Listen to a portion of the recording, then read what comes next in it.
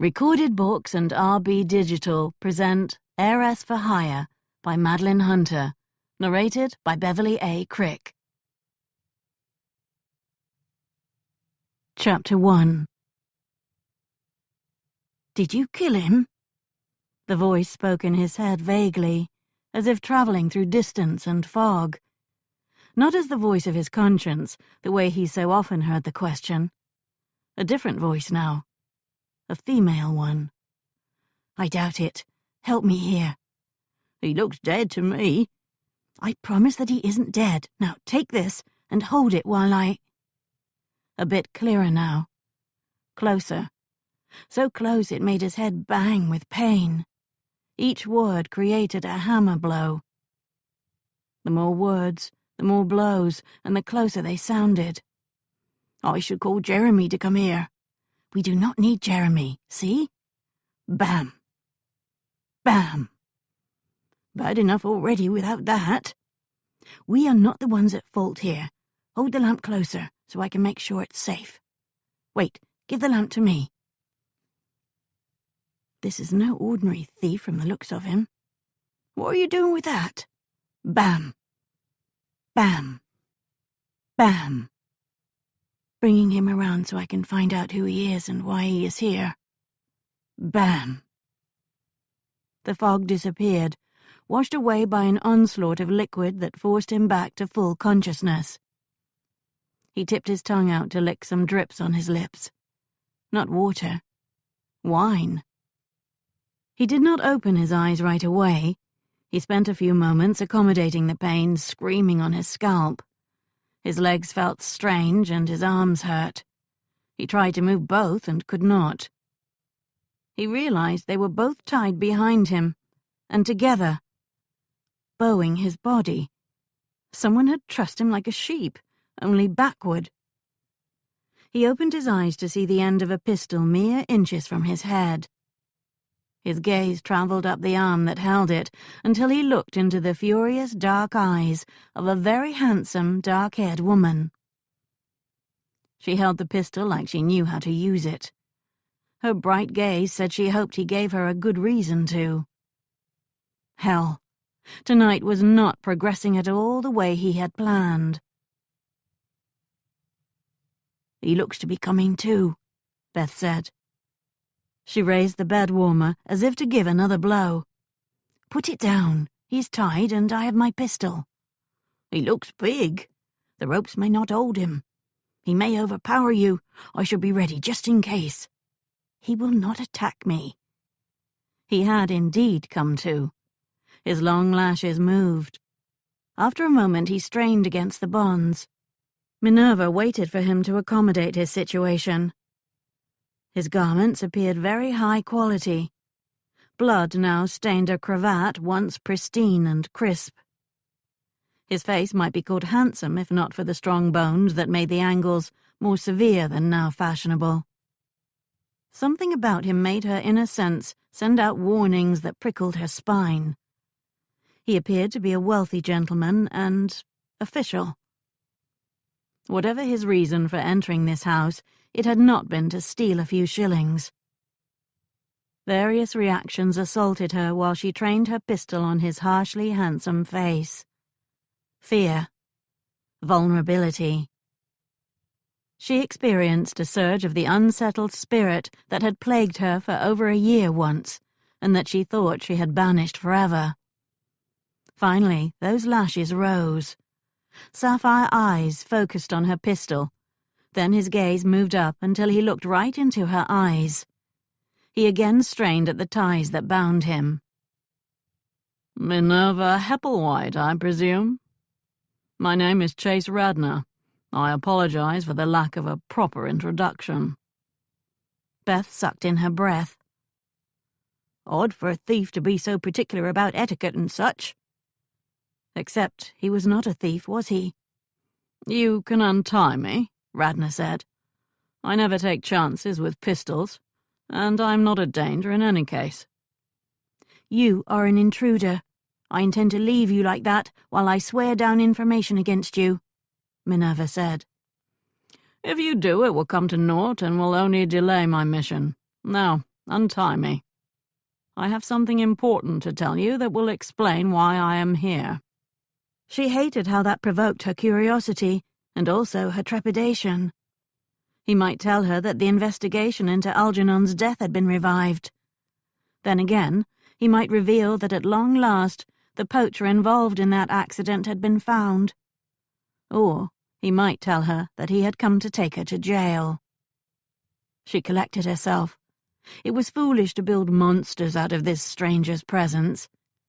There had been nothing to indicate he knew about her former identity and life. "Explain yourself first." She levelled the pistol firmly. "I am not inclined to trust a housebreaker." He gave one furious tug on the ties behind his back. He narrowed his eyes. "I have come to inform you of something that benefits you significantly." "What is that?" "You have inherited some money. A large amount of it." Chase did not like when carefully laid plans failed. Now he grimaced while the servant called Beth dabbed at his scalp to clean the wound of blood. A good deal of blood. He knew from his time in the army that scalp wounds were notorious for bleeding, no matter how minor. Not that his felt all that minor. The hammer still banged. He was sitting on a stool while the stout woman did her nursing. 15 feet away, Minerva Hepplewhite waited patiently. Watching. Lounging, damn it. The pistol now lay on a table next to where she relaxed on a divan. She appeared composed, at ease. Minerva Hepplewhite had a level of self-possession that unaccountably irritated him. "Explain yourself," she said. "If you had information to give me, why didn't you show up on my doorstep and present your card?" That was hard to explain without putting her on her guard. "I wanted proof you were Minerva Hepplewhite. I did not want to risk speaking to the wrong woman." She frowned over that. The hands on his scalp lifted, then returned and pressed against his head. He almost cursed the woman, even though he knew she only applied a poultice. The woman, Beth, stepped back, taking the scent of cheap rosewater with her. "Done. Shouldn't bleed much now. You will want your valet to wash your hair carefully for a spell. If he soaks your shirt in salt water, it should help get the blood out." She gestured to his coats. "Not much help for those stains, though." The two women exchanged looks. Beth left the library and closed the door behind her. "How did you find me?" Minerva Hepplewhite asked. "It is my profession to find people." "Ah, you're a runner. Is this not an odd assignment? I thought it was your profession to find paramours of married individuals, then tell their spouses about their misdeeds." He did that, too. It was the least interesting work, and an assignment he did not seek. Yet it came to him too often, since so many spouses committed so many misdeeds. "I am not a runner. I'm a gentleman who on occasion conducts discreet inquiries." "If the fine distinction gives you comfort that you are not a servant, hold to it." He stood. His scalp gave a few good hammer blows in response, but they were not quite as bad as they had been. "Tell me about this inheritance," she said. She wore an undressing gown. It sported a good deal of frothy lace around her neck and at its hem, but it had seen better days. Shapeless but soft, it revealed her form while she sat there with it billowing over the divan's faded rose toile cushion. "A fortune was left to a woman named Minerva Hepplewhite, currently resident of London by the late Duke of Hollandborough." He took satisfaction in how her eyes widened. Then she laughed. "How absurd! This must be a joke. Why would the Duke of Hollandborough leave me a fortune?" He shrugged. "Believe me, that is my burning question as well. You must be a good friend? A retainer? A lover?" Her frown dissolved, and a broad smile took its place. "A lover?" She swept her hand, an exceedingly lovely hand, he noticed, gesturing at the chamber. "Do I look like I have enjoyed the favour of a duke? Did you see a footman in the entryway? A fine carriage in the yard?" Like that undressing gown, only serviceable furniture populated the library, and none of it was new.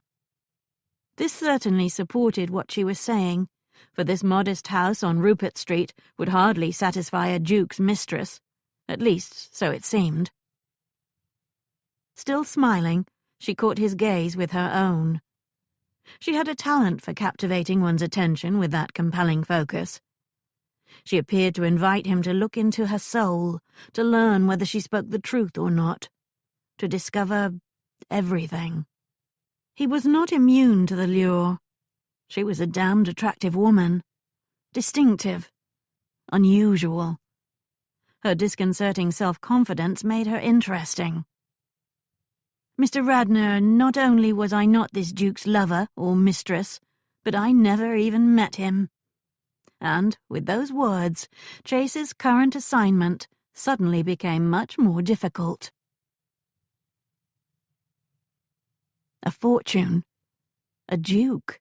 Minerva tried to absorb the astonishing revelation. "There must be some error," she murmured. Radnor shook his head. Minerva Hepperwhite is not a common name. I found you by putting a notice in the Times. One of your neighbours came forward and pointed me to you." She stood and paced while she accommodated the shock. She all but forgot Radnor stood by the fireplace until she turned to retrace her steps and saw him there. Tall, dark, formidable, a strict posture. Perhaps he'd been in the military. His somewhat craggy features would look good in uniform and giving commands on the field. His blue eyes alternated between deep pools and icy barriers. He exuded power and authority. He was the kind of man that tempted a woman to depend on him for protection and care, and perhaps much more. Oh yes, Mr. Radnor's presence contained that kind of power too. She experienced an urge to believe anything he said, merely to obtain his good favour. "How much is this inheritance?" "There is a direct legacy of 10,000. She gasped, her eyes wide, then turned away as she absorbed her shock. "There is also a partnership in an enterprise in which the Duke had invested," he said to her back. "That holds the promise of much, much more." For the very first time in her life, she worried she would swoon. To learn such a thing, and in such a bizarre manner. That sobered her. Her mind cleared and her thoughts lined up the events of this night. She turned and eyed him. "Who are you?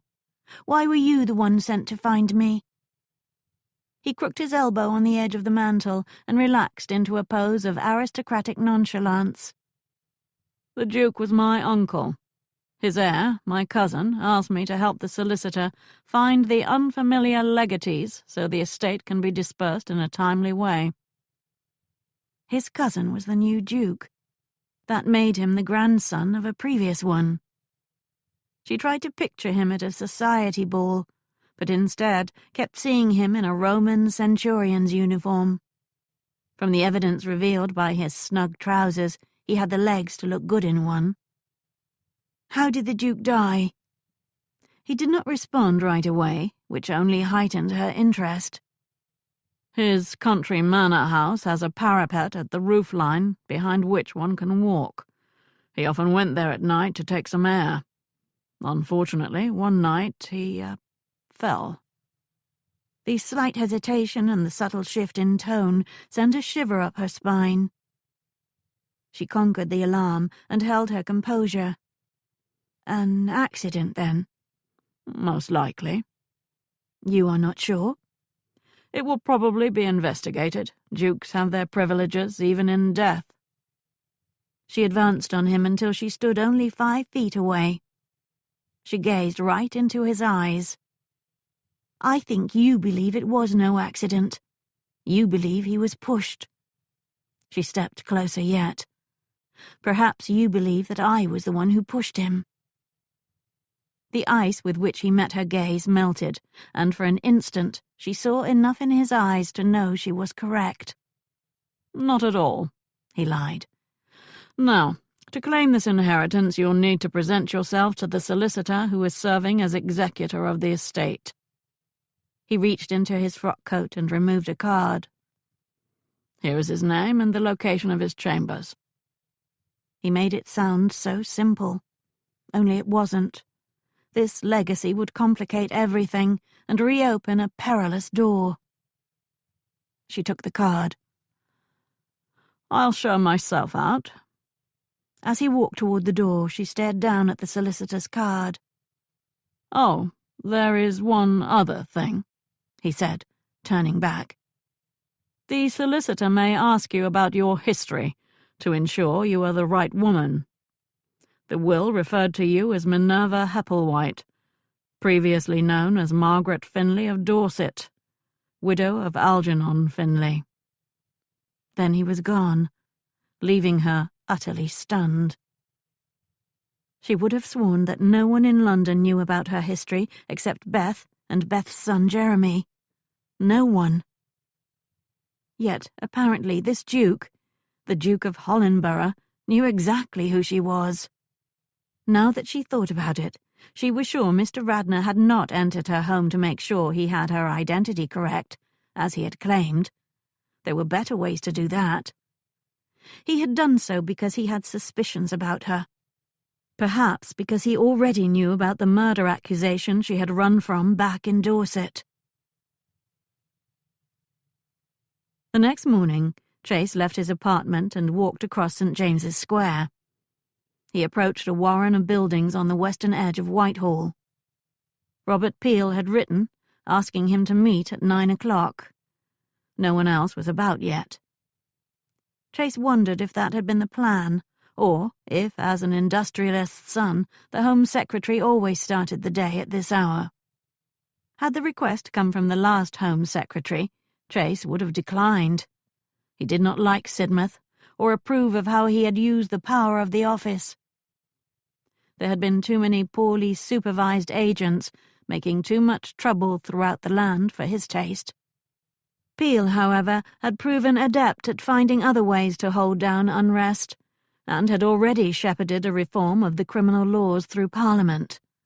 A good man from the evidence so far. His father had accumulated tremendous wealth in his textile factories and other ventures, and the son had been raised and educated to have a place in government and society. The next Pitt the Younger, it was said. Home Secretary already, and a protégé of Wellington's. Eventually he would probably be a Prime Minister, and inherit not only that wealth, but also the title of baronet his father had received. As he turned into the Treasury passage and walked beneath its stone vaults, he spied a figure at the end. Of middling height and size, the man had fashionably cropped hair and a face with regular features except for a prominent aquiline nose. Peel was meeting him halfway and wore his greatcoat. It seemed they would not talk in the office. Chase decided the early hour had been to avoid witnesses, after all. After greeting him, Peel eyed the poultice on his head. I trust the other fellow fared worse. No, the woman who did this is both unharmed and unrepentant.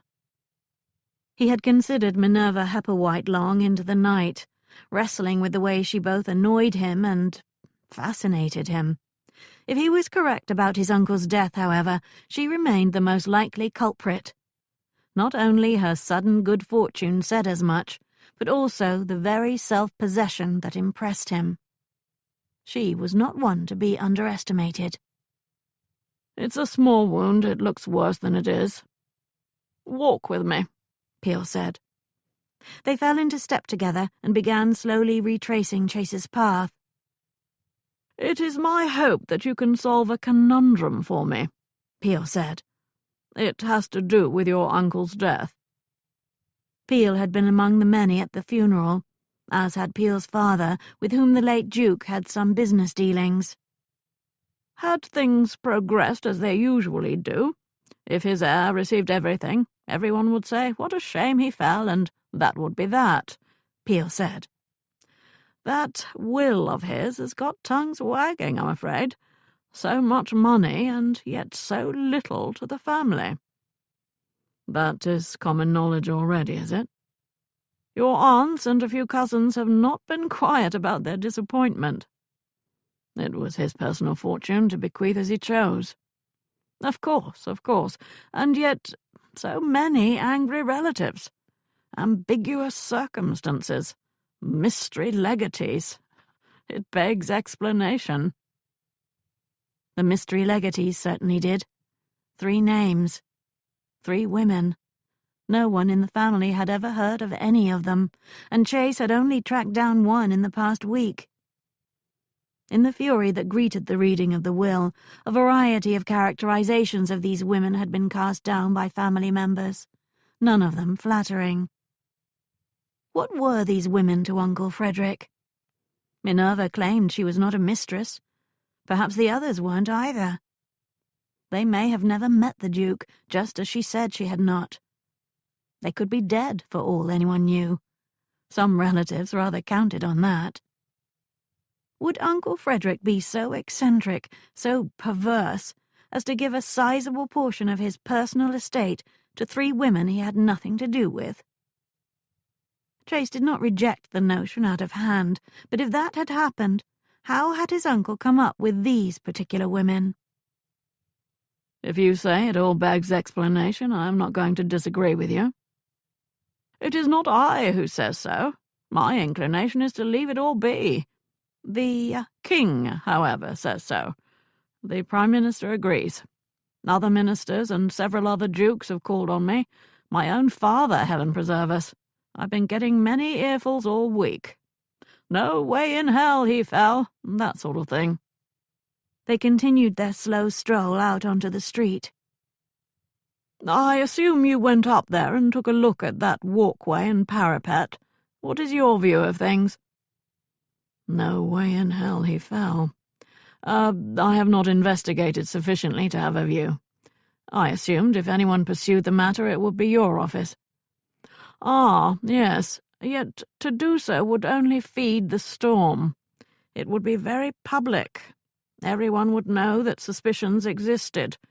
It would be a scandal for your whole family, no matter what was learned. Hence the conundrum. Surely you have someone who can be discreet. It is sure to get out if we launch an official inquiry. Nor are the best agents at my disposal known for being delicate. The insult to your family will be sharp. The destruction of their privacy unthinkable. Beale stopped walking and faced him. You have experience in such things, I believe, from your time in the army and now in society. You are a man to contact if one needs discreet inquiries, I've been told. If you're suggesting that I conduct this investigation for you, let me point out that I am hardly disinterested. I am counting on your being most interested. He was like a father to you. You were a favoured nephew. I'm sure you want to know what happened.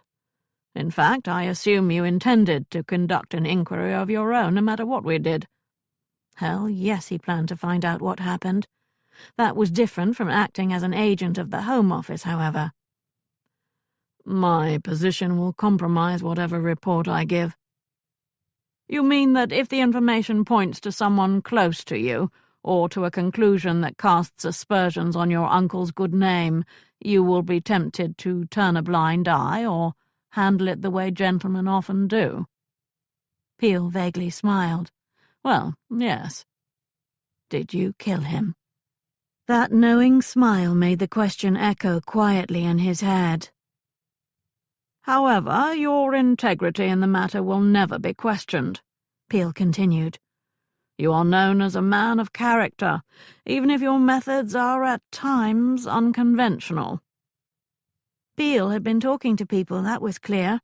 He probably had received more information than Chase wanted to think about. No matter what I find, there will be those who will think the worst. Let us not worry about all the those. My only concern is with the very specific people who want this laid to rest. You would not be in our employ, of course. You would not be one of our agents.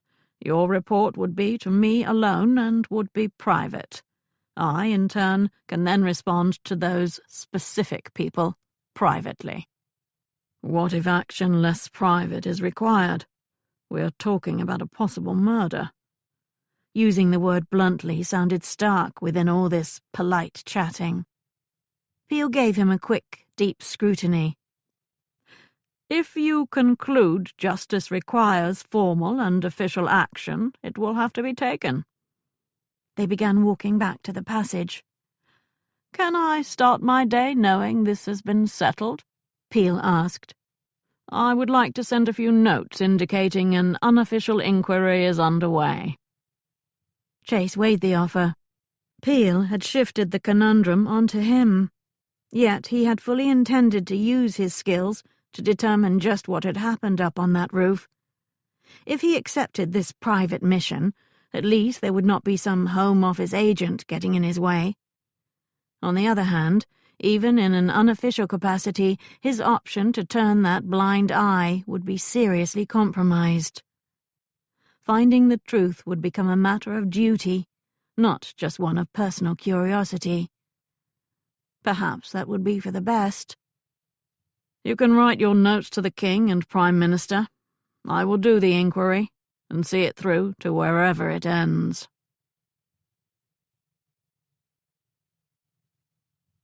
Chapter 2. 2 mornings after hitting Chase Radnor on the head, Minerva poured coffee into 3 cups sitting on the worn wooden table in the kitchen. Beth spooned porridge into bowls, then laid down a loaf of bread along with butter and some cheese. Jeremy, ever polite in his table manners, waited for both of them to sit with him beneath the ceiling beams in the warm chamber. Then he ate with the appetite of the young man he was. Minerva still saw the boy Jeremy had recently been when she looked at him. She at times had to remind herself that he was 21 now. She broke some bread and spooned at her own porridge and watched him devour the cheese. He was probably still growing. She remembered when he was a lanky blonde youth of 15. Now he was a lanky blonde man, filling out but still thin by nature. His hair hung long, because he said his mother always made him look like a serf when she cut it. He finally slowed down enough to talk. You should have called me, that's all I'm saying. He picked up a conversation from yesterday when he had learned about Mr. Radnor's unusual appearance. If you hadn't moved into the old carriage house, you'd have already been here, Beth muttered. Not that again, Mum. I'm just saying that with you out back we could be butchered in our sleep and you wouldn't even know. At least he would not be butchered too, Minerva said. We did just fine on our own, Jeremy. He didn't know what hit him until he came to. Now, I want to talk about the legacy. Jeremy grinned. I do too. That's a lot of money. I was dreaming of a fine pair and a carriage most of last night. I'm glad you were dreaming. I didn't sleep the last 2 nights at all. I've been too shocked, Beth said. 10,000 is a fortune. And there's more, you said. Even 100 will be riches I'd never dare pray for. You'll be wealthier than some fine ladies. We'll all be rich, Minerva said. I am still as stunned as you are. It is too astonishing. All the more so since I never met this Duke. I'm sure of it. You must have it sometime and just don't remember, Jeremy said. I'd remember meeting a Duke. Maybe he's one of those peculiar sorts who likes to do odd things like give money to strangers, Jeremy said. You were just lucky. I have no explanation except that. Yet he knew about me, so it wasn't entirely random. Knew too much to my mind, Beth muttered. Minerva chose to ignore that. Someday we will learn how this happened, but I intend to take advantage of the miracle it is. While you dreamed of horses, Jeremy, I was thinking of how we could use some of that money. I have some plans I want to tell you both about. You intend to visit that solicitor and claim it, then? Beth said. I'm not saying it isn't tempting. I've done some dreaming too the last day. I could use some new pots for one thing, and a few new caps. But it seems dangerous to me.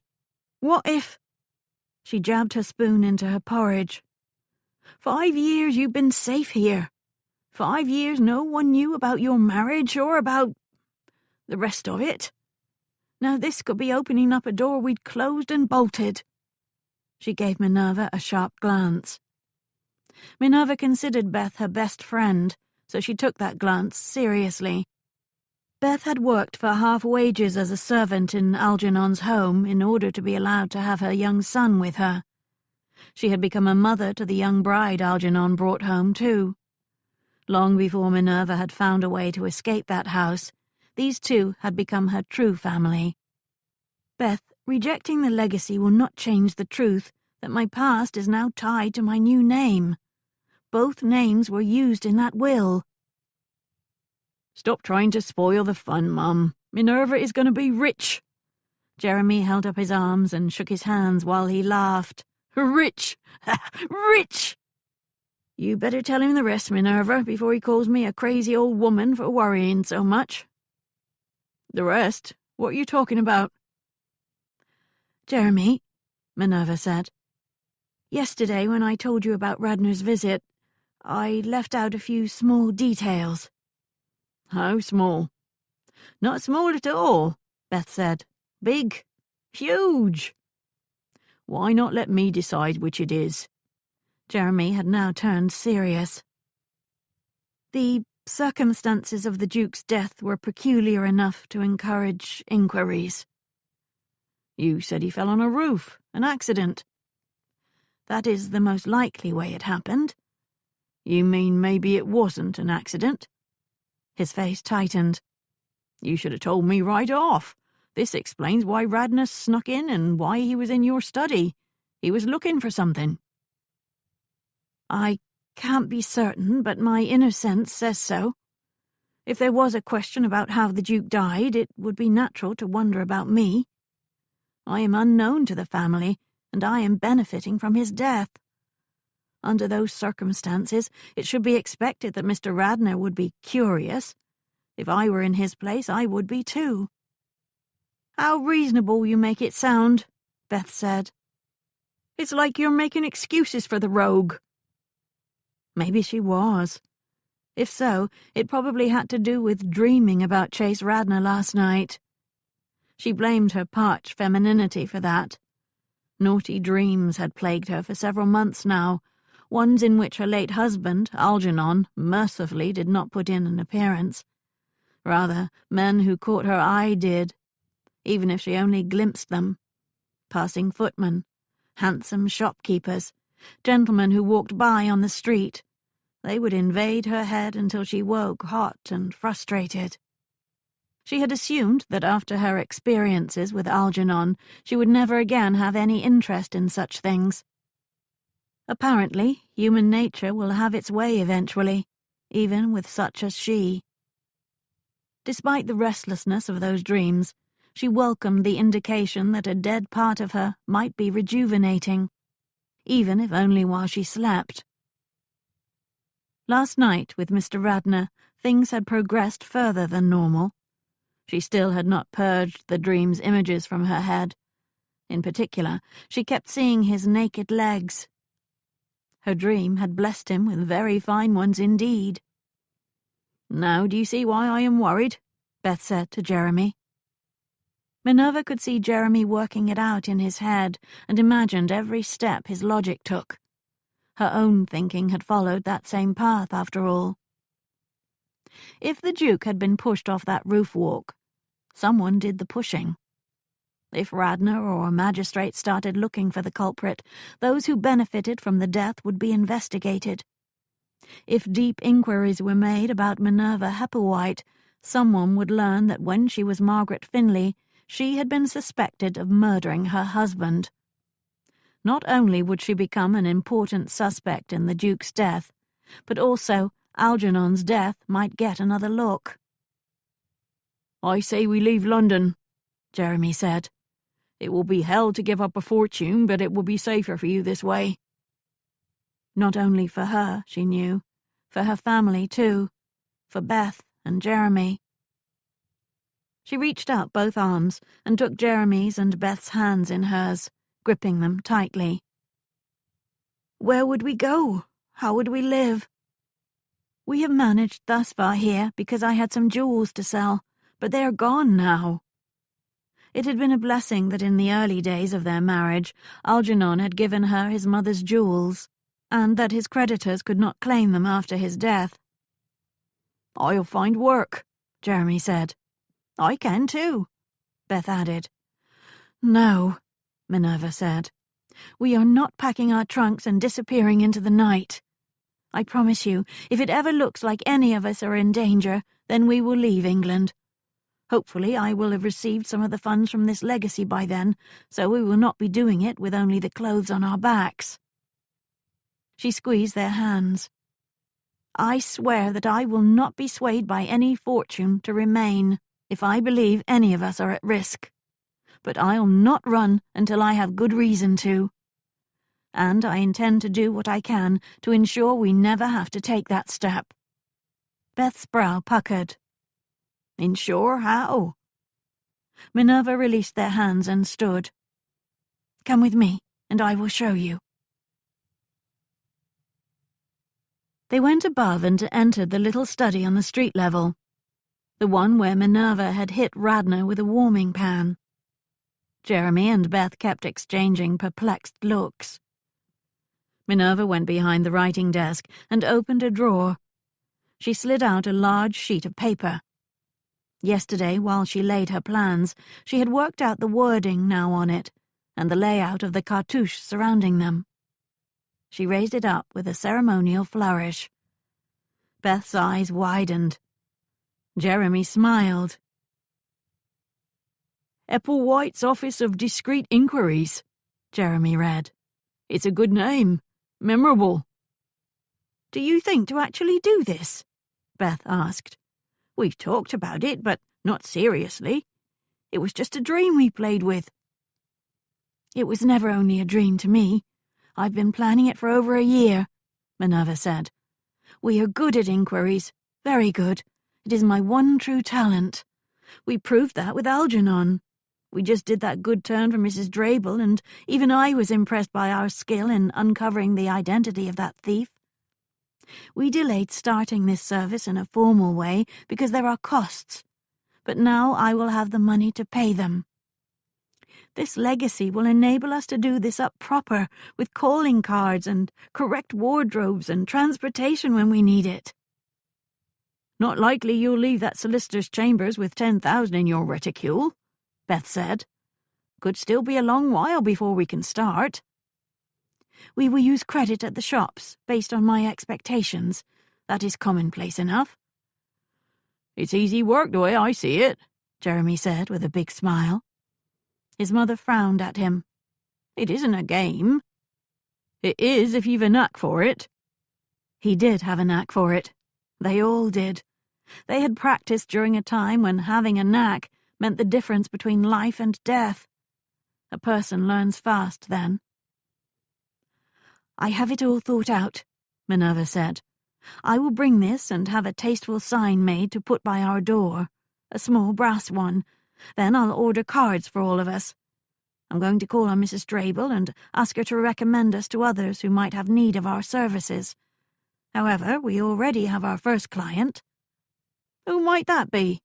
Beth asked. Me. The door to the past has been opened, as you said, Beth. There is some risk to me now, I know. I spent the night after Radnor was here in panic, remembering how it felt to live with a noose hanging over one's life. Even now, as she spoke of it, the chill of dread wanted to conquer her once more. However, I have decided I'm not going to hide my whole life. I will meet the risk with action, not running away, not fear. They had moved to the library. Beth and Jeremy sat on the divan. She stood near the fireplace. Brave words, for whatever they mean, Beth said. They mean that the best way to get rid of the risk is to prove I had nothing to do with the Duke's death. And the best way to do that is to prove that someone else did it. However, I would make this inquiry even if the legacy held no danger to me. This Duke was a great benefactor to me. If someone pushed him off that roof, I want to know who. I also want to know why he chose to give me this money." She paced while she explained her thinking and decision. "Don't you want to know all of that, too?" "Of course," Beth said. "Then, as of today, Hepplewhite's Office of Discreet Inquiries is a real enterprise, and finding those answers is our first endeavor. As to establishing ourselves, we will need to find others to help us. On occasion as we get started, but hopefully on regular wages soon. We will require a young woman, for example, younger than me, or a girl. They can be very useful to inquiries." "A fellow who can look like a gentleman would be helpful, too," Jeremy said.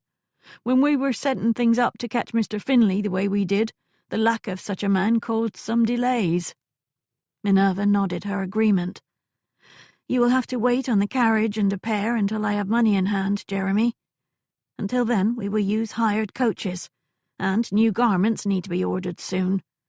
She eyed Jeremy's long hair. "A visit to a hairdresser for you as well. Soon, although not for your first assignment." "Do you plan to stay in this house or let a better one?" Beth asked. "Not that I'm complaining, but my chamber is draughty." "For now, we will stay here." Minerva glanced around the library's shabby furnishings. "The study is presentable at least, and that will do for now. Eventually, however." She pictured a fine town home on a better street, one with space for a servant or two. "Before you spend every shilling of that 10,000, maybe we should decide how we are going to learn about the Duke's death," Beth said. "I've considered that, too. Such deaths normally are caused by family members. That is why the authorities looked to me when Algernon was shot." "Hard to get near the family of a duke, not as if you can call with one of those new cards and announce you want to conduct an inquiry." "No, but one can glean much from a short distance." She paced again, while her mind traversed the path she had laid already. "Jeremy, you have your first assignment. Learn where this duke lived, and try to loiter around the stables among the grooms. Learn what you can." "I'll offer my services for spots of work if they have it. Most stables need extra at times, and the ones near here will give me references if I need them." And with that, Hepplewhite's Office of Discreet Inquiries launched its first investigation. 3 days after meeting with Peel, Chase dismounted outside Whitford House while a groom took the horse's reins. "You're new here," he said, watching how the young man handled the animal. "I started 2 days ago, sir." Tall and blond, the fellow flushed from the attention. "I'll brush him down if you like." "I won't be here long enough." It impressed him that the offer had been made. His cousin Nicholas had hired well, it seemed. There must be a host of new servants now that the old retainers had taken their legacies as pensions. Chase approached the door of Whitford House. One of the oldest houses on Park Lane, it nestled amidst trees at the northern end of the street. Built as a country villa when this area was still mostly rural, and the nearby western section of Oxford Street was still called Tyburn, it sported extensive gardens. The last Duke had bought the property on a whim, mostly to keep a rival from tearing it down and developing the land. He looked up at the old facade, said to have been designed by Inigo Jones. It bore the stamp of classicism that the architect had imported to England and showed similarities to the banqueting house in its exterior decoration. The interior had not fared as well. The last Duke had a strong eccentric streak, and it manifested itself as soon as Chase walked in the reception hall. No classical restraint here, at least not in the furnishings. The accumulation of a lifetime cluttered the walls and corners, exotic skins and weapons mixed with gilded metal. Jewel-toned upholstery contrasted with pastel walls. He wondered what Nicholas planned to do with all of this, now that he had inherited the property. Since Nicholas was now a duke, Chase had to suffer the formalities of having his card taken away, then being escorted up to the Duke's apartment. A mere month ago, in Nicholas's last home, there would have been no footman to do the duties, or even many chambers to traverse. The eldest son of the last Duke's eldest brother, Nicholas's fortunes had existed only in expectations until recently. As it happened, those expectations had not been realized quite like Nicholas had anticipated. Chase found his cousin in the dressing-room, lounging on a fine chair set near a window that overlooked the park. A ledger laid open on his lap, and he frowned down at the page he perused. Whatever he read occupied him enough that he did not hear Chase enter. Sons ran in the Radnor family, in the last generation as well as this one. The result was the last Duke had 5 brothers, and those brothers in turn had 6 sons. Of all the cousins, Chase and Nicholas had formed the strongest friendship, one devoid of the bickering and arguments that marked so many of the other relationships. The only Radnor not to sire a son had been the last Duke. Uncle Frederick had never been one to conform. "Bad news?" Chase asked. Nicholas's dark eyes peered up. He smiled ruefully while he closed the ledger and set it on the floor. "Terrible news." He looked around the expansive dressing-room with its mahogany wardrobes and raw silk drapes and Chinese carpet. "Hell of a thing. By year's end I'll be selling furniture to pay the bills.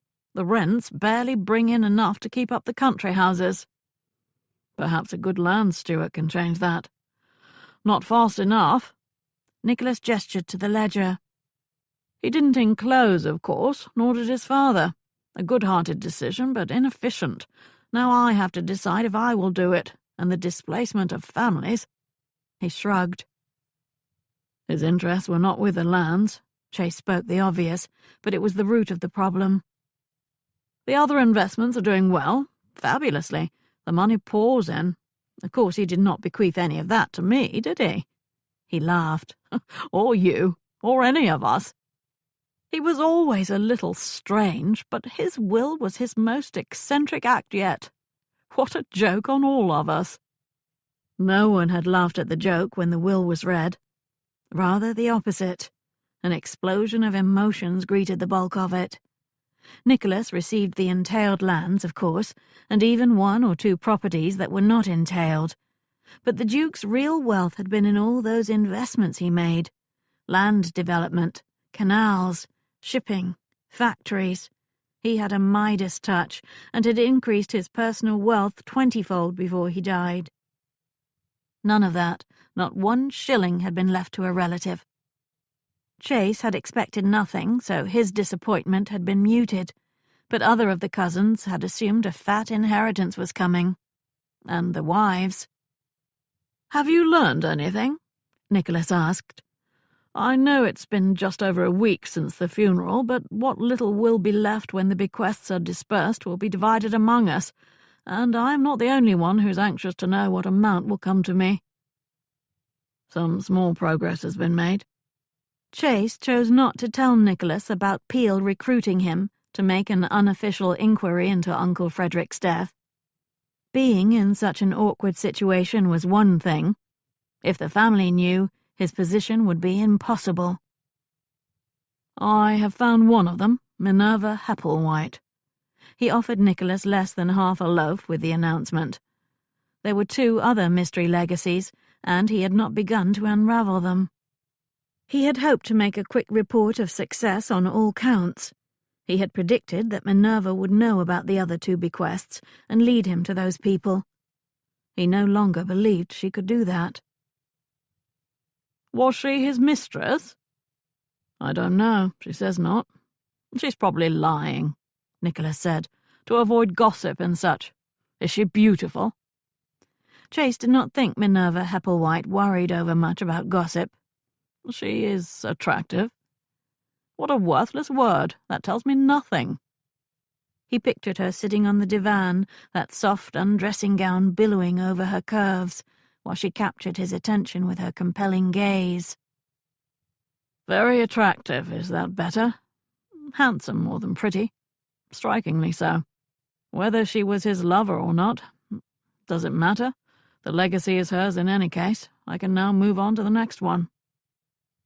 Only not right away. That was the devil of it. In agreeing to look into the Duke's death, he would be left with little time to track down these other legatees. He would need to go down to Melton Park in Sussex in order to examine closely where that fall had happened, and talk to the servants there. If he concluded the fall was not accidental, he would need to look into the people with whom Uncle had formed those business partnerships, and discover if anything was amiss. It would take weeks, maybe months, to do a thorough inquiry. Nicholas rose and walked to the window. He looked down at the park across the street. The recent replacement of the park's wall with an iron fence had improved the prospect. I thought I would have heard from someone by now about how he died. The High Chancellor or the Home Office. Do you think they're being delicate or ignorant? I can't be the only one who thinks that fall is suspicious. I expect that if there is an inquiry, it will be very discreet. You may not ever be told it's taking place. I don't care for remaining in the dark. If an inquiry is taking place, I want to be kept informed. If no inquiry is taking place, I want to know why. Once matters are settled with the will, perhaps you'll go down to Melton Park to see what, if anything, can be learned there.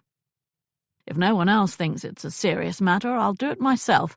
With your help, that is. Chase said nothing to discourage his cousin's thinking. Nicholas's decision to act would be useful. He wouldn't have to hide his inquiry from at least one member of the family. I'll do that. I'll see what else I can find, if you want. Nicholas emerged from his distraction. How fortunate that my cousin is talented in such things. I would never trust a hired man for matters this delicate. He stretched his arms up like a big cat, expanding his spine. I'll go riding and pretend my life is still carefree. Will you join me? I have a client who grows impatient and must finish the day as I began it. I hope this client is not going to divert you from my problem. You are the client. They walked down together. Aunt Agnes is insisting on a family meeting, Nicholas said. She wants it held here. She said it is because I am head of the family, but I suspect it is so the costs of the meals are on me. I hope she doesn't expect dinners with 18 courses. I'd like you here when they all descend. You can back me up when I explain it will probably be months before anyone sees anything. I don't think most of them comprehend how little is likely to be split up, and how small their portions will be. It is a simple matter of sums and subtractions. Have the solicitor attend to explain it. Nicholas sent word to the stables to prepare his horse and to bring Chase's. Then they walked out together. You will attend? I'll come for the theatre, if nothing else. He would not have Nicholas face them alone, even though he could picture the exact moment when Nicholas, bombarded with complaints and a rising crescendo of accusations, dragged him into the thick of it. None of them would believe that the simplest explanation was the only one. The Duke had written that will that way because he wanted to. His uncle had been a very unusual man, mercurial in his emotions, radical in his politics, not that he did much in that area, generous at times and miserly at others. Very smart, too. On a whim he had learned several foreign languages, not German or Russian, Chinese and the tongue of indigenous Brazil. The Duke was not mad, but very much an original. He might well have given away fortunes to strangers, in which case finding those other two women would be nigh impossible. Chase's horse came around the house, guided by that blonde groom. He slipped the fellow a shilling before mounting. As he peered over the horse's back, something across the street caught his eye. He stopped, one boot in a stirrup, and watched. A woman strolled along the fence that enclosed the park. Her bonnet's brim obscured her face, and her garments appeared presentable but unremarkable. None of that garnered his attention. The edge of a memory did. He was almost sure that she had been there when he arrived, walking in the same direction. "Sir," the groom called for his attention. "Keep him here. I'll return shortly." With the groom and Nicholas exchanging perplexed looks, Chase strode toward the street. Minerva made it a point not to look at Whitford House when she walked past it. While many probably did gawk at its facade, she did not want to draw attention to herself. There were only so many times one could pass her home before one did that, and she was well on her way to the limit. On her way down the lane she had seen 2 men outside. One had looked to be Chase Radnor. All the more reason to remain inconspicuous. She wished she could take one good look, however. Perhaps the other man was the new Duke. Jeremy, who had managed to be hired as a groom here, said the Duke remained in the house most days, but that he often left around 3 o'clock. It was now 3:15. None other than Jeremy himself brought a horse around the house while she passed. From the corner of her eye she could see that attract both men's attention. She took the opportunity to turn her head and give the unknown man a good examination. He stood as tall as Chase, and they shared other qualities such as dark hair. Her quick glance took in his boots and coats, which were of superior quality. The 2 of them had much in common. She continued her walk with more purpose. After 3 to and fros, her time was up. Warmth at her side. A presence hovering. The boots that fell into step with her arrived unexpectedly. She reared back and looked up. Chase Radnor was looking down at her. She had not heard him approach. Normally she knew someone followed her as soon as they came within 25 feet. "Out taking a turn?" he asked. "You're far afield from your home." She stopped and faced him. That conveniently gave her an excellent view of the house over his shoulder. "I often come to Hyde Park, and today decided to admire the large homes on this lane." "I would say you decided to do a close study, since you walked by at least twice. 4 times, since I only saw you retracing your steps. Some would consider that suspicious activity.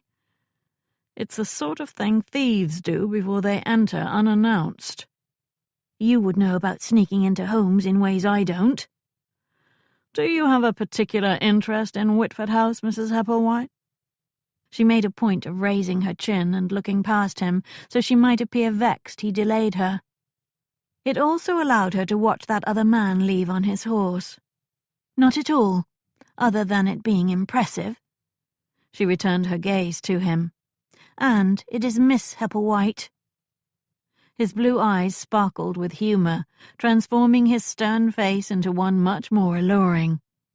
Little stomach flutters almost distracted her from the house. "You have chosen to style yourself as never married? What happens if you decide to wed again and have to explain the truth?" Her laughter burst out indelicately. "Oh my!" She caught her breath. "I think it is safe to say that I will never marry. You see, a friend I would trust with my life once confided that marriage was worse than prison." The details of what such a prison could entail cleared her humour in a snap, and dried her eyes just in time to see the Duke ride off his property. She squinted, trying to observe details. Radnor looked over his shoulder. "Ah, it is not the house that interests you, but the family."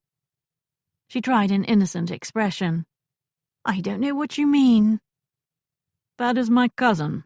He stepped aside. "Look to your heart's content." Although annoyed, she did look. The horse came onto the street and headed in their direction. She managed not to stare, but still take him in. A handsome man, he resembled Chase Radnor, but had more regular features. The strong bone structure made him appear dashing, not harsh. The Duke passed within 10 feet of them. Then all she could see was his back. She gave up her examination to find Radnor watching her intently. "He appears a sober sort," she said. "He's concerned about our uncle's death," he said. "He thinks it may have been a murder." He bowed. "I must take my leave. The groom who's holding my horse no doubt has other duties." "Do you think it was?"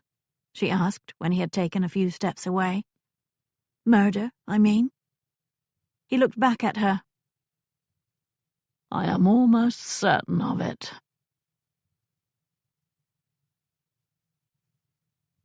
Chapter 3. Minerva waited while Mrs. Drabel considered the request presented to her. Mrs. Drabel fingered the white fichu at her dress's neckline, her slender fingers straying on occasion to the cameo pendant that dangled below her throat.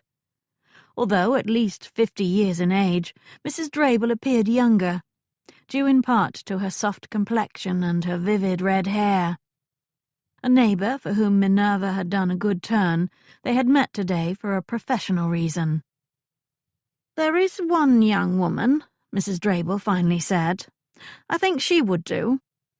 She currently is without a situation, and I despair of finding her a new one. She is educated enough to write and read, and she has a decent hand. She has, however, no experience in what you describe." "Where is she now? I will visit her if you arrange it." This young woman's experience or education was secondary to her spirit.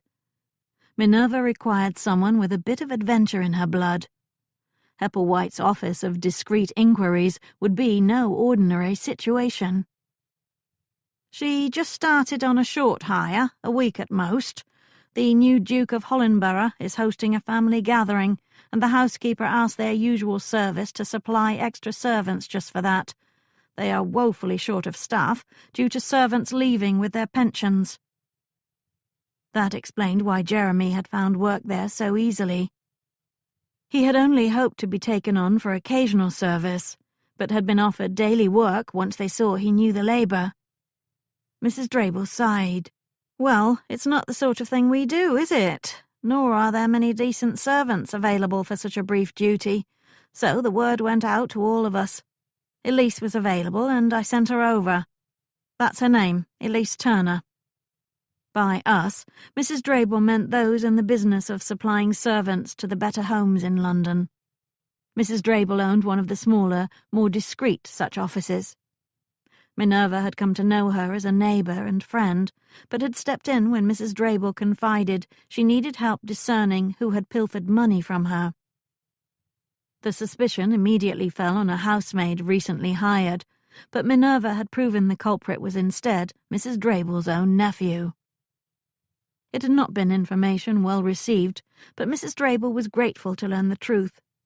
She had come close to accusing the wrong person, and claimed a debt to Minerva for sparing her that. "She has no reference from her last employer, I need to tell you that. Hollandborough's housekeeper only accepted her on my personal recommendation, and because they are all but desperate."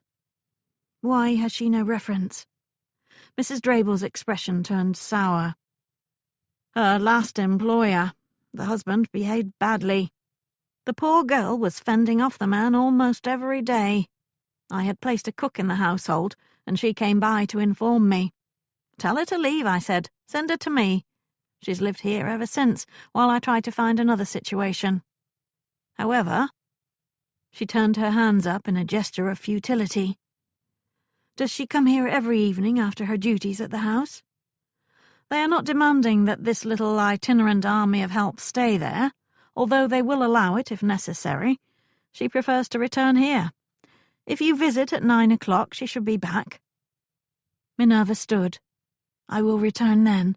It was very good of you to take her in."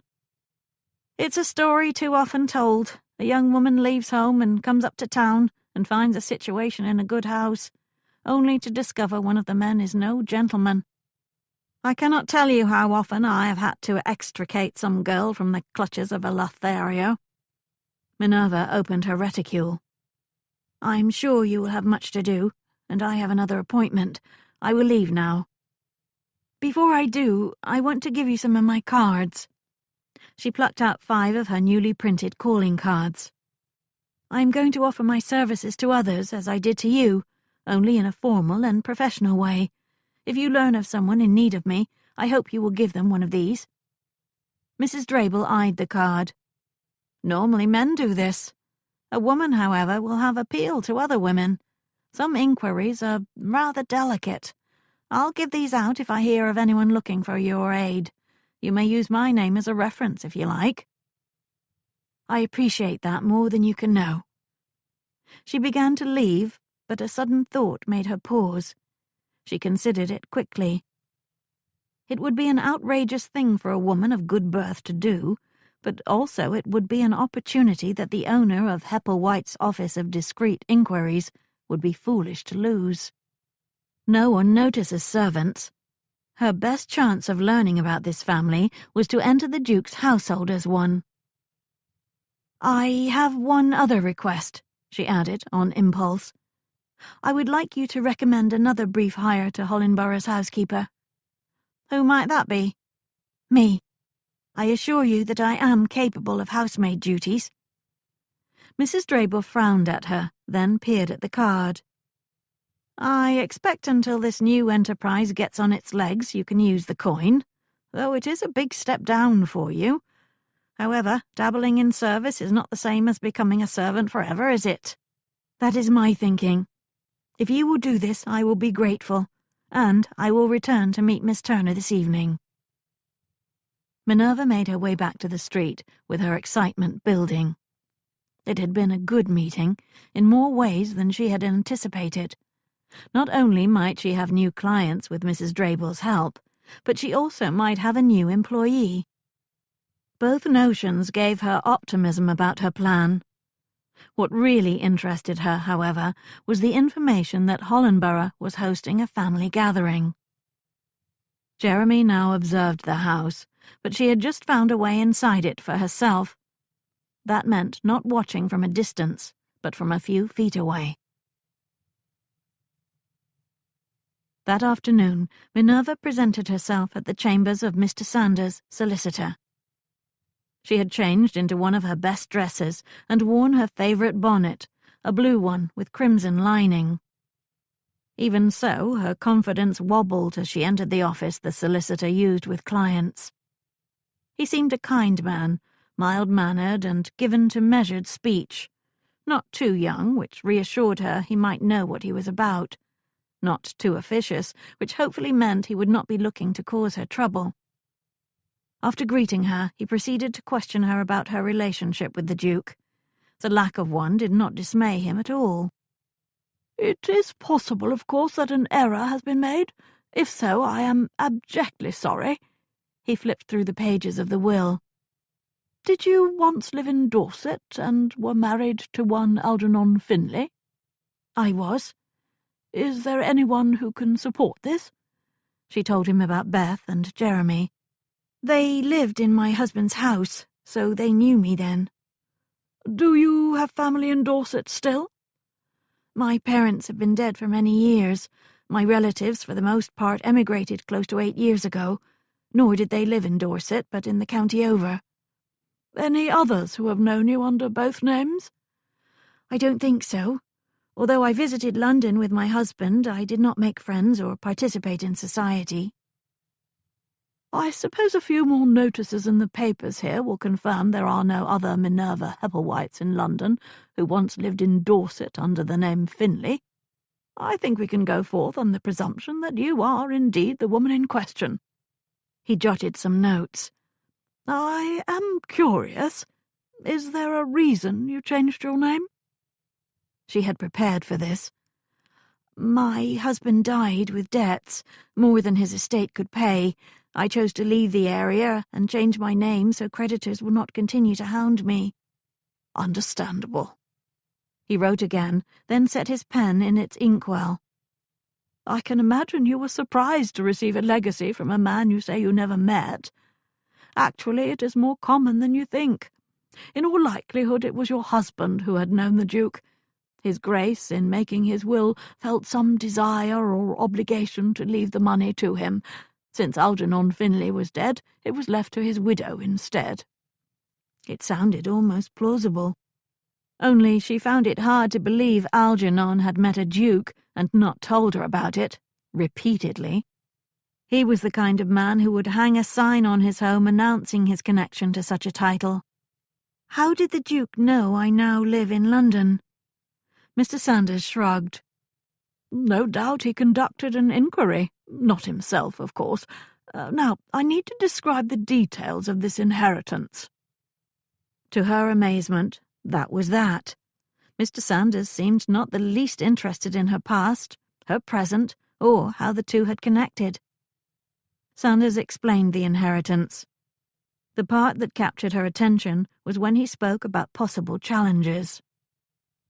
The will has been accepted by the courts as legal and binding. However, someone may still challenge the provisions the Duke made to each beneficiary. If a person is named in the will but does not think he received his due, he may be tempted to do that. If he can claim that he had good cause to think he would receive more due to being a dependent of the Duke's largesse, he may make his case. Is that likely? It is possible. I am confident none will be successful, however. No promises were made to the family members. None qualify as true dependents. He leaned forward. I wrote the will, you see. I did so in a way to make such a claim most unlikely. Must I wait to see if anyone wants to challenge it? He shook his head. As his executor, my role is to do as the Duke requested and laid out in his will. Now, you received 10,000 plus a partnership. The 10,000 was put into a trust almost a year prior to his death and cannot be taken. The partnership, however, it would be wise to let that lie for a while and set aside any dividends or income it may pay. 6 months at most. He smiled. That's not long to wait before you indulge yourself. The trust has already paid once, so a few hundred or so already is at your disposal, or will be in a few weeks once arrangements are made with the bank. I think I can make do with that for now. He chuckled. Can you indeed? I expect most could. He sent clerks to the scriveners to pen documents for her to sign. After the preliminaries, Sanders advised Minerva on her new situation. I will contact you once the trust has been secured to your access. As for the partnership, the other partners will press to meet with you. Put them off for now. They may offer to purchase your share, and you can use the time to decide if you prefer that. A partnership goes both ways when it comes to money. If it is profitable, it pays out. If the business requires funds, you pay in. I may well agree to sell. Do you know what a fair price would be? He pulled forward a portfolio, opened it, and flipped through some pages. I am having valuations done of all his businesses, but at the last valuation of that one, your share was just over 30,000. It showed an income per annum of approximately 1,500. It was one of the Duke's smaller investments, but it was a good one. She stopped breathing. Radnor had said the business was worth far more than the direct legacy, but such a sum never entered her mind. Even the income astonished her. Sanders set aside the portfolio. Miss Hepplewhite, I would be remiss if I did not mention that with your new good fortune there will be those who seek your company for less than admirable reasons. There will be friendships offered only because you can benefit the new friend.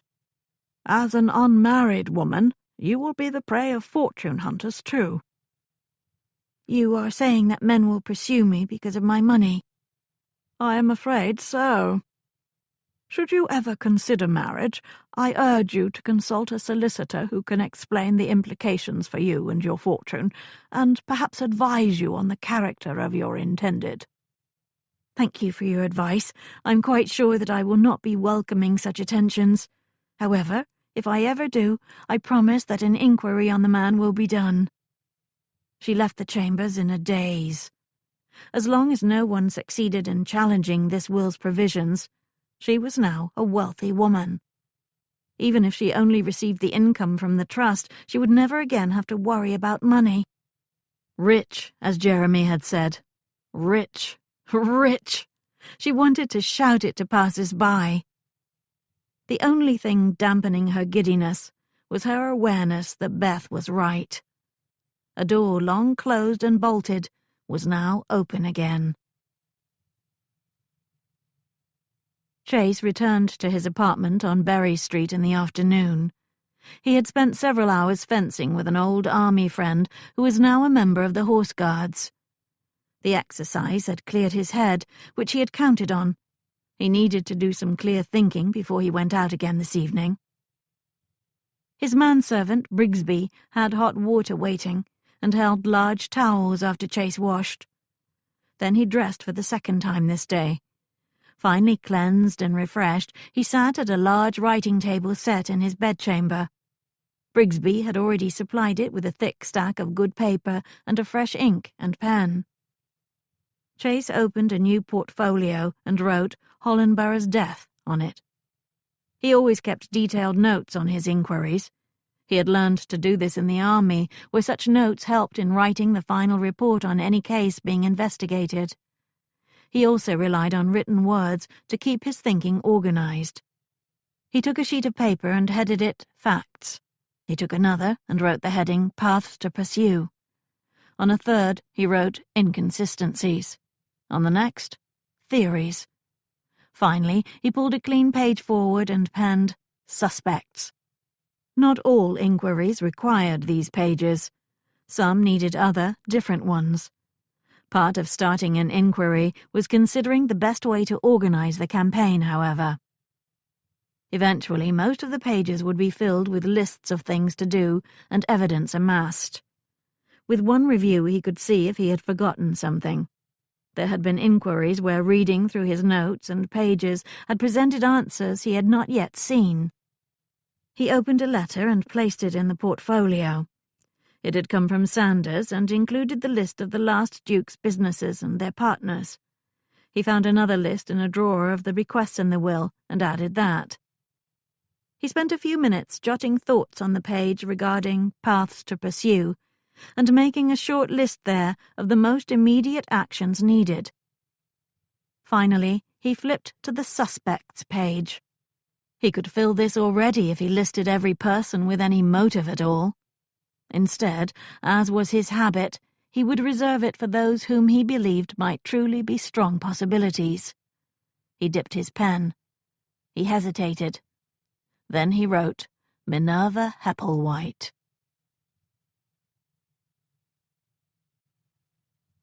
Chapter 4. Chase looked out the library window and watched the carriages line up. Everyone stepping down wore their finest clothes. Even the children had been turned out suitably for a visit to a duke's home. Servants lowered trunks from the back and tops of the coaches, all full of yet more garments with which to bedazzle one another. "Tell me this won't be hell." Nicholas stepped in beside him and gazed out. "Good heavens, that's Dolores. I haven't seen her in a year." Dolores, a middle-aged, raven-haired woman of impressive height, was directing the servants working at her coach.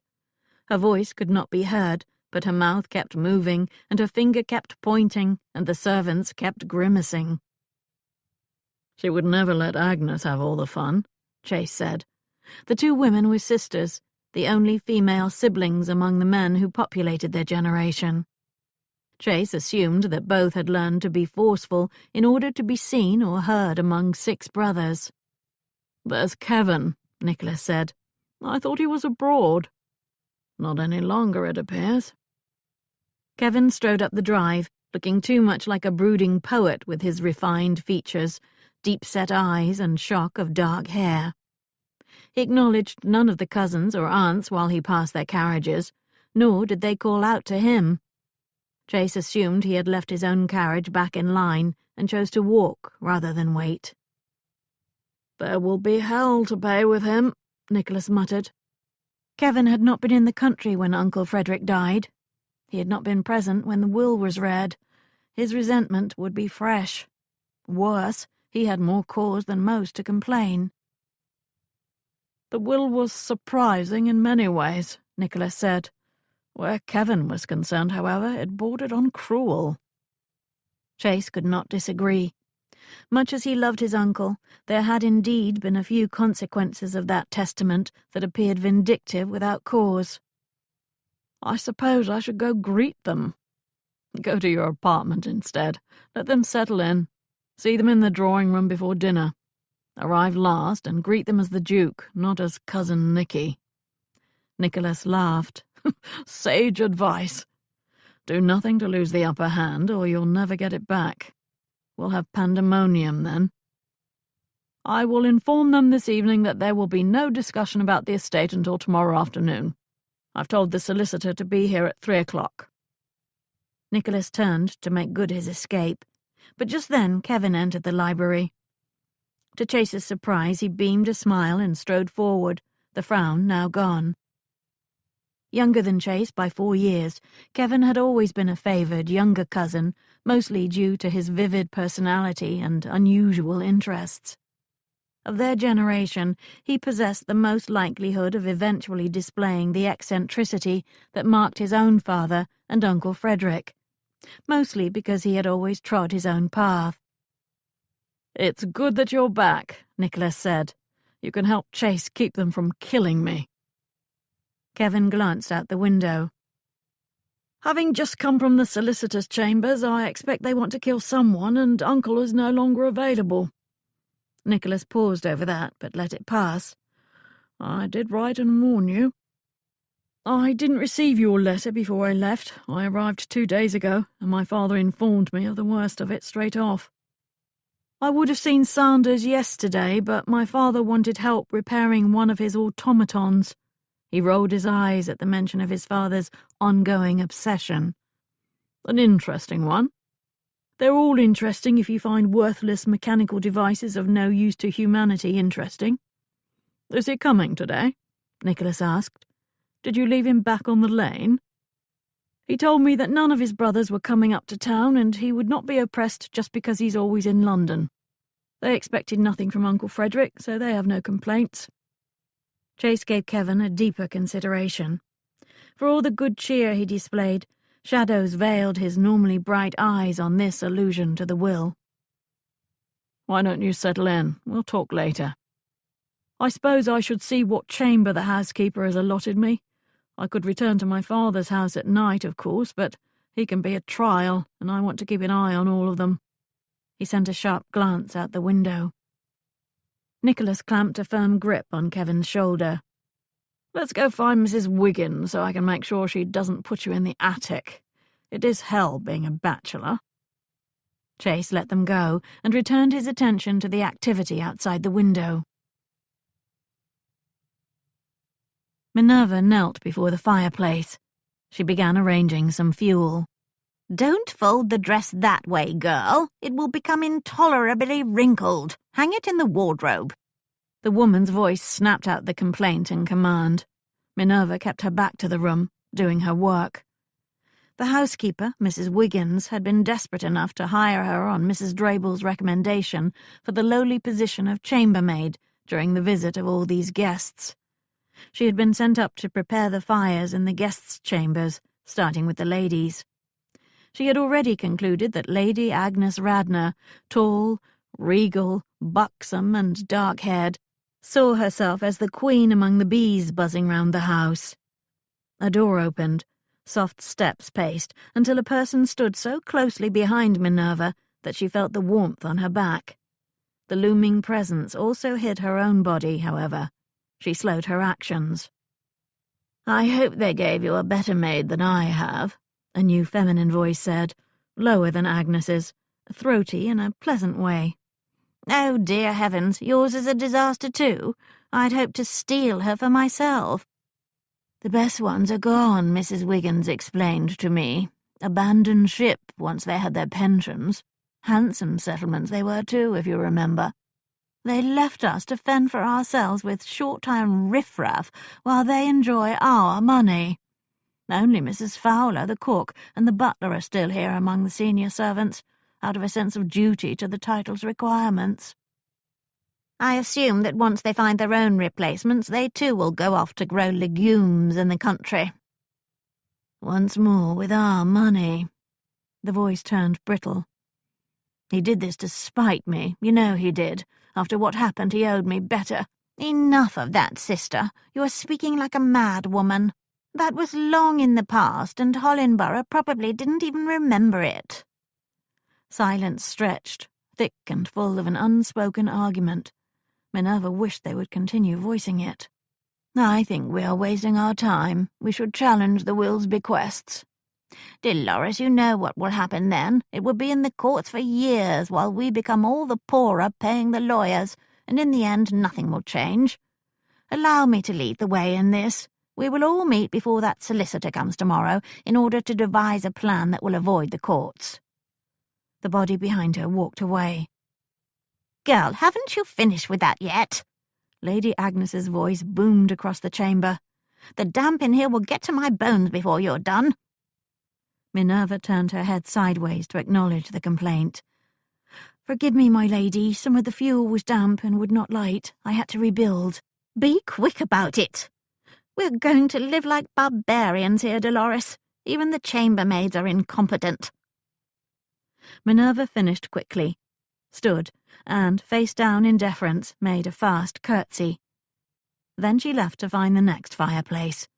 While she did, she caught the eye of the young woman serving as lady's maid, and they shared a secret smile. Chase made his way to a bedchamber in the northwest corner of the house. The door stood open, and once Chase entered, he saw why. A chambermaid knelt to build the fire while Kevin paced the small space, frowning. Chase greeted him. Then he surveyed the chamber. Although comfortable enough, it lacked good light and was not much larger than those used by the servants. Nicholas was right, it isn't in the attic at least, but as bachelors we always end up with the smallest and darkest one. Kevin looked around as if he hadn't noticed. "It will do, I've lived in worse." The frown, then, had been about other things. Chase could imagine what they were. "You could stay at your club, or, if you prefer, stay with me." "I'll be damned before I let the harpies out of my sight. Given half a chance, Agnes would leave me penniless. Do you know how she greeted me?" "Oh, you are here, Kevin. I thought your trade would keep you too busy to join us." He imitated Agnes's shrill, imperial tone very well. "She is old-fashioned in her thinking. Nothing new there. She's also ignorant of your achievements." "They all are, except you and Nicholas." "And Uncle Frederick, of course." That stopped Kevin in his tracks. He faced Chase with a furious expression and let fly the emotion he had hidden when he entered the library an hour ago. "Have you any idea why he did it? It was such a betrayal that I can't—" He shook his head in a renewal of disbelief. "To have put forth the capital while I perfected the invention, to have become a partner in the enterprise, then this. I will confess that I am like a man who was hit too hard during a prize fight." Chase wished he could explain their uncle's decision to leave his share of Kevin's company to a stranger. Not Miss Hepplewhite either. One of those other women still to be found. "It could be that she'll have something to offer of which we are unaware, another company that will enhance your progress. Or she might just be some whore he took up with and liked better than the others. Don't look at me like that. I think I'm entitled to state the likely truth under the circumstances. When you go looking for them, try the brothels first. I'll give you a list of his favourites." No doubt Kevin could do that, since Kevin probably had been to all of them.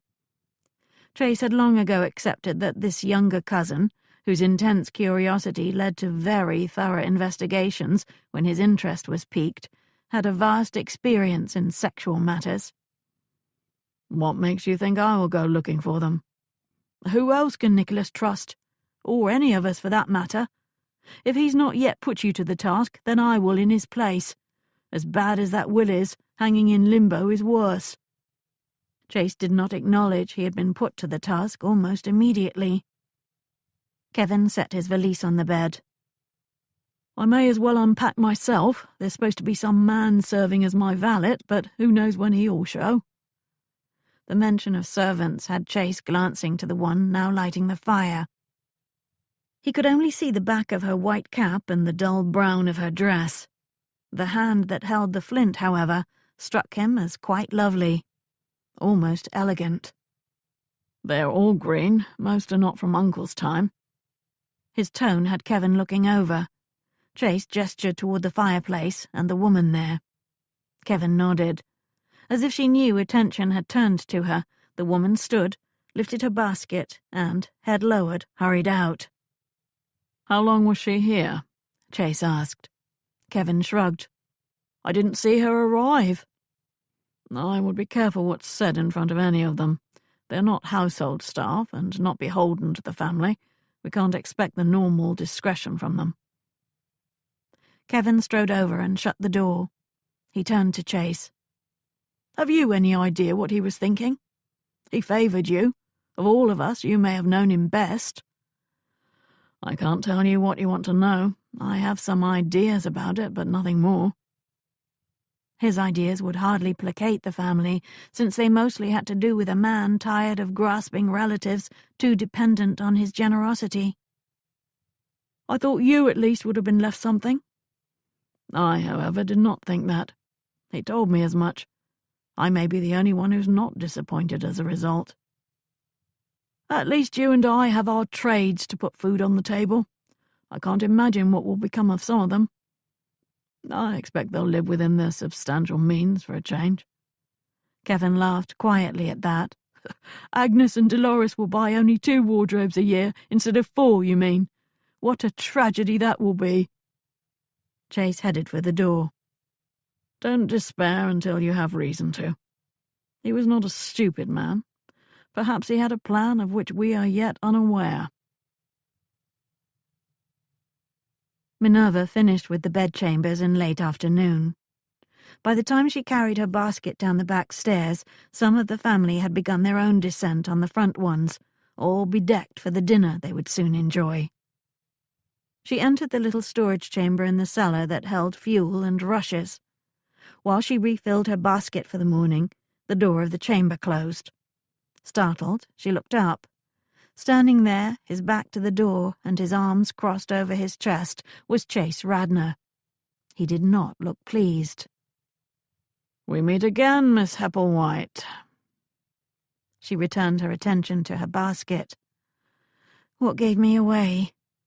"Your hands. They are quite distinctive." She looked down at her hands, now dirty from handling fuel. She saw nothing remarkable about them. "What in hell are you doing here?" he asked. "I can use the money, and they're hiring any able-bodied person available." "Careless of the housekeeper." "Perhaps she should have instead said you must all do for yourselves." She smiled as she pictured Lady Agnes's reaction to that. He paced the few feet between them. He removed the basket from her grip and set it aside. Then he pulled out a handkerchief. He took one of her hands in his and wiped the soot from her palm. "It's not fitting that you do this. If you choose to, I have to wonder what you're plotting." "It's not fitting that I do most of the things I've done since the day I married." She almost said it, but the way he wiped her palm distracted her. So did the sensation of his own fingers pressing the back of her hand. Not gentle or careful, more commanding and efficient. She still found that touch and her toleration of it fascinating. He dropped her hand, then lifted the other. "You are not here to earn some coin. You're watching the family. You hope to find a way to blame one of them." Another arch response entered her head, but what he was doing to her hand garnered more attention. He had a firm hold on her, but she did not feel threatened. The time he took in removing the unsuitable soot charmed her, despite her dislike of him. The soot gone and the handkerchief ruined, he did not release her right away. She looked up to see him gazing down at her palm and fingers. She pulled her hand away. "You still consider me a likely object of accusation if you assume I am looking to place the blame elsewhere?" "If it is determined he did not fall accidentally, everyone is a possible object of accusation. You are no more likely than any of the others. You don't need to devise a way to accuse someone else." She would be much more likely to find fingers pointing at herself. Fortunately, he did not know that. Yet. "I do not seek a way to accuse anyone. However, my fate, for good or bad, is now bound to this family's. I am naturally curious, as I said. Yes, as you said. He had become irritating again. She moved aside so she could step around him. I must leave. I am expected to help in the kitchen after dinner. She reached the door. His hand rose high on it, holding it closed. If you, in your duties, should learn something of interest, you should inform me. They are your relatives. If I find something of interest, you will probably bury it. He let her go then. She paused once she was away from the chamber and pressed her back against the hard wall. She looked down at her hands. Some soot still showed around her fingernails. She felt again the gentle wipes on her palm and the strong hand holding hers.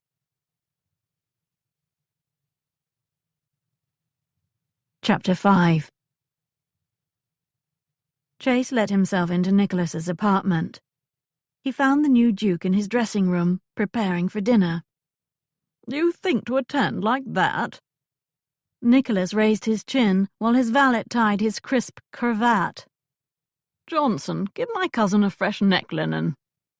Johnson, a middle-aged small man with pale hair, finished the tie, then took another linen from a neatly ironed stack. He approached Chase, set down the linen, and reached up to untie Chase's neckpiece. Chase allowed it. Johnson would be horrified if his attendance to his master's command were thwarted. Give his boots a quick buff, too, Nicholas said.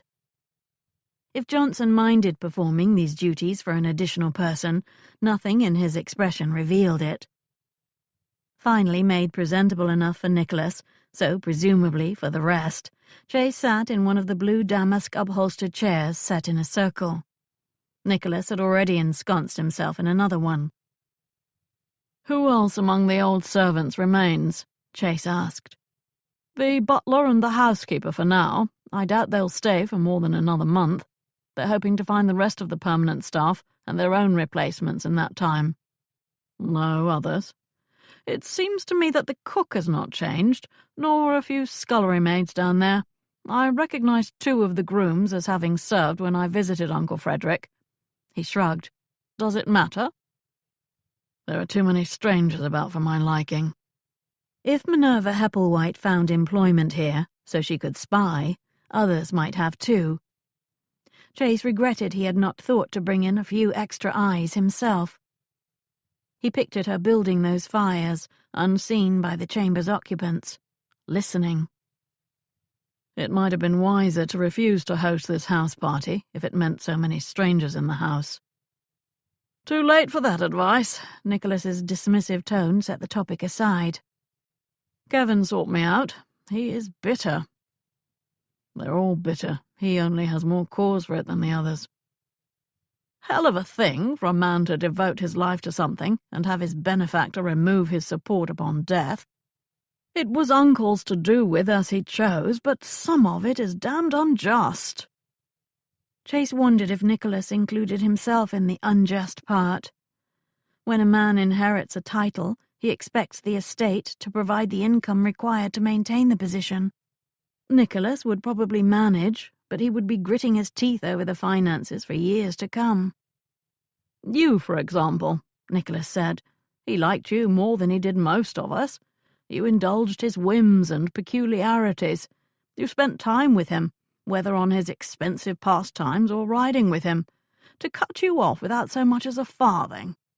He defended you when you sold out your commission and others were saying— Nicholas ceased talking, like a man who had said too much. He told me there would be nothing. So you said, Still, had he thought in the end Uncle Frederick would drop a sentence into his will and surprise his favourite nephew? Had he hoped for it? Any man would, yet he knew in his heart it would not happen. The Duke had many strange ideas and some sound ones, and both kinds played a role in that will. You will have to make your own way now. That was what he had said when Chase came back to England and left the army. Not such a bad thing. Men get lazy when life is too easy. Good minds go slack, and good bodies get fat. 9 out of 10 men in the ton have achieved nothing but the pursuit of pleasure. The world won't stand for it much longer. France showed us that." He doubted Nicholas or Kevin could comprehend how Uncle Frederick thought making life harder for his nephews would be a valuable bequest. Nicholas pulled out his pocket watch. "I expect they're all gathered in the drawing-room now." He stood. "I depend on you to guard my back." "I'll join you soon to do just that. First, I need to speak to someone." Chase led the way to the door. "And, in the future, don't talk freely in front of any of the servants." The man was following her. Minerva noticed the young gentleman strolling about the house using the same path that she did. Although her duties with the fires were finished, she still carried her basket while she took the very long way back to the kitchen. His presence interfered with her plan to learn the lay of the entire house and who used which chamber. She had even entered some vacant ones and built fires to see if he would move on. But each time she moved on herself, there he was. She went down to the library. No one had told her to build fires here, and on entering, she saw why. The large fireplace already blazed, enough that the chamber had grown too warm. She set down her basket and lowered the upper sash of 2 windows so the heat could escape. She would find out who had been so careless in preparing this room. She returned to the hearth, picked up her basket again, and turned to leave. There he was suddenly, blocking her path to the door. He looked her over, head to toe. He couldn't be much older than Jeremy, but she hoped Jeremy never examined a woman with such a wolfish gleam in his eyes. His slow smile made bells of warning sound in her head. He was a family member, she assumed. She could see a resemblance to Chase Radnor in him, buried in the youthful softness that still marked his face. "You've a wandering way about you." His tone made it more an observation than an accusation. She could do without either. "I am new here. I was given duties, but not a map of the house." He appeared taken aback. "You've a way of speaking that's not typical of servants." "I normally am not one. I am a widow who could use a bit of coin, however." She looked down at her basket. "Doing this for a short time does not require I eat my pride too much." His expression cleared. A new one took its place, one she knew too well and wished she did not witness now. He looked her up and down again. "There's all kinds of ways to earn some coin without relinquishing too much pride." "A few. This suits me, however. I do not mind the labor." She inched to her right, so she stood close to the fireplace implements. "I should find my way back now. I'm to help in the kitchen." He stepped along with her, so he continued blocking her way. "No need to run down there. There's so many of you here that it's unlikely the cook knows who should be working and who shouldn't." He cocked his head so he could peer at her face. "You're a handsome woman." His gaze drifted to where she held the basket. "Beautiful hands. Sad that they should be ruined by such work as this." "As I said, I don't mind." A shiver crawled up her back. His intentions became more apparent in the way he crowded her. "Ah, but I do. It's a pity for such elegant hands to do such work. There are far better ways for such softness to be employed." Her blood froze. Her whole body did. She battled her immobility by finding a very hard place in her mind, one that had learned how to survive when she felt helpless. She gave him her coldest, most impassive stare. "You must allow me to leave now." "Must I?" He chortled, but a hardness entered his gaze. He knew she had looked at him with disdain. "I don't answer to anyone here, not even the Duke. Least of all, you. I can do whatever I want in this house, and no one will believe you if you complain." Her entire body tensed like a plucked bowstring. She moved the basket in front of her body and her other hand behind her back. He snatched the basket out of her grip, then stepped closer yet. His hand closed on hers just as her other hand gripped the iron poker in the holder behind her. He held her hand and caressed it with his other. It echoed what Chase had done earlier, but this touch did not distract her. It repulsed her. His hold hurt her wrist. Algernon had held her that way. His gaze rose to her face. Lips just as soft, I'd warrant. And the rest of you, too. She struggled to keep her disgust in check so as not to goad him. If he made any attempt to do more, she gripped the poker hard, ready to swing it. Philip! The male voice startled Minerva and the young man too. He dropped her hand and stepped back. Minerva looked over his shoulder to see Chase Radnor right inside the door. Chase's glare bored into the other man's back. The family is gathering. Chase's conversational tone did not match the furious expression that Minerva could see. You should join them. Philip turned to face Chase. I wondered where everyone was. I thought we were meeting here. No, the drawing room. I'll go there forthwith. He marched away like a busy man with much to do. Chase waited for the door to close. Then he strode over to Minerva and reached around her body. I apologize for my rash young cousin. He gently extricated the poker from her fingers. He had no idea whom he importuned. If you had used this, you might have killed him. Her body betrayed her, limb by limb, bit by bit, until her core shook. Waves of revulsion and fear inundated her. She tried to reach down for the basket, but wobbled. Two firm hands set her upright, holding her shoulders. Deep blue eyes examined her face. She tried to appear normal and calm, but her body still wanted to shiver from an inner cold. His gaze locked on her eyes. Both curiosity and concern peered into her. Sit here. He turned her, his hands still on her shoulders, and directed her to a divan. I should return to... Sit. He pressed her shoulders until she obeyed. He dropped to one knee in front of her, watching her closely. Did more occur before I arrived? She shook her head. You must think me very frail for being disconcerted by such a small advance. She glanced down at the hand Philip had held. The pleasant memory of Chase's gentle pressure had now been ruined. I think you sensed a bigger danger than you had to confront, fortunately. I'm sure he would not have... Still, you are too vulnerable here. You should not return tomorrow. He spoke it like a command. She had calmed enough to dislike that, but not enough to argue. If not me, one of the others. He's that kind of man, she murmured. Trust me on this. Then let it be one of the others, he snapped. Then he inhaled deeply. I will tell the housekeeper to warn all the women. You, however. I will never be far from a poker or other weapon. That's one hell of an answer.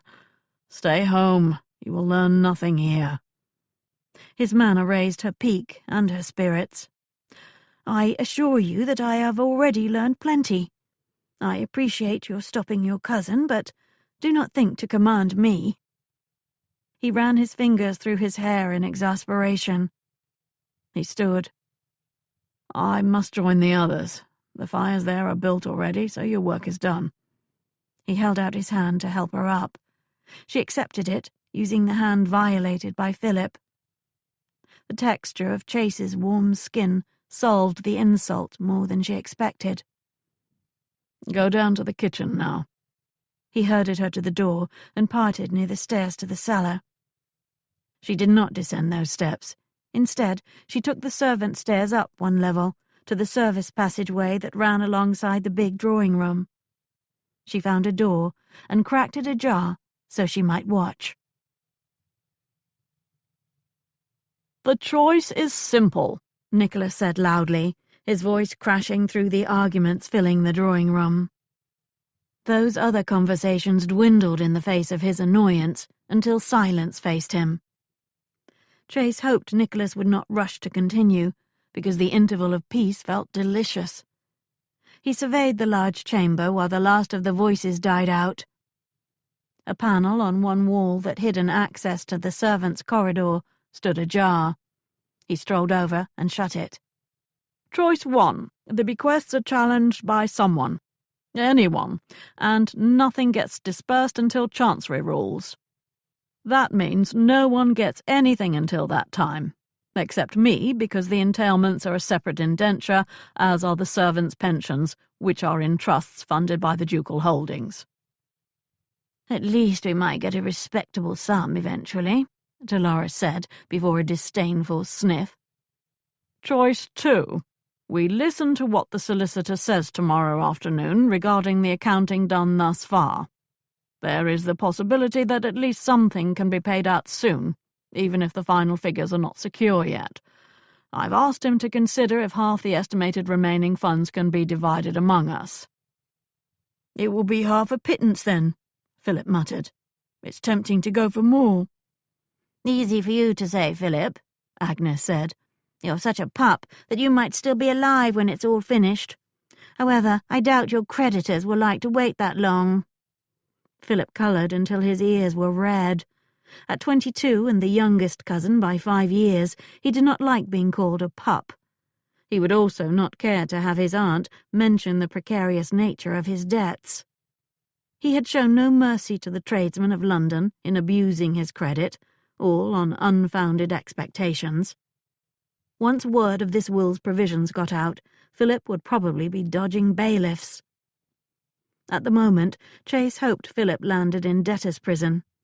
His youngest cousin had little to recommend him. There were a dozen reasons why Philip had grown into a man without good character, but even 100 reasons would not excuse his behaviour with Minerva today. Yet, if we accept even half a pittance, we have accepted the bequest as written, Kevin said. Anyone who takes the money is given up the first choice. How good of Uncle to include a bribe in his will. For most of you it should hold appeal, since he owed you nothing. He owed you nothing too, Nicholas said, kindly.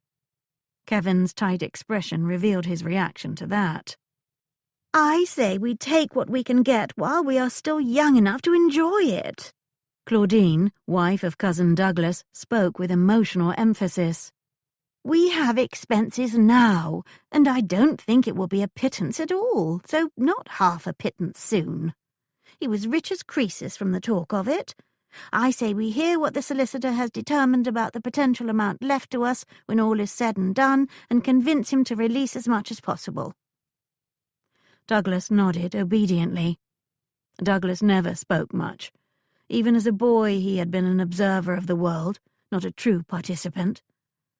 As he had married a woman who talked a lot, the expectations placed on him for good conversation had decreased overnight.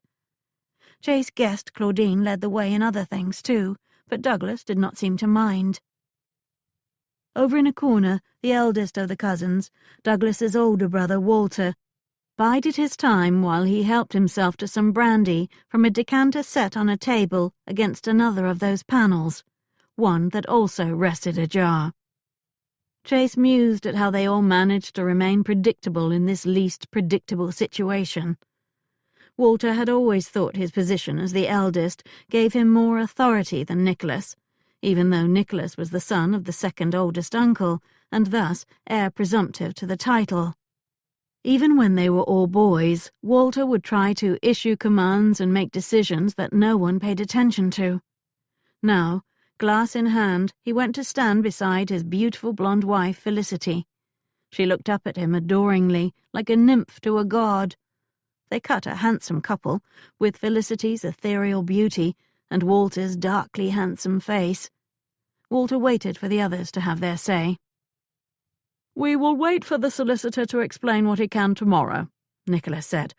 "I merely lay out the choices now so that everyone understands that if even one of you issues a challenge, everyone will be affected."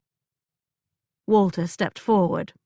"We will wait to hear what the solicitor has to say before any of us decide anything." Kevin smirked. That is what Nicholas just said, Walter. Now I'm saying it. How useful, Agnes said, sardonically. Thank you for agreeing with me, Nicholas said.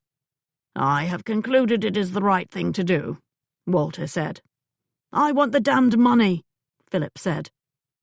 Why, it's not likely to pay off your debts even by half, Dolores said.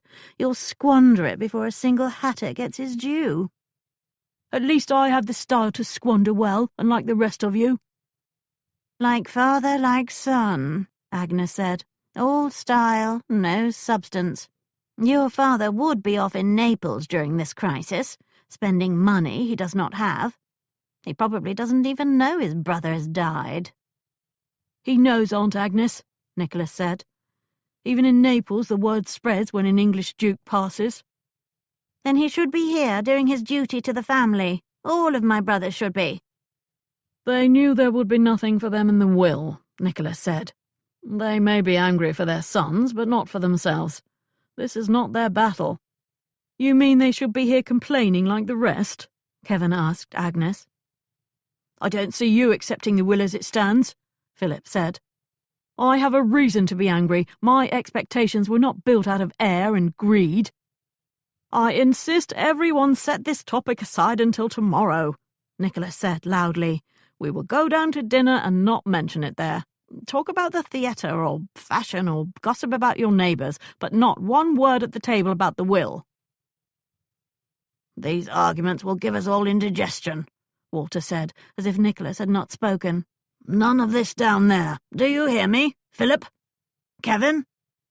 They lined up in a parade of negligible hierarchy. Chase waited until all were in place, then stepped next to Philip. He gripped Philip's arm hard and bent his head low to his ear. If I learn that you again interfered with any woman in this house in any way, I will thrash you within an inch of your life. Philip coloured but recovered and smirked at him. Chase left and took his own spot, with Douglas behind him.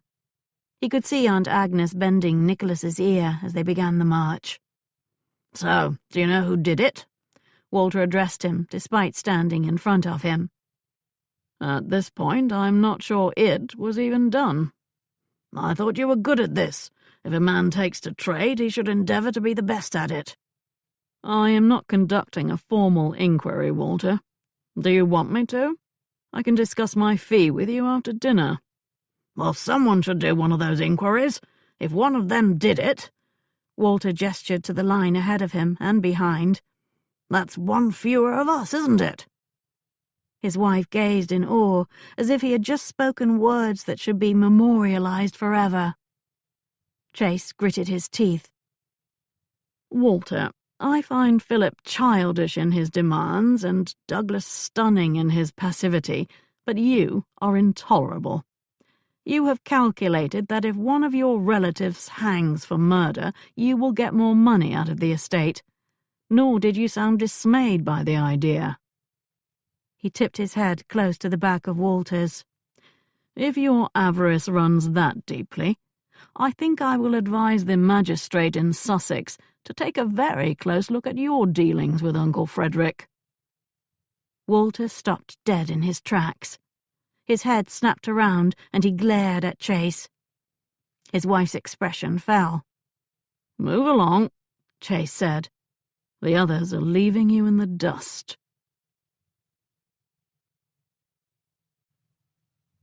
Chapter 6. The housekeeper had a private word with us, one by one. Elise shared the information while she and Minerva walked back to Rupert Street. She came up above to seek us out, warned us about the gentlemen and male servants. That was good of her, not that I need warnings on such things. I received the lesson in the kitchen, Minerva said. It was a general announcement there, since we were too busy for anything else. Her feet ached and her back rebelled at the day's labours. Her hands itched from being in soap too long. She yearned to arrive at her home, where she could rest and find the time to think about the day's events.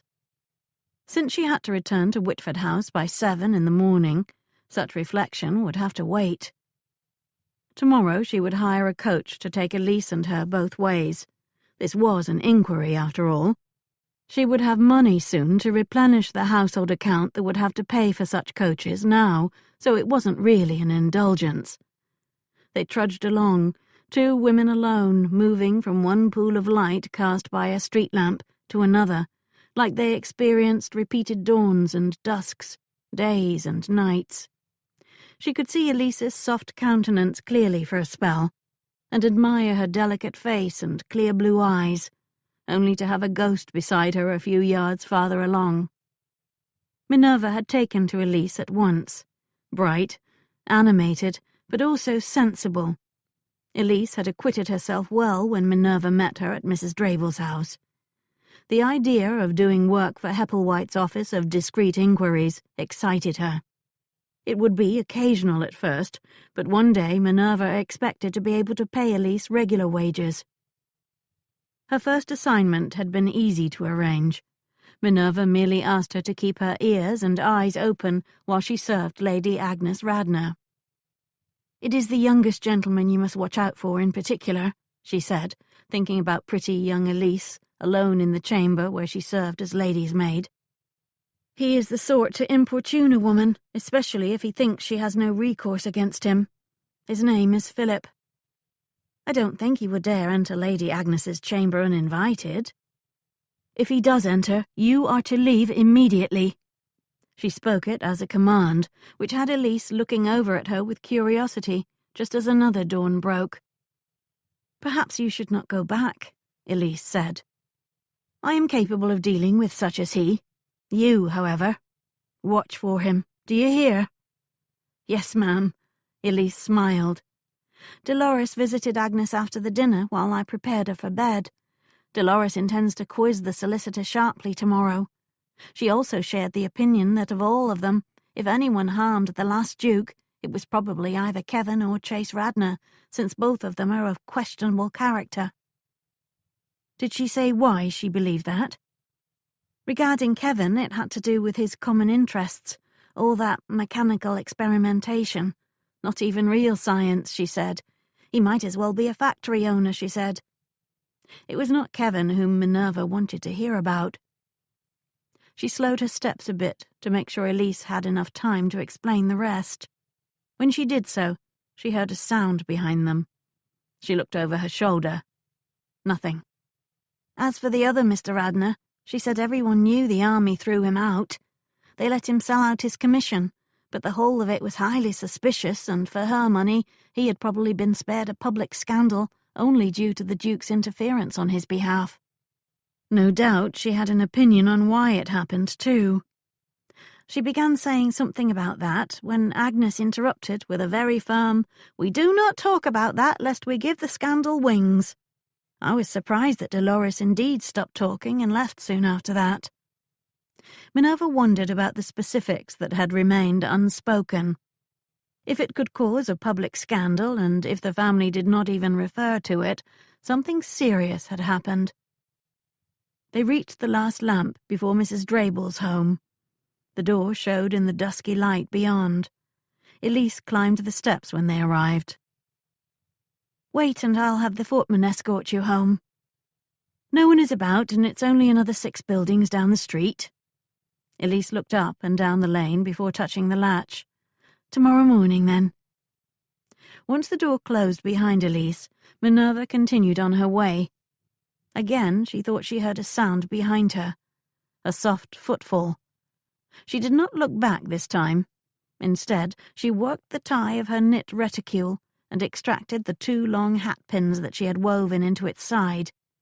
Grasping them like the daggers they could be, she walked up the steps toward her door. As she did so, a figure came out of the shadows.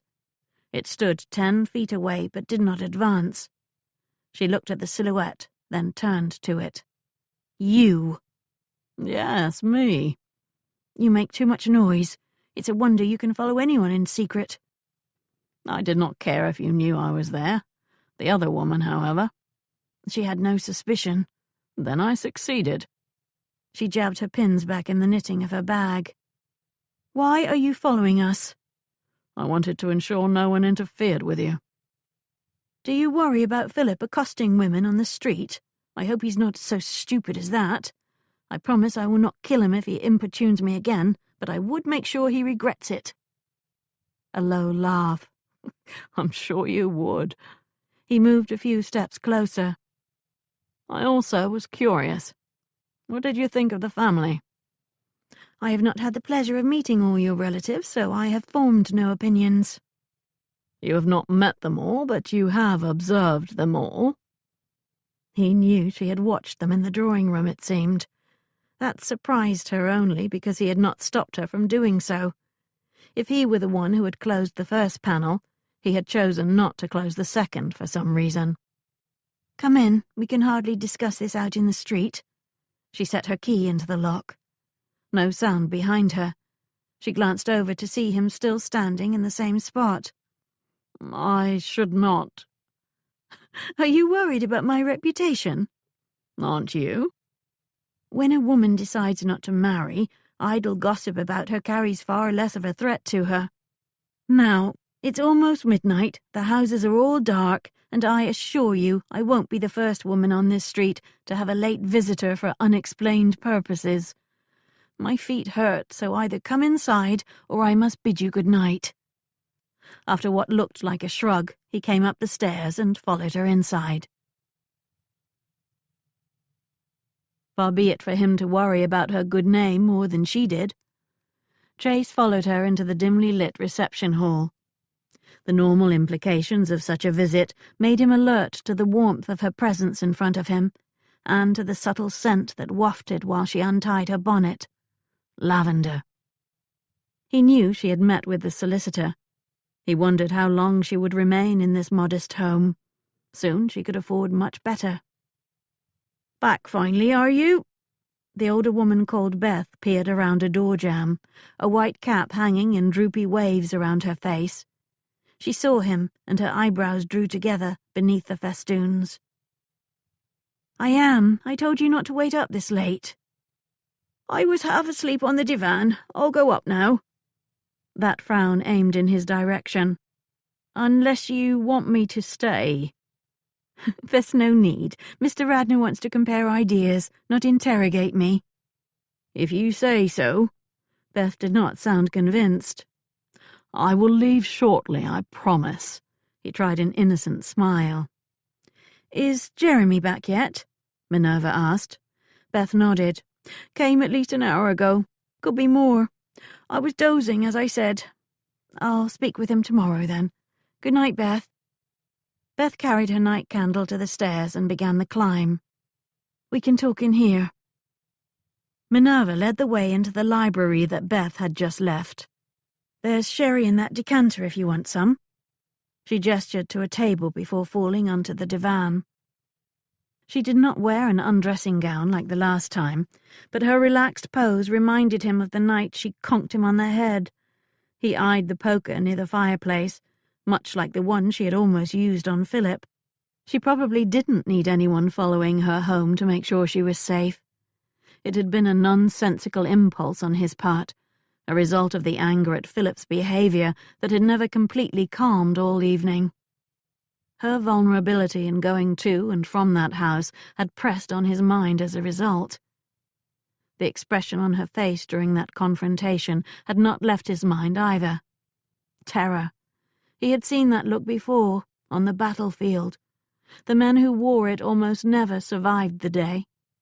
It was not a reaction one would expect from a woman who hit intruders over the head with bed warmers. "Thank you for alerting the housekeeper about your cousin," she said. "Warnings were issued to all the women on the staff." "I didn't single him out, but I reminded her that there were a lot of men in the house, some of unknown backgrounds, others with too much entitlement. The housekeeper was shocked to learn I had seen a servant being importuned by someone. From her reaction, one would think she'd never before had experiences with that. Perhaps while the last Duke reigned she didn't." "I am friends with a woman who places servants in households, and it is a common story, according to her. The servants do not complain because they do not think they will be believed." She resettled herself against the side of the divan so she could bend her knees and lift her feet onto its cushion. "Forgive me, but I've been standing or walking all day." Her shoes poked out from the hem of her dress. He wondered if her feet were as lovely as her hands. Probably. Delicate and pretty and soft. He imagined a foot like that sliding up the skin of his leg. He killed the fantasy when the smooth caress reached his knee. The low light, the late hour, was sending his mind where it should not go. The intimacy of this library right now sang like a siren song to his masculinity. She appeared lovely on that divan, almost domestic in her ease and informality. "If you want to go above and change into a garment more comfortable, I don't mind waiting." Mild astonishment, then a laugh. "When I said I was not concerned with my reputation, I did not mean that I was so careless with it that I would host you while wearing an undressing gown." "And yet you did so once." "There was no choice that time. You broke into my home in the middle of the night." "A precedent nonetheless." "I must decline your kind and somewhat naughty offer." He sat on one of the chairs, resisting the temptation to take the one nearest to her. "To repeat my question from the street, what did you think of them?" "Are you asking because you value my perceptions, or in order to flirt with me through flattery?" Now that was direct. "Let us say I'm truly curious." Her small smile said she did not miss that he had not denied the flattery. She stifled a yawn behind her hand. "Should I need my sleep, I will not waste time being coy. I think if one of them killed him, it was either Walter or Dolores. I would add Kevin, but I heard he was out of the country. And Philip may be a wastrel, but I don't think he would have the courage to do it." She shrugged. "Or, of course, it could have been you." "Me?" "I can think of many reasons why. You also do not lack courage. I think that you lose your temper on occasion, and this sounds like an act of passion, not a calculated crime. More a matter of opportunity calling." "I had no reason. I knew he had removed me from the will, so I had nothing to gain." "Perhaps you knew because he told you that evening, and you reacted with anger." "He told me weeks earlier." "If you say so." Another little shrug left the question open, no matter what he claimed. "You can't believe I did it." "I said it is a possibility, just as you believe it is possible that I did it. Now, don't you want to know why I pointed a finger at Walter? It is not only because he is pompous and clearly thinks himself deserving of everything, or that he resents that Nicholas has become the Duke when he sees himself as far more qualified." She leaned in a bit. "It's because of his wife." "Felicity?" "She idolizes him. He loves her misplaced awe more than he probably loves her. If he has allowed her to have expectations regarding a fortune, and he learned he will have to disappoint her. Also, he is the kind of man who can probably rationalize anything. If he did it, he no doubt has a long explanation that eventually blames his uncle for his own death." It did sound like Walter. He always found someone else to blame. He always had, even when they were all boys. She had surmised all of this from an hour's eavesdropping. Anyone else would have accepted Walter's boring blandness and predictable correctness at face value. "And Dolores?" "Ah, the angry sister. Too angry. It isn't only about the will.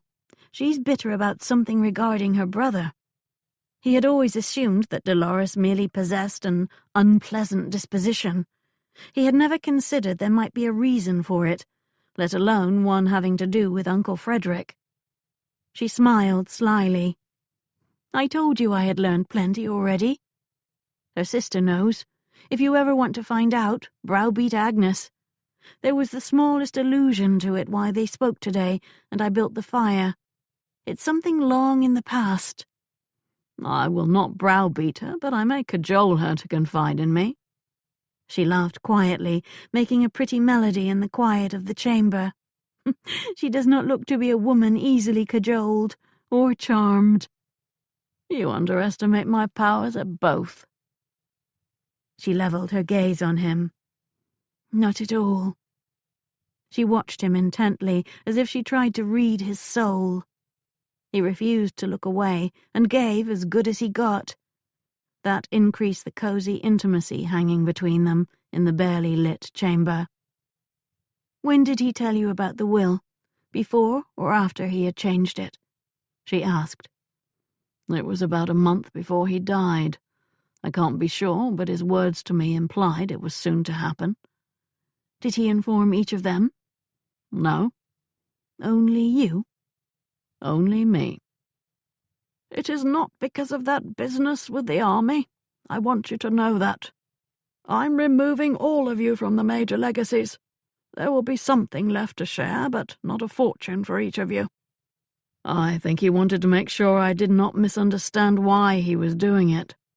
He didn't have to explain, and cursed himself as soon as he did. Damnation!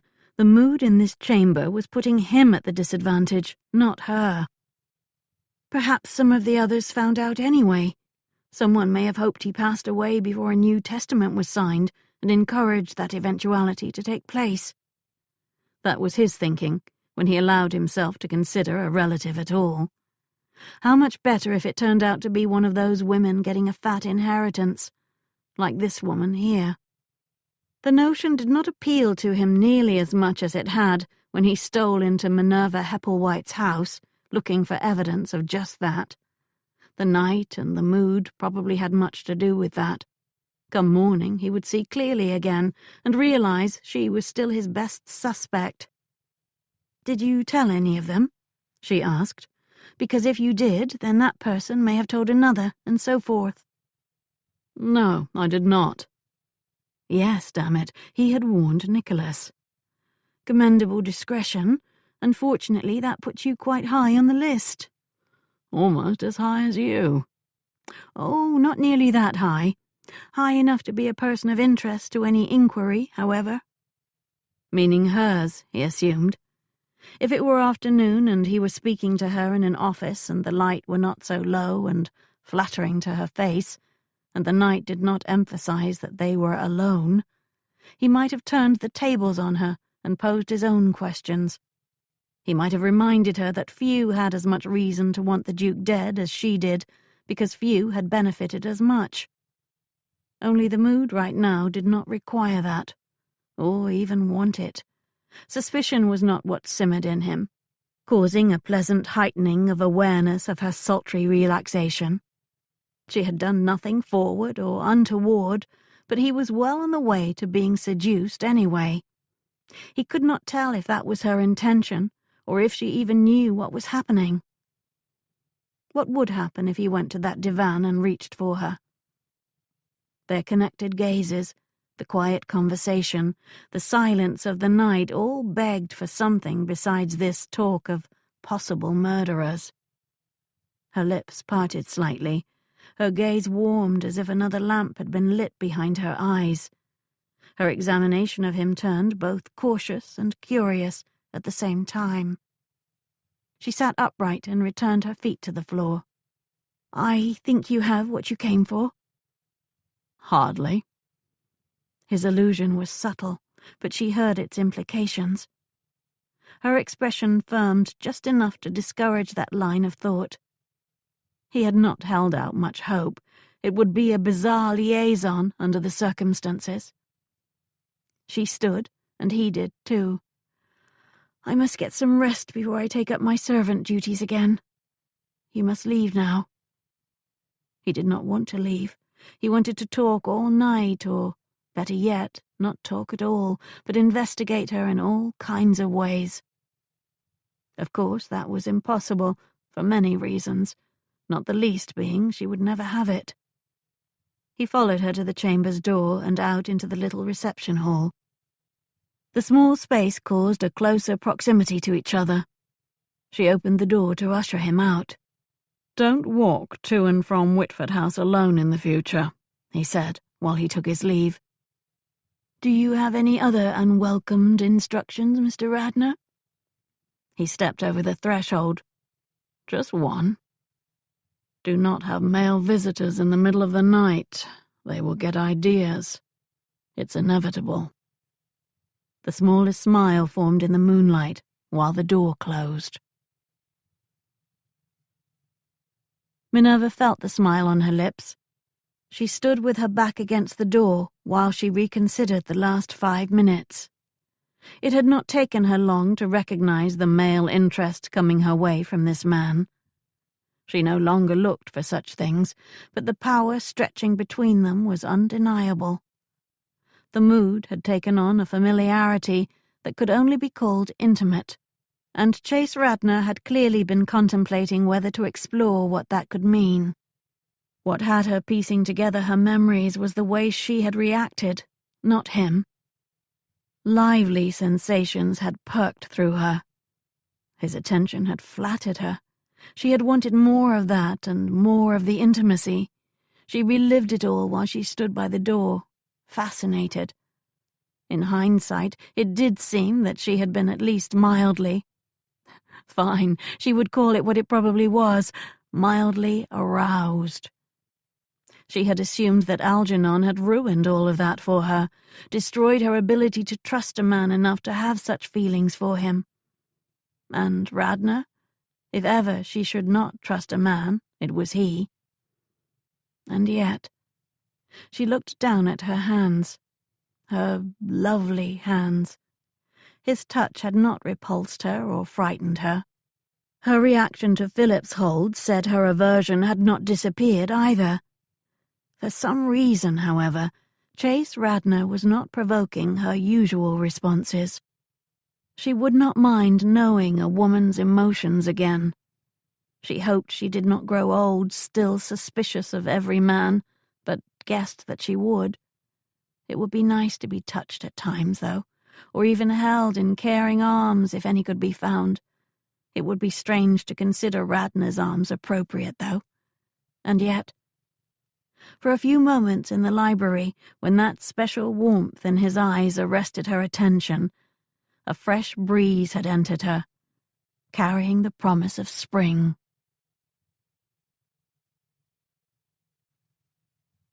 Chapter 7. The relatives rose late, so Minerva performed her duties late too. She made the rounds of the chambers while the family dressed and prepared for the day. Kevin visited Lady Dolores while her maid dressed her hair and Minerva built the fire. "Sit," Dolores ordered when he entered. "I summoned you because I surmise we may be allies. Agnes is going to press everyone to accept the provisions in the will as it stands. Half a loaf now, she says. Hardly half, I say. Surely you are not satisfied with what my brother did?" "It's half a loaf, but worthless, with the other half of the company going to someone who's ignorant. We'll be bankrupt within 2 years, is my guess. If he had left that to my father or one of the cousins—" "I'm speaking of the money, not that company." A deep sigh. "That's the problem when men engage in trade. It becomes all they can think of. If we challenge the will and win, you will have enough to start 10 companies if you want. Keep your eye on the main prize, Kevin." Silence chilled Minerva's back. She made it a point to have difficulty lighting the fuel. "Aunt Dolores, you may think of it as trade. I think of it as science, applied to the benefit of progress." Yes, all well and good. You still need an old-fashioned legacy, just like the rest of us. Where is your father, by the way? The brothers should be here. I know they were informed." "My father told me that Uncle Frederick had long ago informed his brothers that the portion they received from their mother, and the allowances over the years, had compensated his generation sufficiently." "Did he indeed? What nonsense. I trust he did not include Agnes and me in that assessment. It's different with unmarried sisters." "Perhaps you should ask my father directly for Uncle Frederick's view of that." "I would, except he isn't here." "He's in town. You could call on him and be back in time for the solicitor's arrival." "I'm asking you, Kevin. Stop being difficult." "The Duke did include you into Aunt Agnes. He believed you both could have married, but did not because your allowances were so handsome you considered marriage a step down. To his mind, you also had, how did my father say the Duke put it? Fed at the trough long enough. Fed at the... How dare they? He and Frederick were always too clever by half, and conceited about it as well. Two strange peas in a very odd pod. You are talking to another strange pea. Now, I must bid you good day. I will not be at any family meetings today, other than that with the solicitor. You should seek your allies elsewhere. Cousin Walter, for example. Or young Philip. The latter is so far into Dun territory that he'll probably take any bribe you offer. As soon as the door closed, Dolores took to mumbling and sputtering. Rude boy, always was. Too proud for what little he is and has. Another one stepping down like Chase. The humiliation of it is not to be borne. Girl, fix this curl. I told you how to do it twice. Nicholas has us living like barbarians here, with such poor excuses for servants and... Minerva stood, grabbed her basket, and slipped away while the woman complained. Hoping to learn more about Walter, she tended to that chamber next. Unfortunately, both he and his wife were not there. Minerva eyed the wardrobe and dressing table. It would be too risky to pry into either. Nor did she think there would be anything to find. She swallowed her curiosity, dealt with the fireplace, then moved on. A half-hour later, she descended to the cellar and set her basket in its place. She visited the kitchen next. "There's washing to do," the cook said, jabbing her thumb to the back of the house. "Was told to send anyone there who was not busy, and that appears to be you."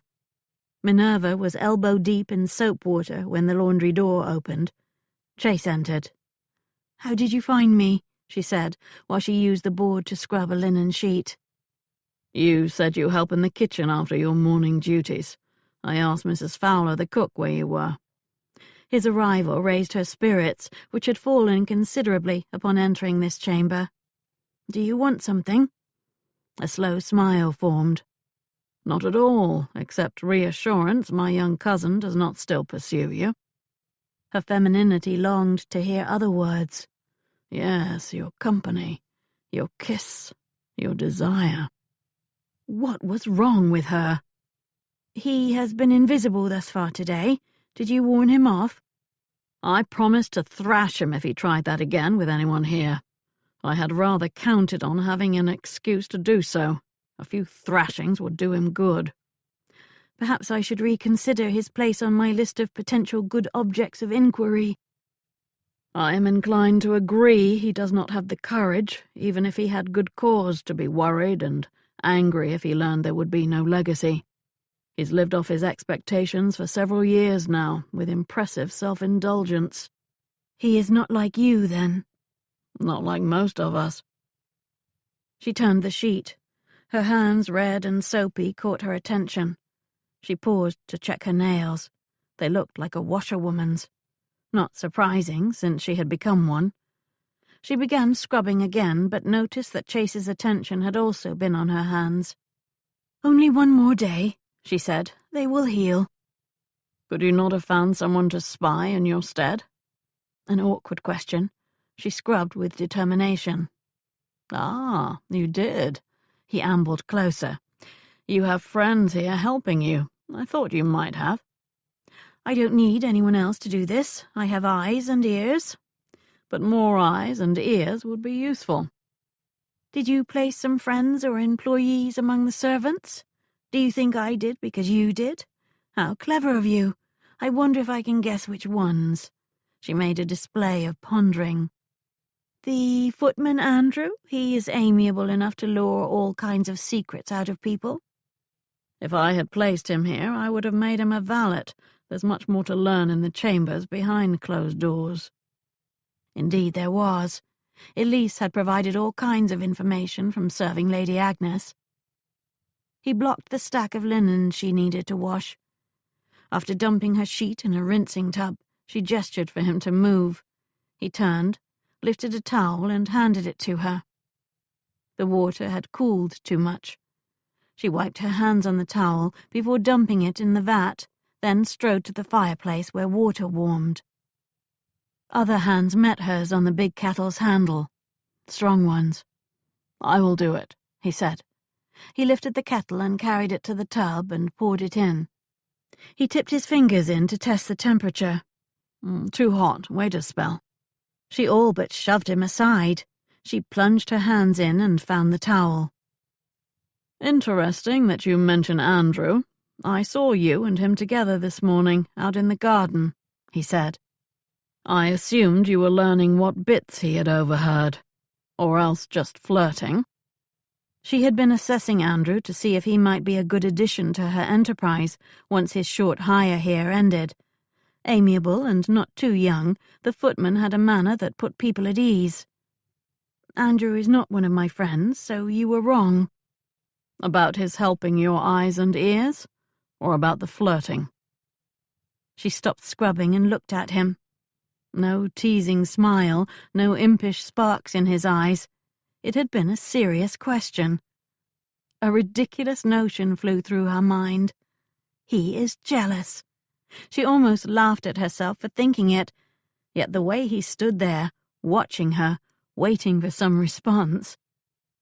As a well-born gentleman, you would not understand how servants are informal with each other, she said. The best ones watch out for each other, too. He insisted the cook give me some time to rest from my chores, and invited me to join him outside to escape. Why was she explaining? He had no reason to know or care. If she had been kissing Andrew, it would be none of his business. Then I am left to guess who the others are. He smiled sardonically. Only you considered how useful additional ears would be. A fine thing, isn't it? A professional investigator stands before you, and you were more clever than he was. She had not confirmed that she had anyone here. If he thought to trick her into doing so, he would be disappointed. She did glow inside at his praise, though. Since she intended to make this her profession too, it was good to have another investigator call her clever. If I were truly clever, I would have bribed the family solicitor to spy for me. I can think of no way to eavesdrop on that meeting this afternoon short of that. She threw the towel in the rinsing tub. He dropped another linen into her water. I will be there. Of course. I mean that I can tell you what happens. Not spy as such. Simply pass along some particulars. She obscured her surprise by twisting her current linen to wring it out. Why would you do that? Why not? He watched the last linen fly to the rinsing tub. Must you deal with that now? I'm due to check the fires up above. Someone else will have to rinse and hang. He removed his handkerchief from his pocket and opened it. He took her hand and patted it dry. Then he did the same thing with her other hand. In the army, when work made hands so raw that the skin cracked and bled, the men would use cooking fats to soothe them. Go to the kitchen and find some. Even if you wipe it off at once, even if you attempt to wash it away, your skin will be protected and will heal faster. Are you really going to tell me what happens at that meeting? If you want me to. It will be no secret, since so many will be there. I'll pay a call tonight after your return to your house and give you the particulars. He had warned her not to have late callers, hadn't he? Had said men would get ideas if they were allowed over her threshold that late. Yet here he was, inviting himself to do just that. It was no time to get delicate. Chase clearly was conducting an inquiry into the Duke's death. If he convinced the authorities it had been no accident, she fully expected additional inquiries into herself. She might not have much time to find the true culprit behind the Duke's untimely demise. I will leave here at 9 o'clock, she said. If you call at 10, we will talk then. There's only one condition. If I share with you, you must again share with me. She nodded, then left him with the laundry. She would find a few bits to give him. She made her way to the kitchen. Cooking fat, he said. She took some while the cook was distracted.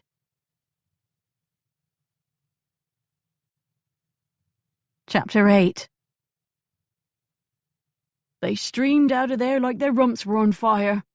Jeremy regaled his mother and Minerva in the house's kitchen while they each drank an inch of port. It was a celebration of the end of their duties at Whitford House. Jeremy's pay sat on the table in front of him. The stack of coins would be shared with Beth for a bit of personal spending, but Minerva's pay would go toward household expenses. It was the understanding that they had made when they joined their fates 5 years ago. She paid neither of them, but she maintained the household. For several years, the jewels she sold took care of that. The last year, life became more precarious. Her pay for the last few days did not amount to much, but would help until she could obtain some of the trust's income. Also, she had returned to find a letter from Mrs. Drabel that contained the name of a woman who might be calling to seek out the services of Hepplewhite's Office of Discreet Inquiries. She hoped so, and not only because it would mean earning some money. She wanted to prove this was an enterprise in which she could succeed. "None of them looked happy," Jeremy added. "We were busy for over 2 hours and received many complaints about the wait. Well, only 3 of us getting the horses and carriages ready, so it couldn't all be done at once, could it?" "Who looked the least happy?" Minerva asked. "That young one who favours fancy waistcoats. He was not as angry as some of the others, like that dark-haired woman with the deep voice, but he appeared miserable."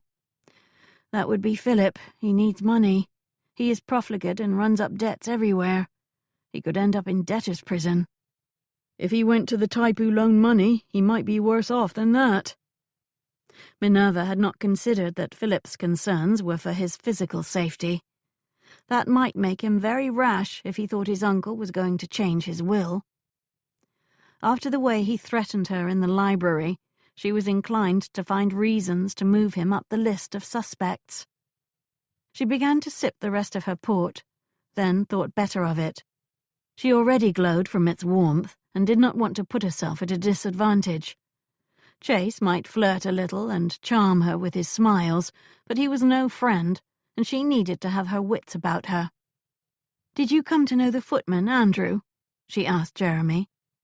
"We shared a few words when I would bring horses to the front. Friendly sort. That Thompson fellow sent him over. I think they were both hoping he'd be kept on, but I don't think he was. He used to be in service, but for several years was an agent to a manufacturer." "Then he has not been in service for years and probably has no recent references. Thompson placed him, you say?" "I think he mentioned that.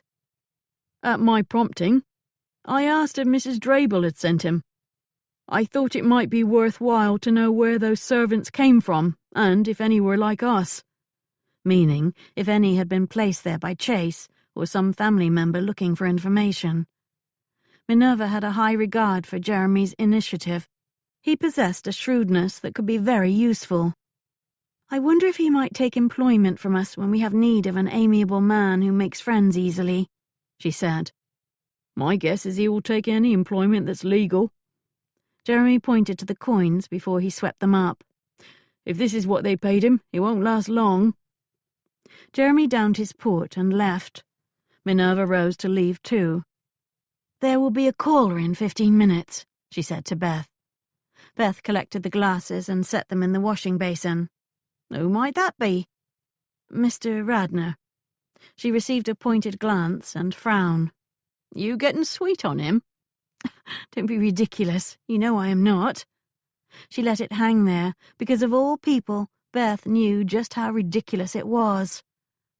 "You know I am no longer capable of feeling that way about a man." It would not do to tell Beth that with Mr. Radnor she had begun to feel very capable. "It's been a long while now. He's handsome and can be charming when it suits him." "I do not need a lecture, Beth." "Don't you? He broke into this house because he's looking to blame someone about that Duke's death. He still is, no doubt. He's dangerous." "I have forgotten nothing. At the moment, however, we have a common goal." "The problem is, he thinks to make you the means to reach his goal. I don't trust him, and you shouldn't either." "I am not so stupid as to forget who and what he is, or the truth of his intentions, but for all I learned from Jeremy and Elise, and saw and heard myself, he is one of them and knows far more. You go up to bed. I'll make sure the front door is locked before I follow." Chase handed his horse to a groom at a public stable 2 streets from Minerva's house. It would not do to have his mount standing outside her home at this hour. She might dismiss the notion of gossip harming her name, but he knew better than most how people like to talk. That thought conjured up memories of the meeting with the solicitor, and how Aunt Dolores, when seeing her battle being lost, spoke the unspeakable about one of her nephews. Him. "I find it odd that you are favouring his counsel, Nicholas. They probably would have shot him if not for my brother's intercession on his behalf." It was the closest anyone had ever come to voicing the belief he had been under suspicion of cowardice in the army. He wasn't sure if that was better or worse than the real reason for his departure. "Did you kill him?" How often had he heard that question in his head, in the Colonel's voice, in Uncle Frederick's, in his own. He had become expert on closing the mental door on that question and the history that provoked it. He did so now with a slam. He walked the rest of the way to Minerva's house, lining up what he would tell her and what he would hold back. Among the latter particulars would be his brief conversation with Sanders after the meeting. While the solicitor was quite sure that the correct Minerva Hepplewhite had been found, the lack of a documented connection to the woman known as Margaret Finley bothered him. "The only 2 people who knew her under both names are in her household," Sanders had explained. "How your uncle knew of her under either name remains a mystery. I am satisfied, but with the mood of the family, it might be best to find another person who is disinterested. You're still advertising for the other 2 women. Why not add a notice regarding her married name?" She opened the door herself when he arrived, backlit by the lamplight in the reception hall. Immediately, the intimacy of their last night meeting stretched between them. As if she felt it too, she backed away from the door and let him enter and close it himself. She led him to the library again, but did not sit. Instead, she appeared unsure of herself. That was unusual and fascinating. "I suppose we could have done this in the park," she said. "It would have been very dark there." "I meant in the morning." "Then it would have been very light. It would be better if all of London doesn't wonder why I'm strolling the park with one of my cousin's temporary servants." "Of course, yes." She sat on the divan in her usual spot. She did not lift her feet onto the cushions. She did not lounge, but remained upright, stiff. He availed himself of the chair near the divan this time. She did not react to that. "The meeting? You said you would give me the particulars." "It began calmly enough. It ended in a rout. I think Sanders, the solicitor, feared for his life." "What changed the tone?" "Reality. Sanders explained that if anyone challenged the will, it would hold up disbursement for all concerned. They knew that, but having a lawyer say it is more real. He outlined the various reasons a will might be successfully challenged, and pointed out that none of them applied to the late Duke's testament. Well, they knew that too, so had not done so. He explained the rare circumstances when a legal will might be challenged regarding the disbursement of assets. Only one might work for any of them. He explained that to me, too. They would have to claim that they were dependent on the Duke and had reason to believe his support would continue. He told me that didn't apply to any of them either. That is his professional opinion. It wouldn't be hard to find a solicitor who made a different case. That's the danger. He made matters worse by describing the accounting thus far and how little there was to divide if all the legacies were administered. He did hold out the possibility that one of the 2 mystery women not yet found would be dead. How good of him. Several of my cousins brightened at that information. I heard someone mutter that whoever had done in Uncle Frederick had a few other jobs to complete. Yet it was still calm. The storm broke right then. The factions declared themselves, with Agnes and Dolores leading each one. Old resentments flew, along with accusations and insults. My family can be as contentious as any, but this was a rare display. Unfortunately, Nicholas thought he could quell it all and end the dispute. He only made it worse. What did he do?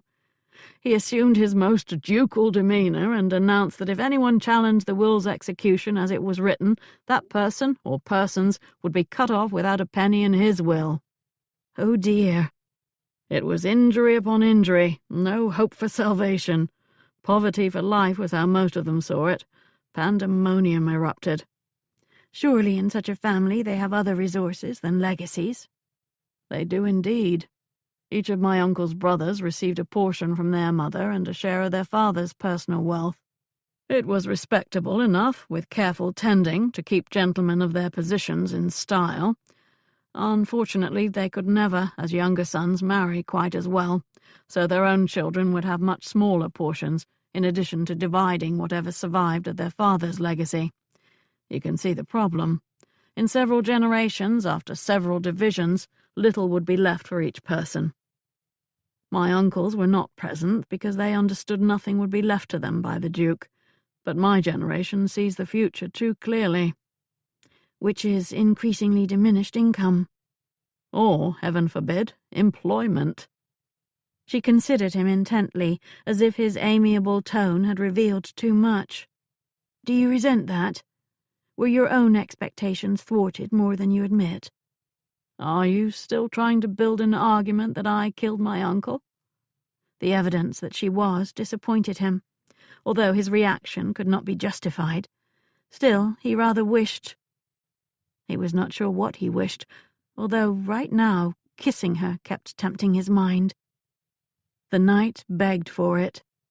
He was not the only one who experienced that special magnetism that men and women feel when arousal altered the senses and delirium waited one kiss away. The way she met him already on her guard as much as announced she felt it too. Of course, I'm still considering you a likely culprit, better you than me. My question was more generous than that, however. I am truly curious how a man like you, the nephew of a duke, reconciles taking such a step. Gentlemen do not seek employment. He normally avoided the reflection that an honest answer would require. Right now, however, flattered by this deeper interest she showed, and beset by a desire that made his blood spark, he found himself looking inward. A hard cock can make a man do many foolish things. I'm of two minds, he admitted. The gentleman tells himself he is no more in trade than a physician or a barrister, both acceptable endeavours. Even more acceptable, since I can claim my inquiries are favours to friends or an avocation. And the other mind? The soldier is grateful for something to do other than gamble and drink. I suppose I could occupy my time investigating some obscure ruin and writing its history, as some do to fill their days, but I prefer more interesting searches. I think your second mind is the one that matters most. You do not really need this employment after all. You could cease it any time you chose.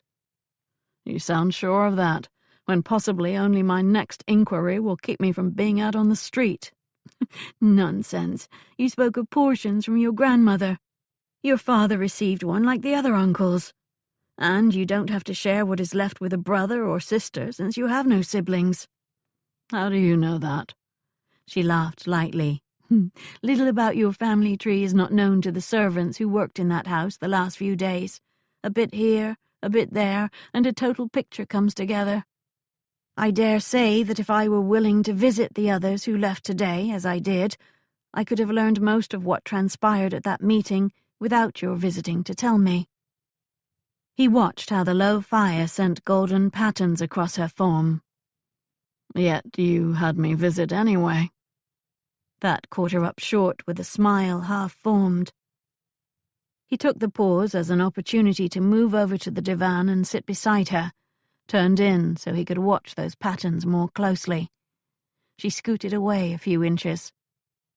I allowed you to visit because learning about the meeting from you was more efficient." Is that what this is? Efficiency?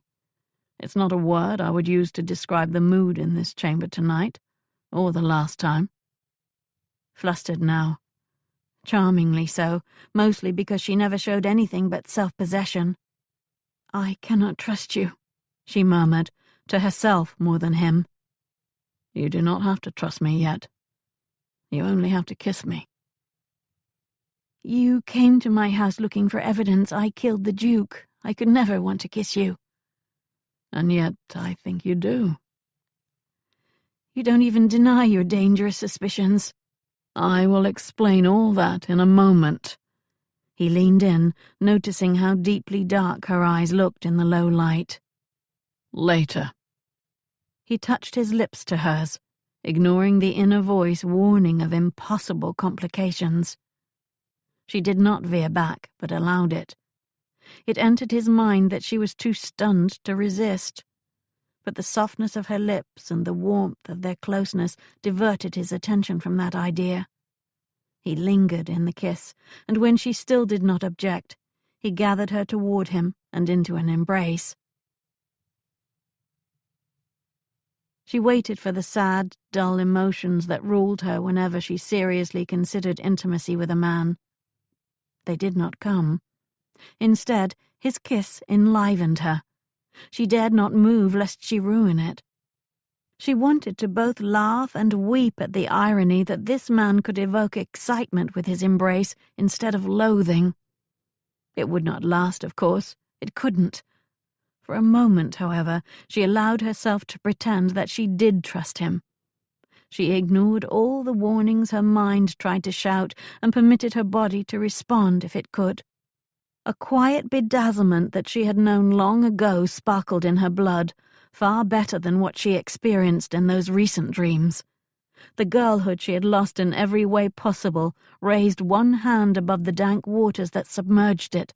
Her spirit took hold of that hand and held tight so it would not disappear again. That meant letting the kiss continue. She noted every second of it, every warmth, every touch, how it changed to something deeper, and the way his hands rested on her back and side. She relinquished confusion and just floated in the sensations, amazed. He took her face in his hands and looked in her eyes, not frowning, but with an intensity that made the beauty pause. You have not kissed me, he said. Do you not want to? If you don't, if I misunderstood. She placed her lips on his to silence him. She must have done it right, because he took over again, and there were no more words. It could not go on. Soon it would be ruined. A corner of her mind waited for the moment that would happen, while the rest of her relished the brief rejuvenation while she could. True desire worked its ways with her, transforming her, starting a strange hunger that only seemed to grow. She lost hold of her thoughts, her judgment, herself. His hands moved in a caress that spoke of his own desire and rising passion. That possessive hold should alarm her, but didn't. A part of her awoke to what was happening, however, to the time and place of it and who he was. His dominating presence provoked her vulnerability. Her desire actually enjoyed that. A primitive inner voice urged him on. Rationality spoke louder. How they had met, what he might seek besides pleasure, pressed itself onto her consciousness. Regretfully, she moved her head to break the kiss. Battling a preference to embrace and hold him close, she placed her hands on his chest, stopping him. You should go. He did not cajole or reveal disappointment. Whatever he had thought to have tonight, he seemed to accept that this was all there would be. One more kiss, a sweet one, and he released her. Of course, you should sleep. You were too long a servant and should stay abed until noon tomorrow. Yes, I should retire. Alone. She did not have to say it. She released the hand she clutched above the water and let it sink again. After Chase took his leave, Minerva sat on the divan, eyes blurring, finding herself amidst the chaotic reactions those kisses had caused. It had been stupid to allow herself to taste that which she dare not enjoy in full. She was well along on a good scolding when she realized that his later explanation had not come. Glad to have something to do, she did not weep from disappointment. She marched down the stairs and hurried through the garden to the small carriage house in back. She knocked on its door. "Are you asleep?" Jeremy opened the door. "Have you been crying?" He was still dressed.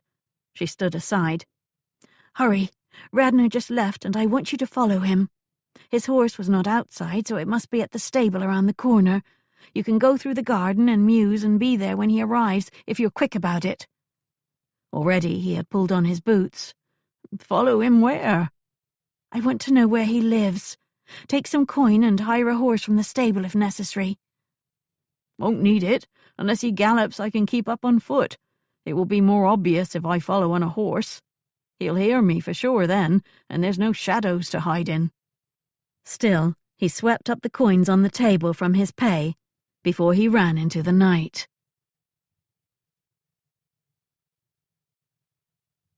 Chapter 9. Chase finished his meal just as his manservant Brigsby brought in the mail and paper. Brigsby insisted on doing it this way. A leisurely breakfast was a gentleman's ritual to his mind, and he refused to provide the reading material while Chase ate. Chase flipped through the mail, then distracted himself with the paper. His mind did not really notice the words he read. All night his thoughts dwelled on those embraces at Minerva's house. He still tried to make sense of what had happened. He was no Lothario, but he was not green. He liked to believe he understood the mood between them and its potential.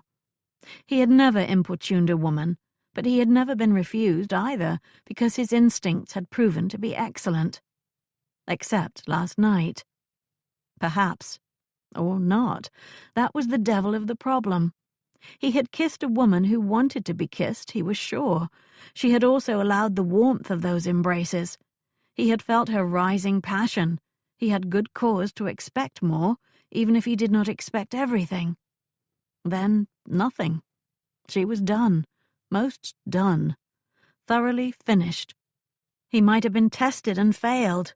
Her retreat had been so abrupt and complete.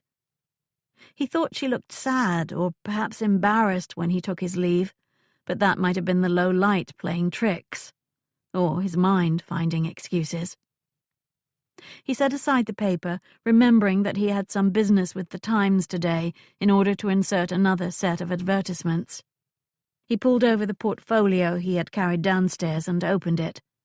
He reviewed the notes he had added last night when he could not sleep. Brigsby entered the chamber and cleared his throat. "Sir?" Chase turned a page. "Yes?" "A caller, sir." Chase looked up. There, beside a fretful Brigsby, stood Minerva Hepplewhite. She wore a vague, artificial smile and a brown dress and orange pelisse. More brown and orange decorated a bonnet that framed her face nicely, showing her dark hair and darker eyes. Chase stood and gestured for Brigsby to leave. Minerva's gaze speared into him. She did not appear either sad or embarrassed this morning. She looked determined. "Good morning," he said. "How did you know where to find me?" "I had you followed." "Did you now? By whom?" She pretended she had not heard him. "May I sit?" "Of course." He walked around the table and held out a chair for her. "It is early. Would you like some breakfast?" "Some coffee would be nice." He strode to the door and found Brigsby very close on the other side. He sent him for more coffee and another cup. He returned to the table and closed the portfolio. "You should not be here," he said. "If I let you in my house late at night, I'm not going to worry about coming to yours in broad daylight. If gossip starts, we will tell them all that I came to employ you in a discreet inquiry." "Which you did not. Something else sent you through town at 9 o'clock. I might have still been asleep. Mayfair doesn't waken until noon." I assumed you were not the sort to lie abed all morning. My concern was that I would arrive to find you already had left this house.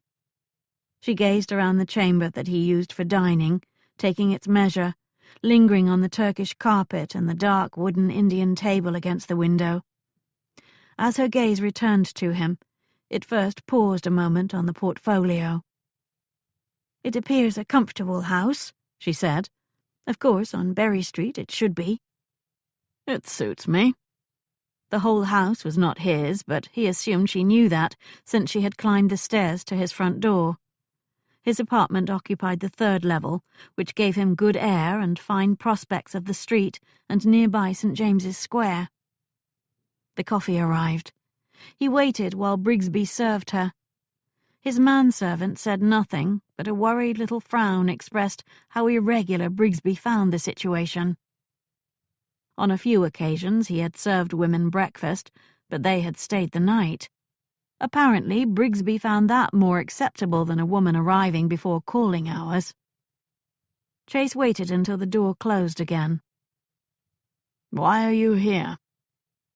"To kiss you again. To apologize for throwing you out. To tear off this brown dress and beg you to take me." He could fantasize, but he knew better than to hope. "You left before explaining." "You want an explanation? Fine. You are a lovely woman. I'm a man. I wanted to kiss you. You seemed agreeable. So I did, and you allowed it. Until you didn't. There is no other explanation than that." She just looked at him. He looked back. The silence stretched. "Not an explanation about that," she said with exasperation. "Too bad. I wouldn't mind talking about it. I have a few questions of my own." "Before you... that is, just as you were about to... I mentioned that you thought I killed the Duke, and you said you would explain all, later. Only you didn't." "I pride myself on knowing when it is time to leave a party." "I understand, truly. You could hardly... but I want to hear the explanation. So I came here." She must want to hear it badly if she tracked him down and arrived at 9 o'clock. Fool that he was, that flattered him. Only now he did have to offer some explanation that appeased her, or at least satisfied her curiosity. Since she appeared so earnest and attentive, he found himself wanting to give her an explanation that put himself in a very good light. "You are merely one person of a long list of people with excellent motives where he is concerned." "A list that includes you," she reminded him. "I know it was not me, so for my purposes that does not signify." "Have you concluded I did not do it, if it was even done?" Tempted though he was to lie, he would not with her. "I did not conclude that at all. I merely considered it unlikely. I'm counting on the evidence." "Oh, tosh! Evidence!" She pressed forward against the table. "Do you think I did it? Do you? What does your inner sense tell you?" "I do not rely on any sense other than my mind in these matters." "You are so objective." "I must be. One's inner sense, as you put it, is influenced by emotions and other things." Intent, direct gazes, light that reflected intelligence in a woman's eyes, desire to possess. He had learned the hard way to judge important matters without passion or prejudice. Long before he met Minerva and found himself wanting her, intuition had betrayed him, badly. Using his inner sense had made him horribly wrong once. She stood. "I suppose I can't blame you too much, what with your refusal to simply know the truth instead of requiring hard proof.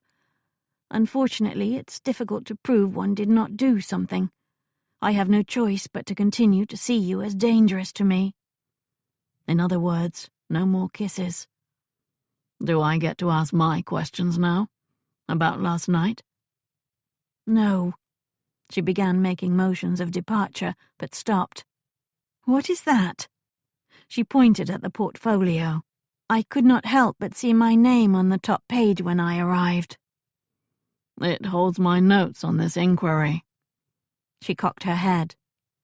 You make notes to yourself? I do. Mostly lists of matters to address and things to inquire about and information acquired. I do it for all my inquiries. Lists? She laughed. We have spoken of a list of suspects and who is on it. Are you saying there really is a list? There is. She seemed to find that peculiar. So that is where you list all the hard proof and evidence that you need in order to know anything. Do you have a bad memory? I have an excellent memory. This encourages me to progress through an inquiry efficiently. I would think that one thing would lead to another in a natural way. That's how it has worked for me. I can't imagine drawing up lists about it. That is because it is not your profession. Ah, yes. She stood. I will take my leave. Good day to you. She turned on her heel. Since you can simply know the truth in ways I am denied, what does your inner sense say about me? He asked. She looked back over her shoulder. It says that you did not harm your uncle, but that you think learning who did will bring you pain. Brigsby arrived to escort her out. Chase heard her last words echo in his head. She was good. Very good. It was kind of you to offer to call on me, but it's better that I see you here. Mrs. Oliver possessed a deep, quiet voice. She sat in Minerva's little study, on a chair placed right where Chase Radnor had stood before the warming pan crashed down on his head. Deep into her middle years, Mrs. Oliver was a buxom, blonde, proud woman with exacting posture. She imposed herself on the small chamber, her body tilted forward just enough to impose on Minerva as well. Mrs. Oliver had been referred to Hepplewhite's office of discreet inquiries by Mrs. Drabel. She was their first paying client. Tell me how we can assist you. Mrs. Oliver licked her lips. It is complicated. Minerva had hoped it would be a simple matter that could be solved quickly, like proving a husband had a mistress. She needed to devote time to her own inquiry. This afternoon she had intended to do just that before Mrs. Oliver's letter came in the morning mail. She hoped that staying busy on this matter would at least distract her from continually dwelling on what had happened in the library with Chase. It involves my husband's business affairs. He imports mercery from France, then sells to shops and warehouses in London and other towns in the south. He's been very successful. He took on a new agent 5 months ago, however, who I believe is stealing from him. Would that not become obvious to your husband? The accounts? Not stealing in the normal way. I think he's been taking the information regarding where James, my husband, buys his stock and to whom he sells it. I think he's been using my husband's contacts to trade for himself. I suspect he sought his current position specifically to learn what he needed to know in order to do this. What does your husband think? Mrs. Oliver lowered her gaze. I have not mentioned it to him. It is really not my concern. It's not my company. He would not like me meddling. This was what was wrong with marriage, Minerva thought. One of the many things wrong with it. Here, this perceptive woman had suspicions of activity that would harm her husband, but their union was such that the man would not want to hear her out. Tell me why you suspect this. I visit my sister in Brighton frequently. I went down there 2 weeks ago. We visited the shops, and, as I always do, I made it a point to pass by the one that buys from James. That is one of the towns that this new agent sells to, you see. I'm not checking on my husband's trade, mind you, just being curious. Keeping an eye on matters was more like it. Mr. Oliver would do well to make his wife a partner. I don't meddle, Mrs. Oliver emphasized. I just pay attention, because if something ever happened to James, I'd have to do it all myself, wouldn't I? There's some money put away, but not enough, and I'd have to live on something. You were telling me about Brighton. So I was down there and passed by his patron's shop, and all appeared normal.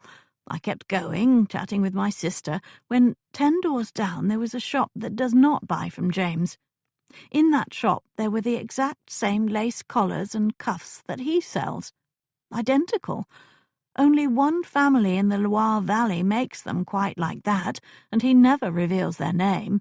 Well, in I go, pretending to want to buy some, and I learned this other shop had a price far below the one up the lane that James sells to. I knew then that something was wrong. Shops can sell at any price they choose. Are you very sure that your husband did not sell this other shop the collars? Asked him, didn't I? Not directly. When I returned home, I mentioned how nicely the lace was shown in that shop he sells to, then asked if he has other shops down there. What a stupid question, he says. Such merchandise is cheapened if sold in too many places.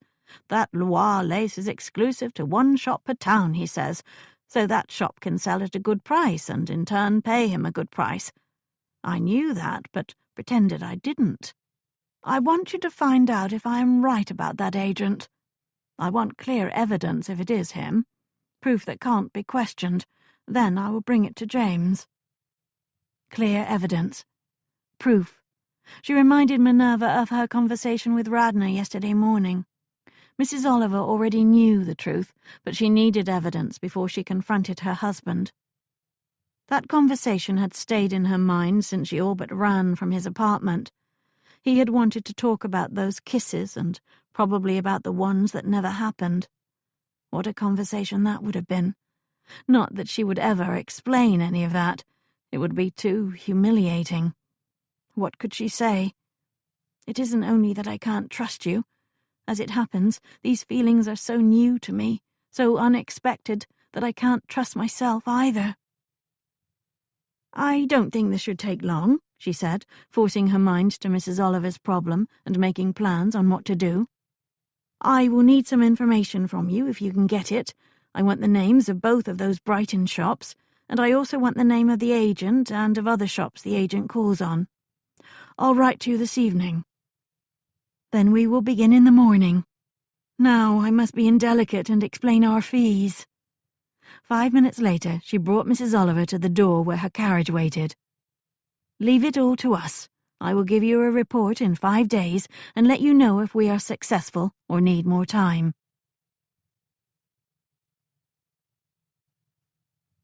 Chapter 10.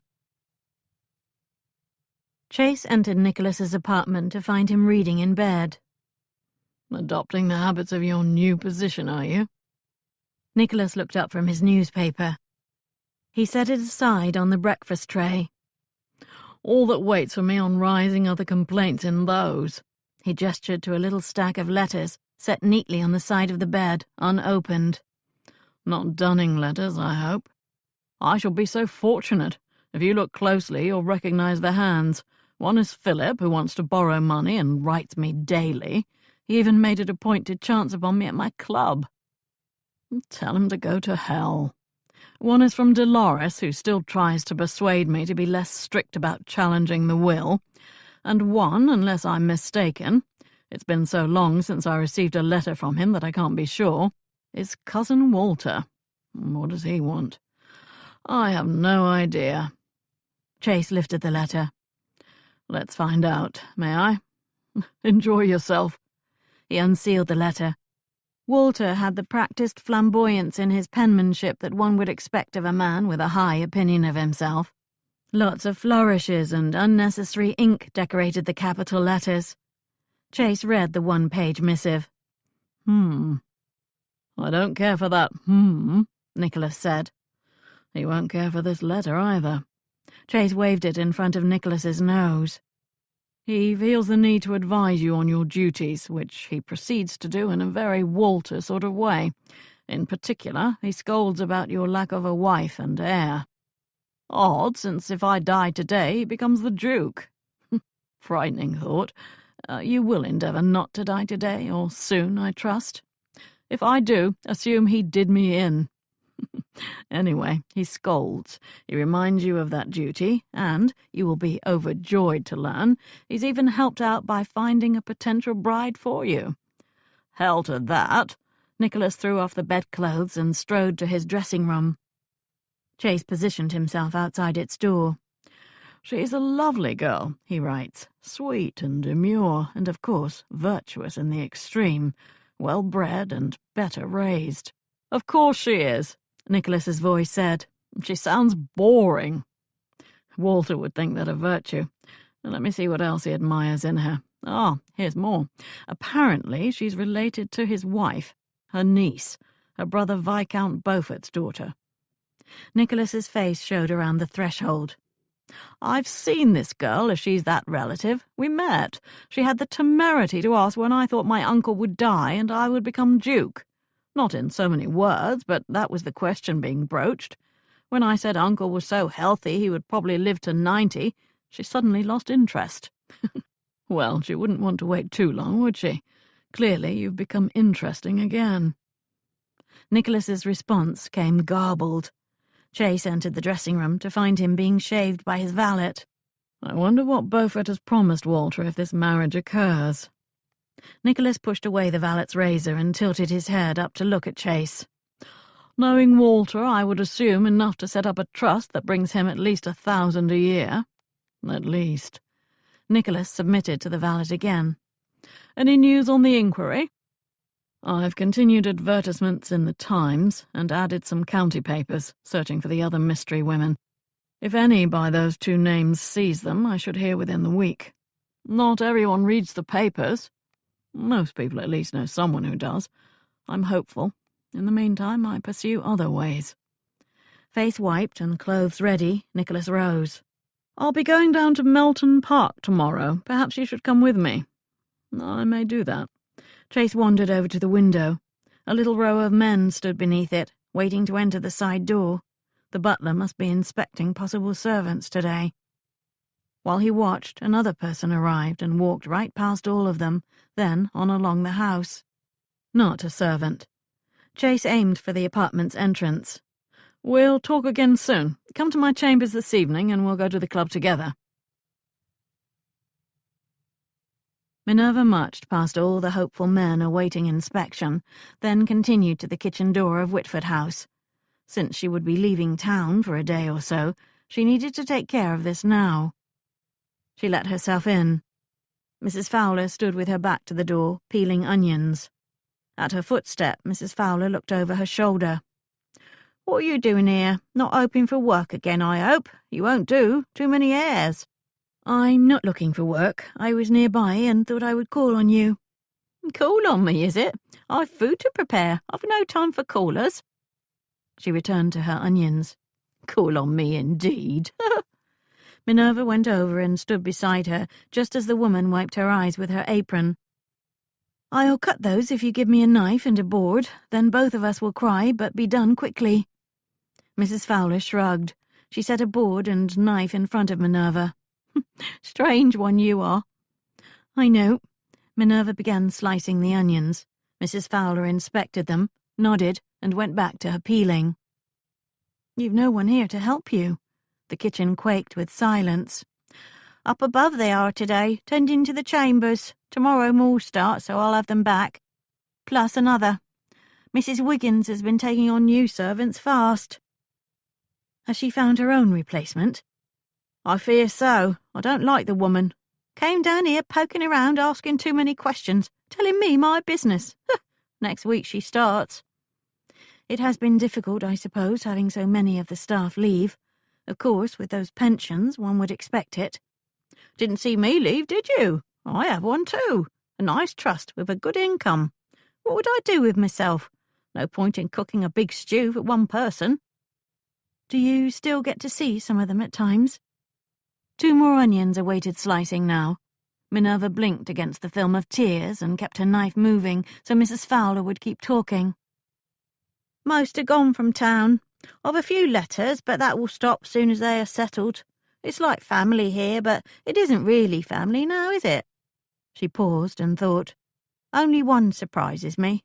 Never wrote, and we'd served here together a long time. Of course, he was all but a gentleman himself, what with being valet to the last Duke. I suppose he's living on that spot on the water that he found, and is happy to be done with all of this. I love the sea. I've always wanted to live in a coastal town, one with beaches, not cliffs like Dover. He didn't go to Dover or the sea. He spoke of Sussex a lot, where the Duke has his big manor. Mr. Edkins likes to fish and said there were some good places to do that near there. Mrs. Wiggins said he bought himself a cottage on a little lake near Stevening down there. Can't say I can see him fishing, what with his coats and cravat and such. Perhaps now he won't dress so formally. Can't picture it, since he always did. Nice for him not to have to stay in service, though. He was young still, too young for a pension. Kind of His Grace to leave him enough, though I expect that family thought it too much. She sent Minerva a sideways, critical glance that indicated her feelings about the family. Will you stay on, even with this new housekeeper you don't like? Does the new Duke suit you? Suit me? What a question! She set the last onion in front of Minerva and dipped the corner of her apron into a water bucket. He's no trouble. He'll marry now, though. That wife will be worse than the new housekeeper, what with having opinions about food and such. She wiped her eyes. Well, we'll see. Can leave whenever I want, can't I? I like that. Minerva finished her slicing. Mrs. Fowler dipped the other corner of her hem in the water and offered it. Minerva availed herself of the damp cloth, but knew leaving the kitchen would help more. It was nice visiting with you, Mrs. Fowler. I hope the new housekeeper appreciates the fine cook she has in you and does not interfere too much. You stop by any time you want to work for free. Saved me crying another 10 minutes, didn't you? She swept all the onions into that apron of hers, walked to the big hearth, and dumped them into a big cauldron. Minerva let herself out and climbed the 5 stairs to the garden. That had gone better than she had hoped. She now knew the valet's name and the vicinity where he now lived. Her smug satisfaction disappeared as soon as she began walking toward the garden gate. In her path, lounging with his back against the building's stones, stood Chase Radnor. "Are you always here?" she asked. "Are you?" What an exasperating man. "I visited a friend." "I visited my cousin. And how did Mrs. Fowler become a friend? Isn't she the one who made you do all that laundry?" "She is a kind soul." "She's also a talkative woman. What did you want from her?" "You are so suspicious. You should find a diversion to occupy your mind on occasion." His hand stopped her progress along the path on the side of the house. She looked down at the hand on her arm, then up at him. He did not look suspicious. He looked annoyed. "I was going to call, but we may as well have this out now," he said. She tried to appear interested instead of perplexed, but he made no sense. "I'm speaking of Mrs. Oliver." "Who is she?" "Do not dissemble with me. You know very well who she is." "The question really is, how do you know who she is?" He folded his arms and looked down at her. "She approached me about conducting an inquiry for her." "Oh, dear." "We were to meet this morning, only instead I received a letter in which she explained she had engaged another to do the inquiry instead." Again, Minerva tried to appear interested and innocent. "Imagine my surprise when she wrote that she decided to hand her problem to Hepplewhite's Office of Discreet Inquiries." "For a woman who desires discretion, she's not very discreet herself." "Then it is you." "Of course it is. How many Hepplewhites are qualified to conduct inquiries?" "None." That was not fair. "I am eminently qualified. For her purposes, perhaps more so than you." "More qualified? I conducted inquiries for the army. I was trained by experts. I uncovered spies in France, and in London have conducted inquiries for 5 lords and a half-dozen members of Parliament. Other than Mrs. Oliver, for whom have you conducted them?" "Another woman, and myself. You are only annoyed because you don't want competition." "You are not competition." "Then why are you so vexed? If I am not competition, you have nothing to worry about." "I'm worried for Mrs. Oliver. She requires a professional." She requires someone who can walk into shops that cater to women and learn information that requires a woman's sensibility and knowledge of fashion. That doesn't sound like you. As soon as you arrive, the shop owner will know something is afoot. Tell me, what do you know about lace cuffs? He frowned harder. As I suspected, you know nothing about them. I am clearly the better choice for Mrs. Oliver, since the path of inquiry goes right through a stack of lace cuffs. She thought so too, it appears. Now, I must ask you to move aside. I'm very busy and cannot dally here chatting with you. He did move, but when she walked on, he again fell into step with her. Is it your intention to try and make a profession of this? I don't intend to try anything. It is now my profession. I even have cards. He looked to the sky in exasperation. Other than a few women who are misguided, no one will employ you. She strode all the harder and turned onto Park Lane. I think many will, especially women. If you were a wife hiring someone to do inquiries on your husband, would you want to discuss such indelicate matters with such as you? Of course not. If you were a woman who had written indiscreet letters and needed help getting them back, would you hire— If I were a smart woman, I would, in every case. Then I will make my living serving the stupid ones. With time, perhaps the stupid men will find me too. I dare say, even if I limit myself to stupid clients, I will be very busy. Again that hold stopping her. Minerva. She glared back at him. He released her arm. She faced him squarely. Do not insult me by implying I am incapable of such simple inquiries, when I have done harder ones very well in the past. A flicker of curiosity entered his eyes. What ones? She had been careless.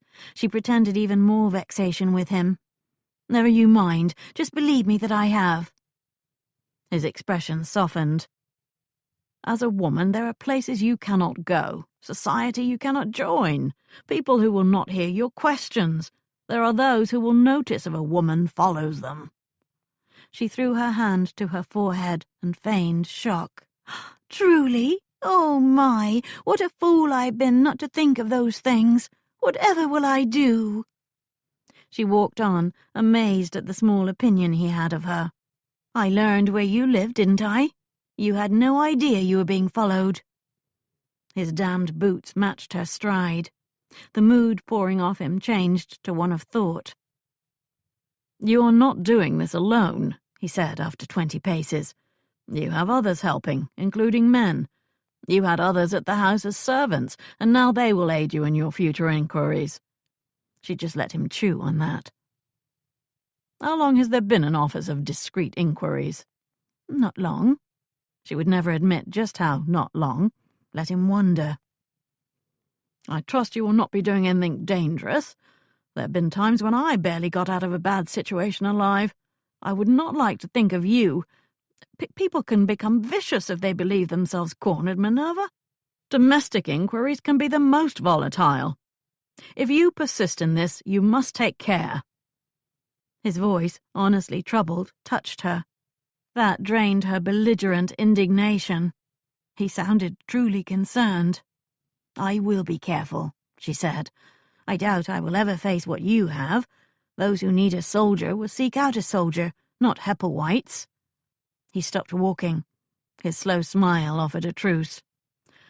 Let us enjoy a ride in the park. Nicholas will give us a carriage to use, so we can do it right now. She gazed up at the blue sky and bright sun. A ride would be delicious. Only she wondered if he intended to try and kiss her again. He looked as if he might. Would that she could keep it at just that, a few kisses and some sensual warmth that ended soon after it started. They were neither of them innocents, however, and she doubted he would treat her like one. Nor could she afford herself the luxury of an hour in the park. Yet he looked so appealing in the bright light, handsome and dashing, his stern face softened by that smile that quirked up on one side, forming an adorable and unexpected dimple in that one cheek. She would not mind gazing at him for an hour or so during the ride he proposed. It sounds lovely, but I must be on my way, she said. I have much to do and the day is passing. He accepted that, but the look he gave her made an ember glow at the bottom of her stomach. Another time, then. She walked down the lane. She felt him long after she had parted, felt his gaze on her, and his spirit stretching toward her. The first thing you must do is sell those urns, Kevin voiced the opinion while he drank port in Chase's sitting room. He spoke to Nicholas, who had stopped by to collect Chase and brought Kevin along to distract Kevin from his brooding. Brigsby had fed them, and they now lubricated their senses in preparation for a few hours of gambling. "They're very valuable," Nicholas said, "and very numerous. It will take some time to sell them if I decide to. Then at least move them. The way he set them up on that landing in close rows, I almost knocked one over today when coming up to your chambers. Who would present precious items in such a precarious manner? One can't even appreciate their beauty, they're so tightly packed." Chase chuckled. Those urns formed a forest on the first landing, interfering with easy access to the drawing room. "I have to walk among them sideways to make sure one of my shoulders does not send one crashing to the floor. If I move them, then I lose the joke of watching you slide along like that, Chase. Or of men of more girth inching along," he grinned, "or of Aunt Agnes being flustered by their fragility." "It is a strange sort of joke," Kevin said. "I hope you're not going to assume his habits as well as his title." "That danger more likely lies with you, young man." "Uncle Frederick never had to slide, of course," Chase said. "He set them out perfectly measured, so his own shoulders could pass with an inch to spare. He could stride through them, then wait and watch others try to navigate their ways. He never smiled or laughed, but he enjoyed the show." "They have been there a long time," Nicholas said. "Do you remember how we would tempt fate as boys and play tag among them? I did break one once. He made me repay him by cleaning out the stables the next time I was down at Melton Park." "They came over with the Chinese village," Chase reminded him. Kevin was probably too young then to now remember that. "Not entirely. I have vague memories of many people visiting Uncle at one point, none of whom spoke English. They wore colourful robes." "He decided to learn Chinese," Nicholas said, "and he concluded the fastest way was to either visit China or have China visit him, so he would hear the language all the time. He arranged to have an entire village stay in Whitford House for almost a year." He shook his head, smiling at the memory. "He sent a man who negotiated with the Emperor's people for 6 months to get permission. Women, babies, children, the whole damned village picked up and moved. The chambers above were full. My father stopped visiting, so I didn't see much of it. Our one meal here at that time was long noodles in broth. I think that's why Father chose to avoid more calls." "He ate like them, he dressed like them," Chase said. "He made the servants learn enough Chinese so his visitors could make their needs known. One youth who came over in turn learned English as part of the agreement with the Emperor. Anyway, those urns came with the village, purchased on his behalf by the factor he sent there to arrange all of it." "Did he learn the language in the end?" Kevin asked. "I assume so," Chase said. "He spoke it frequently over the next few years, or at least it sounded like he did." "Who would know?" Nicholas said. "He could have been speaking nonsense." "Unlikely," Kevin said. "Yes, unlikely." "I'm sorry to say that this is the first time since he passed that I've reminisced with anyone about him," Chase said. "The conversations have all been on other things." They both nodded. No one had to itemize those other things. The manner of death. The will. "At the risk of alluding to that again, I just remembered that I have a request from my father," Kevin said to Nicholas. "He wants to know if you have found the mechanical man. He wants it, if you're willing to let it go." The mechanical man was an automaton. Uncle Frederick had purchased it and actually used it because it could move on wheels. It carried a salver in one hand, like a butler. Uncle liked to place glasses of drink on it and have it carry the glasses to guests. "I haven't seen it in years," Nicholas said. "Chase?" Chase shook his head. "You're welcome to come to the house and look for it. When it ceased amusing Uncle, he probably put it in the attic. I may do that, since it started my own father's fascination with the damned things, Kevin said. Father's asked me to attach a little steam engine to it so it moves faster. I've advised against it, but... He shrugged the shrug of a son never heard by a father. It did move very slowly, Chase said. Kevin gave him a look of forbearance. Which meant it stopped if it hit a chair or a person. Imagine it with a steam engine. An automaton stops working if the mechanism unwinds, which happens fairly quickly. A steam engine works quite differently. Nicholas started laughing. I think you must find it and do as your father wants. Please invite me to the demonstration. I'm seeing that little butler crashing about the library like a marauder in high blood. I think a better sight will be among those urns, not a library. Kevin set his glass down. Let's go. The two of you can further distract me from my brooding by losing lots of money to me at cards. Nicholas looked at Chase with mock astonishment. Was it your plan to distract him from brooding? What an odd thing for him to suggest. Not me. You? Nor is he given to brooding. He opened the door. You're too suspicious, Kevin.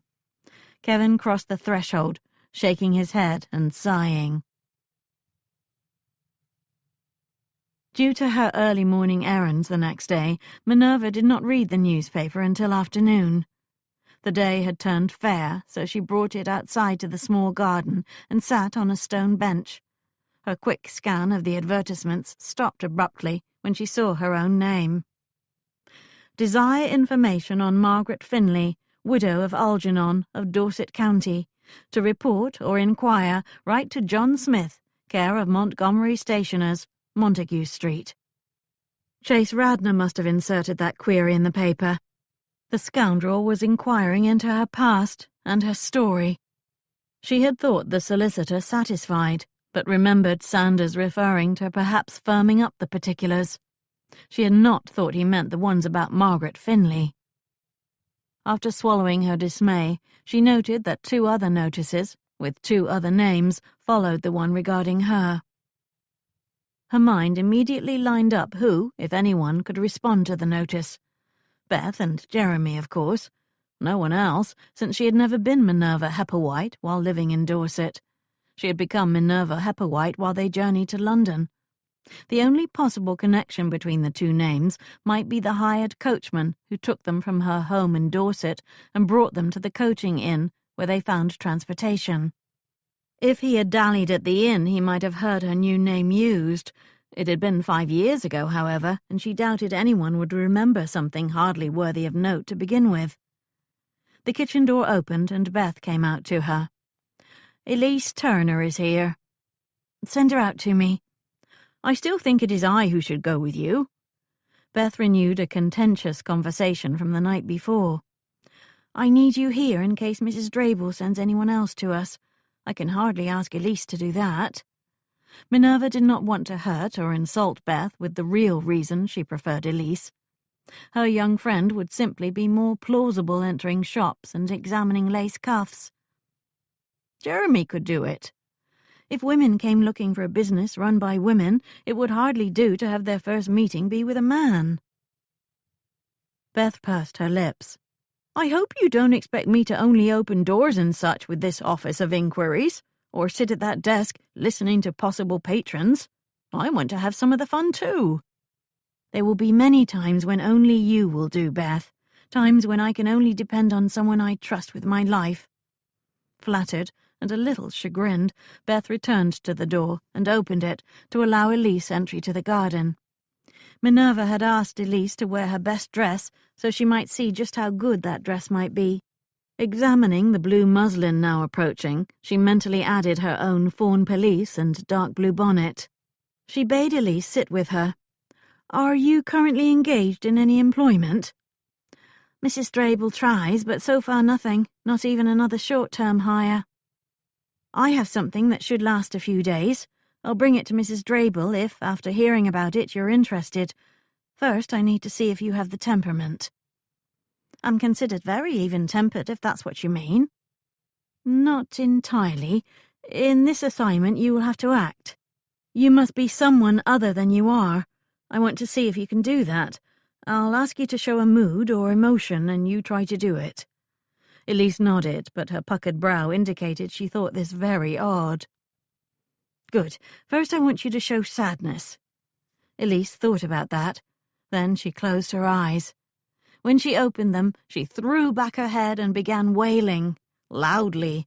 Her moans and cries rang through the garden. Minerva veered back, startled. Beth threw open the kitchen door.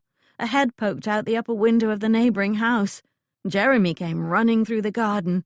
Elise continued wailing so loud the whole street must have heard. Minerva half expected the girl to tear her hair and rend her clothing.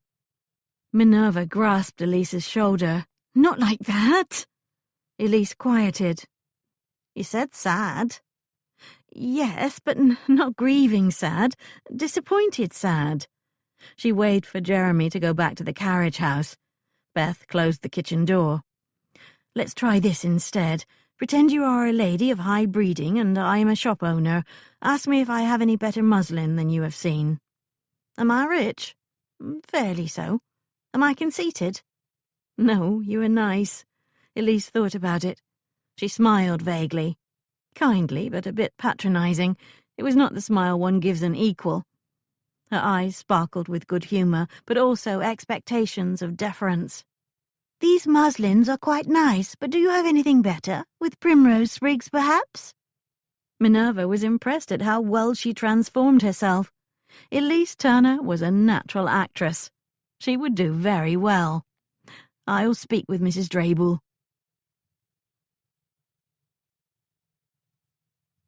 Chapter 11. Chase dismounted in front of the inn. Beside him, Nicholas did the same.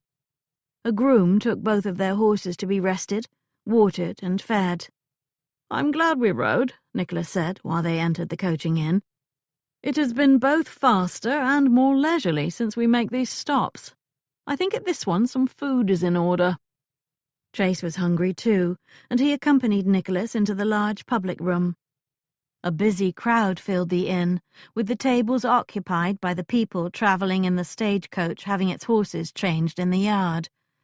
Nicholas led the way over to a counter where the publican dispensed beer. "They should leave soon. I don't mind standing a while." A couple of hours on a horse, and his body begged for some stretching. They bought pints and lounged against the counter while they watched the quick movements and quicker eating of the patrons. "I called at the Home Office," Nicholas said. "I asked Peel what theories were being considered about Uncle's fall. I received much attention and deference, but no information. Perhaps they're not looking into it at all. While we're at Melton Park, I'll take a better look at that parapet. My examination after the funeral was necessarily quick and cursory, but perhaps more can be determined." "You do that, but he went up there regularly.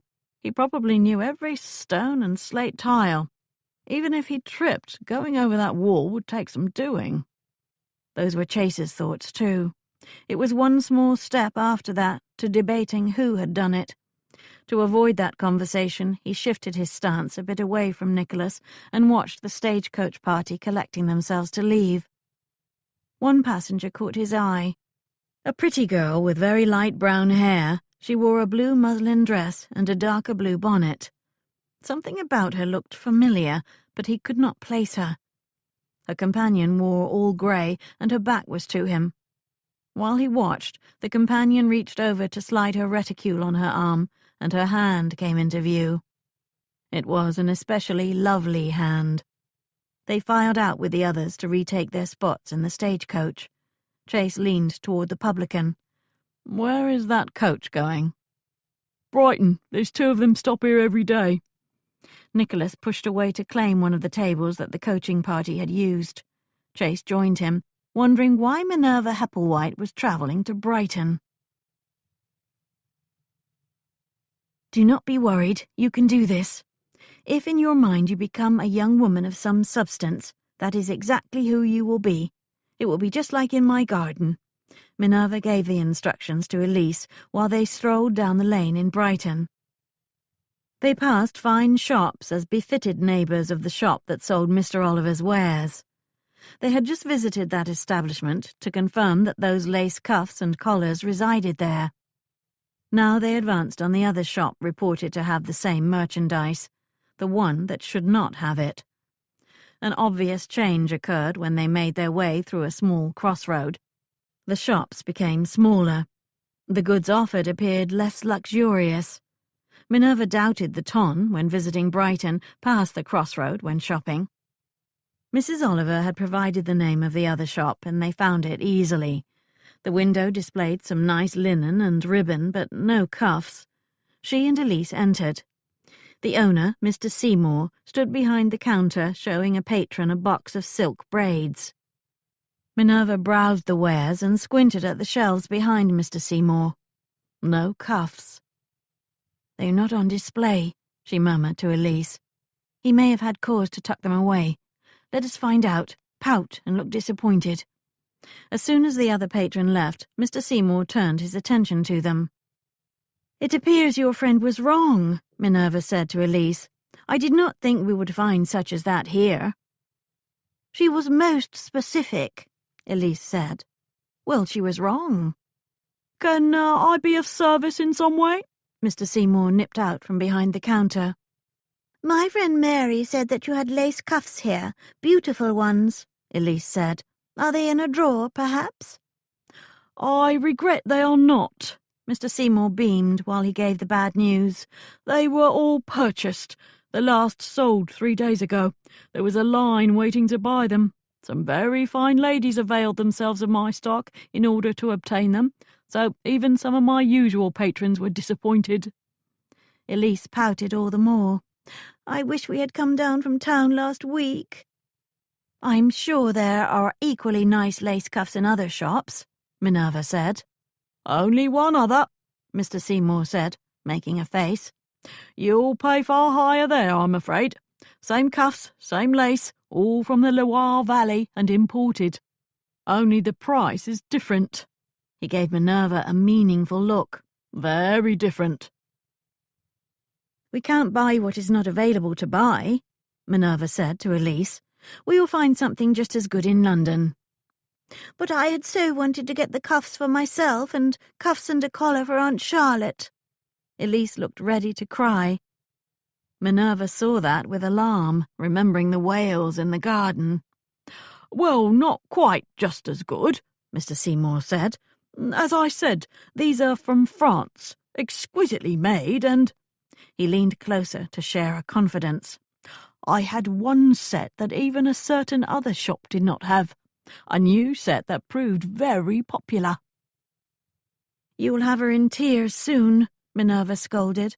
"My own disappointment I can accept, but you know how young women can be." "Your own disappointment? Did you intend to purchase some as well? We're talking about 3 sets?" Minerva shrugged. "If the new ones are as good as you say, I think it would be 4 or 5. Unfortunately, you do not have them, and we leave for town tomorrow." Mr. Seymour chewed his lower lip. "The man who brings them to me is expected this afternoon. I should have more tomorrow if you can—" As if distracted, Minerva fingered some gloves on a table next to where they stood. "We leave soon after breakfast, I'm afraid." More chewing. "Could you, if you came by this evening, say at 6 o'clock, I think I would have what you want by then." Elise brightened. "Oh, could we?" she begged Minerva. "We would be back well before dinner, and surely Lady Talbot would give us use of the carriage again." Minerva chewed her own lower lip. 6 o'clock, you say? "I am confident I will have all that you want then." "I suppose so. I hope this lace is as wonderful as you say, since this will be a lot of trouble." "You will think it's some of the best lace you have seen." Minerva nodded at Elise, who grinned and clapped her hands. With the appointment arranged, she and Elise left the shop. "We will return at 5:30 and hope that we see that agent here." She looked over at Elise, who had played her role very well. "Lady Talbot." He seemed impressed with the way the lace had brought him finer patrons. I think he would wait all evening for our return now. We've both come up in the world. I suppose now I will have to hire a carriage too, since you said we would arrive in one. You probably should. Are you enjoying this assignment, Elise? Oh, yes, very much. Thank you.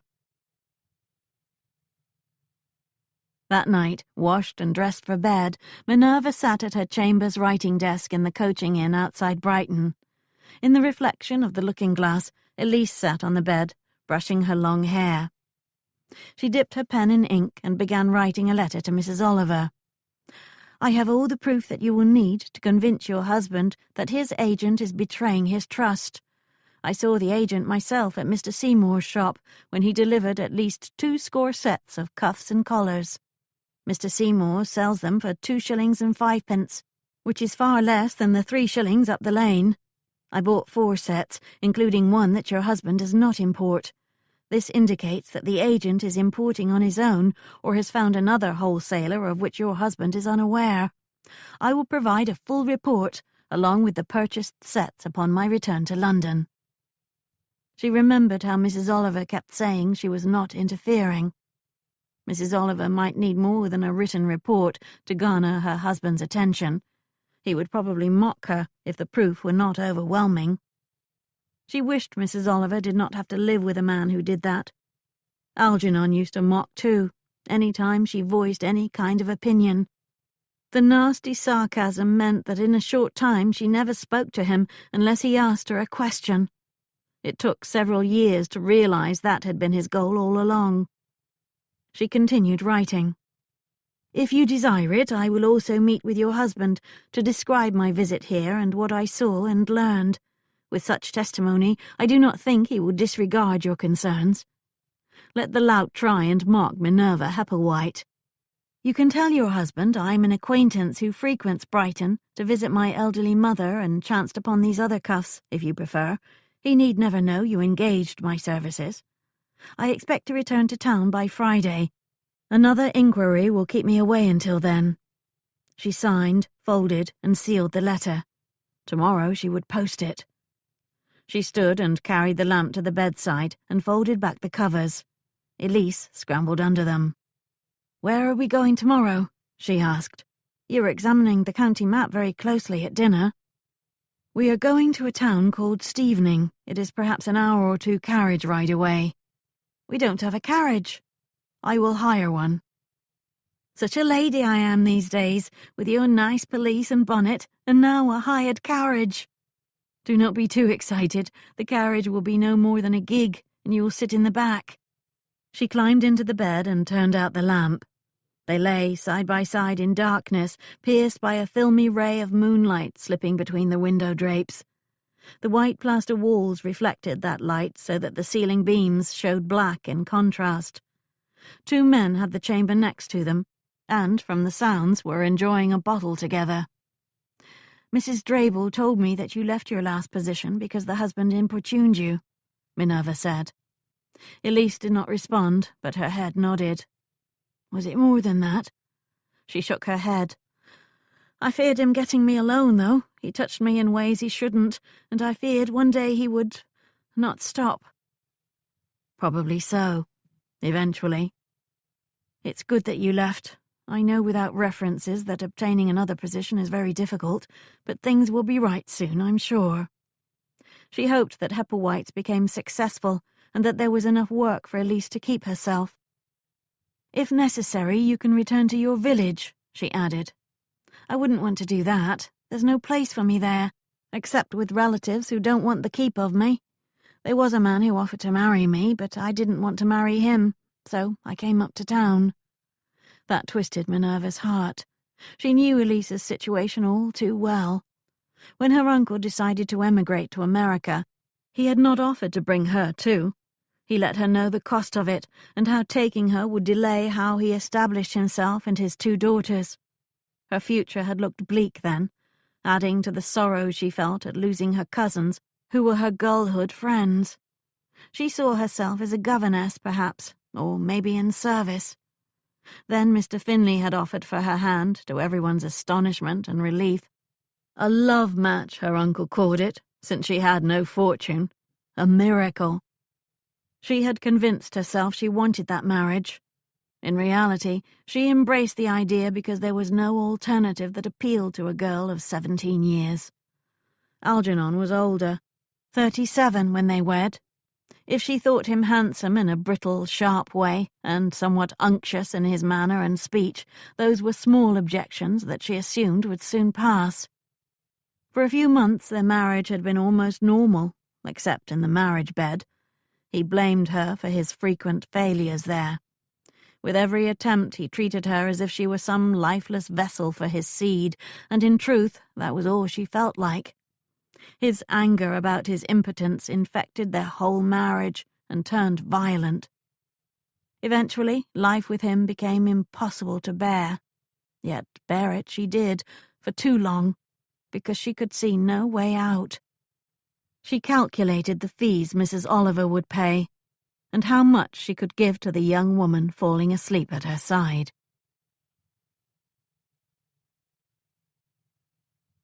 Chapter 12.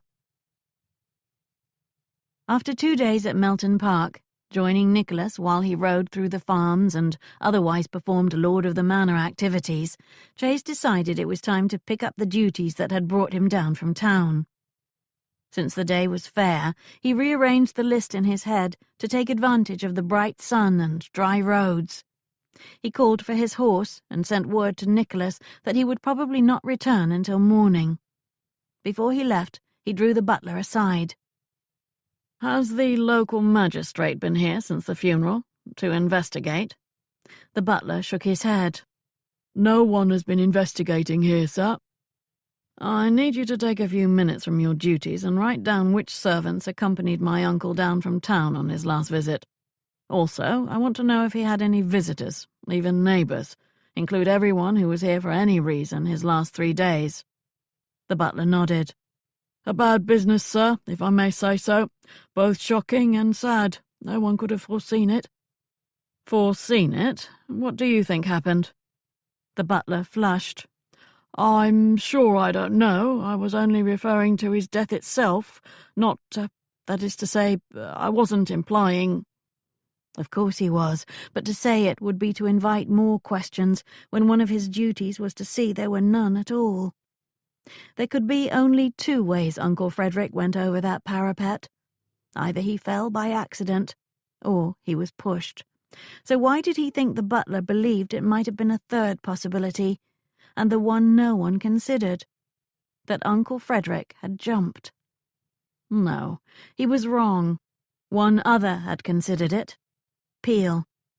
"A conclusion that casts aspersions on your uncle's good name." He had not paid much attention to that vague allusion, but he now realized just what Peel probably meant. It took him half an hour just to ride to the border of the estate, and another to reach the nearest village. His destination lay beyond that, so he passed through the town down its main lane. While he circled the churchyard, he noticed some colour amidst the plantings. A spot of dark blue bobbed in and out behind the branches of the shrubbery. He paused his horse and waited for the blue to become more visible, but instead it disappeared.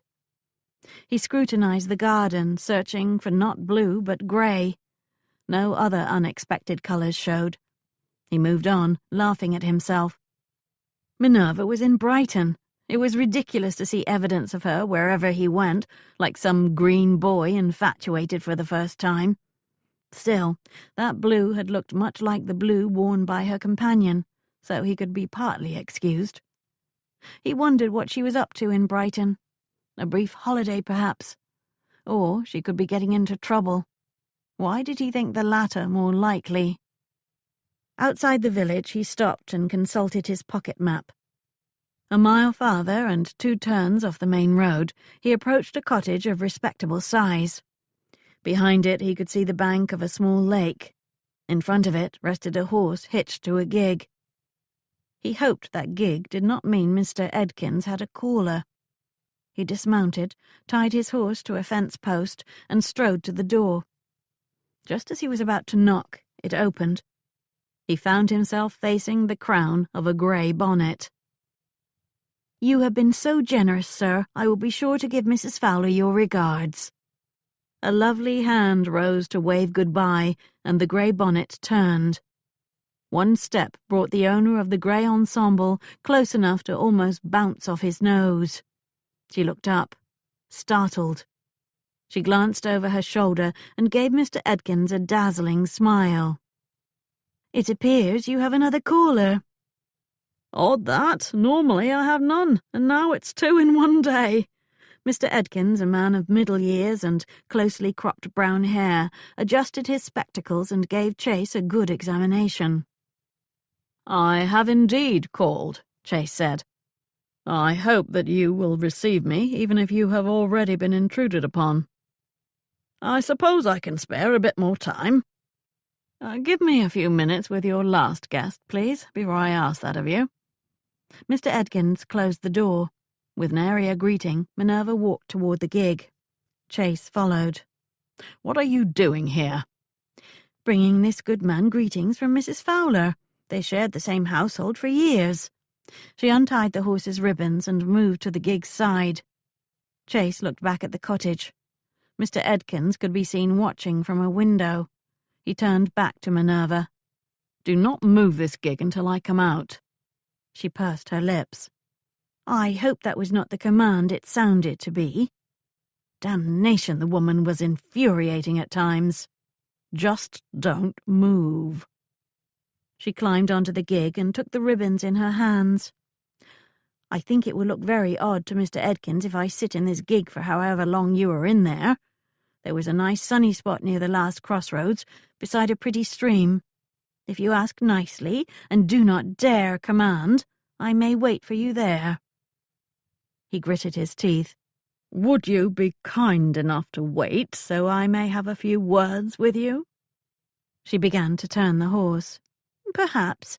Now you should attend to Mr. Edkins. He intends to go fishing soon."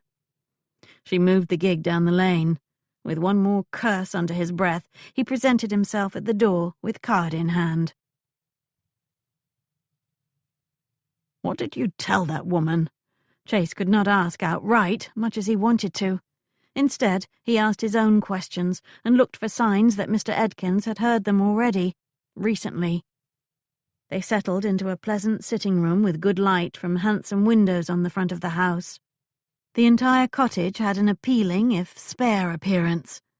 This chamber held good proportions and a distinctive, carved mantel on the fireplace. The furniture, such as it held, showed quality. Mr. Edkins had spent wisely and well, and not been especially frugal. Of course, with the pension he received in the will, he did not have to stint. The man was younger than Uncle Frederick had been, perhaps 50 years old. The large pension he received had surprised the solicitor and angered the family. "He's another 15 years of service in him before a settlement like that," Dolores had complained. Uncle Frederick had thought differently, and now Mr. Edkins lived like a gentleman on a nice spot of land on a lake. "I picked this cottage because I can fish whenever I want to." Mr. Edkins waxed eloquent about his property when Chase complimented him on it. "Never could all those years. Missed it. Now I go out there whenever I fancy." His thumb jabbed toward the back of the house. "I'm glad my uncle afforded you that ability," Chase said. "Have you had much contact with his family or the servants from the houses?" Edkins shook his head. "It's an odd thing, hard to explain. When it's over, it's over. The people that filled your days, the family, are employers, and the other servants are like other monks in their cells, labouring in the monastery beside you." He grinned at the analogy. "The friendships are all very formal. I would have expected the longest-serving of you to remain in contact, letters and such. I've sent a few and received a few. It was all so sudden and recent, wasn't it? I expect in a few years we will write when something of interest leads us to." Chase resettled himself in the upholstered chair. "I have come to ask you some questions. I hope that you will share some information with me." Did he imagine that Mr. Edkins glanced to the window and out to the yard where Minerva had so recently been? Has anyone else already quizzed you about that night? Chase asked. Damnation, what did you tell that woman? There was a man at the house soon after his Grace died, before I left. He came for only a day and asked questions of many of us. The magistrate? I think so. I was so in shock that I did not much pay attention to his name and such. I didn't care for his manner with us. He didn't ask questions so much as bark them, if you understand me. Did you answer his questions? Mr. Edkins assumed the bland expression that all servants knew how to wear. Of course, such as they were. He wanted to know what I knew about my master's death. The answer was nothing at all. I was asleep at the time. He also wanted to know my master's movements that day. I told him what I knew for certain because I had seen it. When he rose from bed, when he went below. I did not think it wise to report what I was told he would do, such as ride out or such as that. If I did not witness it, I did not tell this man it had happened. Wise of you. What you heard would happen or did happen may not have happened, and including that could complicate the information. Thank you, sir. Although I confess that I did it out of pique at this man's manner, I admit that my goal was to give him as little as required. Chase stood. Will you show me the lake? If you want to fish, you can. My questions will not take long, but they may be more specific than the magistrate's. Mr. Edkins led the way through the house. He removed a rod and some equipment from a tall holder near the garden door. Together they exited the garden through a back portal and walked the 50 feet to the lake. Edkins set about preparing his rod, while Chase took in the peaceful scene. The valet cast his line. Chase sat on a large tree stump.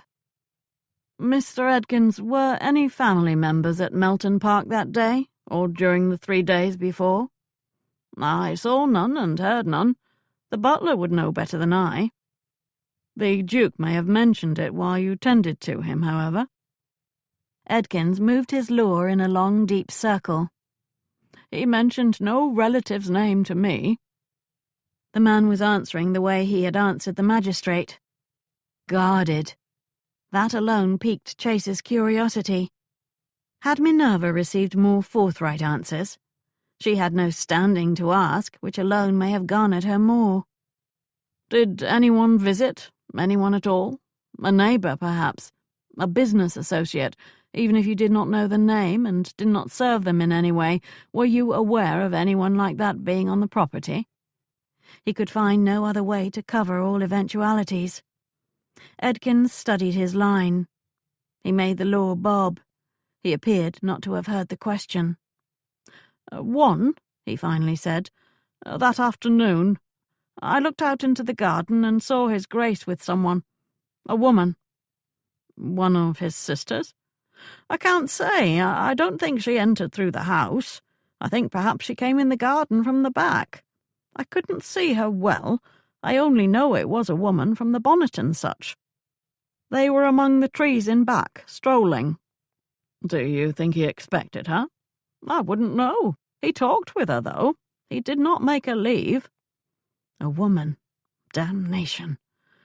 Have you ever seen someone who you think was this woman, in London, for example? He added the last to appease his conscience that he was not really asking if Edkins had seen that woman a half an hour ago in his own sitting-room. I can't say that I have, sir. That was not the same thing as saying he hadn't. That evening after dinner, did the Duke return to his chambers? Did you serve him? No, I was in the dressing-room dozing, as was my habit. He came up very late most nights. I rarely prepared him for sleep before midnight. Then suddenly it was morning and he'd never come. We soon knew why. Sadness flexed his expression. He squinted behind the spectacles. What do you think happened? I think he fell. It's not safe up there. That wall would not protect him much if he slipped. I don't know why he went up there at night like that, with it so dangerous. He went because up there at night nothing existed except him and the vast night sky. Uncle Frederick had not been an especially spiritual man, except for his habit of taking walks under the stars. Chase could think of nothing else to ask for now, He stood to take his leave. Just then the line tensed and dipped down. With a big smile, Edkins began pulling in his catch. "It will be a small one," he said. "Small lake means small fish, but I don't need much for my supper." "I will leave you to it. I'll see my way out. Thank you for seeing me." He let himself into the garden and strode to its front portal. A woman had visited the Duke on the day he died. Hell. Minerva let the horse eat grass while she sat on a felled log and watched the stream bubble past her. In spring, this spot would be lovely, with wildflowers making broad ribbons of colour. Now some yellow and orange felled leaves kept the growth from being only barren branches. She heard the horse coming toward her. She probably should not have stayed the way Chase had demanded. She would not have either, except she hoped to discover if he learned more than she did, or even quite as much. Mr. Edkins had not been very forthcoming, but then her questions hardly were pointed enough to get good answers. Unlike Chase, who probably announced he was conducting inquiries, she had used her friendship with Mrs. Fowler the cook as a pretext for her call.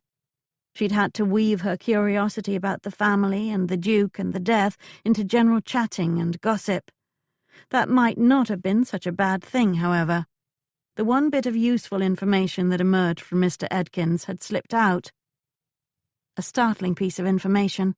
She debated whether to share it with Chase. The horse stopped near her gig. Chase dismounted and tied the reins to the back of the conveyance.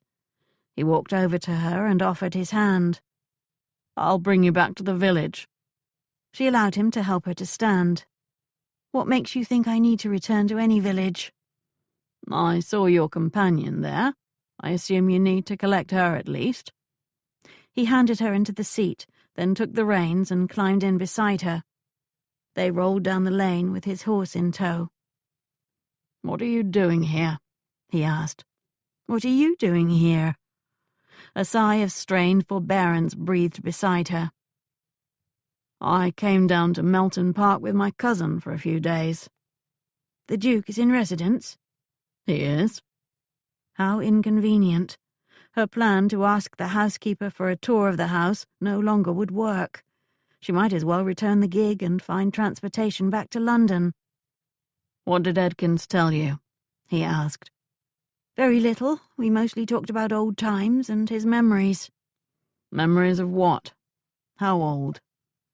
"Fairly old. Mrs. Fowler and his master. He admired the last Duke an inordinate amount, seeing as how as valet he would see him in very human terms, what with bathing and such. He told me the man was a genius. That was the word he used. Eccentric, quite odd at times, but a genius who did not suffer fools gladly, and most men in comparison were fools." "My uncle was very kind about that. Fools rarely knew he thought them as such. Did he talk about my uncle's businesses?" "In a general way. I'm not sure Mr. Edkins understood what they were. Inventions, he said. Financial things. Buildings. Shipping. He mentioned that there could be arguments over all of that. Some of the other investors could become demanding." She did not mention the specific example he had used. "One of those business partners may well have had cause to want to see him gone. If one had cheated, for example. I'll be looking into that." "When you get to it on the list, you mean?" If business partners needed investigating, she would be at a disadvantage, since she did not even know what businesses the Duke had invested in. She didn't think it was one of those business associates, however. Not exactly. He drove the gig faster than she ever did, so they approached the village soon. He slowed it when the roofs came into view. "Are you staying at the inn here?" "Only one night. We'll leave this afternoon." "Yet you surely intended to do more than chat with the Duke's old valet. I expect you had some plan for gaining entry to Melton Park." "Why would I want to do that?" "That was not your plan? You came all this way only to carry the cook's well wishes to Edkins. You're a good soul." "Thank you, I try to be. Although I hear Melton Park has a grand house, and wondered if the housekeeper ever gives little tours when the family's not in residence." The gig rolled for at most a 10 count. "I can get you in, of course," he said. "As my guest. Your companion, too." "I expect it's worth seeing, being such an important house." "I did not know you had an interest in architecture. If so, you really must see it. Why don't you stay there tonight? We can examine that parapet together. It is of great architectural uniqueness." She turned to see if he was serious. "How will you explain who I am to your cousin?" He thought about that while the gig entered the main lane of the village. "I will tell him that you are one of my agents who aids me in inquiries on occasion." "Your employee, in other words. I would prefer if you told him I am a partner on occasion, a woman who conducts her own inquiries, but who partners with you when you require help." "I'm not going to say that I need help, least of all from you. If we do this at all, you are an occasional employee, or you are not coming." "If you are going to be so prideful, I will do it that way. It might be best. As a partner, I might have to eat with you and the Duke and be bored. As an employee, I can eat with the servants and actually learn something." "As my employee, you must inform me of anything you learn." "Are you going to pay my fees? If not, I am not an employee. We're only pretending." He thought about that. "If your fees are reasonable." £20. £20? A day. He laughed. "No one is going to pay a woman that much for anything." "Is it too much? Oh, dear. I should have learned the expected amount, I suppose. What are your fees?" He didn't answer. Not £20, apparently. "It might be best if we left it at pretending," she said. "I will inform you of anything I think you need to know." That was not what he had demanded. "We will need a name for you. It would be best if you're not known to my cousin as a legatee just yet." "I will be Mrs. Rupert. That will be easy for all of us to remember, since I live on that street. Ah, there's Elise in front of the church, waiting for my return. I'll keep her from being with others, lest she give away the ruse." They collected Minerva's friend, Miss Turner, from the churchyard, and their baggage from the small inn. Chase hired a man to return the gig to its owner, then hired a carriage to take them all to Melton Park.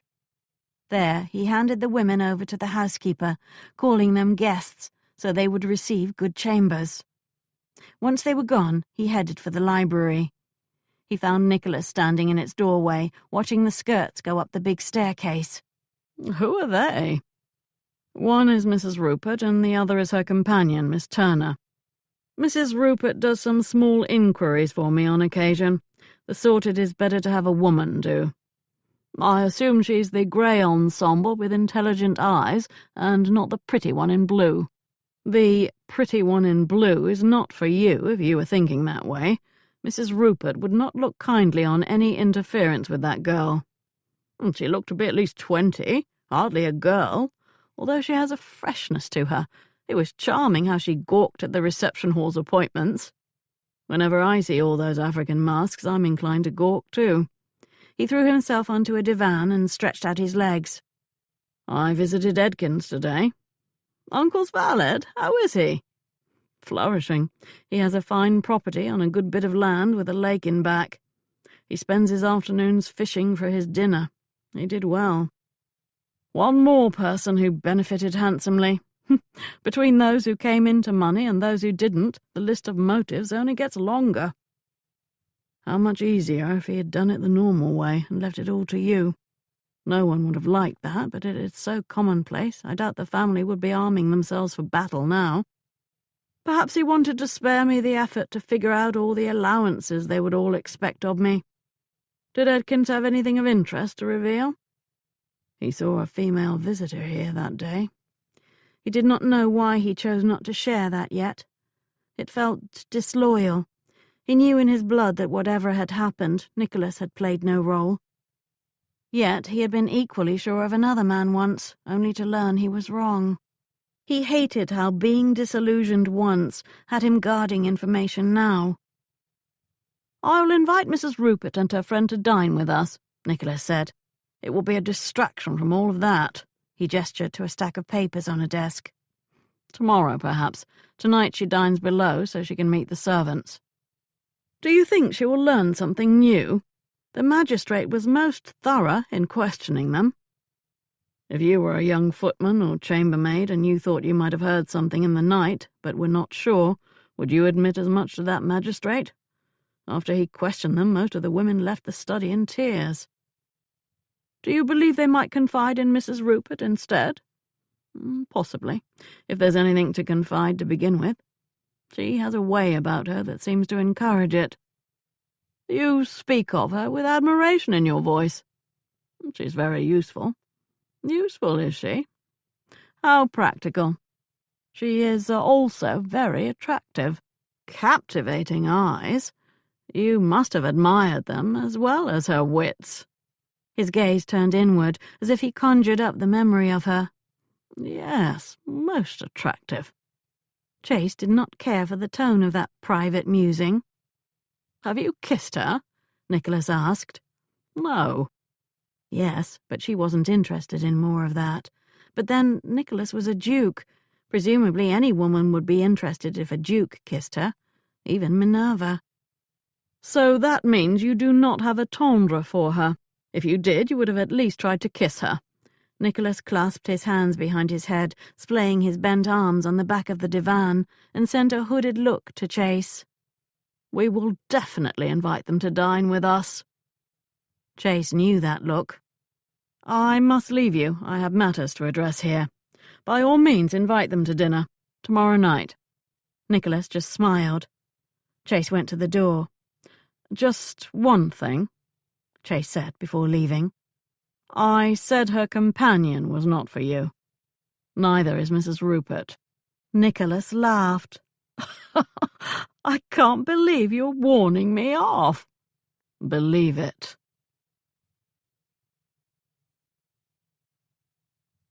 Chapter 13. Minerva tried not to gawk the way Elise did, but it proved difficult. Algernon had been well-to-do, even wealthy by most standards, but dukes lived a different existence from what that old life had experienced.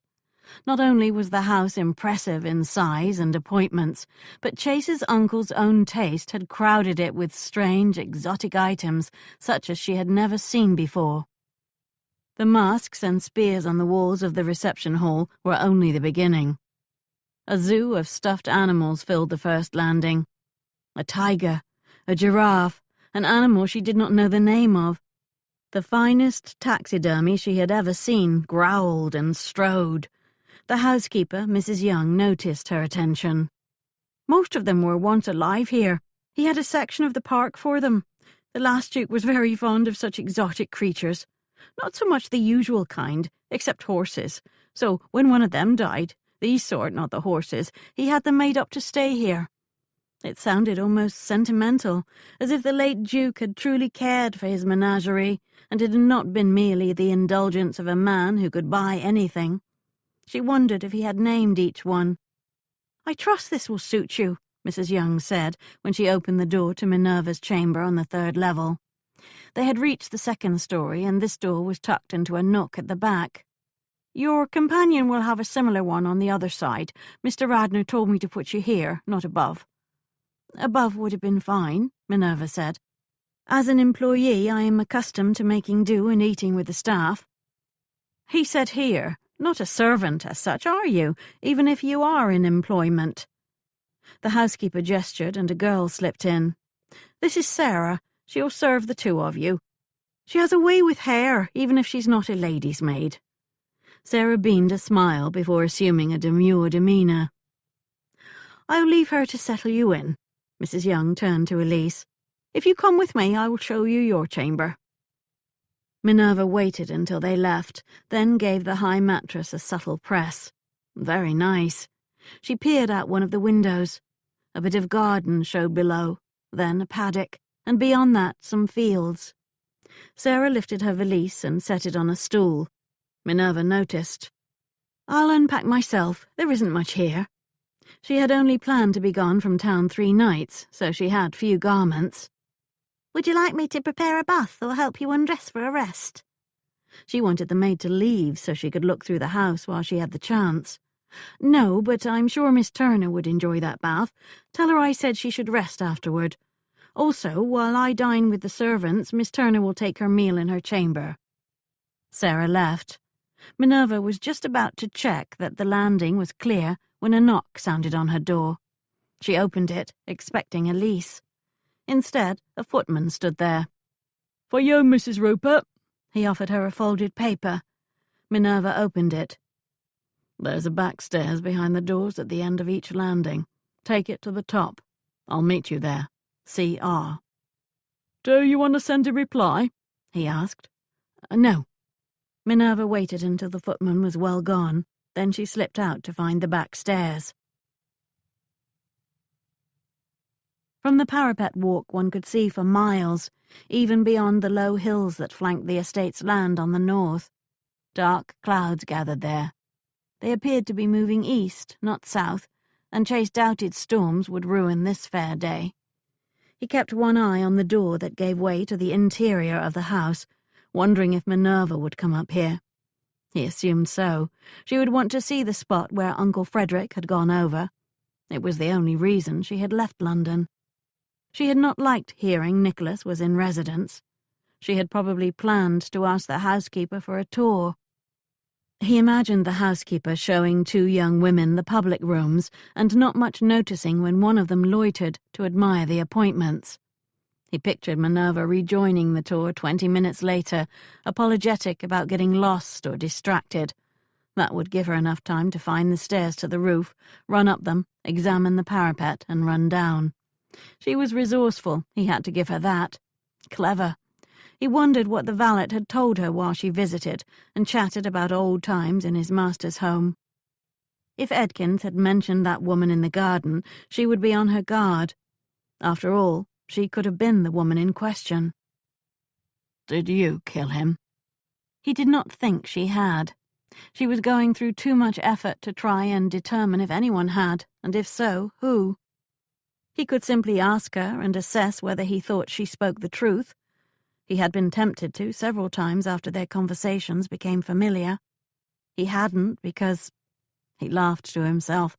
He hadn't because if he did, she might speak lies that he was only too willing to believe. That was what wanting a woman does to a man. So he was left to his own judgment. If he did not want her, he would trust it more. He would not suspect he found excuses for her or put too much faith in his intuition and instincts, his inner sense, as she called it, instead of hard facts. Any investigator became worthless when feelings trumped information. "Did you kill him?" He all but heard his uncle's voice that day 7 years ago, up here behind this parapet, while they looked down on the land and discussed some new investment the Duke had made. Right in the middle of a small pause, as if it were part of the conversation, the question had come.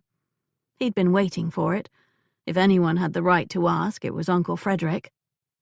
No, not exactly, but also, yes. There had been no choice but to explain it then. He found some relief in doing so. Perhaps his uncle had known he would. "It took me a long time to find the door to the staircase. It is well hidden." The voice sounded right by his shoulder, pulling him out of the reverie. He had not even heard Minerva arrive. Behind her, the door to the stairs stood open now. "Where did it happen?" He propped an elbow on the parapet and looked at her. She still wore her grey ensemble. It did not flatter her, but it didn't hurt her either. If anything, its lack of colour and decoration allowed her own presence to dominate. Instead of noticing some bright hue or embroidery, the only thing to admire was the woman herself. He allowed himself a moment to do so, watching her dark eyes light with interest while she gazed out over the land below and beyond, distracted now from the mission that had brought her up here. "What makes you think I invited you up to see where it happened?" She tore her attention away from the vista. "There could be no other reason, and you did say you would get me in."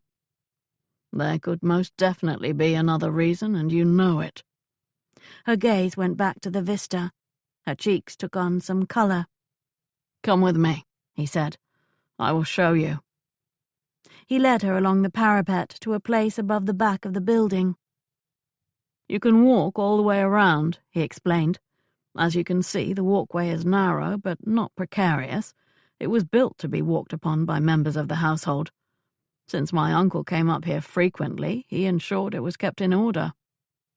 "There are even these benches here for viewing. That must be pleasant on a summer night." "At parties, young gentlemen often invite young ladies up here for that purpose, and others." "It appears secure and well maintained. I do not feel in danger of tripping over loose stones. Was the weather wet that night?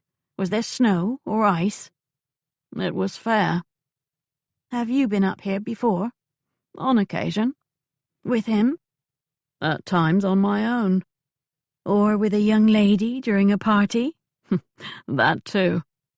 He stopped. Someone had painted a thick line on the parapet wall above where the body had lain. Probably the magistrate.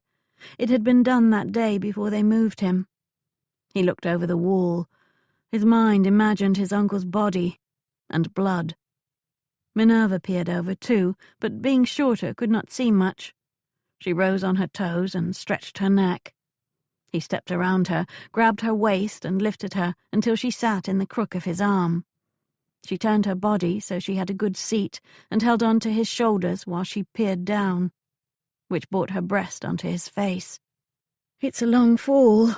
She veered back as if noticing her own vulnerability, or perhaps the position of her breast. "You can put me down now." He did so. She smoothed her skirt, then stepped away from the wall and gave him a good look. "Was he as tall as you?" "Almost." "That wall is far less protective of someone your height than it is of a person like me. I'm very secure behind it, but while it ends at my chest, it ends at your waist. It's a critical difference." She frowned. "I don't suppose I could entice you to see if it would be possible for you to fall over." "Entice me how?" "Excuse me?" "You said entice me. I'm curious how you would do that." "With reminders that you want to know as much as I do." "Oh, how boring." He turned to the wall, pressed against it, and tested his balance.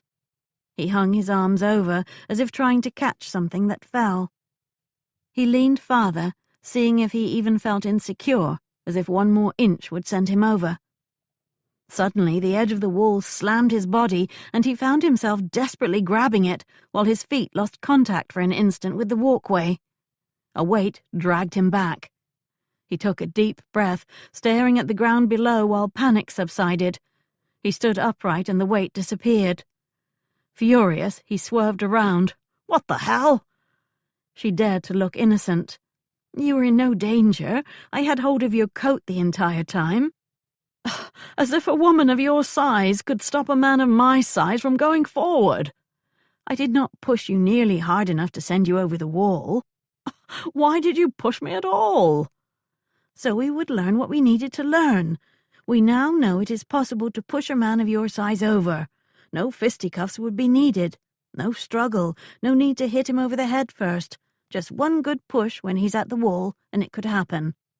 Oh, it might require a bit more help, but a push alone would move his weight forward enough to unbalance him and make it possible." "You could have informed me of your experiment first, damn it." "We also know," she continued as if she did not notice his anger, "that a woman alone could probably manage it. I say probably because if I had really wanted you to fall over, I think I would have had to help more, and I don't think I would be big enough. A woman with more weight and height and strength than I have, however." She just let that hang there. "You had no idea whether your little push might be more effective than you supposed.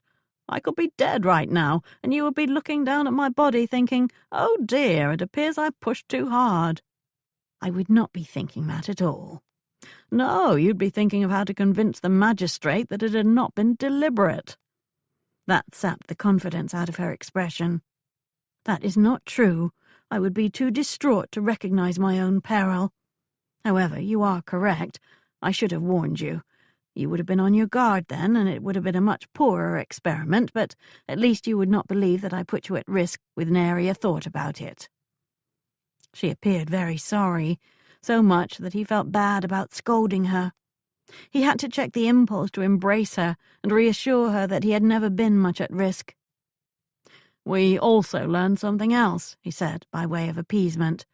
"We know that it is most unlikely that he could go over without that push. There's no chance that he tripped, say, and lost his balance and plunged over." No chance at all, it seems to me. In other words, the Duke's death had not been an accident. She walked away from the spot, taking the long way in so she would navigate the entire roof before returning to the door. He trailed right behind her. She felt him there, still angry, but not as much now. She stopped on the front of the house. The prospect was magnificent.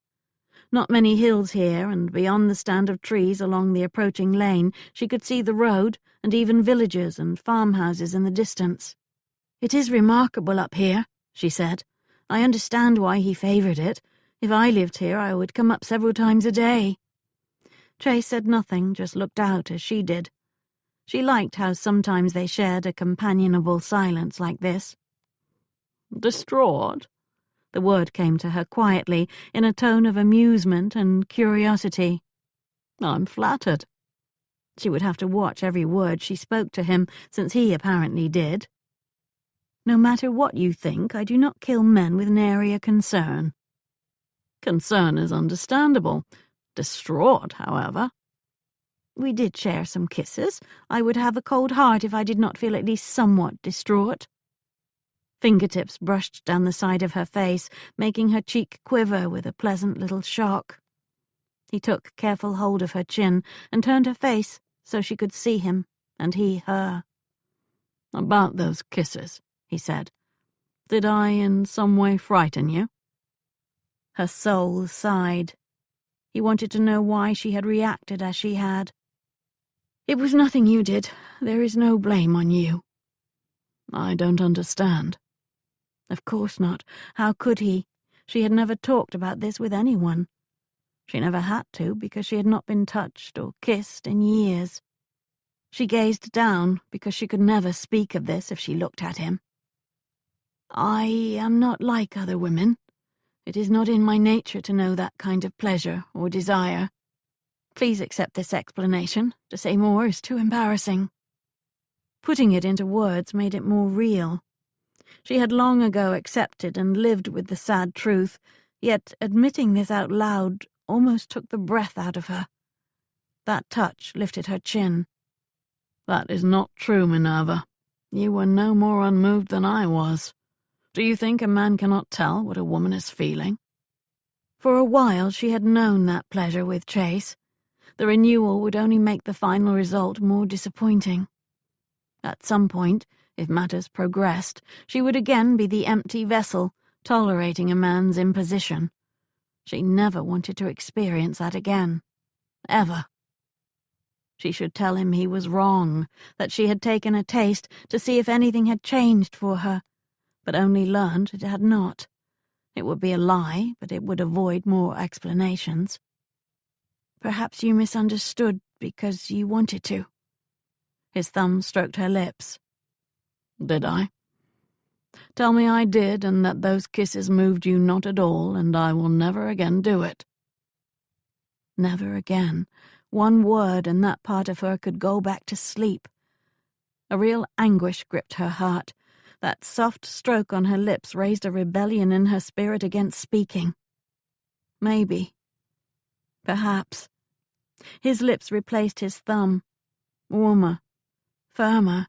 She closed her eyes and tried not to hope too much. Wonderful how the sensations absorbed one, so there soon were no thoughts or fears. The pleasure was too physical and the intimacy too spiritual to allow for distracting worries.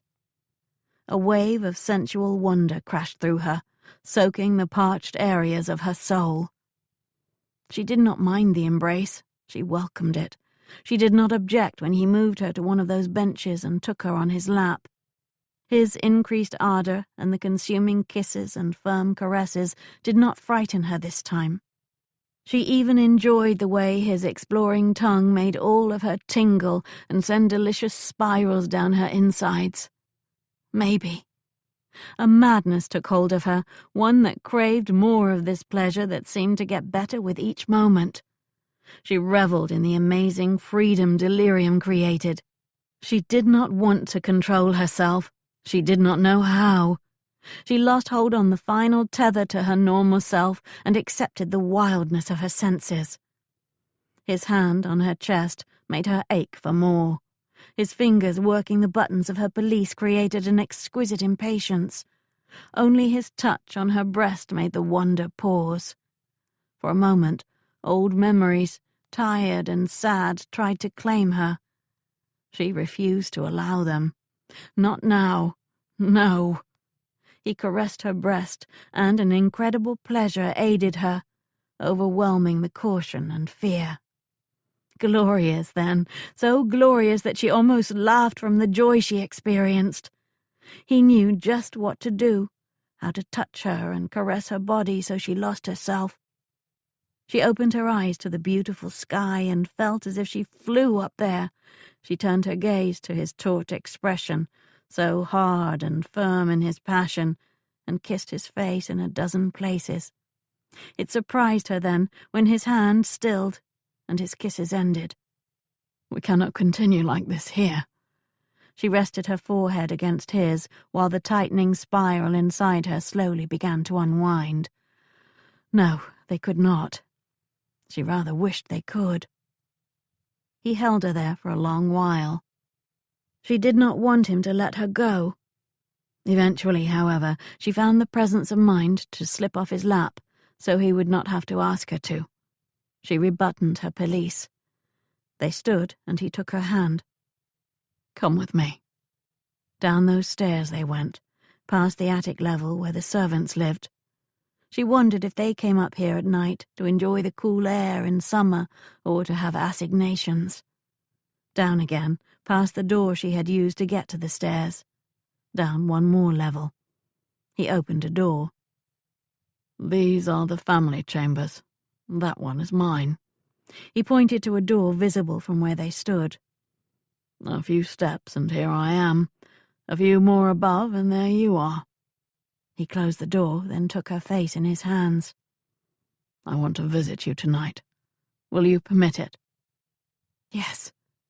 Right now, with the pleasure still echoing in her, she would have agreed to anything. At 10 o'clock, then. Be sure your maid is gone. He brought her back up the stairs. At the door to her own level, he kissed her deeply, then turned to retrace his steps.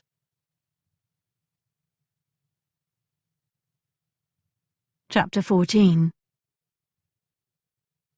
A most unfortunate accident. Mrs. Young kept saying that whenever Minerva raised the matter of the Duke's death. It proved effective in ending the topic for a spell, until she raised it yet again. Between failed attempts, she chatted about the grounds, the manor building, and other simple topics. It kept her from thinking about tonight. The sensual stupor had passed over an hour ago, leaving her to question whether she should have encouraged him. Could she do this? Should she? The usual cautions about pregnancy and heartbreak did not occupy her mind. What did was the chance for horrible disappointment in herself. Her own failings might be overcome by courage alone. The man she had chosen for this initiation was the bigger question. Even now, sitting at this dinner, she had to force her mind not to dwell on the questionable wisdom of taking such a step, with him of all men. The housekeeper's quelling look at the other servants sent them back to their dinners. Silence reigned. Minerva was losing her patience, so much for trying to glean information through casual chatting. More directness would be required. No one is sure it was an accident. How likely is that? The walkway up there is wide enough and in good condition. The wall is high enough. The weather was fair. The Duke was familiar with that roof walk and not going to do something stupid that would make him fall. Big eyes turned on her, shocked that she pursued the subject. "We don't speak of it," Mrs. Young said sharply. "Perhaps you should. Eventually there will be those who demand you do. I'm sure the new Duke would want you to cooperate with them." "We were all in bed," Sarah said. "Were you all asleep? Did no one hear anything? Your chambers are right below that parapet. Whose are on that side of the building?" More determined eating. She looked at them in turn. One red-faced blonde girl finally raised her hand. "Mine is. Joan and I are right there." Joan, a dark-haired woman, barely paused in her meal. "I was asleep, as was you." "That's true, Mrs. Rupert. I was asleep too. I heard nothing until there was all the noise in the morning down there. I looked out and—" Her eyes teared. "That is enough, Susan." The housekeeper speared Minerva with a glare. "We do not talk about it. You can see how it upsets the servants. I will thank you to show some respect for the dead and not insist on treating this tragedy as a bit of common gossip." Minerva gave up and spooned into her stew. Meal finished and duties calling, the servants rose to leave. Minerva joined them. While bodies grouped and jostled, a subtle tap touched her arm. Beside her, Joan averted her eyes but gestured toward the storeroom. Both of them lagged behind the others. With Mrs. Young gone and the kitchen empty of all but the cook and her helpers, Joan nipped into the storeroom. Minerva followed and shut the door. "I wasn't asleep, like I said," Joan whispered. "Did you hear something? An argument or altercation?" "Not that, but maybe I heard something. I may have seen something too." She licked her lips. "I've been walking out with one of the footmen, and sometimes we go up there when it's dark. To talk." Minerva nodded encouragingly. "Everyone knows the Duke was fond of doing so too. So we go much later than he would. Only this night we were up there, talking, and I thought I heard someone else around the corner over my chamber, like a groan, then steps. I told my friend he should finish what he was, saying, so we were going back to the stairs, and when we were about to turn the corner, the shadows moved there, like the door opened and closed. We waited a good while before slipping back down ourselves." "Do you know the time of this?" "We agreed to meet up there at midnight, and we had talked for a spell. I expect since you had broken house rules you did not tell the magistrate any of this." "Not just that. I can't swear to it, can I? A sound I barely heard, and my friend did not, then what looked like someone may be going to the stairs. The magistrate kept asking if any of us were up there that night, and I was scared if I said I was that he would think. He was talking like he wanted to say one of us had done this. I worried that my friend would be accused and hanged on nothing more than what maybe I heard and saw." It was an understandable fear, one Minerva sympathized with. Didn't she herself worry that she would make a convenient person to accuse if her history were known? Joan reached for the door latch. "Everyone says it was an accident. None of us think it was, but we all pretend it happened that way. I'm telling you this because you are the first to say maybe it wasn't. But I can't swear to any of it. I'll not repeat this even if you ask me to." "You may have to someday, but for now I will not ask you to. I thank you for confiding in me, however." Minerva pulled her little watch out of her pocket. 8 o'clock. In 2 hours she would see Chase and could tell him about this, without naming Joan. Only he wasn't coming to her chamber to talk about the Duke's death, was he? A mixture of excitement and foreboding gripped her stomach whenever she allowed herself to think of that assignation. She made her way up to her chamber, with little else on her mind. Chase bided his time in the library with Nicholas, but the back of his mind ticked away the minutes. They had ridden out in late afternoon and hence eaten late. Now they sprawled on divans and drank port. "I think you're right. I need a better land steward." Nicholas spoke like a man reviewing thoughts on which his mind dwelled often. "Surely I can find one who will not press me to enclose. Or, if we must, have the imagination to find a way to do that without displacing too many families." "Why not speak with Brentworth? His family's handling of it is often admired by the more generous among us." Nicholas accepted that and drank more port. He looked to the ceiling and the invisible beyond. "Did you go up there today?" "I did." He would have to tell his cousin eventually. "I'm convinced it was not an accident." "Convinced?" I ran an experiment to see how hard it would be to push someone of his size over. If a person were determined and waited for the right moment, it would not be difficult at all. What kind of experiment? I used my own body. Risky? I'm not sure I approve. It's the sort of thing those who conduct inquiries sometimes have to do. How did you manage it? Pretend you were pushed and allow physics to take its course? You might have gone over. I'm sure now that I do not approve. I was never in danger. I had help. Someone held on to my coat to counterbalance the forward movement. Did you drag a footman up there? He might have done it wrong. Not a footman. Mrs. Rupert aided me. She pushed me herself, damn it. He glanced to the clock on the table. 15 minutes past 9. Any residual annoyance he felt about the experiment disappeared, while his anticipation rose several notches. You trusted a woman's strength? That was not risky, it was reckless. You must promise me that you will never try anything like that again without having me present. There'll be no need to repeat the exercise. As I said, I'm convinced it was possible. He would have to be caught unawares, though. If he saw it coming, it would never work. I suppose anyone in the house could have done it. Or anyone who entered the house unseen. The family has not been removed from the list. How hard would it be to slip in? He would have to check tomorrow. Not tonight. 25 past 9. Nicholas downed the rest of his port, then sank low in the divan's cushions. Hell of a thing. I look around this house, amazed it's mine. I assumed he would eventually remarry and sire his heir. Everyone did. The reason you inherited still weighs on you. With time, I'll long for simply being a man about town without all these obligations and responsibilities. I will miss attending balls where no one takes my expectations too seriously and I can flirt with women without having them calculating the riches that marriage will bring them. You can still do that. You just have to pick different women. Married ones, you mean, or courtesans? Or ones who know you will never marry them.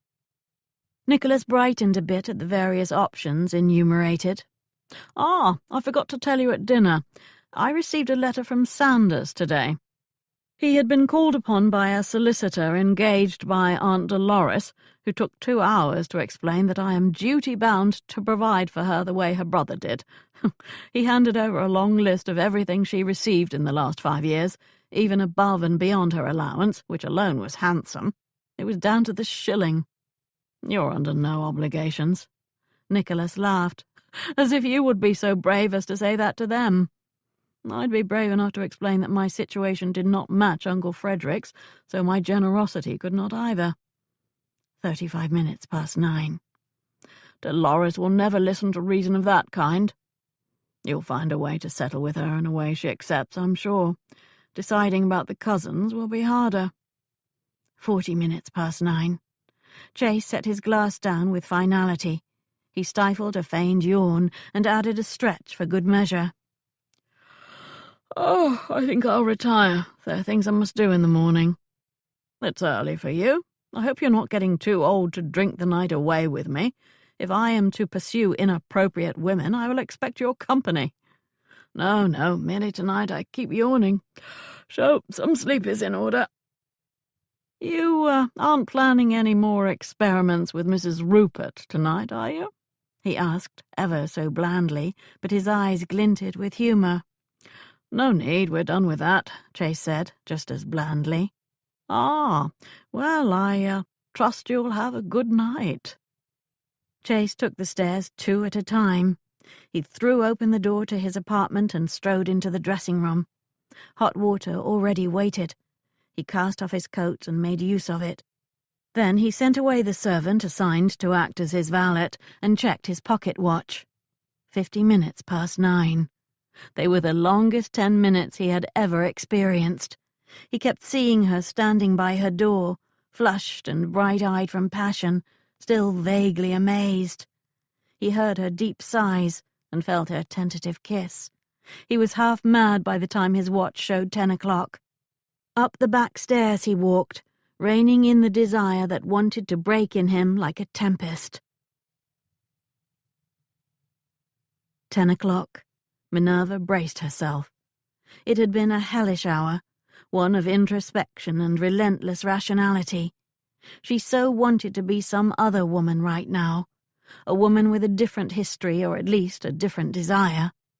Was there anything more cruel than to want something after years of not wanting, and to know you cannot have it?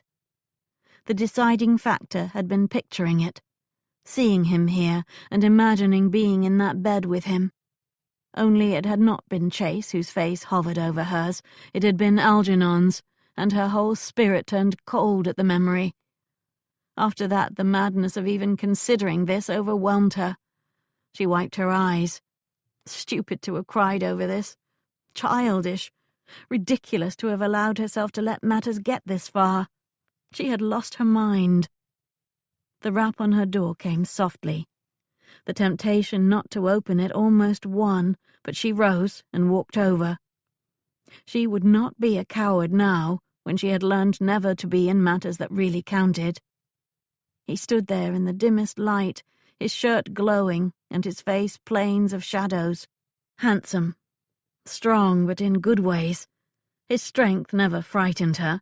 He never used it the wrong way.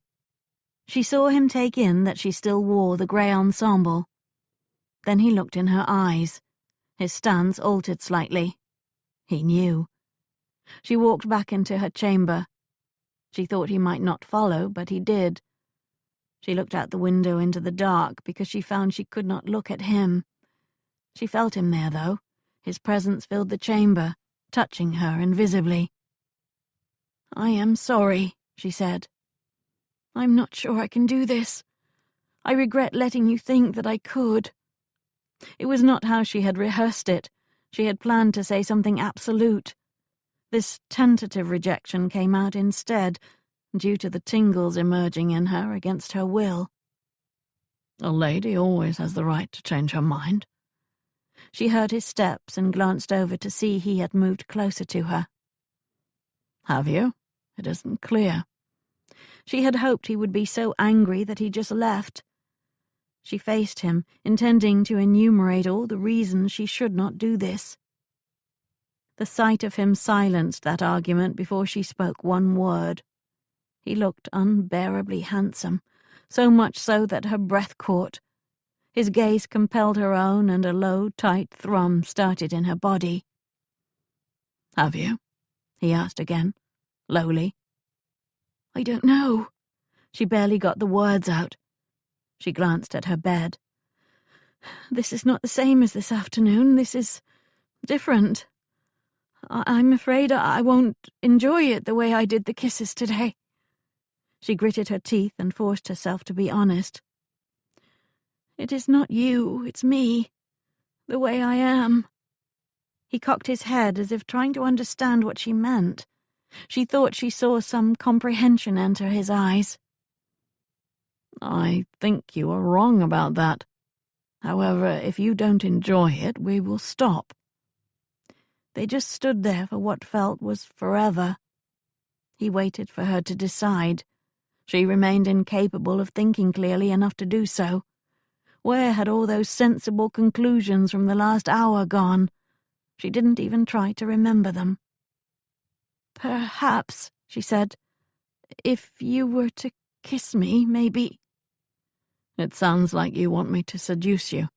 It would be better if the choice were yours without persuasion, Minerva. I want to kiss you. I want you to the point of madness right now, but only if you want me too." Lies. Just his eyes were persuasive, and his lean form and handsome face. Without a touch or a word, he had established sensual bonds with her that he seemed to pull. "I only thought that a small reminder—" "I will gladly remind you of the afternoon, but I would like you to come here to me, so I know you are sure." She wasn't sure, not really. Even her arousal could not obscure her mind and memories so thoroughly as to make her certain.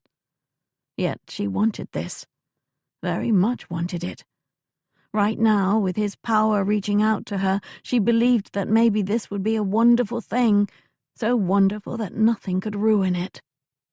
Nervous, she took one step.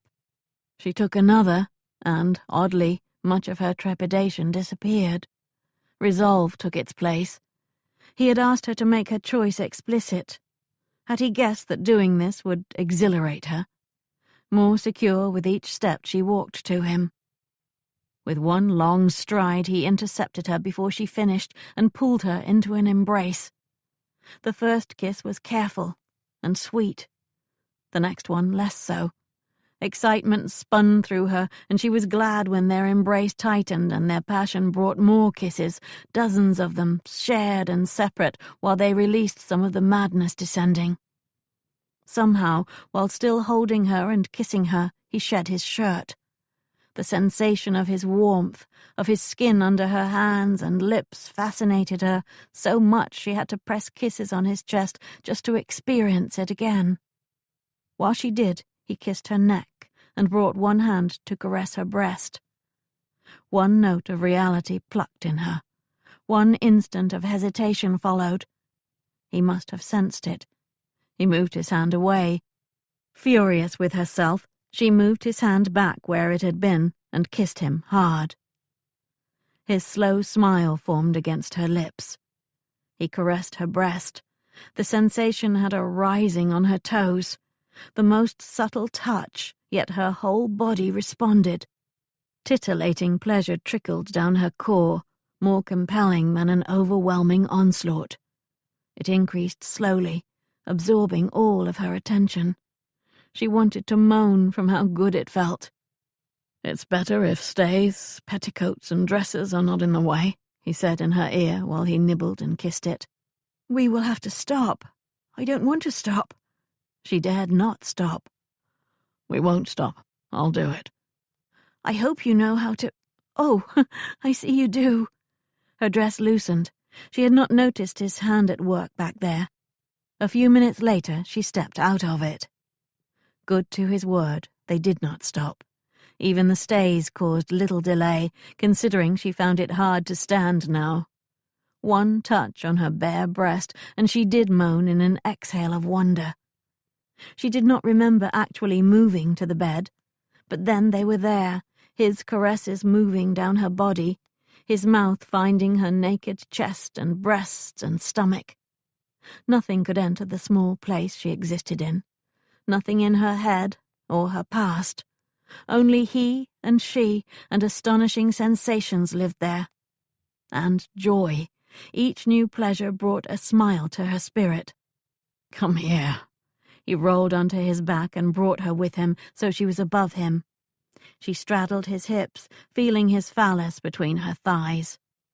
She gazed down at his face, then bent to kiss him. He took her breasts in his hands, then moved her forward and used his mouth. She was relieved that she would not have to worry about the moment he covered her and imprisoned her with his body. It entered her besotted mind that sparing her that might have been his intention. The position caused his phallus to prod at her suggestively. "Do people ever, like this, the way we are?" "Yes." "Perhaps—" "If you want. When you want." She bent her head and looked down between their bodies. "I don't know how I—" "I will help, but you will control it. You can stop if you want, if you find that you don't enjoy it." When she nodded, he lifted her and positioned her body so he began entering. The sensation intrigued her. She had never welcomed that fullness before. Her body ached to absorb more of him and bind him to her. She slowly lowered herself more, then more yet. He exhaled deeply when finally they were joined. "That was too slow for you, wasn't it?" "Tonight is not about me. The rest is up to you, too." She nestled down so he was deeper yet. She pulsed where he stretched her, making her squirm. His expression tightened. Her movements created profoundly deep pleasure that kept increasing. Her sense of herself narrowed only to that demanding sensation. Soon she was rising and falling in an effort to take him deeper yet. Her whole body ached for more, even though surely there could never be more. Her mind stretched toward something just out of reach, something frightening in its power. He grasped her hips and helped her rise and fall. The fury engulfed them both. Time and place disappeared until she tasted a rare moment of bliss before her spirit gave up the quest. He pulled her into his arms and held her while her deep breaths feathered his ear. They lay entwined while he became aware of time again. He luxuriated in the press of her body on his and the silken strands of her hair on his shoulder. Her head moved. He opened his eyes a slit and realized she was looking down at herself. She shifted slightly. "Are you uncomfortable?" he asked. "Not uncomfortable, just very naked." He moved her aside, sat up and rearranged the bedclothes so she would be covered. For good measure, he got up and grabbed her chemise, in case she wanted that too. He turned back to the bed with the garment in his hands to find her wide eyes examining him. He returned to her side and tucked the covers around her. "You've never seen a man undressed before, have you?" "Not totally." "And yourself?" "Not totally."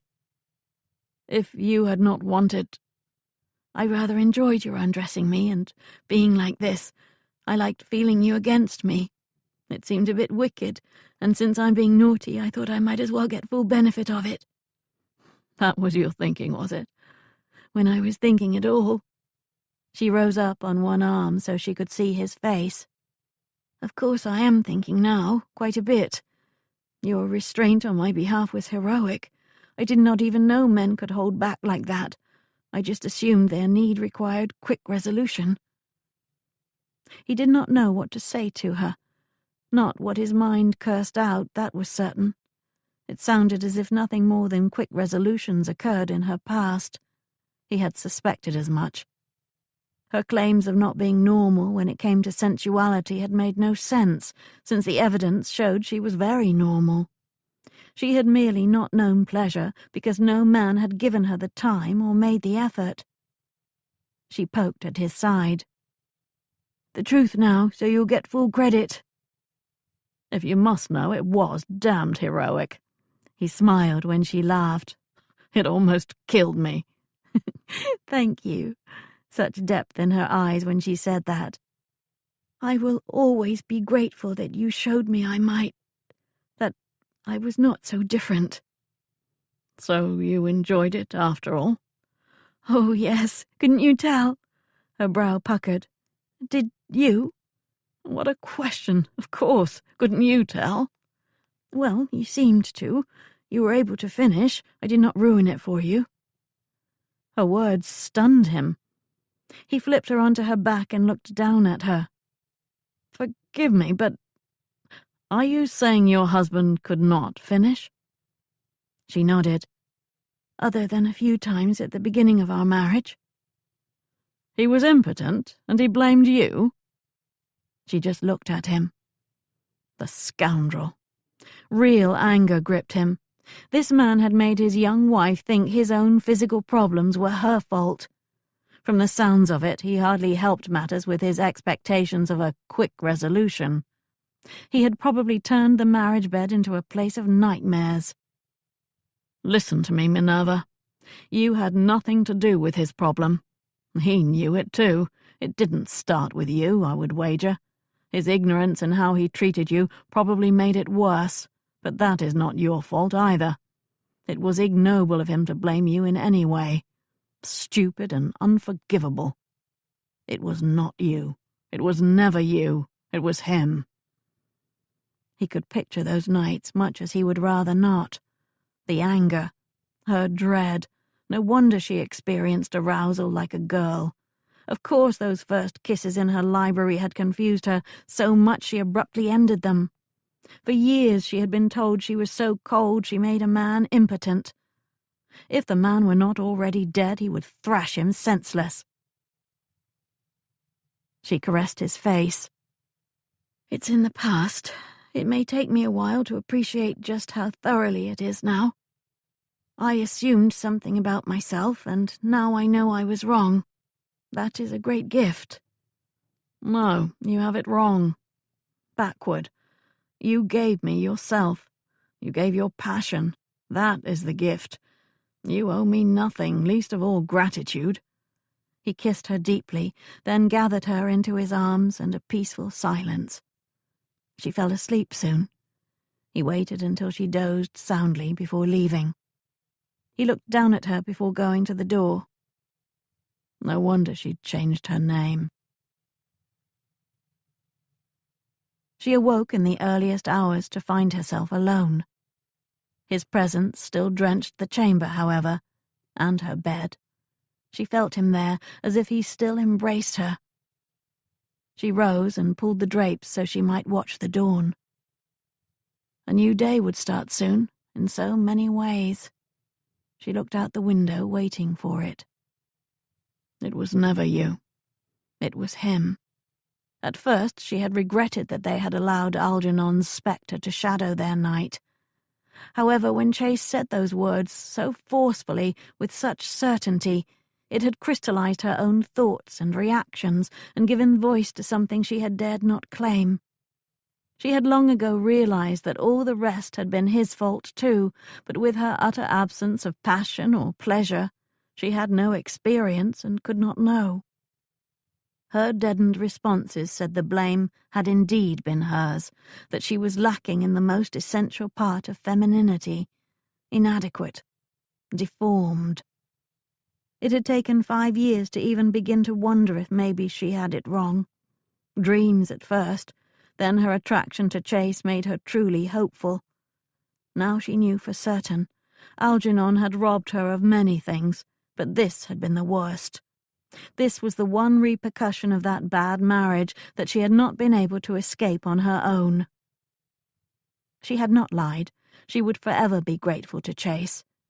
But as she watched the black of night change to the misty silver of dawn, and saw the trees begin to take form, she knew that while he had been the right man for tonight, he was not the right one for anything more. Not even another tonight. All those arguments against him that passion had obscured presented themselves again, fully clothed in their rationality. Worse, he may now be curious about her marriage and ask her about it. Or ask others. Any chance that her old life would escape inquiry had just become less likely. She left the drapes open, but returned to her bed to await the sunrise. She inhaled what was left of his scent, imagined his embrace, and dwelled within the night's magic for a few minutes more. Chase wore the happy mood of a man well sated when he descended the stairs and entered the morning room. Nicholas looked up from his mail upon his entry. "You've risen early," Nicholas observed. "My excuse is I barely slept. What's yours?" "I retired early, remember?" Chase examined the sideboard, then filled a plate. Coffee already waited when he sat. Nicholas continued perusing his mail. "Early though you are, you're too late to see off Mrs. Rupert. Rude of you. However, I took your place. I promised her that dinner when I returned to London." The news caught Chase while he was raising his cup. He paused a second, surprised. "You did know she was leaving, I assume?" Of course, just not so early." "She sent her maid down to ask for a carriage to be hired and brought for her and her friend. The butler had the sense to offer one of mine instead, so off they went." Nicholas turned another letter. "She said she had another assignment waiting and could not dally here, since her assistance to you was finished." "She said all of that, did she?" Chase dug into his breakfast. "Well, I asked. Her departure seemed hasty to me, and I was planning that dinner tonight." Nicholas set the stack of letters to one side. "She was most emphatic that we not disturb you, the way I suggested. I would suspect the two of you had a falling out, except she appeared not the least bit vexed. In fact, she looked very contented, as did you when you entered this chamber." Chase kept eating.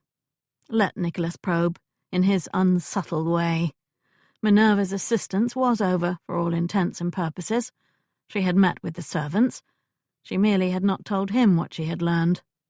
And they had both concluded the Duke had not fallen accidentally.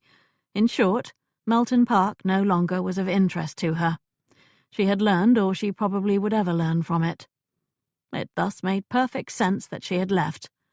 So why was his contentment much diminished now, replaced by a sharp annoyance? He had expected, he wasn't sure what, a few words at least. A secret smile. If she needed to leave, a note perhaps. Hell, whom was he lying to except himself? He had expected far more than any of that. Another night at least. Additional contentment for both of them. Perhaps talk of even more once they returned to London. He had no right to expect any of that, but it had seemed to him that one night was not adequate, to say the least. He looked up to find Nicholas watching him. He set his fork down. "I'm going to make some of my own inquiries of the servants today. I should get to it." He made to leave. "Sit a moment longer, if you will. You see, the oddest thing happened while they were leaving. I had handed them both into the carriage, and the young one, Miss Turner, examined the carriage's appointments with those pretty blue eyes of hers. 'Oh my,' she said, 'have you ever seen anything like it, Minerva?' Nicholas leaned in. 'What a coincidence that Mrs. Rupert's given name is the same as one of our legatees, the one you have found. It is not a common name. It's not an uncommon name either. If the name were Polyhymnia or Terpsichore, that would be a most peculiar coincidence. Now, I must be on my way so I can— Not yet. Please, indulge me lest I wander all day." Chase settled back in his chair. "Was that, in fact, Minerva Hepplewhite?" Nicholas would ask bluntly and leave no room for dissembling. "Yes." "Ah." Chase began rising again. Nicholas again gestured for him to sit. "Why was she here?" "She has a pointed interest in Uncle's death, understandably, since it affected her so completely. If it was not an accident, she might be seen as a likely object of inquiry herself, I assume." "That, too. So she wanted to see for herself where it happened." "And you arranged that? How good of you. Here I thought you had brought that woman here, no matter what her name, so you might seduce her. I thought perhaps she had not departed this morning so much as run away from your intentions. I do not importune women, if that's what you're saying. I'm not Philip, damn it. No, you don't. Her contentment, and yours, convince me that no importuning was involved. I'm relieved. I have some responsibility to women under my roof. I'm not sure I like that you're taking up with one of the women from the will, though. I am not taking up with her. She left, didn't she?" "She did, indeed." "Then we're done here." Chase stood and gave his cousin a quelling frown. "For someone who conducts inquiries, you do not like one when it's aimed at you," Nicholas said. "Is that what you call this? It sounded to me like a drawing-room matron's idle curiosity. Leave the inquiries to me, cousin. You lack finesse." He strode out, not at all contented any more. "Are you feeling well?" Elise asked. "You appear sad and have been silent since we left the estate." Minerva had been dwelling on the night before, fixing the memories securely in her mind. She was not sad so much as wistful. She gathered her emotions so she might not show them so much. "Let's pass the time discussing what we learned at that house. You can tell me what you saw and heard." "I'd rather talk about the house itself. Such space and luxury. I don't think I'll ever see the likes of it again." She indulged Elise for an hour, then they retreated into their own thoughts. She rarely spoke again, all the way back to London over the next 3 days. She accepted by the first evening that it might take a while to overcome her feelings about Chase and what she had briefly known and now rejected. As soon as the coach stopped in front of her home, she sought out her own chamber. "Are you ill?" The question pulled her out of a reverie in which her time at Melton Park repeated over and over. She looked behind her to see Beth closing the door. The image proved filmy. She had not even realized she'd been weeping. "Elise said you've not been yourself." The emotion started rising in her body, almost taking her breath away. "I've been very foolish, Beth." "That man, did you let him kiss you?" To admit it had been more than kisses would only upset Beth. Do not blame him. Beth sat beside her on the edge of the bed. Not the best choice on your part under the circumstances. Not the right man to try that with. I know that. Not a man to get sweet on, I told you. You did, at that. An arm came around her. Well, there's no sense to these things, is there? That embrace, so familiar and caring, broke her. Soft arms enclosed her while she wept onto Beth's shoulder.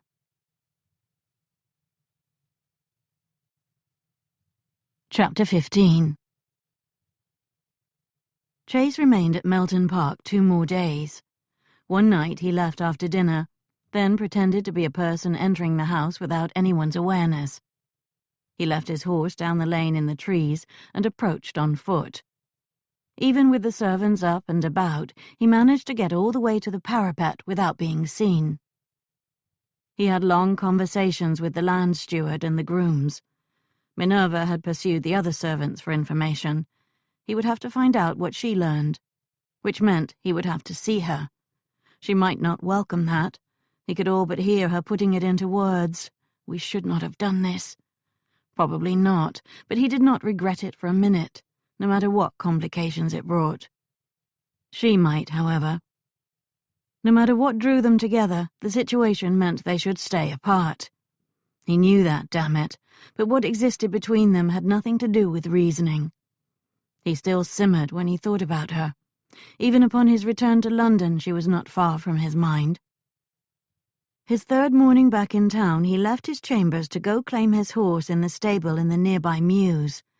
As he approached the stable, a tall, young blonde man blocked his path. He looked the fellow over. I know you, he said, searching his mind. You're one of the grooms at Whitford House. Was one for a few days. Have you taken employment here? He shook his head. I'm to give you a message from my mum. She said to meet her in Portman Square today at 3 o'clock. She wants to talk to you. Who's your mother? She is Miss Hepplewhite's housekeeper. He meant Beth. This was Beth's son. I'll be there. The young man slipped down the mews and seemed to disappear. Chase went into the stable to get his horse. This fellow had been another one of Minerva's sets of eyes in Whitford House during the house party. He wondered how many there had been. He found Beth strolling along the park's perimeter. He recognized the big cap with its deep brim even before he saw how her stout form fit his memories. He swung off his horse and approached her. She looked around. I guess we can talk here. Not too many others about right now. They walked a few minutes in silence. I'm of 2 minds about this, she finally said. Minerva came home in a state I've not seen in years. She blames herself. I blame you. I accept the blame. Do you now? Won't do much good, will it? She walked on, her steps heavy plods on the path. That husband of hers ruined her. She didn't tell you that, did she? She told me some of it. He was a brute. He got cruel when he drank, and he drank a lot. I only stayed in his service because of my boy. Not many houses will let you have a young boy with you. He reached out and touched Beth's arm, so she stopped walking. He looked down at her. A brute, you said? He hit her? Hit her? He beat her. He brought this innocent girl home as his wife, and for 2 months or so it was normal. But then... She lifted a corner of her apron and dried her eyes. Innocent and all but orphaned, no family to turn to. Finlay went looking for a victim. That is why he chose her. She blamed herself. She tried to please him. She became quiet and fearful, shrinking away like a dog that's been kicked. Nothing would stop him, though. I would go to her and find her all bruised, weeping. Then one day she stopped crying, like that part of her had died.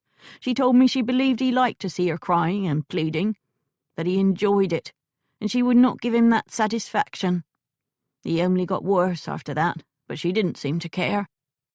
His mind recoiled at what she described. His jaw clenched so hard he couldn't speak. If Finlay were not already dead, he'd... She grew up fast, Beth said. It changed her. not all to the good. Then the miracle happened. Miracle? One night when we were in London, he rarely brought her up here, and even then never let her go out. We were up here, and he got drunk and took after her. I feared he would kill her. The next day, after he'd left the house, a boy come to it, asking for the woman of the house. She was in no condition to be seen, but she went to the threshold, and this boy hands her a box, then left. It contained money, gold coins. We neither of us could imagine who sent it. We waited for someone to arrive and say there'd been a mistake, but no one ever did. If that weren't a miracle, I don't know what one is. And so she left? As did I and my boy, as soon as we returned to Dorset. We lived in one chamber together at first, while she found a way to get a separation. She bought a pistol and learned how to use it, and took it everywhere, even to bed, in case he tried to come and get her and force her back. Fortunately, he died soon after he was made to agree to her living apart, so she was safe then. I thought you should hear some of this, Beth said. She told me some of what happened with you. She doesn't trust men much anymore, especially ones that can hurt her. She's better off left alone by such as you. Beth's expression turned belligerent when she warned him off. He could hardly blame her. He could hurt Minerva with this inquiry. He had broken into her house to see if he could, hadn't he? Minerva knew that when one got down to it. Her inheritance made her an excellent suspect. High on the list, as she put it. That she had permitted their passion was a testament not to his great skills as a seducer, but to her indomitable spirit that even now wanted to be free of that horrible time completely. "Is she at home now?" he asked. She'd think it odd that I went out if she were. She left to go to the city, had to visit some office about ships. "Do you remember which office?" Beth shook her head and began retracing her steps. She mentioned it, but I don't remember. In the city, though, something to do with packets. I thank you for telling me this. There was more, but not fitting for you to hear. With that, she walked away from him. He didn't need to hear it. He could imagine it. Finlay had probably been a brute in bed, too. A man looking for a victim would not stop at that. He remained where he stood for a long time, looking out over the park, but seeing nothing. Anger came in waves, and each time he had to force control on it. He should have known this, should have guessed or at least suspected, especially after she told him about her husband's failures in bed. If Minerva had been timid or fearful or other than the self-possessed woman she was, he might have at least wondered. Instead, she had defeated the mouse that Finlay had tried to make her and turned into a tigress. Margaret Finlay had indeed become Minerva Hepplewhite even before she assumed the new name. He swung up on his horse and turned it toward the park's gate. She was looking into ships. Packets. Hell, maybe she was planning to leave England.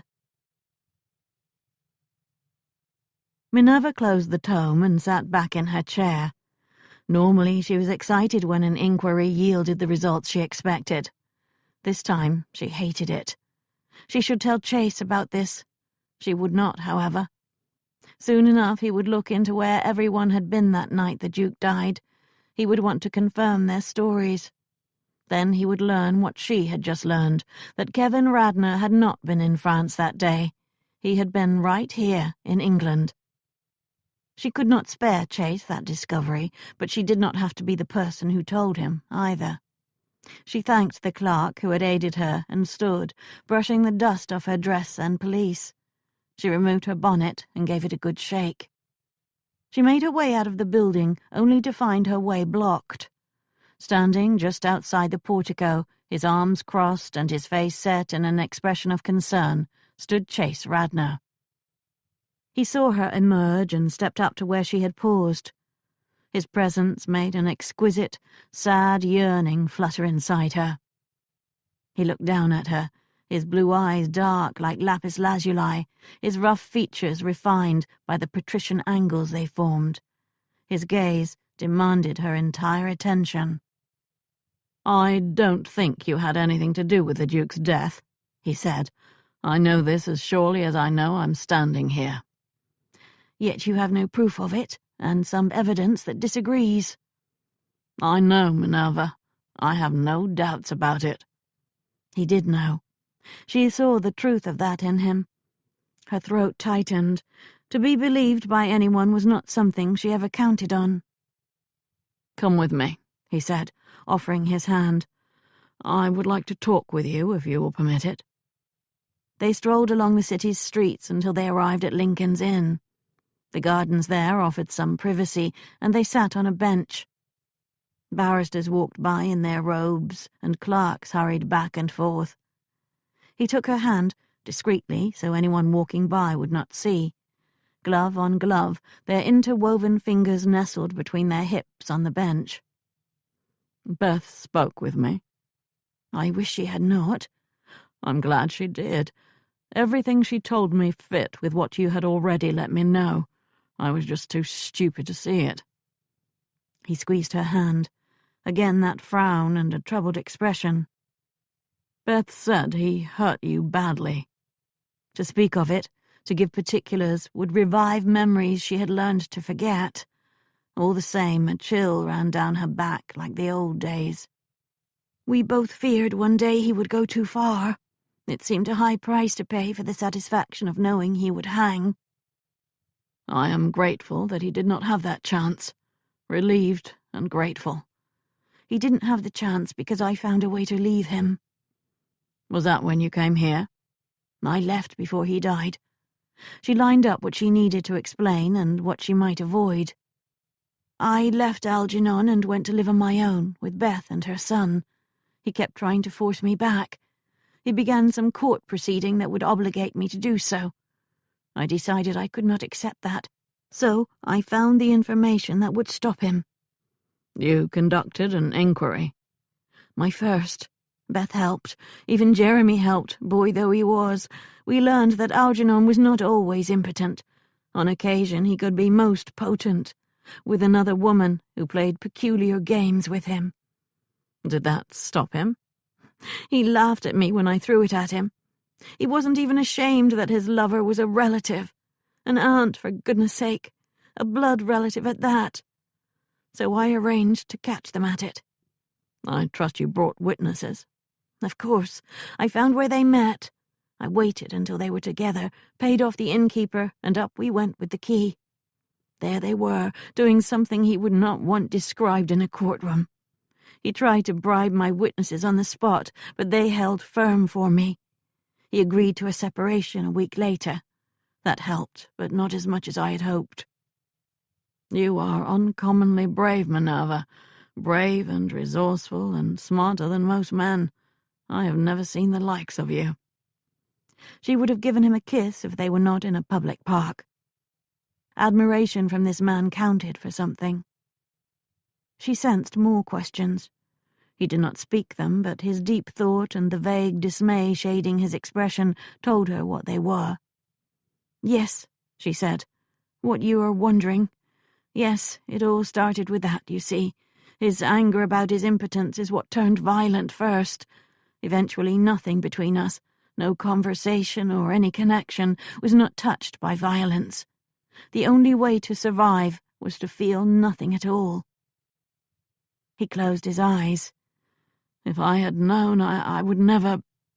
You would have never kissed me or touched me. She did kiss his cheek then, and I would never have known that he had not completely ruined that part of me. He raised her hand and kissed it. Let us spend the rest of the day doing better things than talking about this. We'll go someplace where you can smile and laugh and be Minerva Hepplewhite. Only Minerva Hepplewhite. He smiled. I'll even go shopping with you if you want. I was planning to order a new ensemble. Perhaps you know of a good modiste. I know of one or two, so that is what we will do. They strolled through the gardens and back to where he had left his horse. He hired a carriage and tethered the horse to it, then climbed in with her. She hoped that this modiste would take the commission based on her expectations. He appeared so pleased with his idea that she didn't want to ruin it by being practical, however. It was an exorbitant self-indulgence. Minerva voiced her thoughts while the carriage took them toward her house. The self-scold could not blight the fun of buying not one, but 2 ensembles. She smiled whenever she thought about it. "It was not a self-indulgence at all," he said. "The owner of Hepperwhite's Office of Discreet Inquiries requires a suitable wardrobe. It was a pity you did not order that dinner dress as well." "It was too expensive." "You forget that you're an heiress now." "You should not have told Madame Tissot that. It was very bad of you." The modiste had been merciless after learning that, tempting her with luxuries, like that dinner dress. She saw that dress in her mind, raw silk with a subtle shimmer. The hue reminded her of primroses. Pearls bedecked the neckline and waist, and more discreetly studded the lower skirt's floral embroidery. The cost of it all would have left her too dependent on her expectations, however, and for a dress she might never wear. "The wool ensembles will be enough for now," she said. Their purpose and rationale had her mind returning to her inquiries. She tucked away the one she had pursued today, and raised another. "I never had a chance to tell you, but something was revealed to me at Melton Park by a servant," she said. She repeated what the servant Joan had said to her about being on the roof and seeing and hearing someone. She said she could not swear to it, but I think that was her way of trying to avoid ever being asked to. "It might have been another servant, of course." "It might have been, but I don't think it was. Do you?" "I don't know yet. Nor do you. It's one more piece of information that might one day form a link in a chain, however." "Something to note in your portfolio, you mean? To put on a list?" "Yes, the possible evidence list, not the secure facts list." They had almost reached her house. He made the coachman stop 2 streets away. When he turned back to face her, she knew they would no longer speak of investigations. He reached over and lightly caressed her face. "I want you to come to me, Minerva. Send me a note first, if you like, but pay a late call or an early one or any time you want. We can sit and talk or go out about town again, if you like.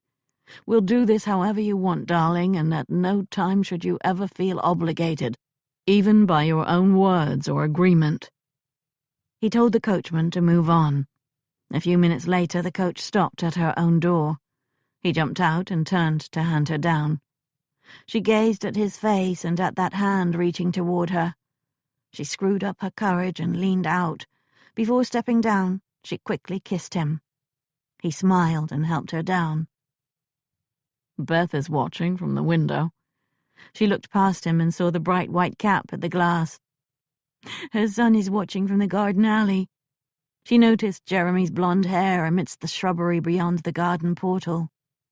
"I suppose I may have some explaining to do." At the door she looked back to see him untying his horse from the carriage.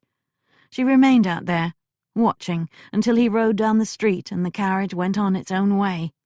Then she went inside to have what would probably be a long talk with the only 2 people she had dared trust for 5 years.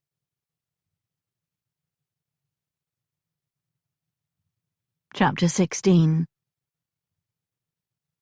Foils whistled. Men lunged. From behind his mask, Chase eyed his opponent. Dark eyes peered back. They had been at this for close to an hour, both of them slashing and clashing out their individual angers. Thus far, it had been an even match. A lunge, a whip, a pause. Chase looked down to see the tip of a foil on his chest. He pulled off the mask. "You've improved." "I took lessons from a master while in France," Kevin said, removing his own mask. "This is an art there." They started unbuckling equipment. "If it had been sabers, you would never have won," Chase said. "Only it wasn't, so I did," Kevin said. "I appreciated this match, but it is not your weapon." "It served its purpose." The exertion had dulled his black mood to a dusky grey. He no longer wanted to go looking for a fight with his fists the way he had at breakfast. It had been 2 days since he had seen Minerva. No letter had come from her. He could not blame her, of course. Only the most conceited of men would. He kept turning it all over in his mind, however, alternately trying to convince himself that he had handled the whole thing as well as any man could, and must reconcile himself to total retreat, and damning himself for being an ass. He had half-heartedly read a few of the letters that had come this morning. A request from Nicholas to provide Miss Hepplewhite's address, so he might make good on his promise to have her dine with him, got set aside for a response. A long letter full of complaints from Aunt Dolores went to the stack he had no intention of answering soon. A short missive arrived from Peel, asking for a preliminary report in the next week. Damnation to that. He and Kevin went to wash and dress. Chase noticed that Kevin's attire appeared a bit unkempt, as if he had dressed himself and done it carelessly. "You weren't at home last night? What makes you ask that?" Kevin worked at a cravat that had already been tied twice too often. Chase glanced pointedly at the neckpiece and the wrinkled shirt. Kevin shrugged. "I was out and about, conducting inquiries, if you must know." "How so?" "I saw your notices in the papers. Again, I don't think you'll find those women that way. So I'm looking for them, or rather the one who gets my enterprise." "In the brothels, you mean?"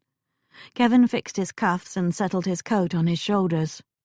"I was serious when I said that was where they can be found. The one I located was not in a brothel, never.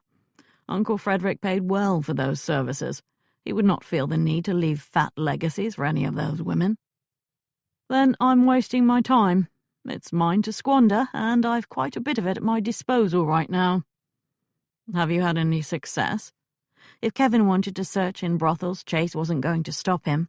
For one thing, his cousin knew those establishments and their owners far better than Chase did. "I have discovered the annoying truth that some of them exercise extreme discretion where he's concerned." Chase led the way out. They walked around the edge of the main hall, past other fencing matches taking place. "Well, he was a duke. I expect he demanded discretion." "I can't imagine why. Anyway, last night I tried a different path. I presented myself to the madam and informed her I was his nephew. I then said I would like to be introduced to his most recent favourite, so I might enjoy her favours as he did." Chase laughed. "A memorial fuck? It sounds almost sentimental." "I thought so. My thinking was that his favourite might know about prior favourites, and even their real names. They rarely use real names in those houses." "I am not green, Kevin. I do not visit brothels with your or Uncle's regularity, but I know the basics." "Of course.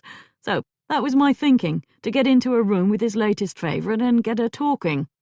"Clever." "Are you being sarcastic?" No. How did your plan fare?" Kevin led the way out to the street. "The madam informed me that it will be most inappropriate if one of Uncle's male relatives partook of the same wine he had recently drunk. Have you ever heard of such a thing? She was most severe, too. I felt like I was being scolded by a vicar. She all but accused me of incest." They stopped at their horses, and Kevin's frown suddenly cleared. "Damnation! I'll wager he told them to say that, to refuse any of us his women. Don't laugh. You know he could be selfish about some things. He didn't always share nicely." "I'm not laughing at you, or your idea.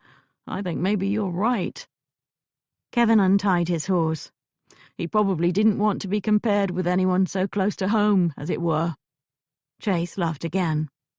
Kevin swung up. "I'm going to Whitford House to look around. Do you want to join me? We can drink some of the excellent wine Nicholas inherited." "I have another engagement, I'm sorry to say." "Are you going to look for the mechanical butler?" "That and other things. Our conversation about it conjured up many other memories." He turned his horse west. Chase mounted his own horse, but headed east instead. Mr. Oliver was not a happy man. Round of face and body, sparse of hair, he kept looking at his wife with an expression of strained forbearance. Minerva sat with her across from him at the dining-room table at their house, untying the thin package she had brought. "Miss Hepplestone, my wife should never have wasted your time." "Hepplewhite," I think that in a few minutes you will be most grateful she did. Unlikely. Women have no head for business, nor any ability to conduct it. That is why I do not tolerate their interference." "It was not interference as such," Mrs. Oliver said. "What do you call it, then?" he snapped. "Your wife noticed something was amiss," Minerva said. "She asked me, as a friend, to confirm what she suspected. I do not seek to interfere any more than she did. If you would prefer to be robbed and have your affairs compromised, just say so and I will take my leave." Robbed raised an expression of alarm in him. Compromised brought forth a deep frown. He did not tell her to leave. She described what she had learned in Brighton. She laid out the lace cuffs she had bought from Mr. Seymour's shop.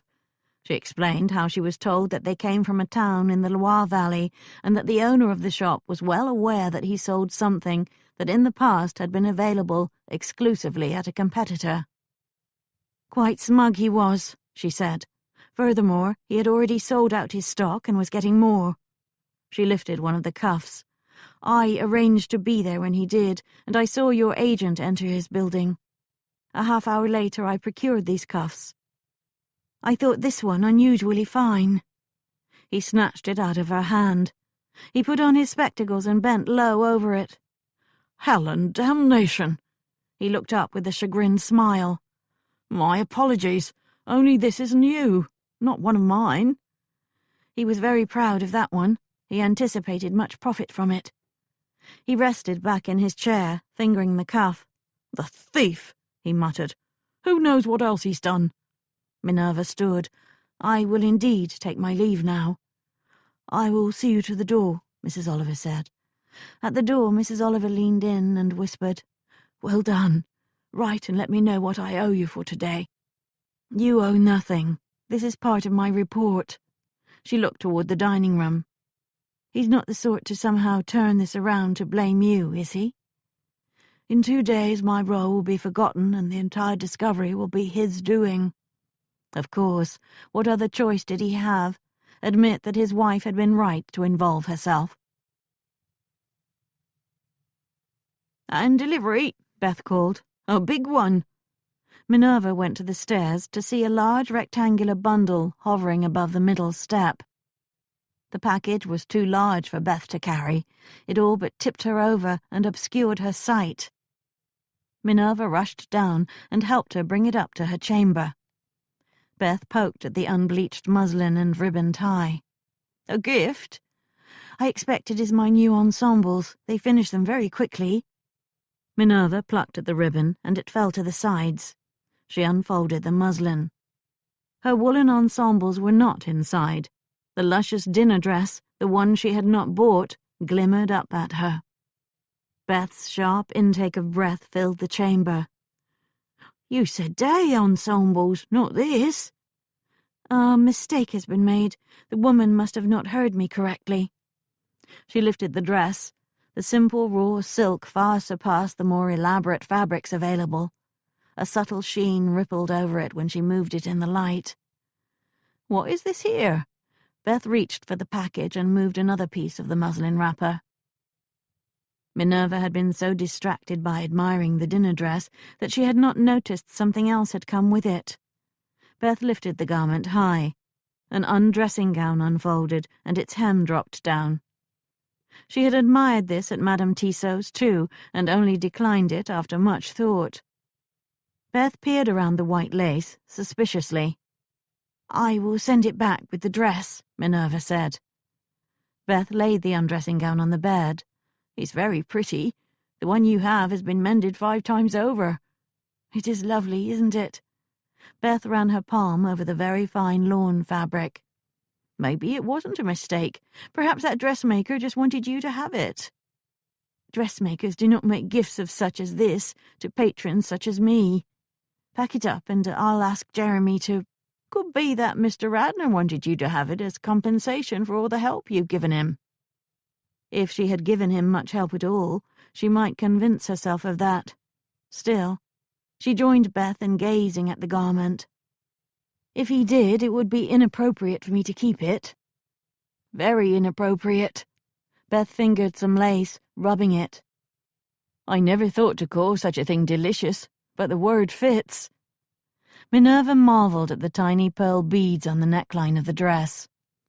"Sad to return them, but I must." Beth gave a subtle shrug. "That all depends, doesn't it?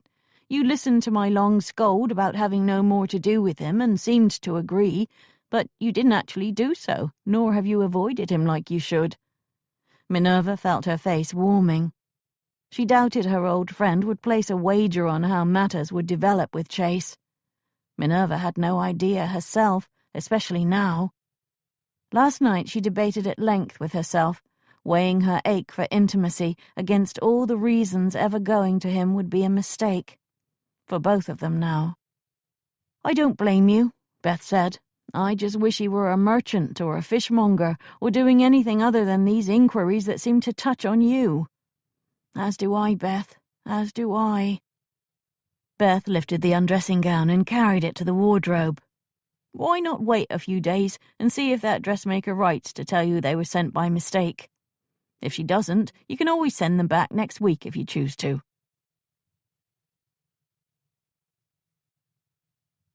Chapter 17. The letter from Chase contained one terse sentence. "I demand that you explain why you had cause to inquire as to my cousin Kevin's whereabouts last month." Nothing indicated when and how she was supposed to provide that explanation. By letter, presumably. He had reached the point on his list where he checked his relatives' stories, apparently. On learning about Kevin, he had realized her own reasons for visiting the packet office. Their conversation after he found her there had not been one that any decent man would conclude with an interrogation on her reasons for that visit. She rather wished she had blurted the lie she had devised as an explanation, should he ever ask about that. "I was wondering if I could find out where my uncle and cousins landed when they left England." He would never know that she had looked into that when she first came up to London 5 years ago, to no good conclusion. She sat down to write him, but after a few jottings her pen paused. How cowardly to give bad news this way. She was about to hand him a problem worse than he imagined. He had a right to ask his questions and have quick answers. She pulled forward a clean sheet of paper. "I will call at 8 o'clock this evening to tell you what I know." She sent Jeremy off to deliver the note, then tried to concentrate on the rest of her day. A new client called, sent by Mrs. Oliver. This woman, Mrs. Jeffers, wanted to find her cousin, with whom she had been long estranged. Minerva was glad for the new inquiry, and grateful for the distraction. Once that meeting ended, she had nothing but thoughts about her next one in her head. She ate dinner with Beth and Jeremy. When it ended, she went to her chamber to wash and change her garments, and to settle the errant strands of hair that had escaped during the day. For some reason she became all thumbs and did a poor job of it. All the signs of nervousness plagued her, so much that she almost left without her reticule. Finally, she went down and asked Jeremy to go out and bring her a hired carriage. "I don't need to," he said. "One will be here in a few minutes. It came half an hour ago and has been waiting. The coachman decided to walk the horses a bit, but will be back soon." "How thoughtful of you, such foresight." "Not my doing. I didn't know you were leaving, did I?" He gave her appearance a suspicious scrutiny. The carriage rolled to a stop in front of her house. Jeremy accompanied her outside and helped her in. "Don't you be walking home late at night," he said. "I expect to be back in an hour at most, and I think my return will be accommodated just as my departure has been." "Let's all hope it happens that way." He stepped away and gestured for the coachman to go. He paced the library. It was not a large one, so he kept pivoting and retracing his steps. His agitation threatened to create a valley in the carpet. Anger sent him on this hike to nowhere. So did a different kind of fury. Upon receiving Minerva's note, his first thought had been, finally. Only she was not coming for the reason he had hoped. She wasn't even calling out of friendship. He had demanded an explanation, and she intended to give it to him. nothing more. If his body did not accept the truth of that, it probably had to do with the way in which anticipation over the last few days had primed it to ache for relief. Telling himself he was an ass hardly helped. Desire did not have a logical mind. "Sir, I have prepared some negus. I will keep it warm until your caller arrives." Brigsby appeared out of nowhere to announce that. "Should I plan for 2 for dinner? I have some fowl that would not take long to cook." Would she have eaten already? Hell, if he knew. He doubted that she had invited herself to dinner, though. I don't think so." "Perhaps you would like me to cook it for you, then, for after your caller leaves?" "Do whatever makes sense to you. I don't give a damn right now." Brigsby's eyebrows rose. His mouth pursed. He disappeared as quickly as he had arrived, his steps going down the stairs to the kitchen far below. Almost at once his steps came back up, hurriedly. He passed the library door, smoothing his hair, and straightened his cravat. A moment later, the sounds of a visitor broke the silence of the house. "Sir, Miss Hepplewhite has called." Brigsby handed over a card, as if Chase needed proof. "For the sake of— bring her in. Get on with it, man," he hissed. Again, those eyebrows rose. A minute later, Brigsby ushered Minerva into the library and closed the door. She looked especially lovely.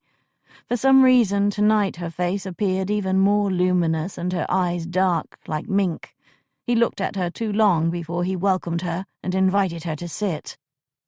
"I thought I should respond to your rude letter in person, lest you misunderstand my explanation in some way if I wrote." "Did you find it rude? I thought it was direct." "Directly rude. However, I understand why you were displeased. You thought I would tell you everything, like a good employee. Only I was never one of those." "I thought you would tell me what you learned because we were sharing information equally." "I see." She raised her chin and lowered her eyelids. "So you have told me everything?" An awkward, damning silence ensued. "I didn't think so. Well, here I am. Ask what you want, and I will answer as I can." "I know that you went to the packet offices to look at the manifests of passengers, yet you did not tell me that." "You did not ask. We spoke of other things." Other things. Important things. More important than this damnable inquiry that would probably shred his soul before it was done. He wished they were back on that day, enjoying that afternoon tight in a new intimacy stronger than any wrought by passion. He forced himself back to the topic at hand. "I have gone and also looked. The clerk remembered a woman requesting the same week's manifests recently. You." "So you know that your cousin was not out of the country when your uncle died, that he came back from France a few days and then returned there." He gritted his teeth and went to stand at the fireplace. "I want to know what led you to even look for his name on those passenger lists." "It was something Mr. Edkins said in passing." "The valet?" "He was talking about his master's habit of wandering at night, in the city after dark and on that roof at his estate. He mentioned that usually it relaxed him, calmed him, but not always. At times he would return angry, talking to Edkins but really to himself, and he said that the night before the Duke died he came down from the roof muttering about how they acted like he was a bank they never had to repay, how after everything he had given the boy, more was expected for that damned invention. Well, the invention made part of it obvious of whom he spoke. It sounded like he met with Kevin, either that evening or that night, only Kevin was supposed to be out of the country. Of course you checked if perhaps he really wasn't." He slammed his fist on the mantel. "Damnation, Minerva, why didn't you tell me this?" An invisible veil fell over her face. Her expression dulled into utter blandness. She looked at a spot on the wall, not him. She had retreated, totally. From the conversation and him. She was withdrawing from anger the way she had learned to with Finley. He strode over and knelt beside her. He took her hands. "I apologize. Forgive me. I should not let my reaction to this news fall on you." She did not pull her hands away. Eventually she looked down at them, then at him. Something of her spirit re-entered her eyes. "I knew it would trouble you. I thought to spare you that for a while longer. Eventually it would come out, of course. You yourself would have checked each story regarding where they were, now that you know it was not an accident. I did not need to be the bearer of bad news." He kissed her hands, not thinking whether he should. It touched him that she thought to spare him for a while longer.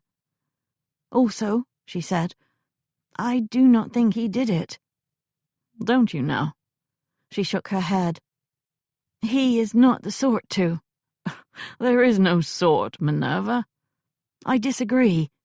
She leaned forward, close enough to be kissed if he chose to, which he didn't, much as he would like to. "Now, as long as I have you on your knees and feeling bad, you can tell me what you did not share with me." He would have laughed, except that she was very serious. "A small detail." "How small?" "A spot of information, nothing more." "I will decide if it was a spot or a large blotch." He rested back on his heels. Not that he expected a blow to come, of course. "Whether Kevin visited him is yet to be confirmed. However, he did have a visitor." "He did? Who?" "A woman. That is all I know and all that was seen. Not her face or even much of the rest of her." "Who told you?" "Edkins." She frowned. "He didn't tell me that." "Did you bluntly ask? Sometimes that works best." "My way worked quite well. However, perhaps in the future we should plan it so that I chat with them and get unintended droppings, and you bluntly ask and get your kind of answers." He slid onto the divan beside her, still holding her hand. "That's a good plan." Their proximity, their clasped hands, caused a change in the air. He did not much care about Mr. Edkins' revelations any more.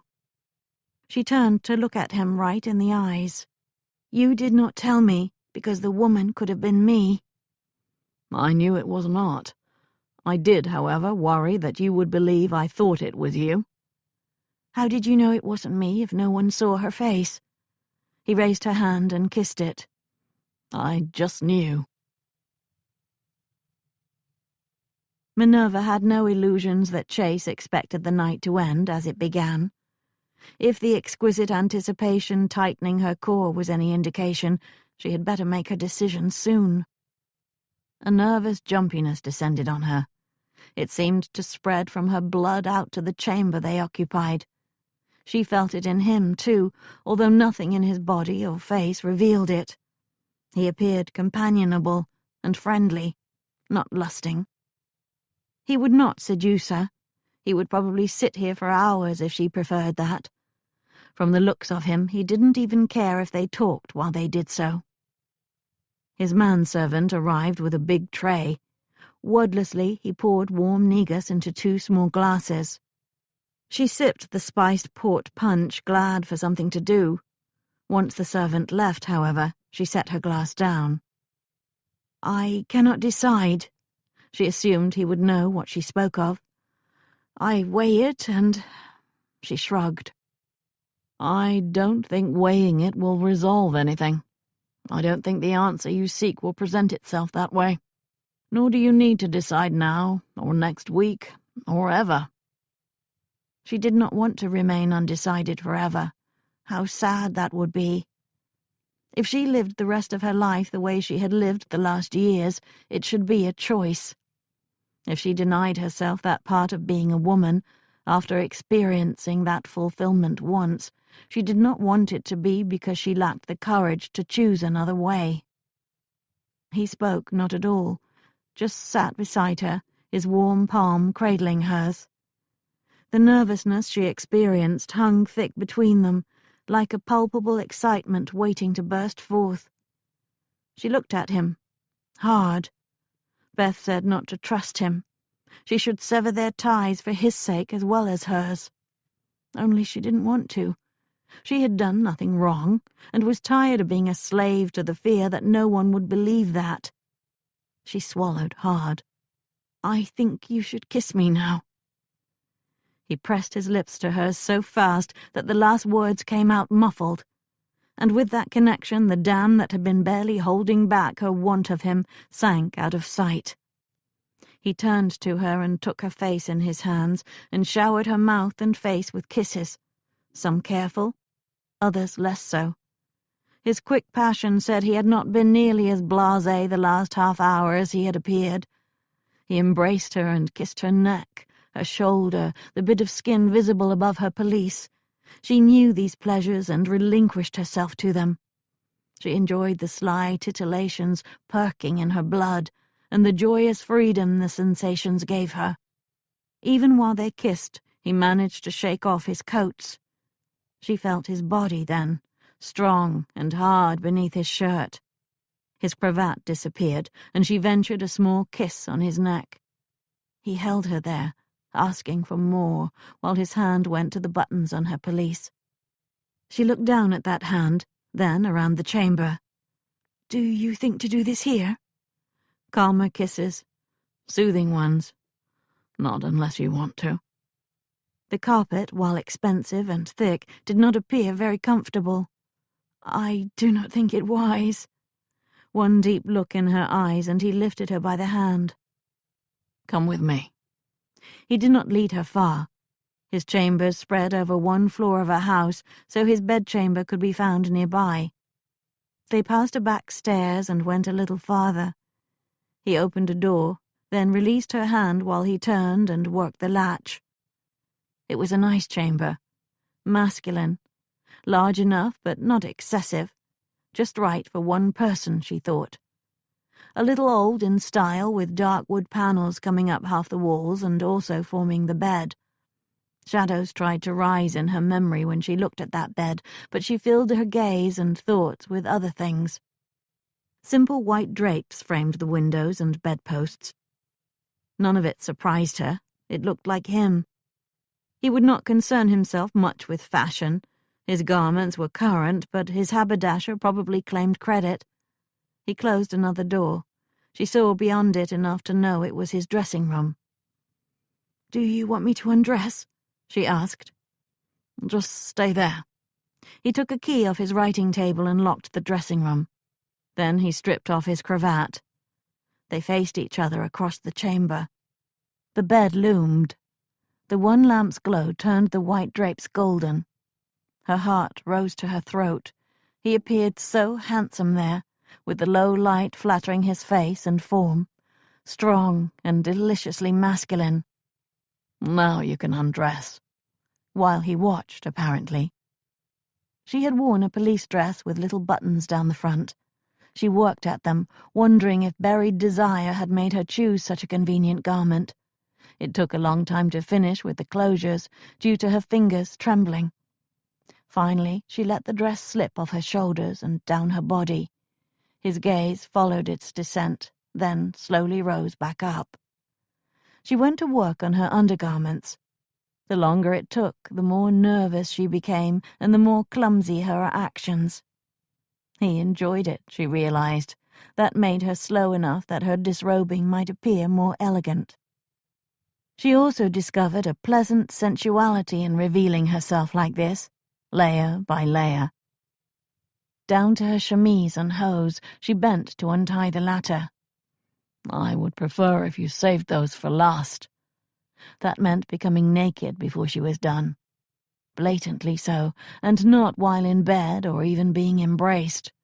She steeled her courage and let the chemise drop. She looked at him, so he might think her braver than she felt. Desire had tightened his expression and fired his eyes. His gaze captured hers, and a thrill spun down her body. Then another. Like rockets, each one created an explosion of arousal that sent exciting sensations raining down. He glanced down, reminding her of the hose. She stepped over to a chair to prop up her foot, untied one, and rolled it down. The implication of her pose, of her raised leg, stirred her deeply. While she set her foot down and raised the other one, she noticed he had moved slightly to where he could view her exposure better. So aroused that she could barely stand, she untied the other stocking and began removing it. Suddenly, he was there, on one knee right in front of her. He moved her foot to his other bent knee and his hands to the roll of the stocking. She looked down at his strong hands, slowly moving the stocking down to her knee. His head dipped, and he kissed her inner thigh. High up, then another, higher yet. So high she felt his breath on her mound like a feathering tease. She dare not close her eyes because she feared she might stagger or fall. So she watched his crown and his hands, and felt his kisses, and came close to forgetting how to breathe herself. The kisses did not stop, but somehow the stocking was gone. Still he knelt there, caressing her leg too. Then he stroked high and slid his hand between her thighs into the dampness and heat he had caused. One deep, secret touch, and the chambers spun. She had to hold his shoulders to keep her balance while he pushed her arousal higher and higher. Kisses on her stomach, her hips, caresses on her bottom, then sliding deeply forward. Maddened now, she fumbled with his shirt until she could push it down his shoulders and feel his skin. He removed it somehow, never pausing in what he was doing to her. He turned her into the chair. "Sit here."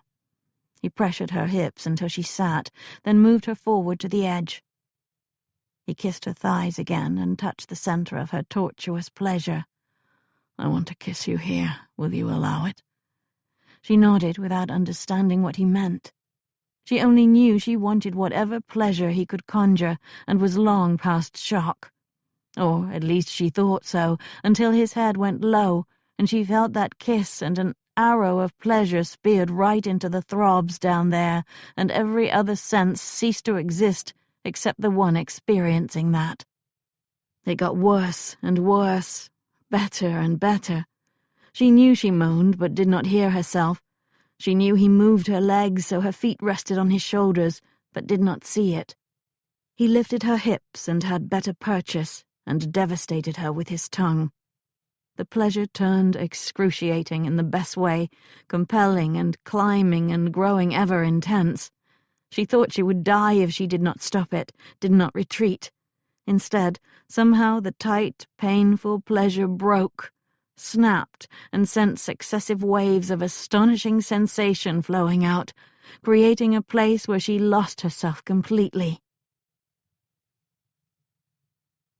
He heard her fretful moans when she got close. His mind and tongue urged her on. When her screams sounded and her release flexed her body, he knew an exultant sense of victory. He stood and watched her face while he undressed. She looked ethereal in her bliss, almost girlish in her total contentment. He gathered her into his arms and carried her to the bed. She murmured something he could not hear or understand. Once on the bed, her eyes opened a slit. She scrambled atop him, straddling him like the last time. Sultry and still astonished, she looked down at him. She bent low and kissed him deeply, then sat up again. He took her breasts in his hands and caressed lightly, lest she be too sensitive still. She smiled and threw back her head and leaned into it so he might use his mouth. She moaned freely as he pleasured her, and soon squirmed on his hips. Again she sat back, a little wild-eyed now, magnificently erotic. She looked down at his swollen cock and ran one finger up its length. He had to fight to maintain control. Proud of herself, she did it again and again, then experimented with a firm caress. Having jumped off the mountain once, she could enjoy a leisurely second climb. He, however, could not take much more of this. Another time he would let her play as much as she wanted. He lifted her hips. She understood and took him inside herself. He gritted his teeth as her tight warmth encased him. She began her slow rises and falls. He leashed his need and took what she gave for a good while, but his hunger finally turned savage. He pressed one hand on the headboard behind his head for leverage and took over. Not so careful this time. He had no choice. His body howled with the need to thrust hard and deep and possess completely. His mind saw future takings in other ways, and those images only drove him on. The release, when he finally accepted it, proved cataclysmic. She fell on top of him, into his arms, kissing his chest and neck, gripping his shoulders. Within his senseless ecstasy, he thought he heard her scream again. They lay in silence for a long time. He was glad she did not need a lot of chatting. The quiet held an intimacy that words might destroy. Finally, however, she rose up on her elbows and looked at him. "Thank you." Such a depth in her eyes when she said that. "I think you were heroic again in a different way, not so careful." "Did I hurt you?" She shook her head. "I liked it. Next time I don't think you will have to be careful either." He had avoided thinking about a next time, since he had no standing to expect one. A new contentment settled on him with her words. She sat up, unconcerned with her nakedness this time, glorious in it, her breasts soft now that passion's firmness had passed. He looked at her, and felt himself stirring again. "It is time I left," she said. "Leave if you want, but you answer to no one." "Beth." "She knows where you are." "Yes, but—" "She knew why you came, even if you did not." She just looked at him, then swung her leg and slid off his body and the bed. "Before you dress completely, Minerva, go look out the front window at the place directly across the way where the two buildings meet." She pulled the chemise on and padded away. He heard her steps growing fainter as she entered the sitting room. Several minutes later, the steps came back. "When did you see him?" "Early, soon after you came." "He must have grabbed onto the back of my carriage when it left." "That, or he jumped across roofs to stay ahead of you. He's fast and knows this town well. If he were not a partner in your inquiries, I might seek to make him one in mine." She picked up her dress and shook it out. "I did not tell him to do this. I hope you believe that." "It was his own initiative. He also knew why you were coming here, even if you didn't. So he waits out there, listening, in case you changed your mind and I was not a gentleman about it." Her expression fell, as if she pictured the altercation that might have created. "I really should go, so he does not stand there until dawn." "You could just open the window and call down and tell him to go home." "As if I could do that on a street in this neighborhood." She laughed and carried her stays over to the bed. "Help me with these, please." He sat on the side of the bed and aided her with the lacing. When she reached for her dress, he did the same with his trousers and shirt. Together, they became civilized again. He drew her into his arms and embraced her closely. He kissed her, regretting that he would have to let her go. "You should settle this with him and his mother, Minerva. They do not have to trust me or like me. The decision is yours, though, and they do have to honor that." She nodded. A troubled little frown marred her loveliness. "What I told you earlier, I don't really know anything. You have my word that I will not speak of it, or pursue it." Her promise touched him, especially since it might come at some cost to herself. She might claim she really did not know anything about Kevin, but in fact she did. So did he, but she had just offered him the choice of pretending he didn't. He brought her to the front door. "Stay here." He went outside and walked right up to Jeremy, who all but blended into the shadows. He handed him some coins. "Go hire a carriage and bring her home." Jeremy just looked at him a moment, his expression unfathomable. Then he ran down the street.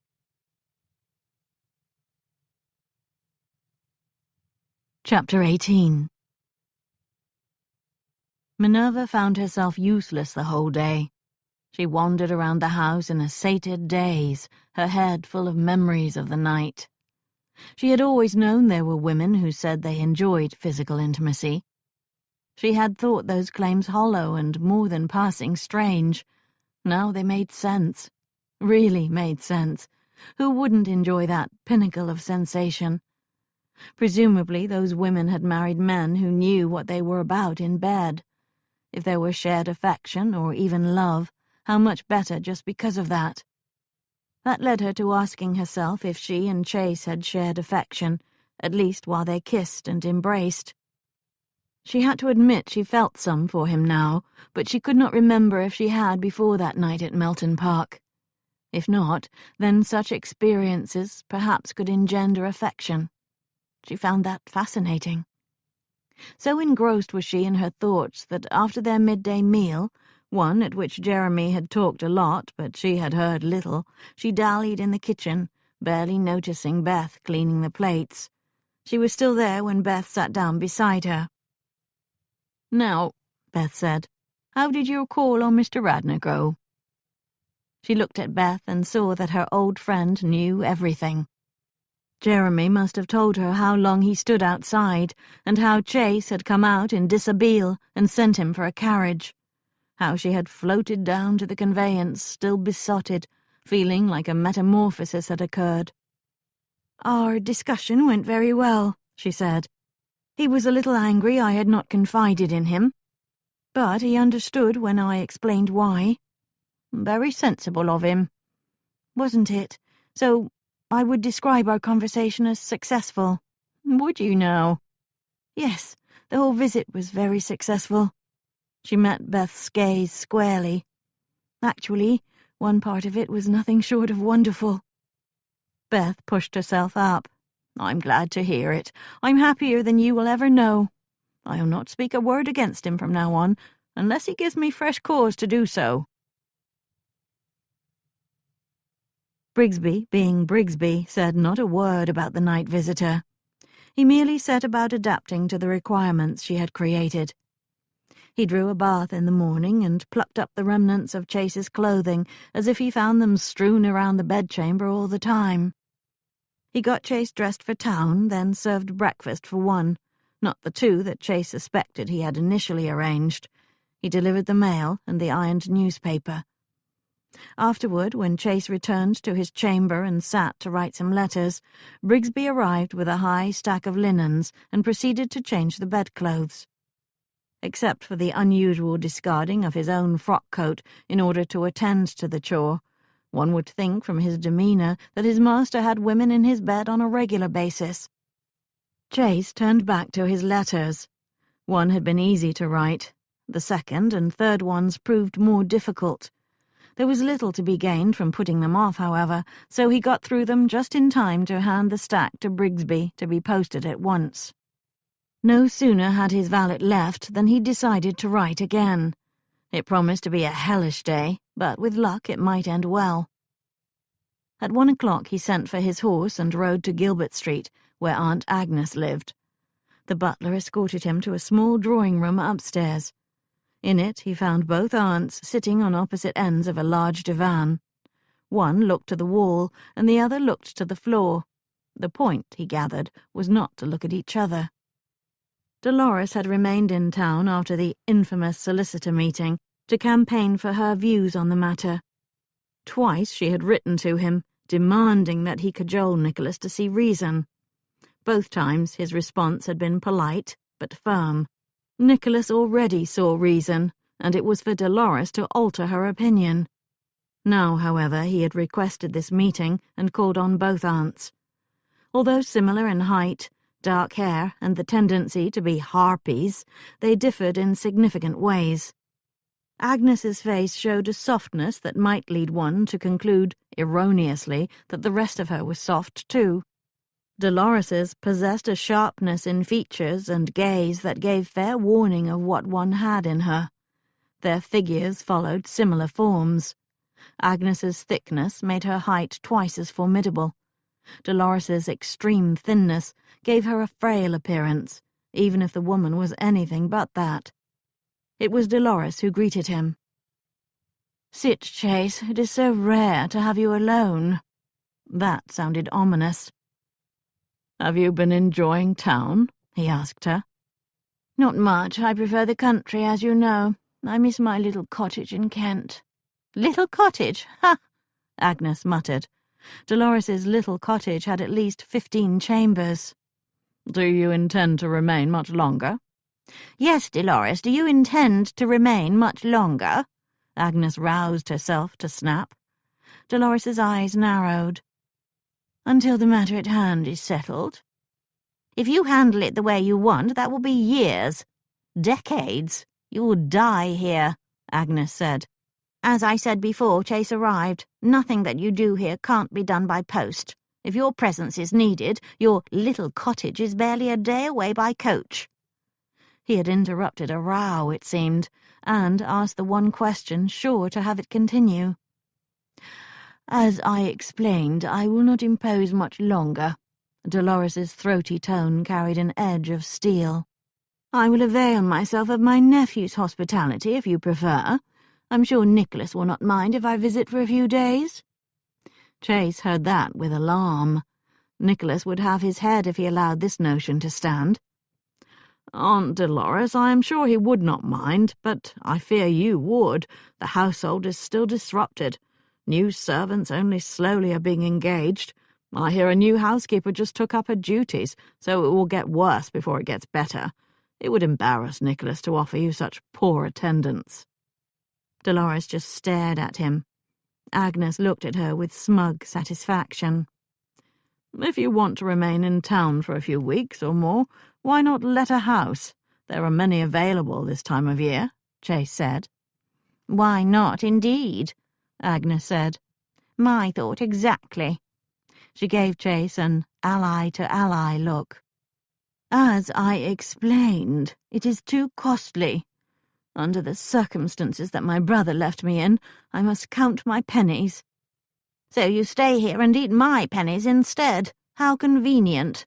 A few days is one thing, several weeks is another. Now it sounds as if you intend to live here permanently." "Only until matters are settled." "Heaven give me patience." Agnes turned to Chase for help, pleading with her gaze. "She met with the solicitor about challenging the will's provisions. Don't feign shock with me, sister. Yes, I know about it. And yes, I am telling Chase, so maybe he can talk sense into you." "I had hoped Nicholas had done that already," Chase said. "At her age, what does the threat of being cut out of his will matter?" The two of them continued bickering. Chase suffered it for 5 minutes, then stood. "I am inclined to take my leave and return another day, so this meeting can start on a different topic. I asked to see you, Dolores, for a reason other than your living arrangements." "I thought it was a social call," Agnes said, looking perplexed. "Not exactly." They both looked at him, then at each other. "Please, sit, Chase. We will keep our sisterly arguments to ourselves," Agnes said. "Then, with your permission, I will get to it. I have been conducting inquiries into Uncle Frederick's death. I went down to Melton Park and learned some things there. I would like to ask you some questions." "Her or me?" Agnes said. "Both of you at first, then only her." Dolores stiffened. "Bold of you." "You don't even know what the questions are yet," Agnes said. Chase decided to ignore all asides and commentary. "Were either of you at Melton Park the day that the Duke died?" Agnes looked aghast. Dolores's colour drained. Dolores recovered first. "What kind of question is that?" "A very simple one. I can find other ways, but it is easier to ask you." "Then have my simple answer. I was not." "Nor I," Agnes added. "Did someone say we were there? Is someone impugning us and trying to say—" "No one has impugned or accused or in any way named either of you. I had to ask this question in order to eliminate possibilities. Thank you for your honest answers." They both relaxed, but their alarm had subdued them.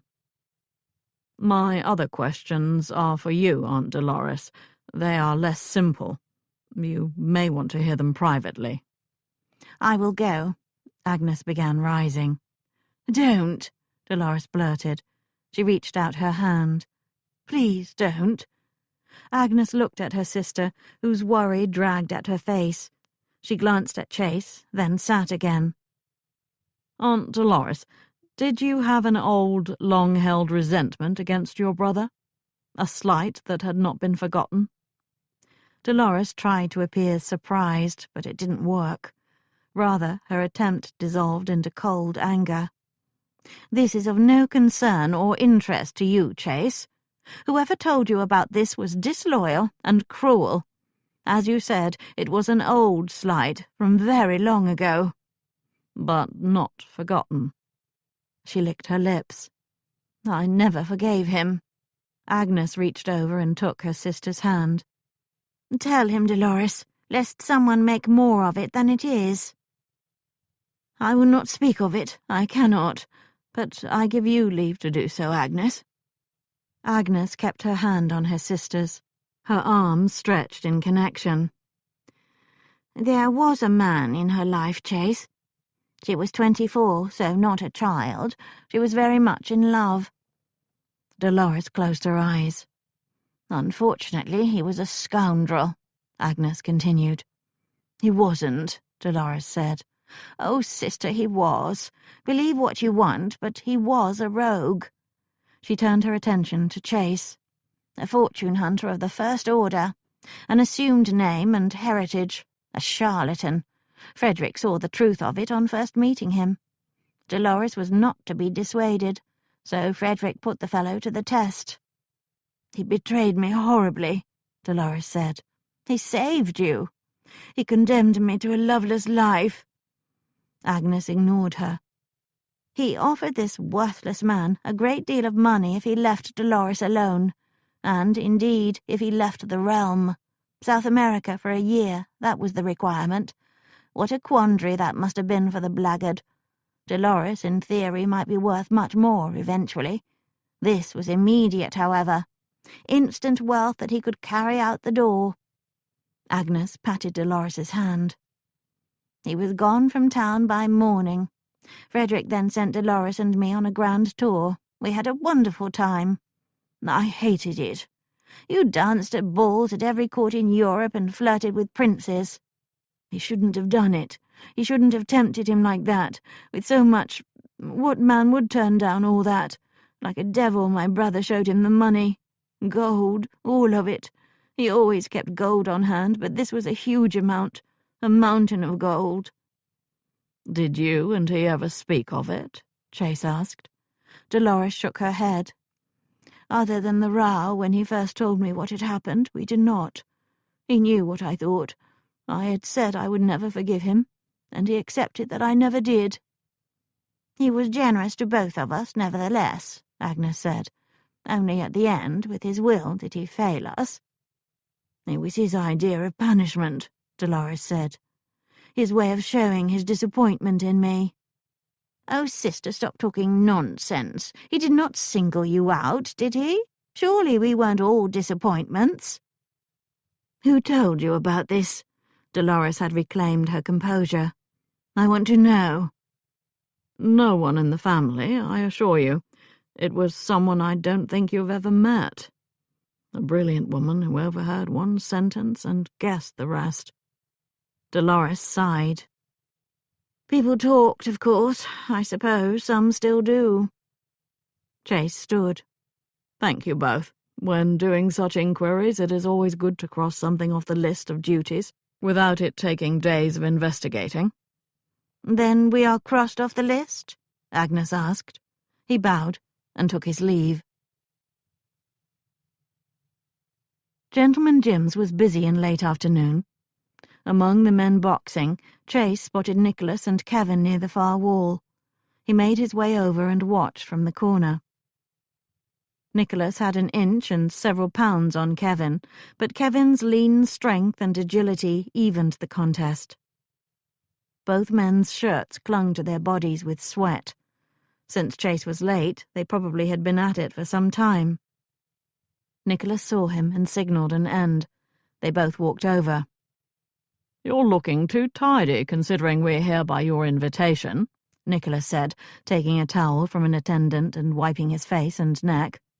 "Off with those coats, and Kevin here will go around with you. He still has plenty of boyish excess in him, even after 2 bouts with me." I had to call on the aunts, and it took twice as long as planned because I had to learn all about their grievances against each other. I'm surprised Agnes has not killed Dolores by now, Nicholas said. She's come close, but has decided that throwing her out will work just as well. Tell your father to lock the doors, Kevin. He's the only brother in town, Nicholas said. She thought Whitford House would suit her better, Chase said. Nicholas froze with the towel in the middle of a wipe of his face. He looked over its edge, like a man just sentenced to the hulls. I will go rusticate and leave the whole house to her if she invites herself to stay. I may have convinced her that the house is still too uncomfortable for visitors and not up to her standards. As it will remain for a very long time if it spares me finding relatives on the doorstep. He cast aside the towel. Since you're still fully dressed, I assume you're too afraid of Kevin here to go at it with him. Make yourself comfortable while we wash. They aimed for the dressing rooms while Chase strolled around the perimeter of the room, watching fists fly and bruises rise. He regretted he had arrived too late to participate. He felt out of sorts when he did not regularly exercise. Last night with Minerva had removed the worst of that edge, but he still would have liked a round or two. When his cousins returned, both had been scrubbed and dressed and looked none the worse for their bouts. Kevin had a big smile on his face. A splendid idea, Chase, even if you missed it yourself, he said. Chase had arranged it as a way to get them both together without being too obvious. That it had distracted Kevin from his preoccupation with the will was an unexpected boon. A tavern or a club? Nicholas asked while they left the building. A tavern, Kevin said. The White Swan, if you don't mind. There's a horse being offered through them that my father asked me to see. They all mounted and rode east, then south toward the river until they reached the White Swan. Kevin asked about the horse at once, so they all went to inspect it. Kevin proceeded to inspect it closely from nose to tail. Nicholas and Chase did too. It was a horse, after all. How much? Nicholas asked. 40. Expensive. White ones usually are. Kevin gestured for the groom to walk the animal around the yard. My father favours them, as many do. They look so nice as a pair. Unfortunately, half of his white pair is taken ill, so he requires another. Nicholas began speaking, then shut his mouth. Chase could imagine what had almost emerged. Why is he asking you to look at the horse when he can do it himself? Apparently, Chase was not the only one arranging matters, so Kevin did something other than brood. I'll tell him to offer 30 and settle at 35. They chose a table in the tavern and sent for ale. We should make a day of it, Nicholas said. We'll have a meal and drink too much, then go out looking for women this evening. There is Lady Trenholm's party tonight, Kevin said. Unfortunately, I cannot go with you since I declined. Not those kinds of women, Nicholas said. Chase here has told me to find an inappropriate woman. I'm sure there will be some of those at her party too, Kevin said. I have some names. Father does talk a lot over his port. If I attend a party, if any of us do so soon, people will consider it disrespectful of Uncle, even if his will ordered us not to mourn. Furthermore, I would never get within 10 feet of any of your father's inappropriate ladies, because a pack of baying mammas would block me. Kevin laughed. I suppose you have become the prize fox for their hunt this year, once the season starts. I beg you not to speak of it. The mere idea of the season throws me into deep melancholy. You could just visit a brothel, Kevin said. Inappropriate and uncomplicated. There are several that would celebrate your arrival as Uncle Frederick's heir. Nicholas turned to Chase. What do you say? We can show young Kevin here how it's done. Kevin smiled slowly. I'm always grateful for your concerns about my education. Chase smiled too, but his mind did not. He did not want to go to a brothel with Nicholas. A month ago, maybe, but not now. I regret that I have a late appointment and can't join you. Nicholas' eyes lit. Damnation, look at that smirk. He's already found his inappropriate woman. Well, he does get around town a lot. I do, Chase said. Both of you should try it. It's better than brooding. I do not brood, Nicholas said. I worry. There's a marked difference. Yesterday I spent the day reading letters from men offering to be my head land steward for all the properties. I require a new one. Any who seemed worthy? Chase asked. Hell if I know. Nicholas laughed. How does a man who's never farmed know if another man is good at farming? I'll have to rely on references from other men who've never farmed. They were back to the will. Chase didn't mind, although the hour respite had been welcomed. Will you be returning to France soon? He asked Kevin. Kevin shook his head. The reason for being there has disappeared under current circumstances. How so? Nicholas asked, truly interested. It will bore you. Not at all. Kevin leaned in. You know that I've been developing a small piece of machinery that increases the pressure and velocity of steam put out by a steam engine. I know it, but I've never understood it. I found a man in France who has another piece of machinery that, if matched with mine, will refine the process. If you put them together, it will be a device that every engine will have to have. It allows a far wider application of the engines. I was in France trying to convince this fellow to sell it to me, or at least sell me the right to use it. I spent weeks there, working on him, earning his trust. He finally named his price, but of course I can't pay it. Kevin's sharpness and tenacity impressed Chase. He had always been thorough in whatever he took on. 6 years younger than Nicholas and 4 years younger than himself, at 27, Kevin had long ago left his youthful friends to their pursuit of pleasure and embarked on a quest of sorts. How much does he want? Chase asked. 8,000. It's worth far more, especially to me, or anyone else who devises what I have. I came and asked Uncle Frederick, but... His expression suddenly lost its intensity. He swallowed the slip along with some ale. When did you come back? Chase hoped he would not have to ask. Silence slowly beat out time. Finally, Nicholas made a display of stretching and yawning and raking his hair. Now, about those inappropriate women, he began. No, Kevin held up his hand. You may as well know. It's bound to come out. Once I had that calibrator in my sights, I hopped on a packet and came back. I met with Uncle Frederick. He was not convinced. He said I could have it created again here for a fraction of the cost. That may be true, but what was saved in money will be lost in time. I had also made promises not to steal the design. Still, he would not agree. It was a disappointment to me, of course. So you returned to France? Kevin nodded. I hoped to salvage something of the arrangement. However, the price remains the same. It's just a matter of time before someone else finds him. He knows he has something of value. When did you return from France that first time to speak with Uncle? Nicholas asked, sparing Chase the question. 3 days before he died. I went to Melton Park when I learned he was not in town. I sent a note when I arrived and asked to meet him in the park. He blinked hard. We had a bit of a row out there among the naked trees. I started back to town that evening. It's understandable that you did not share this widely, Chase said.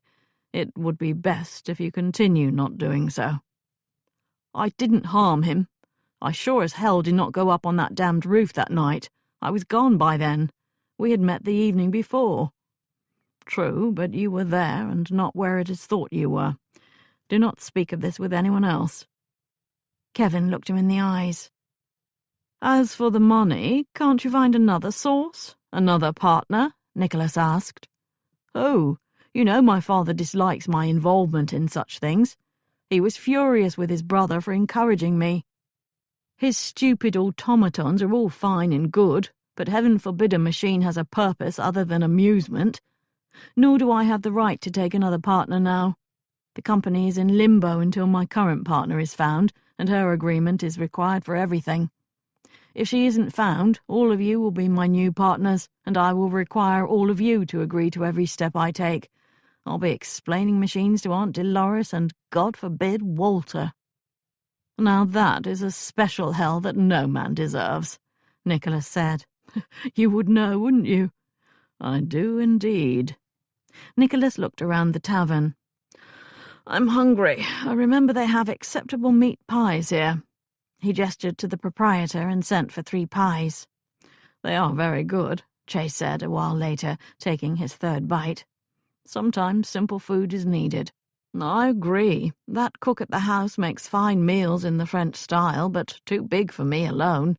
It's a wonder Uncle Frederick didn't get as stout as Prinny." "He only ate 1 meal a day," Chase said. "He may do with bread and cheese otherwise." "That sounds dull," Nicholas said. "You know the oddest details about him." "It did keep him from getting stout, that's all I'm saying." Chase glanced at Nicholas's middle section. Nicholas noticed. He looked down. "Are you implying I need to follow Uncle in this eccentricity? How dare you? I am not stout." "Not quite yet," Kevin muttered. He caught Chase's eye and they both laughed. "This not at all stout Duke still wants to return to the subject of women," Nicholas said. "I don't want to sound callous, Kevin, but the whole time you explained your inopportune visit to Uncle, I was occupied thinking about them in scandalous detail.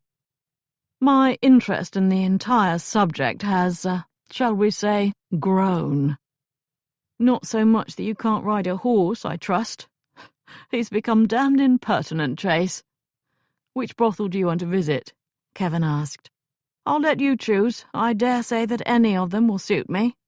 He stopped and looked hard at Kevin. "Unless you frequent the ones that are favoured by men with peculiar tastes." Kevin looked innocent as a lamb. "No French cuisine for dessert, you mean? More simple pie? We'll visit one that will accommodate you." Chase stayed while they finished the last of their ale. He sent them off to their evening adventures and turned his own horse toward home. "I need to see you tonight. I will send a carriage at 9 o'clock. The letter had come in the early afternoon post. Minerva had debated what to do for at least 2 minutes before relinquishing any pretense that she did not intend to go. No scolds came from Beth while she prepared after dinner. Rather the opposite. Beth insisted on redoing her hair. She laid out an almost fashionable dress, a deep green one with a tiny ruffle around the neckline. She kept watch at the window when they went below. "It's here," she announced. "Does he not have his own carriage?" "I don't think so. He doesn't have much use for one." "He'll be needing one now, I should think. How else will he take you to the theatre and such?" "He's not said he wants to go to the theatre, Beth. Perhaps he doesn't even care for it." "Everyone likes the theatre. If he doesn't suggest it, you should. It isn't fitting for you to only see him for—" She snapped her mouth shut. Minerva went to the reception hall to find Jeremy waiting. "What are you doing here? Don't you dare follow again." "I'm only here to be your footman. Someone needs to escort you down and hand you in like a lady." She muttered her annoyance, but actually was touched by their interest and concern. Under Beth's watchful eye, Jeremy helped her into the carriage. To her surprise, the carriage was not empty. Chase sat within. "Prompt, as always," he said, while he ensured she was comfortable. "Do you enjoy music? There's a concert at the Argyle Rooms tonight. It's sponsored by the London Philharmonic Society. I thought we would go if you want." "I would enjoy that very much." He gave the coachman the direction, then slid from his seat over to hers. He gave her a kiss. He then looked around the compartment they shared. He brushed at the slightly worn upholstery on the seat across. "My apologies. This was the best Brigsby could procure. I've been negligent in not buying my own, and must attend to that." She had not noticed anything amiss with the carriage. "Has Beth been interfering again?" "I've not spoken to her. What makes you think she's meddling?" "The concert, the carriage." He looked perplexed. She gave him a little kiss. "Ignore me. I'm so used to inquiries that my mind makes them even when unnecessary." "Let us forget about them this evening. I spent the day on them and need a respite from all of that. I think that's a splendid idea. Of course, that leaves us with little conversation. I can't learn about your life without touching on your family, for example. My family did not involve itself in my whole life. Ask away if you're curious about something. She decided which of her many questions to pose first. Was your father in the army? Did you follow him in choosing that life? My father was a scholar, a very good one. He translated ancient Greek literature.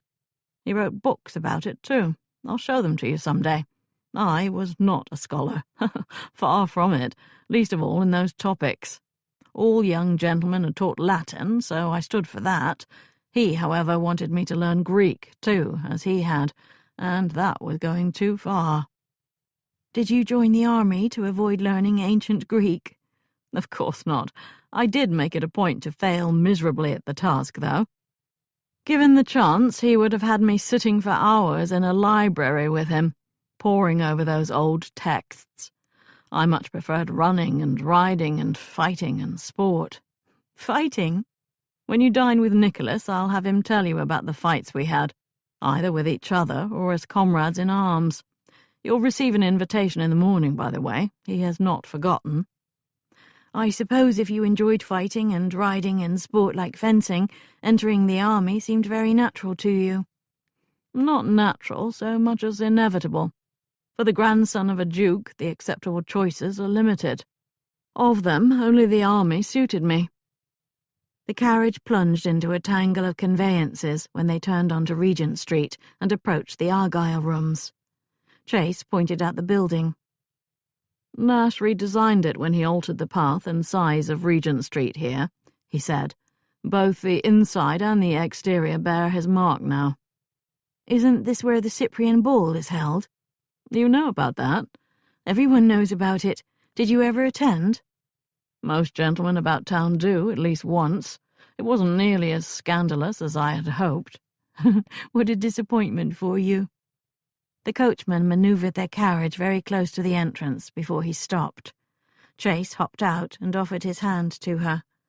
Once she alighted, he spoke to the coachman, palmed him some coins, and they entered the building. I have subscriptions, but we'll use the Duke's box, he said, guiding her up to the salon, then to a door. Will he be attending too? He's otherwise occupied tonight. The Duke of Hollenborough possessed a very fine box, one of the best. Below, the musicians had already been seated, and they plucked at their instruments.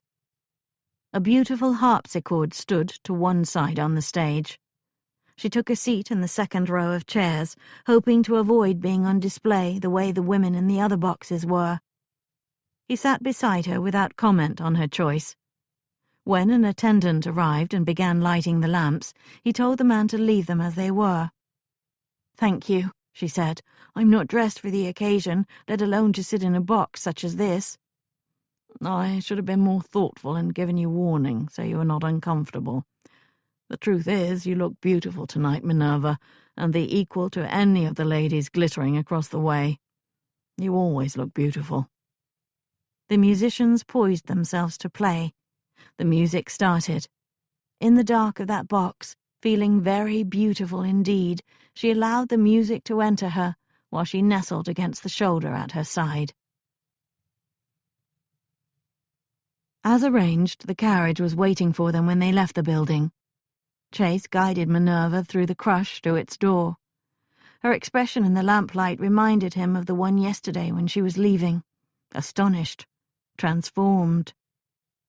"Have you never heard music like that before?" he asked when he sat beside her and the carriage began nudging away from the other conveyances. "Not quite, not like the last piece. The first ones I've heard something similar in church." The first had been Bach, the second Beethoven, the first a fugue on harpsichord, the second a symphony that thundered through the theatre. Uncle Frederick had not liked Beethoven's music. Dionysiac, he had called it. "The structure is there, but buried in storms that rouse the emotions, not the mind," he had said. "On the other hand, when you want to seduce a woman, it is useful to have her listen to Beethoven first." Did your church in Dorset have such sophisticated music? No, but when in London I would attend St. George's near Hanover Square. I never missed Sunday service. Beth and her son would come too, and we would walk both ways, even in bad weather, to make the outing last a long time. There would be no way Finlay could object to his wife attending church. That must have annoyed him. Not enough that he accompanied her, though. Such a man knows his soul has no business in such a place. How far was it? We normally let a house west of Portman Square, so not too far. I would have to leave quite early, though, because we would walk very, very slowly. She kissed his cheek. Thank you for tonight. It was a special treat. I feel as though the music is still inside me. He turned and gave her a full kiss, such as he had been wanting to do since she left her house. I will return you to your home now, if you want. Don't you dare. He needed no more encouragement than that. The music was still inside him, too, and he released some of the passion in kissing her. Things were more equal this time. She parted her lips, inviting the deep exploration of her mouth. She nipped his lip, testing her own power a little. It was hell releasing her when the carriage stopped. They both pretended they were normal while he settled with the coachman, and they walked calmly to the door. Up the stairs they trod, when in truth he wanted to sling her over his shoulder and run. Once the door closed on his apartment, he grabbed her and swung her into his arms. There was no sight or sound of Brigsby, who must have taken shelter in his chamber. He held her head with one hand and shrugged off coats and cravat. She dropped her reticule.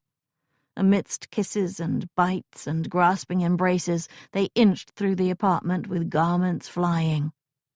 Only when they dropped onto the bed naked did he seek some restraint. He might not have to be heroic, but he could not ravish her either. Yet he craved to be in her, thrusting deeply, feeling her tremors and hearing her sighs, and he forced himself to find the final tether to sanity that still existed. He took his time after that to make sure she knew pleasure. The rhythm of her sighs and gentle moans, slow at first, then rising in speed and sound, found union with the hard beat of his heart. She abandoned control fast, like a woman more than ready. He put his hand to her mound while he used his mouth on her breasts to push her further into delirium. He gently pushed at one thigh. "Open, darling." He slid a finger down her cleft while he spoke. Her mouth fell open and her back arched. He almost pulled her atop him then, but instead again resisted. He touched her more purposefully. The intensity had her cry out. She moved against his hand, seeking more. Her cries turned loud and desperate. A series of small tremors shook her, and with each one she stopped breathing. He circled his touch around the edge of her passage, then brought it forward to the nub. A series of frantic cries ran through the chamber. Then she screamed, and even as she did, she scrambled atop him and took him inside herself. She came down hard, absorbing him. She looked glorious and perfect, and he wanted her only more now. He gritted his teeth and restrained himself, yet again, so whatever she experienced would not be interrupted. It seemed like forever they remained like that, with him throbbing inside her, hot and demanding, with his whole body tight as a bowstring. He was about to give up on heroics when she opened her eyes and looked down. She leaned forward, kissed him, and began moving. She soon joined him again in frenzied passion. The coil of pleasure tightened, increasing his hunger and pushing for more. He thrust hard again and again. His release came in an explosion of pleasure that buried him. She sank down on him, her fingers gripping his shoulders and her breathing hard and short. He wrapped his arms around her back and bottom so they stayed together a while longer in every way. She remained with him as sensations slowly gave way to thought. Even then he kept her there, because most of those thoughts wandered around her. He finally loosened his hold. She rolled off him and onto her back beside him. He figured out how to cover them both with the tangle of bedclothes they had created. He embraced her with one arm so she came closer. "I am speechless," she said, lowly, into his ear. "I have no way to know for sure, but I think you are probably a very good lover." He enjoyed her flattery to a ridiculous extent. She nestled down closer and deeper. "You spent the day on inquiries, didn't you?" "I did. You were correct about Dolores. There was an old resentment over a man that my uncle warned off most effectively. He paid the fellow to disappear. She's still angry." He was going to let it rest, but found himself adding, "And Kevin admitted to me that he indeed returned from France earlier and met with Uncle Frederick. They had a row." She didn't move or speak for a long time. "Not on the roof," he felt obligated to add, "and not that night, but the evening before." "Well, that's different, isn't it?" "It is, if he's telling the truth." Damnation. For hours he had not been turning that over in his head. Inevitable that it would all start again, though. "It is difficult to investigate one's own family. Perhaps you should wait for an official inquiry. If there isn't one, you can take it up again if you think you should." He watched her profile and the way the low light limned it. The tangle of her hair spread out over the pillow, its silken strands feathering his face. He had not told her, or anyone, that his inquiry was the official one. It had crossed his mind to tell Peel to find someone else to do it, though. Only then he would have no control over it, no ability to turn that blind eye or avoid ferreting out information on people he did not think required investigation, like Kevin or Minerva. He had wondered when she would go to this topic. Right now had been a good choice. Their intimacy allowed more honest talk than daylight ever required. "If it is someone in the family, I would want to know first," he said. "So you could tell that person to purchase packet tickets?" "Something like that." She turned her head to look at him. "Have you ever done that?" "There was one time when I might have. I was too trusting of the person's innocence, however, until it was too late." "I hope you did not blame yourself for trusting, no matter what it meant to the direction of events." "It was a mistake that I paid for dearly, that's all." She peered at him as if trying to see his thoughts. When he said no more, she looked away. There was no hurt in her, from what he could tell. She merely accepted that he chose not to share the story with her. He looked away, too, at the ceiling. She turned into his arm and rested her head on his chest. "Did you kill him?" Only twice had he answered that question, and even then not told everything. He did not speak of it. He did not explain. "I was in the army and at times conducted investigations. That was where I started and learned. After Waterloo, I was with my regiment in France, part of the army that remained there while matters were sorted out. A Frenchman was found dead in the town, knife wounds. Someone said one of our men had been seen nearby. I was told to look into it." She did not move or react. She only listened. "I learned this man had a lover, a woman of renowned beauty, and he had a rival, one of our officers, a friend of mine, a good friend." Only briefly did he consider not finishing, yet it felt good to speak of it, finally, with her. "I knew it could not possibly have been him. I knew him. I had for years. I would have sworn to his character. So I kept searching for another, and yet there was no one else. I did not accept the truth until they arrested him. One of her servants came forward and admitted she had seen it all. An argument over the woman. A crime of passion, the French called it. The British Army claimed jurisdiction, however, and we have no provisions for such an excuse. He was sure to hang." "How terrible for him, and for you if he was a friend." "It meant an ignoble death and the loss of his good name.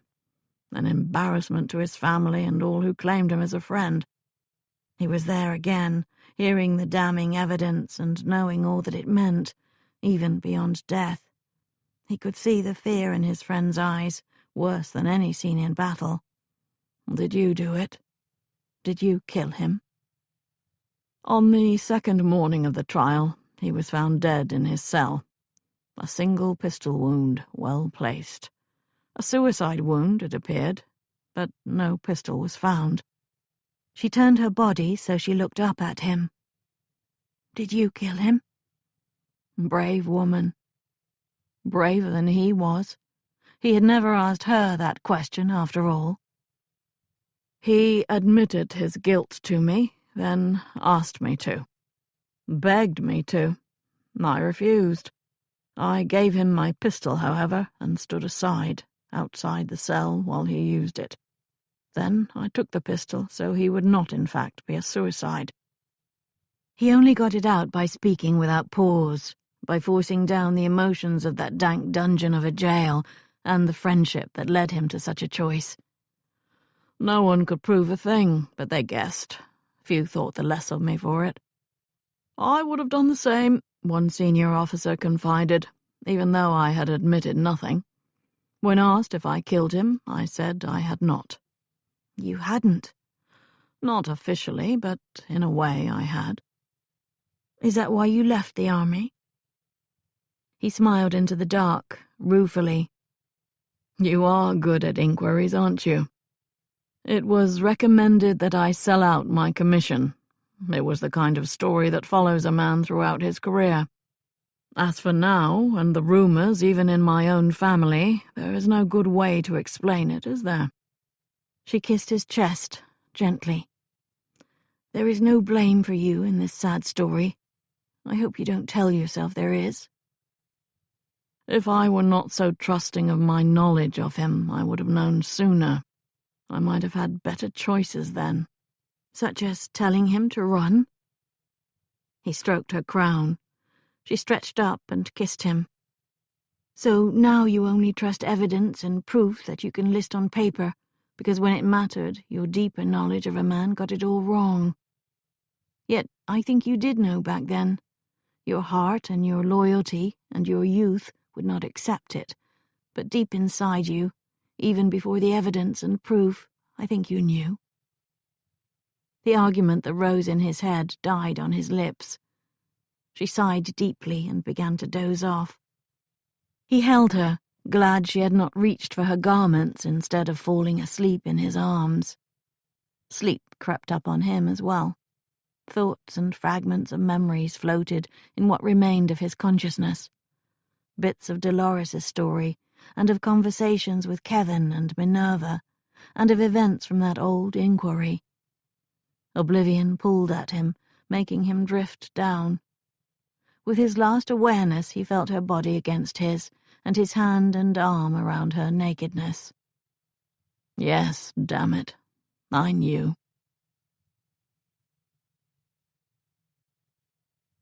Chapter 19. I've been thinking. You said in passing that you could use someone like Jeremy at times.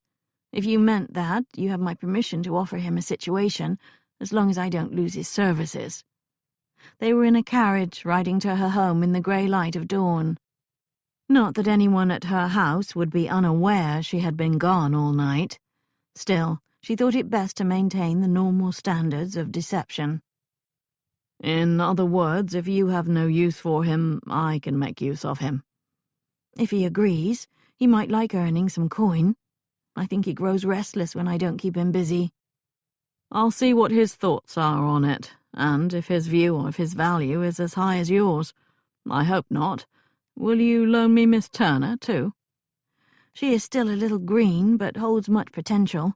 In a few months, perhaps. He went back to kissing her, which her comment about Jeremy had interrupted. He didn't stop when they arrived at her house until she gave him a gentle push. "He'll be awake by now if you want to speak to him," she said. "He's lived in the little carriage house in back the last 2 years. At his age, I expect he was getting under foot here with you two ladies." It was all his idea to move out there. Beth was too aware of his movements when he lived in the house. There had been some rows about that, with Jeremy letting his mother know that it was time for her to mind her own affairs. At first, the house seemed empty without him, and less safe, but he was close by in that carriage house, and by nature watchful. "What will you do today?" he asked, dallying at the door, his hand resting on her arm as if he did not want to stop touching her. "First I will sleep." He smiled wickedly at the meaningful look she gave him. Among the other things she had learned in that bed, to her amazement, was that people on occasion did that more than once in a night. The pleasure had been quieter the second time, even languid, but no less moving. After his revelations, their closeness seemed even deeper, as if they had absorbed parts of each other. "Then I will start on my new inquiry." "An interesting one?" "I'm to find a relative who has gone missing. There was an estrangement, and now one party wants a reconciliation, but has no idea where to find the relative in question. I think I will start with advertisements." She worked the latch and opened the door. "I would love to stand out here with you and kiss and embrace and shock the neighbors, but I do have to send you home." A charming smile, an elaborate bow. He turned away and she shut the door.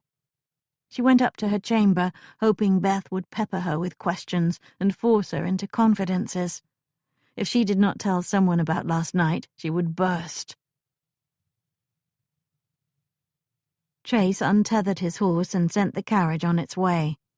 He definitely would have to purchase one and arrange for the services of a coachman and groom.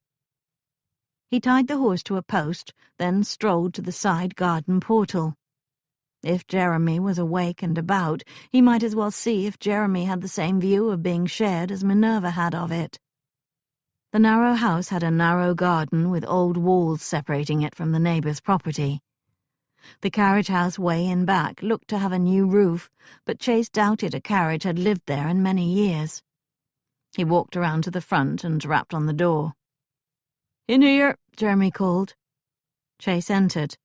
It was a small place, but had been made comfortable. A wooden floor made it into a house, if anything did. The gates for the carriage were firmly locked and bolted, becoming a wall. Simple furniture, probably borrowed from the main house, created a little sitting room. Another door gave off from this one, and he walked to it. On its threshold he saw that it was the bedchamber. Inside, Jeremy washed, stripped to the waist, his youthful body bent over the basin while he rinsed his face. He heard Chase and glanced over. Smiling, he stood and faced the door while he pulled on his shirt. Then he opened the door fully and came out. "I thought it was my mum. I didn't expect callers. I don't have any." Chase looked around the chamber. "You've made a pleasant home for yourself here." "I like it. Mum doesn't." He smiled again. "We'll be killed by intruders, and you'll be none the wiser out here," she said. "As if any intruder would stand a chance with those two, as you learned to your pain. Also, they can shoot better than I can." "Is that who taught Miss Hepplewhite, your mother?" "It was. Mum was a farmer's daughter, tenant on some estate somewhere, but she married an army fellow. Not like you, just a soldier. He got killed in the war early on, and she went into service to be able to keep me." He pulled on his coat. "Come and sit down. If you're here, there's a reason, I expect." Chase and he returned to the sitting room. Jeremy built up the fire a bit, and soon the flames broke through the night chill still hanging in the house. "I would offer you something, but I take meals at the house, and there's not even coffee here." "I have no need of anything, but thank you for the good intentions. Miss Hepplewhite suggested something to me. I thought I would talk about it with you, since you may not think it as good an idea as she did." "Could be, although she usually has good ideas." "She said that there are times when she does not have much use of your services, and that if I do have need of such services, then perhaps you would like to make yourself available to my inquiries." Jeremy absorbed that. He frowned vaguely while he thought. "There'd be wages for this?" "I will match whatever she pays you." Jeremy smiled at the floor and scratched his head. "I'll be wanting a bit more than that, because she doesn't pay me anything. Not yet. She feeds me, and I live here, and she's like my family." Then let us settle on wages that are suitable, since I am not like family." It did not take long to do so. Jeremy seemed pleased. "It could be complicated, what with you sending for me, and I maybe not even here to know it because I'm somewhere for her. We'll see if we can keep it from being too complicated." Jeremy just looked at him with a half-smile on his face. Something amused him, and Chase suspected it was he himself. "What?" he asked, when that gaze continued. "I'm just thinking how Minerva is the smartest person I know, and you seem to have your wits about you too, but neither of you can see it." "See what?" "Hell, if you're going to share workers and you're going to share a bed, why don't you just share a business?" The notion had never entered his mind, yet it made some sense, especially because their methods complemented each other. Ridiculous, of course. He could name 5 reasons why it would never work, and might well ruin too much. Still, he had to give Jeremy some credit for his own wits. "I will go now. Oh, I had a question on another matter. When you would visit London with the Finleys, where was the house they let?" "Old Quebec Street, up a ways off Oxford. It's near Portman Square." Chase left Jeremy to go get his breakfast and let himself out the side portal. The image he had seen when entering the bedchamber held steady in his memory while he mounted his horse. Before Jeremy had pulled on the shirt, while he bent to the basin, marks had been visible as raised lines on his shoulders. He had been beaten at some point. Chase had seen marks like that often enough in the army, only deeper and wider, on men who had been whipped. These scars had healed better than most. Time had gone far to fade them. That meant they were quite old, and the back on which they were laid had been young. The mere act of growing up had changed them. Finley had been a brute with more people than his wife, it seemed. The caller came 2 afternoons later. Chase was not expecting anyone, least of all this man. "Mr. Martin Munro," the card said. "Private inquiries." Munro entered the sitting room and looked around, as if taking its measure and assessing its worth. Chase waited for him to do the same thing with the apartment's owner. A big smile beamed on Munro's florid face. In his early middle years he had thickened around the middle, and a few grey hairs salted his dark hair. The smile made balls form on his cheeks. The blue eyes, however, showed more shrewdness than his bonhomie manner suggested. "I've come on a professional matter," he said, once they had greeted each other and he had sat. "Professional courtesy, actually. I'm told you and I share a calling." "You've been conducting inquiries into me, I see." "Well, I saw you at the concert and asked my friend who was that there, and he told me. He's not a friend of yours, but he knows that box and the family that uses it." It all sounded innocent, but Chase heard the architecture behind the facade. "Why did you ask about me?" "Ah, that is the whole of it, isn't it? I've some information that may be of use to the man in that box, and needed to know his name. Imagine my surprise to learn it was a duke's relative, and one whose days are spent much like mine." "Of course, if what you know is of some use, I will be grateful to hear it. Perhaps you should inform me of your fees before you share the information itself." Munro was not insulted. He was in the business of information, after all. Still, his smile demurred before his words did. "No fees as such. My thinking is that if I do you a good turn, professionally speaking, that some day you will return the favour. Our sort needs to stick together, right?" Apparently, Mr. Munro had sought him out with the best of intentions. "I have been remiss as a host. Let's share some brandy while you visit." Chase went to the decanter, poured 2 glasses, and brought them back. Munro sipped his, expressed delight, then set it down. "So, here it is. That woman you were with at the concert, I know her. And, to be honest, I'm wondering if you really do." "I think so." "She uses the name Hepplewhite now, but she was not 6 years ago Margaret Finlay. That's her real name. Married she was to one Algernon Finlay. I am aware of that. Are you now? Do you also know she killed the man? Came within an inch of hanging for it. Chase kept his reaction in check, but astonishment slowed time for a solid 10 count. Munro saw his surprise, despite his efforts to hide it. I know of what I speak. This is not idle gossip. How do you know? I was in Dorset on another matter. When it finished, I stayed on a spell and did a spot of work for her husband, an inquiry into her. Algernon Finlay wanted your services regarding his wife. He did indeed. She'd left him, and he was sure there was a lover behind it all. Had me looking into that. Not the sort of work I much care for, but there I was, and I thought it would be an easy assignment. I was wrong. The woman was sly. She guessed I was watching, and that lover never came to her house. Sometimes she would get out somehow without my seeing, and she probably met him then.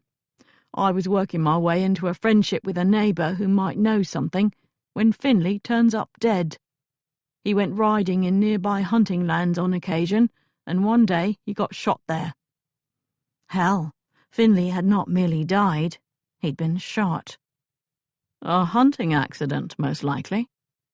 So the coroner eventually said, but no man who dies by an accident ends up with a lead ball directly to the heart, does he?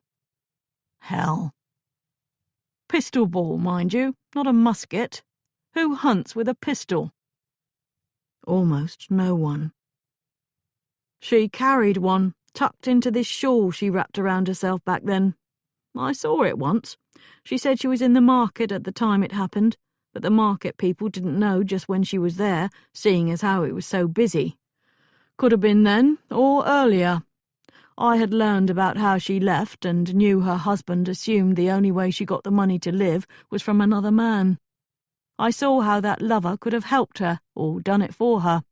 I swore down that information. Minerva had told him most of this. Not about the pistol wound to the heart. Not about Munro looking for a lover. She had to know she was being watched by Munro, though. She was too good at inquiries to miss when one had her as the object. Why was she not accused and tried? Munro took another sip of his brandy. Evidence too thin, the coroner said. No proof he was murdered at all, and none that she was in that forest. Then it turned out he left nothing, was in debt, so any motive fell apart, since I had never found that lover. But I'm telling you that she did it, as sure as I'm sitting here drinking your very fine brandy. Telling you unofficially, of course, and only due to our common profession. I know all about criminal libel, and am making no actual accusations. I thank you for all of this. I know it was imparted with the best intentions. Tell me, do you often work out of London? Chase managed to keep an even tone, despite his silent cursing. Never do. I'm here on a family problem. For all the good it will do. Normally I'm in the Midlands and such, and the northern cities. Liverpool at times, Manchester.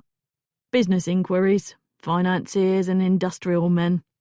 It's more interesting than domestic matters, and for all their ruthlessness, cleaner. They aren't gentlemen for all their money, but at least you don't feel like you're pawing through someone's underclothes. He began to sip again, then stopped, as if a thought had dawned. One inquiry touched on your family, now that I remember. The last Duke. How interesting. You must tell me about it if it would not be an indiscretion. Chase rose and retrieved the decanter while he spoke.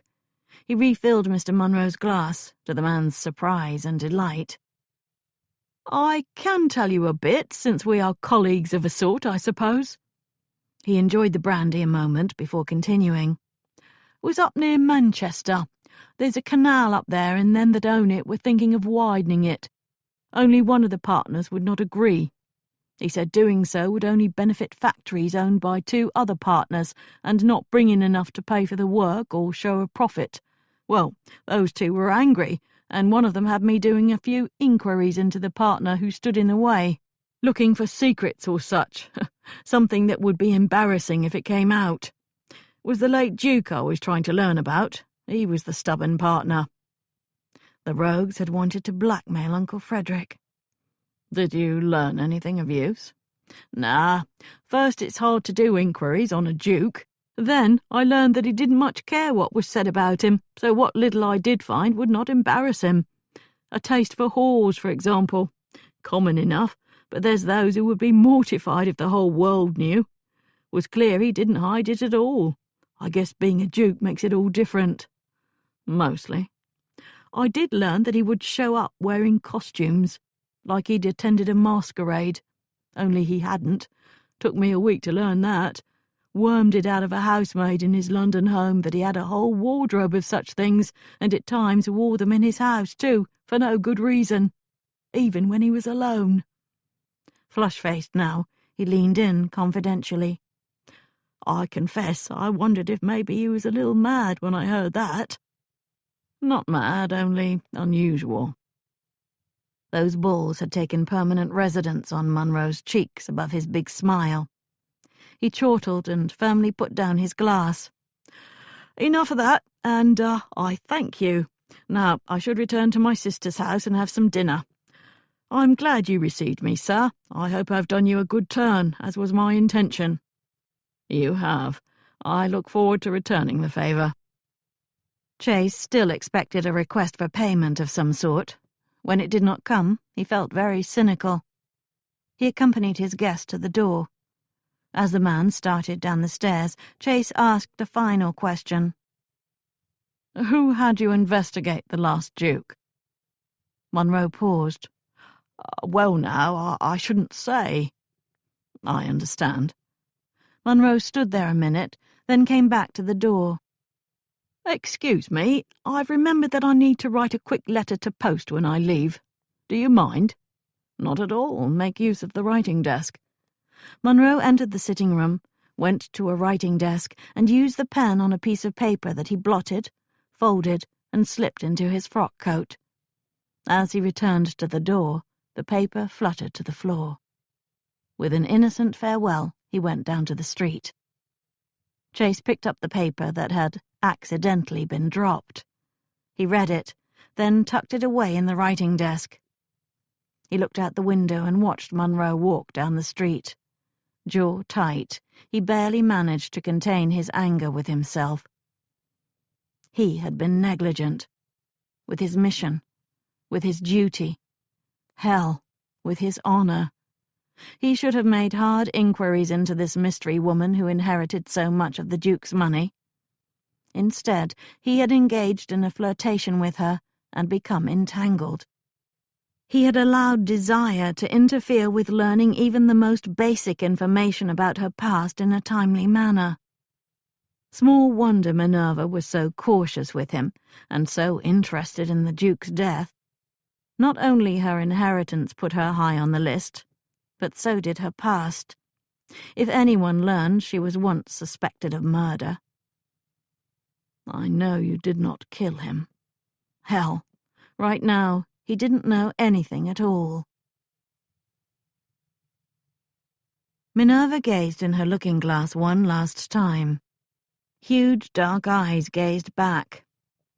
The Duke's invitation to dinner had arrived last week, and she had swallowed any trepidation until this evening.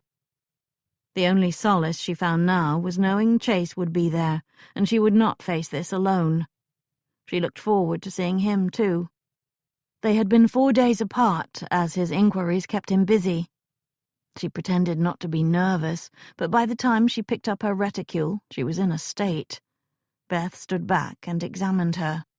That dress is very flattering, and the equal of anything worn by the other ladies that will be there, I'm sure. Minerva wore the primrose silk dinner dress that had mysteriously arrived at her house. Upon her writing to Madame Tissot saying there had been a mistake, the modiste had merely written back that her shop did not make mistakes. Other ladies. Of course there would be some. She had not thought about that, however. Now she wondered how many and who they would be. Beth pinched her cheeks. You need a bit of colour, that's all. Get your wits about you now. You are the ladies' equal, too. More than their equal. I doubt if one of them will have done as much as you have in life, or enjoy the freedom you do every day. Who knows, maybe if they learn of your inquiries, we'll get clients we can charge very high fees to. Beth, you know just what to say. I will find a way to make sure they do learn of my inquiries. This is a wonderful opportunity, and I intend to do more than eat an incredibly fine meal. Don't be slighting the eating part. It will probably be the best food you swallow in your entire life. I'll be wanting all the particulars tomorrow. Every sauce, every savoury, every joint. She sighed. I can taste it now. Minerva went below to wait for the carriage. It would not do to keep a duke waiting. When she heard it in front of her door, she collected herself and stepped out. Jeremy waited to play footman. So did Elise, to gawk. Her arrival interrupted their conversation and laughter. Jeremy snapped to attention to perform his duties. Elise watched with wide eyes. She was so distracted by them that she was at the carriage door before she realized how nice a conveyance it was. Not as large as a typical hired coach, it sported green paint and polished brass, and the coachman wore a very neat coat and hat. Inside, plump cushions in deep red waited. Jeremy closed the door and peered inside. You will roll up Park Lane in style. Chase had done this. It touched her that he wanted her to feel equal to those ladies when she arrived at his cousin's home. She opened the curtains and peered out at the way the town glowed from street lamps and windows while they rolled along. Formality greeted her arrival. 2 liveried footmen tended the door and carriages. One handed her down and escorted her inside, delivering her to the butler. He, in turn, handed her to another footman, who brought her up to the drawing-room. At least a dozen people moved within, chatting. The Duke came over to greet her. A bow and curtsy, and off they went, winding through the little group that included some very fine ladies indeed. She spied Chase across the chamber, chatting with a lovely woman in red who flirted with him boldly. He didn't seem to be minding. That cleared the dazed befuddlement out of her head at once. She turned her full attention to the introductions, memorizing every name she heard. That is the Countess von Kirchen. She's visiting from Vienna, the Duke said, noticing where her attention kept returning. She is very lovely. She almost said voluptuous. Due to her ample endowments, the Countess's bodice revealed more bosom than it covered. Minerva glanced down at her own décolleté. Upon donning the dress, she had thought it daring. Suddenly it appeared sedate enough for a church. Eventually the Duke brought her to Chase and pointedly eased the lady in red away. The chance to flirt with a duke proved an effective lure. Minerva watched the red stroll into the group. She is beautiful, she said. I suppose so. Of course she is. You have eyes. My, you are snappish. Are you jealous? Of course not. He tipped his head closer. Not at all. I'm wounded. As for my eyes, I saw only you once you appeared.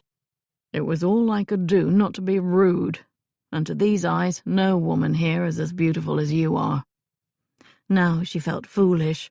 She had been snappish. Perhaps I was a little jealous. I suppose lovely women flirt with you shamelessly all the time. I should not make too much of it. Still snapping a bit, I see. He stepped back and looked at her from head to toe. The dress makes you look seductive. It was not a word she would have used. Certainly no one else ever had. Yet his calling her that made her feel seductive. Perhaps I should flirt shamelessly too. Only with me, darling. Now, we will walk over and join Kevin and that woman who has been pursuing him for months. She's a viscount's wife. The viscount is that man over there. And apparently she finds Kevin's preoccupation with his invention attractive. Perhaps she only finds him attractive. He is a very handsome man in a somewhat dramatic way. All the Radnor cousins were blessed by nature, even that one whose wife talks for him. They made their way toward Kevin and the eager Viscountess. "Thank you for the carriage. It was a treat. I felt like a queen." "I'm glad. I bought it yesterday." She fingered the raw silk of her skirt. "Thank you for this, too. I assume you were my mystery benefactor?" "I make no claims or denials." Kevin greeted them with what looked like relief. The Viscountess appeared less than pleased. Her expression cleared when she learned that Minerva aided Chase on some of his inquiries. With a long look, she regarded them both. Minerva all but heard the woman's head drawing conclusions. After that, the Viscountess was very friendly. "I am too full," Minerva said. "I feel as portly as your cousin's butler." Chase patted her stomach. "You did enjoy yourself heartily." "Blame Beth. She said she wanted all the particulars, and I could hardly give them if I didn't taste it all." They sat together in the new carriage. Chase thought the dinner had been successful for Nicholas, his first as the new Duke. A small affair, he had invited people not given to hard criticisms. If any were there, Minerva at least did not notice them. She was bright-eyed and vivacious throughout it all, behaving as if of course she should be sitting with those lords. She had perhaps overindulged herself at the table, though. She had only taken the tiniest taste of most of it, but even that was enough to put her in her current state. "You probably should take me home," she said. "I'm not fit for anything else." "If you want, I will do so. I would like to hold you for a while, though. I don't need anything else." Except conversation. He needed to talk to her about her husband's death, finally. It had been a bad 3 days for his conscience. He had engaged in more self-reflection than he normally embraced.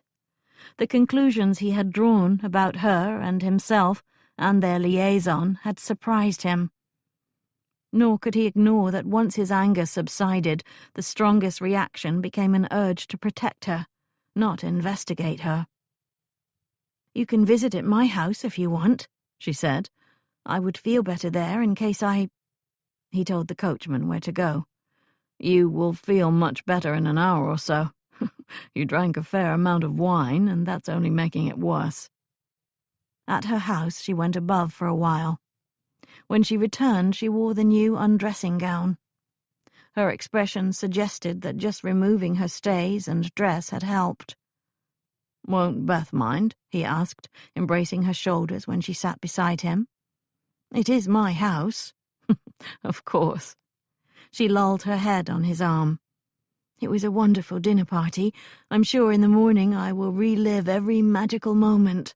The flickering lights, the silver and gold, the food. Oh my, the food! Your cousin's friends were very gracious. A few of the ladies asked about my inquiries with interest. I think 1 or 2 will be asking for my help in the future." Good for Minerva. Probably good for the ladies. Not so good for him. A day ago, should they want an inquiry, they would have called on him. Rather suddenly, with one dinner party, she had become a competitor, thriving in his own garden. He had competitors already. Some good ones. One other who moved in the same circles. Minerva, however, presented a special appeal, one which he could not match. She was a woman. If an inquiry touched on any matter that could be called delicate, another woman would be most likely to seek out Hepplewhite's. "I spoke with Jeremy," he said. "He was agreeable with your idea." "I'm glad. He could use the work. It suits him far better than some of the things he does to earn some coin." "He said you do not pay him." "I don't pay Beth either, or myself. He lives here, he eats here. However, if the inquiries keep coming as I anticipate, I intend to give him wages soon. And, of course, in due time, I will have some of the trust's income, too." He did not mind that those wages would derive from inquiries he should have had instead. Not at all. He did not really need the income. And yet, he looked at her. Head back, eyes half closed, hair mussed. She looked ravishing in her dishabille. Now that she had one toe in society, he did not doubt she would build Hepplewhite's quickly. He was happy for her. Truly. Some day, however, he would probably give Nicholas hell for inviting her to that dinner. When we were talking, Jeremy said something provocative. That got her attention enough that she raised her head. An odd word, provocative. Are you saying he made you angry? Not at all. He said he didn't understand why we don't share a business if we are going to share workers. She turned her body so she faced him. How was that provocative? It provoked thought. Are you saying you would want to do this? I'm only saying that it makes some sense. You have abilities I don't have. I have some you don't have. I can hire a man with your abilities. You can hire a woman with mine. We could even hire each other. True. Clumsy, but true. Her eyes narrowed. You're not suggesting that I become a regular employee, are you, with wages and such? It was a topic he had not considered much. While being provoked to thought, he had not really done much thinking. You tried that at Melton Park, calling me your employee, even though I wasn't one. I found the deception useful there, but I don't care for the notion.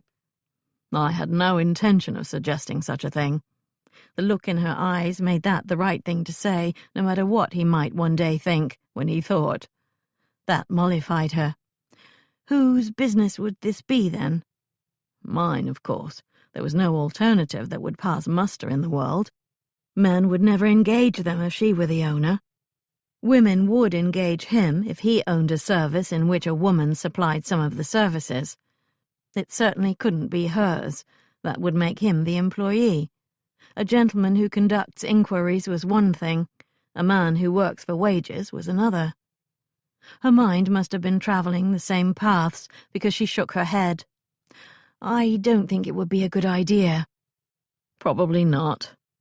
He eased her back into his arms. He could not avoid the next topic any longer. I need to tell you something. A Mr. Monroe called on me. Her eyes opened wide. She sat up and turned to him. What did he want? He saw you at the concert. He came to tell me about you. He thought I should know about your history. That nuisance of a man. He was always there, following me, poking his nose into my life, watching my home. He was hired to find evidence of a lover. She lowered her eyelids. How like Algernon. First he accuses me of being cold and less than a woman. Then he decides I'm engaging in orgies with another man. There was no lover, of course. Monroe was wasting his time. And, as I said, being a nuisance. He said Finlay was shot while out riding, that it was not a normal death. He said the magistrate speculated on your involvement. He said you carried a pistol. He said it was a pistol ball to the heart, which is an unlikely accident. He swallowed the new revelations while he looked at her. Did the army officer doubt her? Did the man who conducted private inquiries? If not, there was no reason to insult her with questions about those details. He wished he could say he did not think she could ever kill. There were those who couldn't. Even the army had some, and they died on the field fast. Minerva was not such a person.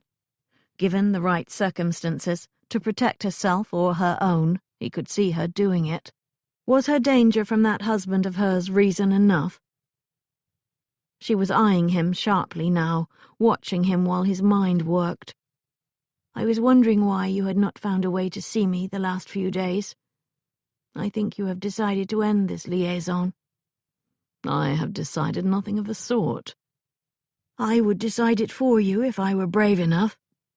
If this becomes known, when it becomes known, any friendship with me would compromise you in several ways. Mr. Monroe told you that I was suspected in Algernon's death. That alone would make me suspected again in the Duke's. You know I am right. I will only tell the solicitor what is necessary to establish your history as Margaret Finlay. The rest does not signify to his duties as executor. With any luck, no one will learn the rest of it. She caressed his jaw, then his mouth. I had no reason to kill him, if you are wondering. I had my freedom. The separation probably saved his life, until someone else did the deed, that is. Damnation, she had just admitted she might well have killed her husband but for the separation. You may not be able to protect me if you are thinking that way, she said. That remains to be seen. He thought he could, though. These revelations had altered his view of many things. Like seeing a battlefield from high ground suddenly, he had realigned certain evidence like so many troops. The path to victory would require some inquiries she would not like, however, and a retreat of sorts, for now. She leaned closer and gazed right into his eyes. Chase, you once told me that you knew I had not killed your uncle. You just knew. Are you that sure that I did not harm Algernon? He took her hand in his. Minerva, I don't think you did this, but I do not know it the way you speak of a better sense knowing. The devil of the truth is this. I've realized that I don't care if you killed that rogue. In fact, a part of me hopes that you did.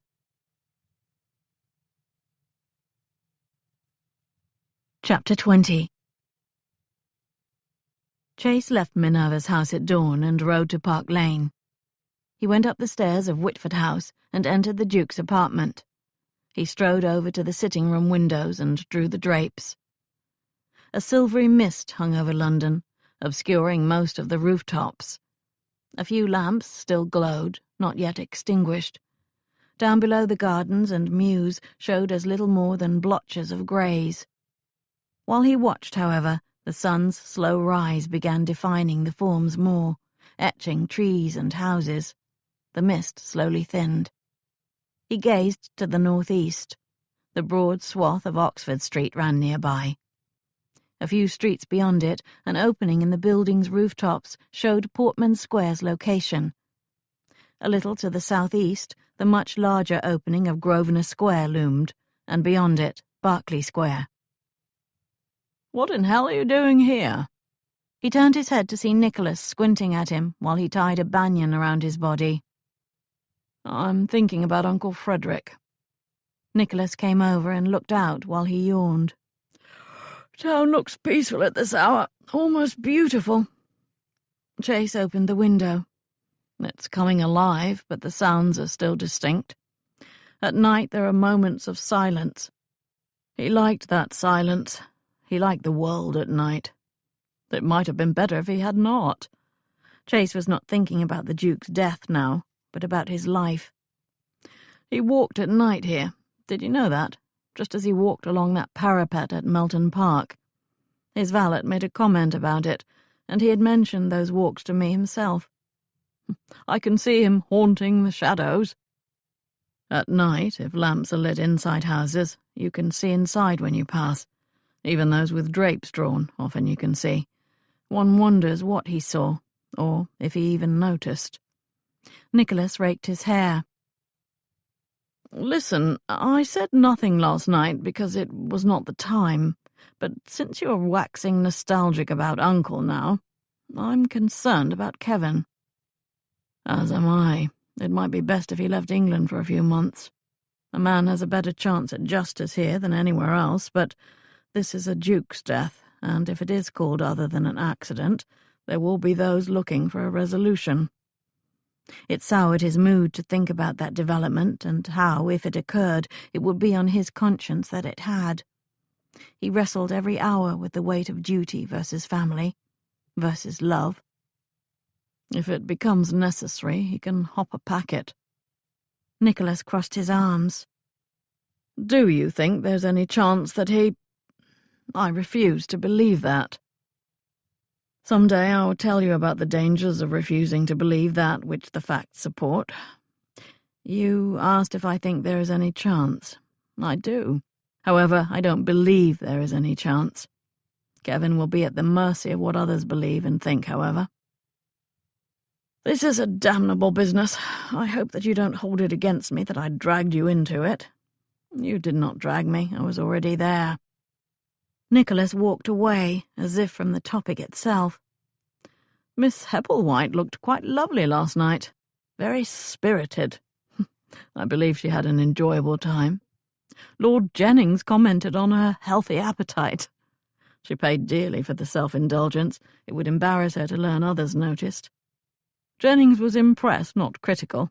As for me, it was a compliment to the new chef. He just started a few days ago. Mrs. Fowler said all her old friends were gone, and she didn't want to continue because it was not the same. He wandered aimlessly around the sitting room before landing in an armchair. Kevin asked about Miss Hepplewhite twice. I could not put him off the second time. I think he sees her as an eligible, inappropriate woman. What did you tell him? You had warned me off when she was called Mrs. Rupert, but I did not know if you still guarded her. I would say protected, but I don't want to imply anything. Tell Kevin to turn his attention to the Viscountess. She would love to devour him one bite at a time. Nicholas raised his eyebrows. You're easily vexed when it comes to Miss Hepplewhite. I will assume that means that whatever had her fleeing Melton Park has been resolved. You appeared good friends last night. I'm not keeping her, if that's what you're trying to ask.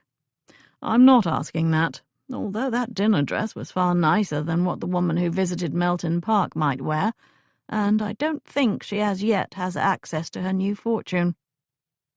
I am asking if I should directly warn Kevin off if he inquires about her a third time.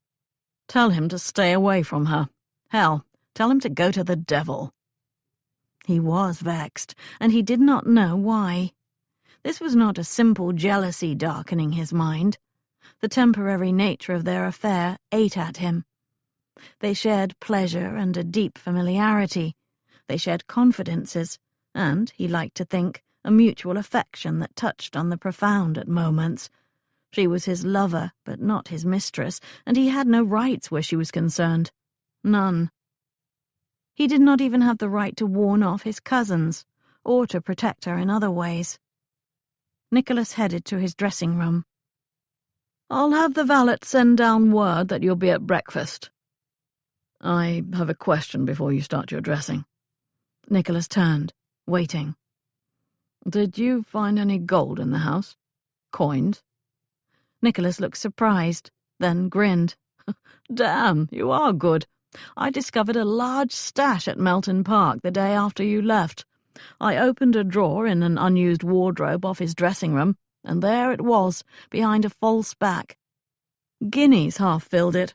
I enjoyed an hour of exultant relief before I started to wonder if I had to inform the solicitor and turn it over to the estate. You inherited the ducal houses and their contents. That was part of the contents. So I concluded. It was enough to balance the accounts for at least a year. How did you know about this? Dolores mentioned something about it while telling me an old family story. A fortune that he could carry out the door. On hand, at the ready. Uncle might have brought gold in, just for the bribe, but Chase did not think so. I'll be in the morning room when you're ready. He gestured to the chamber. There's probably more here somewhere. It shouldn't be hard to find. Minerva's advertisement on behalf of Mrs. Jeffers produced results immediately. A letter came that very afternoon, an anonymous one. It said the man she sought, Douglas Marin, lived on Lichfield Street. Grateful for something to distract her from her worry over what Chase had learned, the next morning she dressed in her serviceable grey, tied on her bonnet, slid her reticule over her arm, and set off on foot. Lichfield Street was not very far from her home, although as she walked east the neighbourhood quickly changed for the worse, reflecting that she neared the 7 Dials. Mrs. Jeffers' cousin must have been down on his luck if he lived here. He would be glad to learn that his cousin sought him out and wanted them to make amends. There were times when conducting inquiries could result in good things for people, and it raised her spirits that this would probably be one of them. Finding Mr. Marin's building did not take long. A boy playing in the street pointed it out before running after his friend. She approached the front steps while a woman came down them. "Pardon me, but are you Mrs. Marin?" The woman burst out laughing. As if I would marry such a man. There's enough worthless drunkards in the world without going and marrying one of them. The man drank. She would have to get him sober before he met his cousin. He does live here, though, am I correct? The woman pointed over her shoulder. Right there, first door to the right after you enter. Have your handkerchief at the ready, the place stinks. She walked down the street. When a woman who lived in this neighbourhood said a chamber stunk, Minerva did not argue the point. She loosened the drawstring on her reticule so she could reach her handkerchief quickly. Then she mounted the steps, opened the front door, and found the first one on the right. She hoped Mr. Marin had risen by now. If he drank, perhaps he hadn't. But then, if he drank, who knew when he would be awake or asleep?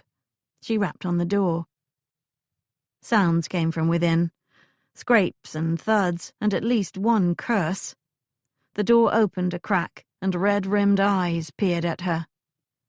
Mr. Marin looked younger than she had expected, even if bad living had aged him before his time. Blonde hair hung around his head in tangles, long and ungroomed. He stood a little taller than she did. Mrs. Jeffers said they had played together as children, but she must have had at least a dozen years on him. "Oh, are you? Some reformer lady?" No, do I look like one? "A bit. No need for you here. You go above. There's a man there with 2 women who need saving. They make too much noise all night." Mr. Marin, I'm not here to save anyone. I have come— "How do you know my name?" He eyed her suspiciously. I have conducted inquiries in order to find Mr. Douglas Marin, and I have succeeded, I believe. If you open the door another few inches, I will gladly explain why. It is in your interest to hear me out. He made a face, thought about it, opened the door wide, and walked back into the chamber. Minerva followed. The odour assaulted her so badly she almost reached for her handkerchief. Instead, she braved it out and picked her way amidst the alarming trash covering the floor. She stopped 10 feet into the chamber and noted with some relief that the door remained open, letting in better air. "In my interest, you say?" Mr. Marin faced her from the end of the chamber. "Unless you know of an inheritance, there's not much you can say in my interest." That is not true. You will perhaps be astonished to learn that your cousin, Mrs. Jeffers, is looking for you. She wants to reconcile. She smiled brightly and waited for his joy to break forth. His eyes narrowed. "She sent you?" She did. She engaged me to find you. "Wasn't enough to ruin me. Now she has to run me to ground, eh? What if I don't want to be found? Ever think of that?" There are times a person does not want that. However, this is family. Surely having family again is better than this. She gazed around the chamber in dismay. "Suits me." He paced, agitated and angry. "You're a troublemaker, nothing more. Trouble for me, that's certain. My cousin is not looking to grasp me to the bosom of family, woman. She's hoping to finish what she started and what brought me here." He was not making sense, but clearly he did not welcome this intrusion. The drink had all but deranged him, and she would only make it worse. I will leave you, since you are content as you are. She turned and walked toward the door. "The hell you will. I'll not have you telling her where I am." Her instincts screamed in warning. She turned to see a blur of movement. A blow landed on her head, one so hard that she staggered. Shock immobilized her. The door slammed, blocking her. The next time, fight back. She held her balance, barely. She reached into her reticule. He came at her, crazed, with what looked like a chair leg raised above his shoulder. She saw him through blood and almost swooned. Finding some strength, she stepped forward and raked his face with her hatpins. Her vision blurring, she left him howling and pulled open the door. She staggered out of the building before her legs turned to liquid. She landed on her rump in the middle of the street. Her last thought was that she would probably get trampled by a carriage. Chase sat in the library that served as his office, plotting his thoughts on paper. He pretended he was writing a report in the army and lined up the facts and evidence accordingly. Even as he did it, he could see certain holes. He did not anticipate much trouble filling them. He knew how it had all happened, knew in ways that facts would never prove. A racket down below barely penetrated his concentration. When it moved up to his own door, he gave it his attention. Brigsby hurried to the door, not pleased. Moments later, Jeremy barged into the library. "You must come at once. There can be no delay. I've a carriage outside waiting." Jeremy looked as if the French army was at the closest toll gate. Ashen-faced, he stared, wide-eyed and fearful, and looked much like the boy he had recently been. "It's Minerva. She's been hurt. She was—" One moment of shock, then Chase moved fast. He sped past him. "Tell me on the way." They jumped in the carriage, and Chase told the coachman to use all possible speed. The carriage shook enough to prove his command had been heard. "What in hell happened?" Jeremy licked his lips. "They brought her to the house, carried her in. She has a wound to the head. There's a lot of blood." "Who brought her? Where did they find her?" "I wasn't there. Mum said she had her cards in her reticule and they brought her to that address. A wagon, I think. Mum is tending to her and sent me for you when I returned. Said to tell you she was attacked while on an inquiry." He opened the trapdoor and told the coachman to go faster. "She was on a dangerous inquiry alone? Why didn't you go with her?" "I wasn't there. I was helping at the stables today. They asked me to come because of one of their men, so I wasn't there. Mum said she received a letter in the post and set out soon after breakfast. An easy end to it, she said to Mum. She didn't think it would be dangerous. She wouldn't have gone alone if she did." The worst danger was when you don't expect it. "Who did this? Is the letter still in the house?" "I don't know." Jeremy steadied his voice and his gaze. "She isn't stupid or careless. If you think to upbraid her, you can get out now." Was this pup scolding him? He almost snarled back a curse, but caught himself. None of them, least of all Minerva, needed him with his blood up. That could wait for another time, and another person. "All that matters is that she has the best care and recovers." The coach careened down streets and around crossroads. He and Jeremy swayed. When it finally stopped on Rupert Street, they both were out in an instant. "Wait here," Chase called to the coachman over his shoulder. "Where is she?" Chase asked while they ran up to the door. "Library." He paused outside the library, calming himself so he would not look like a madman. He turned the latch and entered. Beth sat by the divan, looking down on its cushions. He walked around its back to see Minerva lying there, pale and half undressed. A bloody bonnet had been thrown to the floor, and a ruined grey pelisse draped a nearby chair. A compress covered her forehead, and a bowl of water rested in a little puddle on the floor. "Head wound," Beth said. "They bleed a lot. I stopped it and put on a poultice. I expect there'll be a scar. It was a bad wound, Mr. Radnor. Ugly, like someone had taken a club to her." He pulled over a wooden chair and sat beside Beth. Jeremy hovered behind the divan. "Where did they find her?" He touched Minerva's limp hand. It felt too cool. "Out on the street, smack in the middle of it. She was seen sitting there, then she fell over. They thought she was drunk until someone noticed the blood. She still had these in her hand."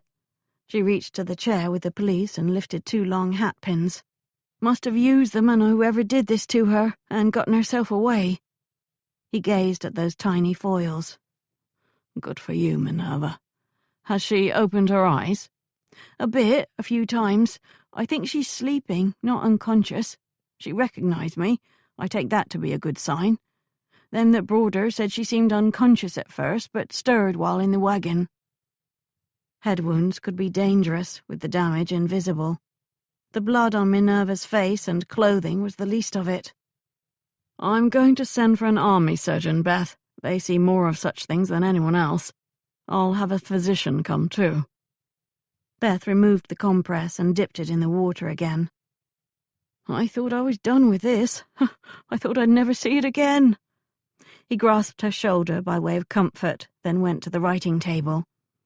He jotted off a hurried note and called Jeremy over. "Take the carriage outside and bring this to the Duke of Hollandborough on Park Lane. Make it clear to the servants that it is from me and that he must receive it at once. Wait to see if he needs you. If not, when you return, tell the coachman to wait again."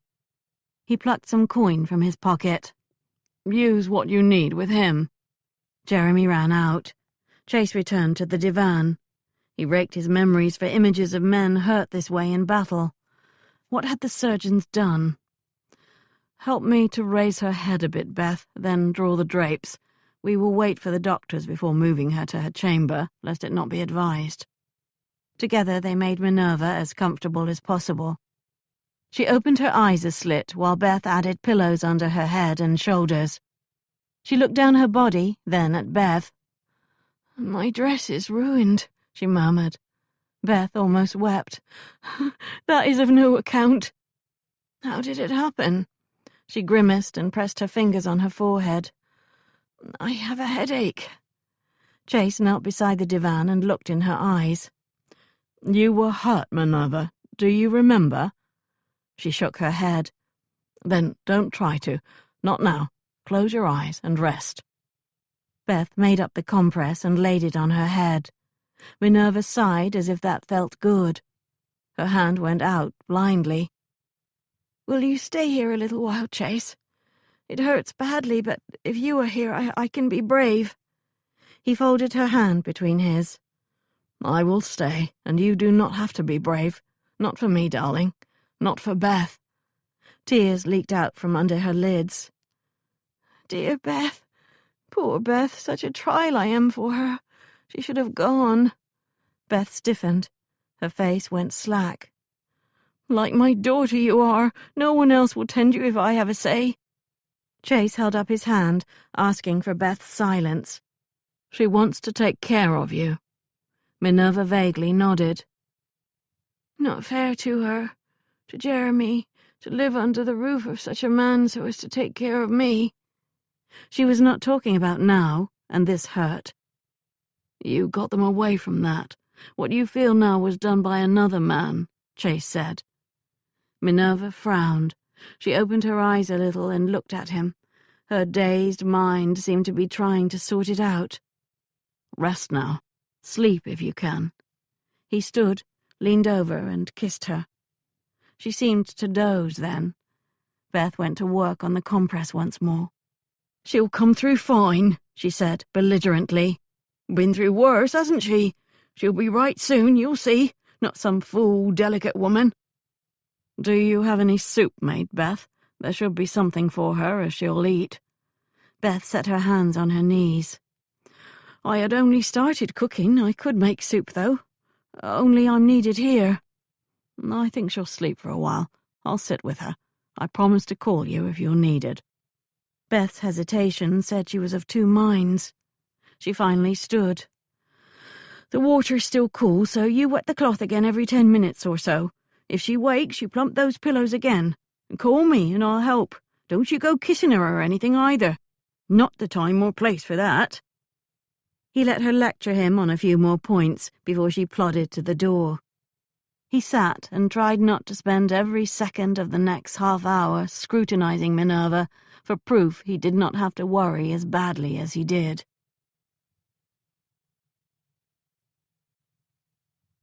Chapter 21. Voices, talking near her, around her, almost whispering. Even so, the sounds of them made the headache scream. She kept wanting to open her eyes, but dared not. Even looking very far hurt. Only lying here, not moving, not talking, seemed to make it better. Another voice. Chase's. "There are doctors here, Minerva. They're going to examine you. Please let them." Touches on her head where pain carved into her scalp, then on her temples. A quiet command told her to open her eyes. She did, and looked into the round, florid face of a plump man wearing spectacles. Another face appeared beside his. Grey hair, thinner face, peering closely right into her eyes, but not really looking at her so much as through her. "She's mostly been sleeping, you say? Was only out a short while?" "As I understand it, yes. I'm almost certain she's not lost consciousness the last 2 hours." "Good, good." More peering. "And she knew who you were? No confusion?" "Only a little regarding what happened." "That's common. In a few days she will remember more." The two faces pulled away and became heads attached to two bodies. Those heads tipped to each other. More whispers. The bodies turned, and the plump man addressed someone else who stood behind her head. Since no one seemed to care if she kept her eyes open, she closed them again. "She's been fortunate. A taller man, a stronger one, and the attack could have been fatal. Even so, she must rest. A week at least, in bed. No reading, low light, as little noise as possible. You can move her from here if you're very careful while carrying her. If she's not recovered in a week, we'll have another conversation." The sounds of footsteps walking away. "It was wise to call for him. You did not need me with his experience at your disposal. He has seen the effects of artillery, swords and musket butts." "I thank you for coming anyway." "When a duke sends for a royal physician, the physician normally complies." A pause. "His woman?" "No." "Ah, lest it not be obvious, I need to say that there should be no sexual congress this week of rest." They walked away, and she heard no more. She remained a little aware even as dreams gathered. She knew when Beth returned just from her footfall, and thought she heard Jeremy whispering far away. Two arms slid under her. Her body rose. She forced her eyes open and saw Chase's face near hers, and felt her head resting on his upper arm. "I feel much better when you hold me," she whispered. He smiled down at her, but his brow remained furrowed, and his eyes stern. "I was careless, Chase. I did not inquire sharply enough about why Mrs. Jeffers sought her cousin. I assumed it was for a reconciliation he would welcome, only he did not want to be found." "Don't think about it now. Don't think about anything." She really did feel better in his arms like this.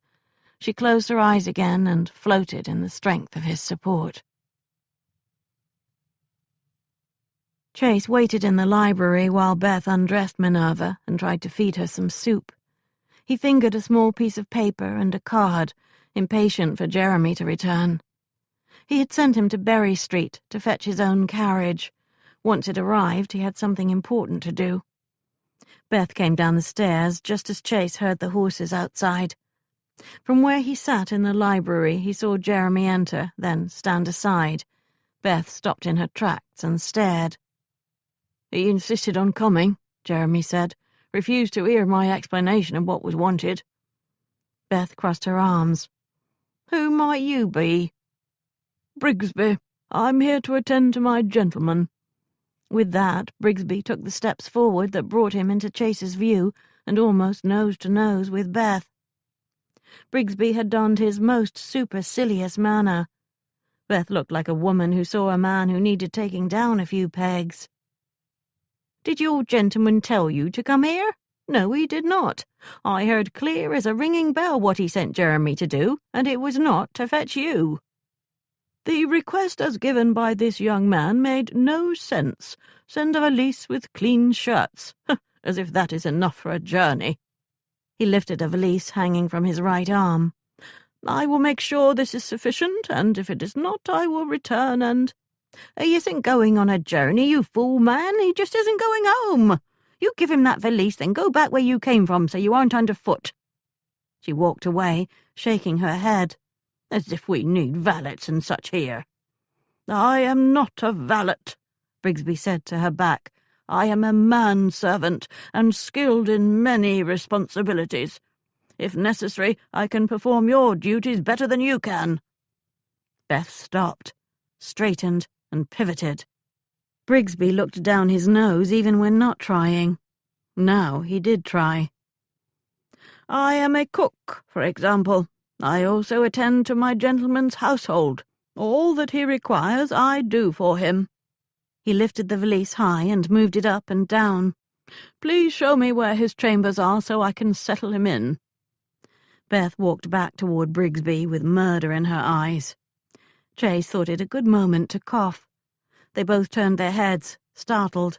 Brigsby recovered first. "Ah, there you are, sir. I have what you will need." He carried in the valise while Beth disappeared. Jeremy lingered at the doorway, caught Chase's eye, and gestured to the street. Chase let him know to bide his time. He opened the valise.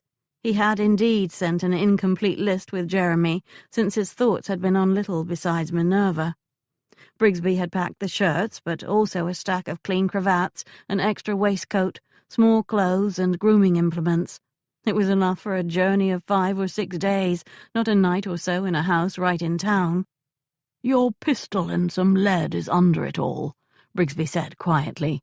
"You usually take it with you when you travel, so I thought I should bring it too." "I don't think I will need it, but you would not know that, so your forethought was understandable." He closed the valise and set it aside. "That woman appears to think I should leave, sir." Brigsby appeared as bland as ever. "If that is your request, I will now do so." "That will have to wait until I return. I need the carriage for a few hours." "If you tell me where your guest quarters are, I will unpack for you while I wait." "I have no idea where they are. Perhaps right in this library. Ask Beth. She's the woman you just spoke with." Brigsby's mouth pursed. "Am I to address her as Beth, sir?" "It might be better, considering your first meeting, to call her Mrs. Shepherdson. She's down in the kitchen now. She would rather be above with Miss Hepplewhite, so you can offer to make some supper for the household in her stead. She may decide you are not a nuisance then." Brigsby's eyebrows rose a fraction. Chase walked around him and strode to the door. "Come with me, Jeremy. We have a small errand to address." Jeremy caught up at the carriage. "If we're going where I think, you might take that pistol." Chase climbed in. "If I take it, I'll probably use it on the rogue. Get up with the coachman and make sure he doesn't dally." "So the Duke sent for a royal physician. Who was the other man here, the one with the long, skinny face?" "Useful to have a relative who is a duke. I could use one." Beth chatted on, her spirits rising with each minute. Minerva watched from her bed in the room lit by only one lamp. Her headache was almost gone, but Beth insisted on laying damp compresses on her brow every few minutes. She could feel the pull of the poultice on her head, somewhere on her crown above her left eye. There had been no fresh blood, even when she demanded that Beth help her to sit more upright. She finished the last of the soup and bread and lifted the tray. "It was delicious, thank you. Tomorrow perhaps I'll eat something more substantial. I am somewhat hungry." "Soup wasn't all mine. That valet finished it." "Where are your herbs?" he kept asking. "Where is your cream? Where is your pepper?" I left him to figure it out himself, since he's so special." "If Brigsby is here, where's Chase?" Beth stood and took the tray and turned to set it on a table. She fussed with the dishes. "I expect he'll be back soon. Maybe he went to talk to his cousin." After a very long while facing that table, Beth returned to her chair beside the bed. She reached into the bowl for a newly dampened cloth. "No more, please." Minerva removed the cloth, still dripping water onto her nose. "I don't think I need these anymore. In fact, I don't think I need to be in this bed anymore." "Since it is night, where else would you be?" "Doing something other than this. I'm not tired at all. I slept all day. I'm not an invalid. I was well shocked and very shaken, but I'm recovered now." She cast the bedclothes aside. "In the least, I will sit in a chair, not this bed, and light more lamps so I can read." "You are to remain in bed," Beth said, blocking her from rising with her body. "2 doctors said so. 2. Oh, what do they know? More than you do." "I'll go mad if I have to stay here when I'm not even tired. Now stand aside so I can—" "What do you think you're doing?" She froze. Not Beth's voice. Chases. She looked up to see him at the doorway to her chamber, looking in. He appeared tired, dishevelled, and not happy. "Back in bed, Minerva." He stepped in. Beth gave her a self-satisfied look and left with the tray. "It's not necessary." "Bed rest, 1 week. The doctors were explicit." He held up the bedclothes and gestured. She swung her legs back on the bed and punched the coverlet. He sat in the chair. "Your restlessness is a good sign, though." It was not only restlessness that she experienced this moment, but also sharp annoyance. "You did not rest in bed after you were hit on the head, so why should I have to?" "That was different." "It wasn't, not at all." "You bled profusely." "You bled enough. Head wounds, you said. They always bleed a lot, you said." He tried to appear sympathetic, but only looked stern. "You were unconscious. There could be damage inside your head." "You were unconscious. Did you not worry about damage inside your head?" "I could tell there was none, and I was only unconscious for a few moments." "It was many moments, and if you could tell there was no damage, so can I. My headache is almost gone, and the light does not bother me. Watch, I'll stare right at the lamp." She did just that. He reached over and moved it so she no longer could. "I am telling you it is not the same," he said firmly. She punched the coverlet again. "It is not the same because I am a woman, is what you mean." "Exactly. Also because if anything happened to you because you ignored the doctor's advice, I would never forgive myself. So indulge me and do as you are told." She didn't like it, but he had a look about him that did not encourage more rebellion. "I will stay resting in bed 3 days. However, if after that I am myself again and have no pains or anything else, I will decide I am fully recovered, and I want you to admit as much too."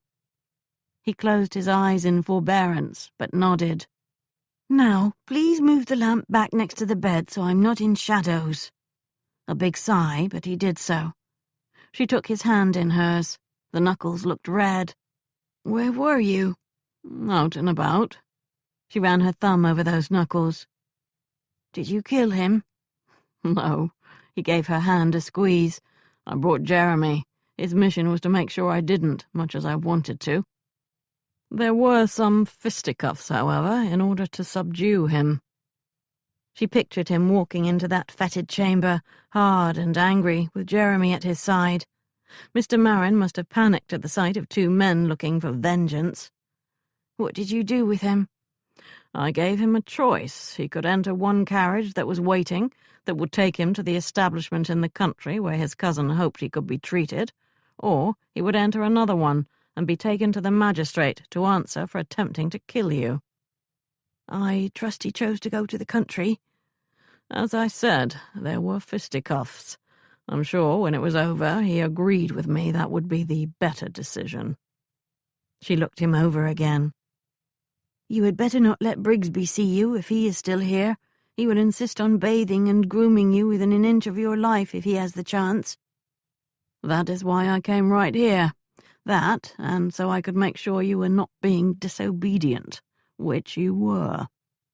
"Was it your intention to stand watch all night to make sure I did not move from here?" "My intention was to stay here all night and lay cool compresses on your head.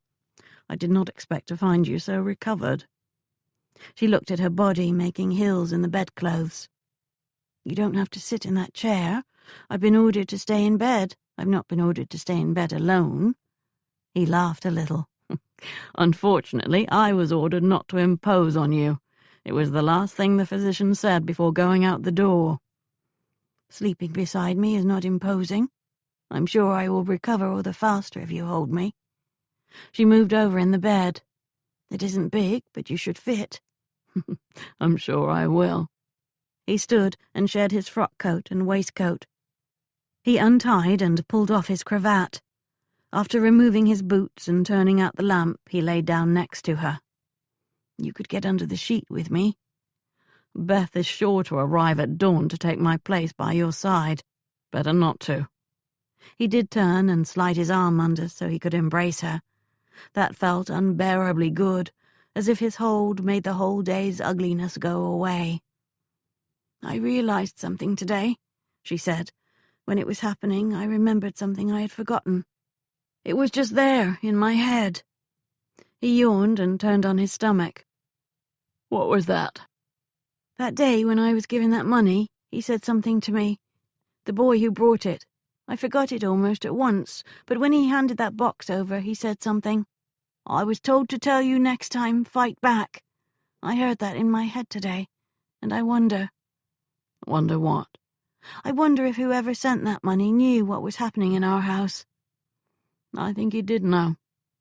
I even think I know how. He had to know." "Because otherwise he would not have given me that money?" "Because when he died, he left you enough to take care of yourself." She stared at the ceiling. The notion did not shock her as much as it should. "It was the Duke, you think?" "I'm almost sure of it. It's the only possible connection between the two of you that I have found." "Why didn't you tell me this?" "I was going to, but you got yourself hit on the head and it became something for another day." He yawned again. "It still is. Now, go to sleep." She pretended to, but she didn't. He soon slumbered beside her, however. She listened to his breaths and hugged the arm draped over her, and dwelled on the poignant emotions his presence raised in her whenever he showed how he cared for her.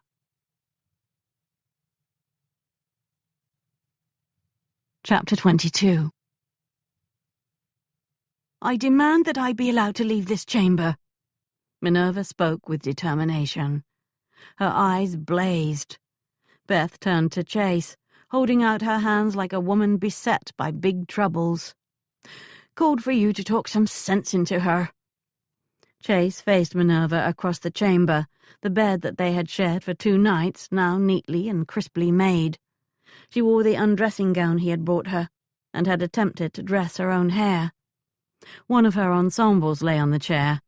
He doubted Beth had put it there. She looked much herself. Other than the bruise surrounding the poultice high on her forehead, nothing appeared amiss. Her whole manner spoke of her irritation at her confinement. At most, they could hold her here 1 more day. After that, she might well tie the sheets together to make her escape out the window. "You agreed that after 3 days, if I felt recovered, I could stop being an invalid," she said. "I lied to ensure you rested at least 3 days. However, if you promise to do it my way, perhaps you can leave this chamber for a short while." Beth opened her mouth to object, but shut it just as quickly. Minerva eyed him as if to see if he was trying to trick her. "What is your way?" "You will only go down the stairs with me. You can take some air in the garden if you dress warmly, and you can go for a carriage ride with me this afternoon and a short walk. If you swear you will admit when you get tired, or if at any time you are in distress of the slightest amount." "Your way doesn't sound like much fun." "The alternative is we lock you in." "You wouldn't dare." He said nothing to that. She assessed his mood with a long look. "Fine, but it is very unfair. You're allowed to get hit on the head and still go about your business, but if I get hit on the head, I become an invalid. Beth, help me to dress. I intend to eat breakfast down below." He stepped out while they took care of that, then escorted Minerva down the stairs, watching for any indications that her balance did not hold. In the little morning room, food awaited. She helped herself to a full plate, then sat to enjoy her freedom. He joined her. As soon as he sat, Brigsby arrived and set down a high stack of mail and paper. Chase had already checked 2 letters when he realized what had just occurred. "How did you get these?" "I sent the young man for them." "Jeremy is not your lackey, Brigsby." "He didn't mind going. I said he could take your carriage and gave him permission to allow the young lady to ride in it too." "You gave your permission?" "You were otherwise occupied, sir. I thought it unwise to disturb you." A little cough punctuated his pride in his discretion. "Young lady?" Minerva asked. "Miss Turner. She visits on occasion. I saw them chatting in the garden yesterday. I thought she would like a ride in the carriage." He went to get the coffee and poured into both of their cups. You needed a new frock coat after the disaster you made of the one we had here. I asked the young man to fetch your blue one and to see about the mail while he was there. The newspaper I went out and procured on my own." Pleased that his morning duties had been completed to his own satisfaction, Brigsby left the chamber. "Jeremy and Elise," Minerva said. "They live near each other and worked at Whitford House together, and also now for you. It's not surprising that they have formed a friendship. Surely you do not disapprove?" "If there is something more there, it could complicate my inquiries." "How so?" "Jeremy might become protective and worry about her. He might interfere with assignments I have for her if he thinks she will be in even the slightest danger." He flipped through more mail, making his stacks. He saw one from Peel. Damnation. I'm sure that won't happen. He's reasonable enough, and you would never endanger her anyway. He had almost finished with the mail when he noticed the silence coming across the table. He looked over to find Minerva regarding him with high skepticism. He quickly reviewed their brief conversation for whatever he had said to provoke that expression. "I am happy that you are sure Jeremy will not become too protective. If you think that is the response of a reasonable man, I am reassured you will not now become too protective about me." That is different. It really wasn't, but then again, it was. He had no intention of being careless regarding her safety, and fully planned to ensure she was not either. This, however, was not the best time to broach that topic, or the little list of changes in her habits regarding inquiries that would ensure she never was hurt again. When he failed to react in any way other than to smile, Minerva raised the subject of her day's activities. "I do not want to sit in the garden all morning," she said. "I want you to explain what you said 2 nights ago, about being almost sure that the Duke was my benefactor. You said it was a topic for another day. Well, here we are in another day." He looked out the window and checked the weather. "We will take the carriage ride now, not this afternoon. It will be easier to show you what I mean than only explain it with words." She finished her meal quickly. "I'll fetch my bonnet and cape and return shortly." He made it to the door before she did. "I'll get them. You sit here and don't go near the stairs." He aimed for the stairway, hearing a long sigh behind him. "I do like this carriage," Minerva said. "I am very snug here." Too snug. Not only was she encased in her cape, but Chase had tucked a carriage blanket all around her. He now sat across from her while they rode west. "You are to tell me if the sway or jostling in any way—" Yes, I promise. And the next time you're conked on the head, you are to tell me if in any way riding in carriages or on horses or walking or reading or anything at all gives you discomfort." He did not like her repeated references to her unfair restrictions, and it now showed in his eyes. She only returned to the topic because she was sure that he was going to be a problem now and attempt to issue edicts on her movements and decisions. She could hardly conduct her inquiries if she had to answer to him about every move. She had no intention of explaining herself that way to anyone. His concern and care touched her deeply, but she dared not allow either to turn her into a weakling. She had been careless, she admitted that. Mrs. Jeffers had not been as forthcoming about her history with Mr. Marin as would have been wise. She could be excused for assuming this was a reconciliation that a man living in such a state would welcome. However, she knew that when she had seen him, in that first moment, she should have heeded her better sense, which told her to retreat. Had she been fully attentive to the matter at hand, she might have. A month ago, she most likely would have feigned finding the wrong door, or used some other excuse to turn and leave. Instead, at least half of her mind had dwelled on Chase and their affair, and on the way her heart weighed her love for him against the potential danger still hanging over her. Love. She smiled to herself. She had not called it that before, but now it had simply emerged as part of her thoughts. She did love him, though. She marveled at that. She looked across to find him watching her. his gaze warm and the smallest smile on his face. What did he think when he saw her? Did he still wonder about Algernon, and whether she had arranged that her estranged husband could never hurt her again? He had said that he hoped she had killed him, but that was a retort made after she questioned his belief in her. He had not said that he was sure she had not killed him, the way he was sure she had not harmed the Duke. The carriage rolled down Oxford Street. Since it was morning, it was fairly quiet. The afternoon would bring out many more people. She gazed out at the shops lining the street, their owners preparing for the customers who would arrive later in the day. Chase opened the trap-door and told the coachman to stop at the next crossroads. Minerva looked at the shops here and across the way. She knew this crossroads very well. Chase pointed out the window. "If you look at the rooftops over there, you can see that of Whitford House. It faces Park Lane, but the back is very close to where we are. When my uncle went into town, to Oxford Street or most places in Mayfair, or even toward the city, he would not go down alongside the park. He would come out this way on one of the streets, east." "I expect so." He slid over to the other window and bid she do the same. She was so bundled that she could not slide. It was more a matter of waddling her rump. She knew what they would see from this side, though. "I was told you lived up that street, Old Quebec," Chase said, "not far from my uncle at all." He reached for the door latch. "If you're feeling up to it, let's take a turn." She fought her way out of the blanket and let him hand her down.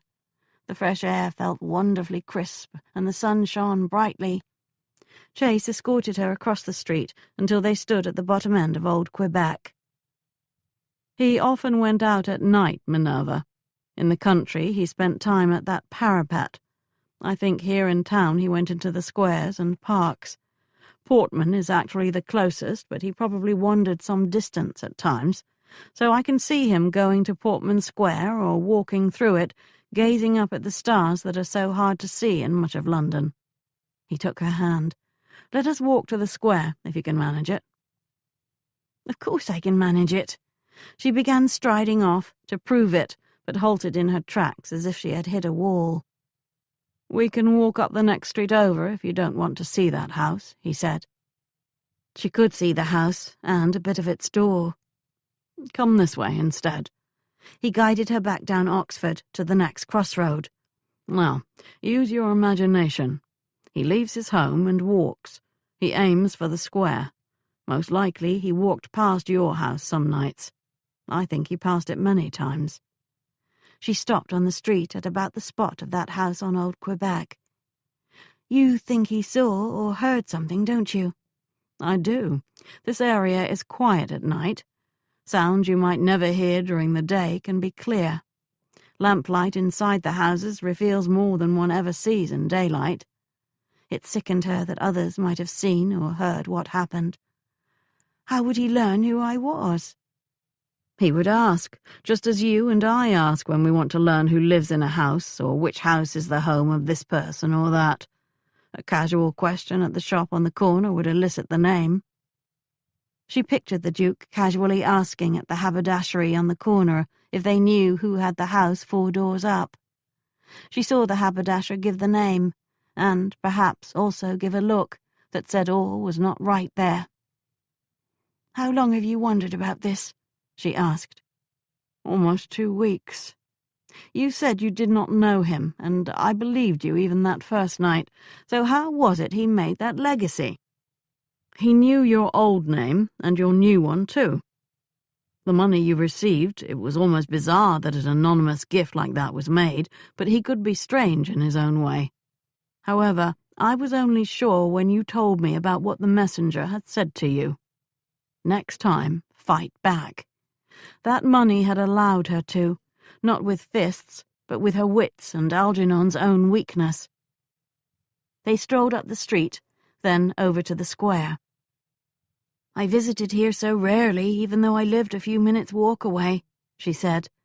"When Algernon left the house, sometimes Beth and I would come here if the day was fair, but only briefly. I dared not be gone when he returned. I was in London, but I had no freedom to leave the house, to have friends, to attend parties. I was in a different place, but still in prison. He squeezed her hand. I still don't understand why the Duke left me that fortune chase. He didn't know me. Perhaps he thought it would do more good for you than for any of us. He obviously knew about your husband's death, and that you were making your own way in London now. I tried so hard to make sure no one knew who I was. Dukes have their ways. I expect he had someone conduct a discreet inquiry to find where you went after you disappeared from Dorset. I wish he had sent a note with that money so I could thank him. I think he preferred your not knowing. He often did things without claiming credit. I believe he interceded on my behalf when I was leaving the army, so there would be no questions or scandal. He never said a word about it, but I'm convinced he used his influence.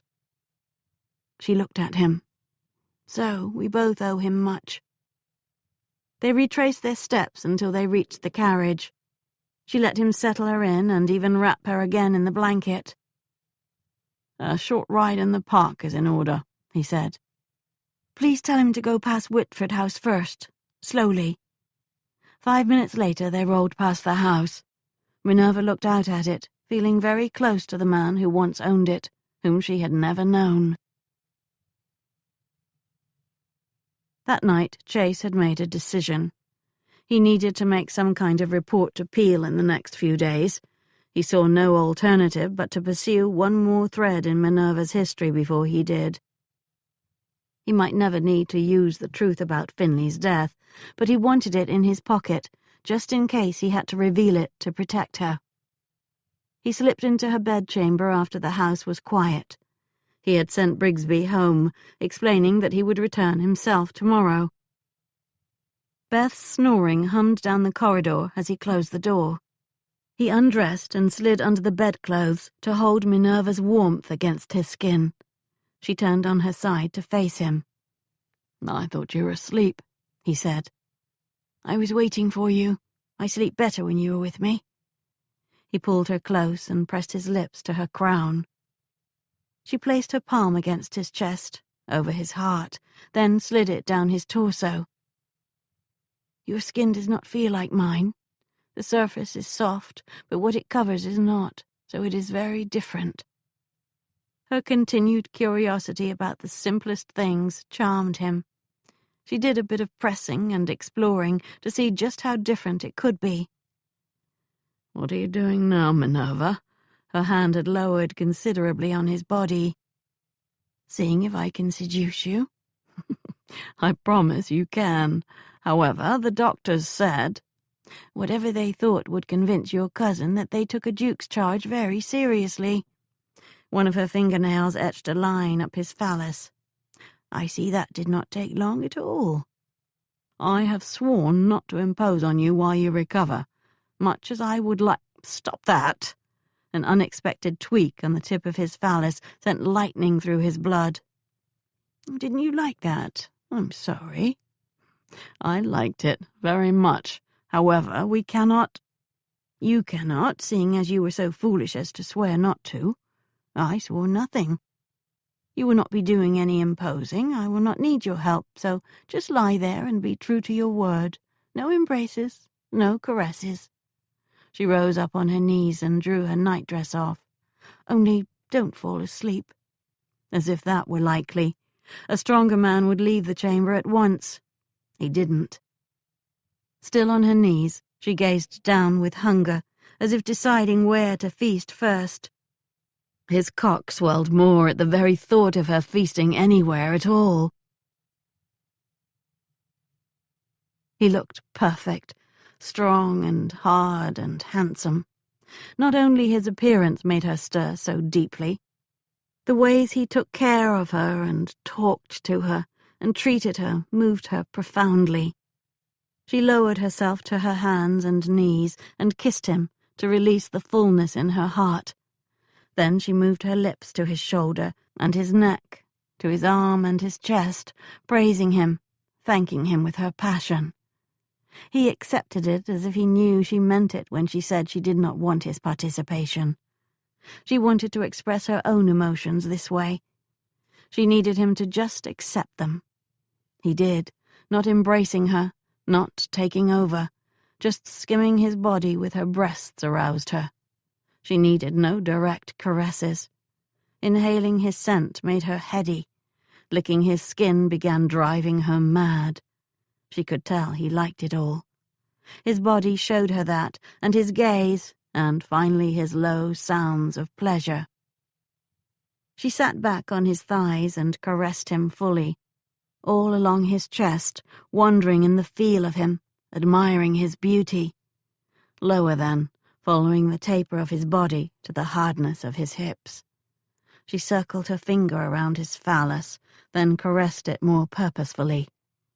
He closed his eyes then. His hard jaw and tense expression made her feel wicked and powerful and seductive. He looked down his body at her with a hooded gaze. "Are you feeling brave?" "Invincible, like a warrior." "Then move up here so I can use my mouth on you." It took her a moment to sort out what he meant.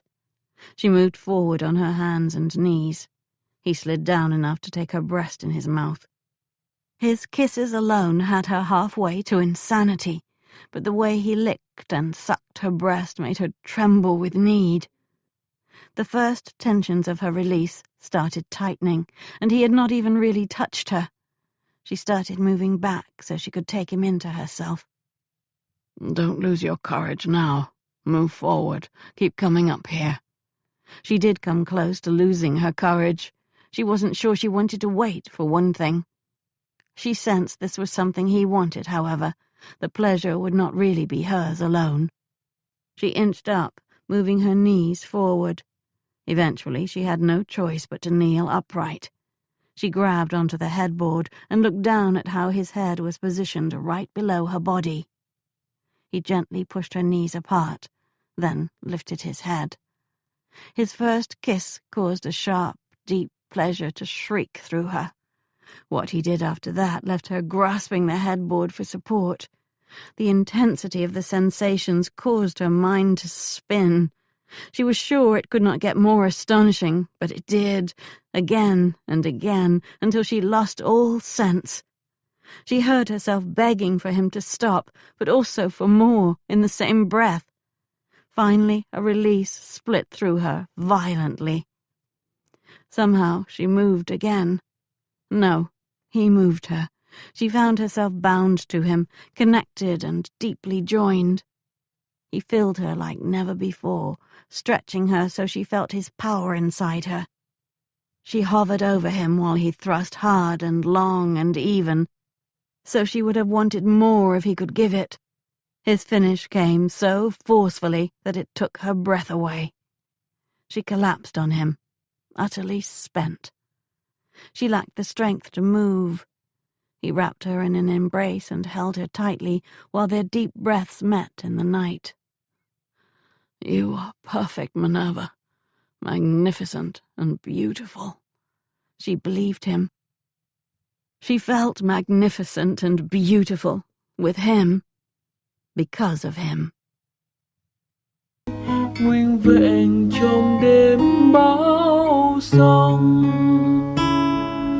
giữa hoang tàn lãng quên, nơi cuối con đường có em, riêng chờ đợi anh.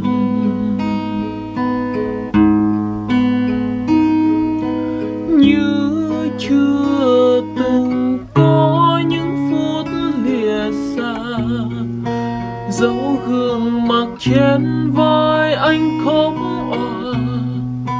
Những con đường anh đi rồi cũng đưa anh về bên em. Như anh được sống rất. Chapter 23.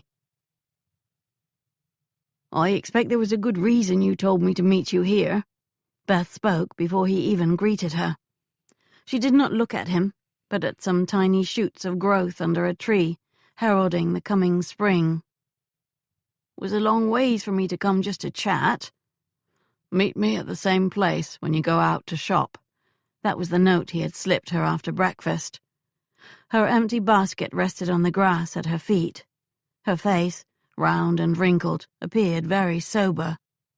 "I didn't tell her you wanted to speak with me," she said. "No reason to. Just as well. She told me you've a man who has told you she killed that husband of hers. I suppose that means there's still some danger for her about that." "Some, not too much, I think." He could barely see her face with the way she looked down and with her cap's long ruffle obscuring her profile. "There was a decision about all of that, one that excused her of any blame," he added. "I never trusted that. More a matter of maybe putting the pot to the back of the hearth away from the flames, but close enough to grab if one had a need for it. Could that happen? If they decide this Duke was killed, could they look back to that and not only think she might have done it, but even start digging into that worthless brute's death again?" "They could. It wasn't like being found innocent in a trial. The matter can be reopened." "I'll be counting on you to make sure that doesn't happen." "I can make no promises, I'm afraid. She knew the risks, but decided to brave it out." Beth did not move or look at him. She just stared at the ground, her thick body bent a little from her heavy thoughts. He picked up the basket. "Walk with me." They ambled along the perimeter of trees that surrounded Portman Square, both of them silent. "I saw the marks on Jeremy's shoulders," he said. "He must have been very young when someone laid those down." She walked a little taller at that and gazed straight ahead. 13 years, the first time." "Finley?" She nodded. "I should have known it would happen. Such a stupid little man. He took pleasure in cruelty. His horse, his wife. I should have known eventually he would go after my boy too. If he tried again after you left his house, if he came upon Jeremy anywhere, in the street or on his property, he wasn't a boy anymore. A few years older and he might have refused to take it. No one could blame him if he decided to allow no one to do that again." A deep breath entered her, and a deep sigh left. "Is that what you think? That my son killed him? Are you thinking to swear that information in order to spare Minerva?" "I don't intend to swear anything. I have nothing to swear. I only have a sum I added up in my head, with no facts to back it up." She crossed her arms and looked him in the eyes. "You added wrong. Jeremy would never do that." "In the right circumstances, any man might do it. That's how wars get fought, after all." "I'm telling you he didn't do it. I know he didn't." He did not say that she couldn't know, that even if we are sure of someone, we can't be totally sure. He did not say that as a mother she of course would believe her son incapable of such a thing, no matter how justified the act might have been.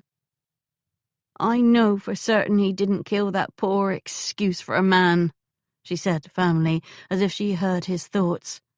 "I know, because I shot Finley myself." He took after him again. "I never saw Jeremy so angry. There comes a time when a boy isn't a boy anymore and won't stand for it. You had that right." Beth told her story while they continued their stroll in the park. "I figured it was only a matter of time before Jeremy did something about it. Then he'd end up either hanged or transported, even though he was provoked to it." Chase knew better than to ask questions or demand information. He had considered Beth, but had rejected the idea. Beth was the person who healed and helped, not a person who killed. "Then there was that man poking around," she added. "One like you. Mr. Finley had hired him to look for evidence about Minerva, that she had a lover or whatnot. I didn't like that. I feared he would either find enough to convince a court, or he would make it up. If he didn't, Mr. Finley was likely to just steal her. Who would care or know, except me? She weren't really safe, even if she had left him, was she?" "No. With no family to rely on or run to, Minerva was vulnerable as long as she remained married to Finley. What did it, though, was seeing him again. He came right to our door on this horse. Minerva saw him, and she looked like death itself. Jeremy went out there and told him to go, that he had no rights there. The man's response was to use that crop on Jeremy again, slashing down from on high on that horse again and again. Jeremy finally grabbed the crop and threw it aside, but his face was cut, and his neck, it was like the old nightmare come alive again. So I took the pistol we kept in the house and waited for him while he was on his ride in the forest. He liked going there, even if the land weren't his, liked pretending he was lord of some manor when he was lord of none. Did he think it not odd that you were there? At first he thought I had brought a message from Minerva. He actually looked pleased. When I told him not to go near her or my son again, that I would not stand for it, he tried to use that crop on me. I will admit my mind turned black then. I had the pistol in my hand under my wrap, and I just... She blinked hard.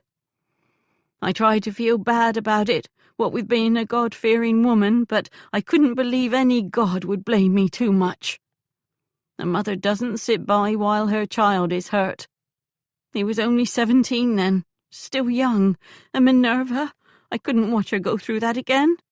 I don't think she would have taken it either. She had grown a lot, in her mind and self. She would have fought him if he got her back. And he would have killed her for sure, eventually. He had it in him. She stopped walking and folded her arms and looked out over the park. He folded his, too, and looked with her. What to do now? That question hung heavily between them. I would have gone forward and admitted it if Minerva were ever taken to jail. I want you to know that. I would never have let her hang. I was preparing myself for it, settling matters as best I could, when they said it was an accident. It was a gift, really. I believe you would have come forward if you had to. I don't doubt that. She turned to look at him, her eyes filmy with tears and memories, but not repentance. Are you going to tell Minerva about this? He doubted he had to. Minerva was good at inquiries. She knew she had not used that pistol. So who had? There were only two likely possibilities. I don't see any reason to tell her. You may want to, eventually, in case she's wondered about Jeremy. I'll still come forward if need be. If all of this comes alive again, and there's those trying to harm her. It was ruled an accident and may just lie there as that. If anyone starts asking questions, I will try to turn their eyes on the poachers known to frequent private hunting grounds like those woods. It would be like Finley to confront one of them. It's my hope it doesn't even get that far, but, if necessary, it's good to know you would do the right thing. She nodded. I'll be hoping it goes the way you say. Come, I'll take you home so you don't have to walk or hire a carriage. I have mine here. She brightened. I've been wanting to ride in it. We'll have to make a stop first, if you don't mind. Minerva will be wondering where you've been all this time. We'll tell her I took you to buy a new dress. That means a dress must arrive, so we will stop to have one made. She walked faster. I tell you I killed a man and you buy me a dress. Doesn't seem right somehow, but I'll not complain about it. He would buy her a whole wardrobe for easing his worry about Minerva. I've been thinking, she said, to divert them both. That's often dangerous. My thoughts were about this legacy and the others. That captured his attention. If he knew me in such a slight way, perhaps that was how he knew the other two women whom you now must find. Perhaps, like me, they're not even aware that he previously touched on their lives. Our minds are much alike when conducting inquiries. I trod my path and you walk yours, but we tend to arrive at the same destination. If we are right, they will be harder to find. One of his habits brought him into contact with me. Perhaps that same one or a different one made him aware of them. I have been pondering what I know of him and what his habits were to find new directions to investigate. Are you going to tell me those habits? No. I may be able to help, walking my way. Soon you're going to be a wealthy heiress. You will no longer need to conduct inquiries, Minerva. Not conduct inquiries. She wasn't sure she wanted to stop. She enjoyed it. What do you plan to do with it? He asked. Some I'll put aside to help the new enterprise. Then I'll buy new wardrobes for all of us. Jeremy should have private chambers such as you have.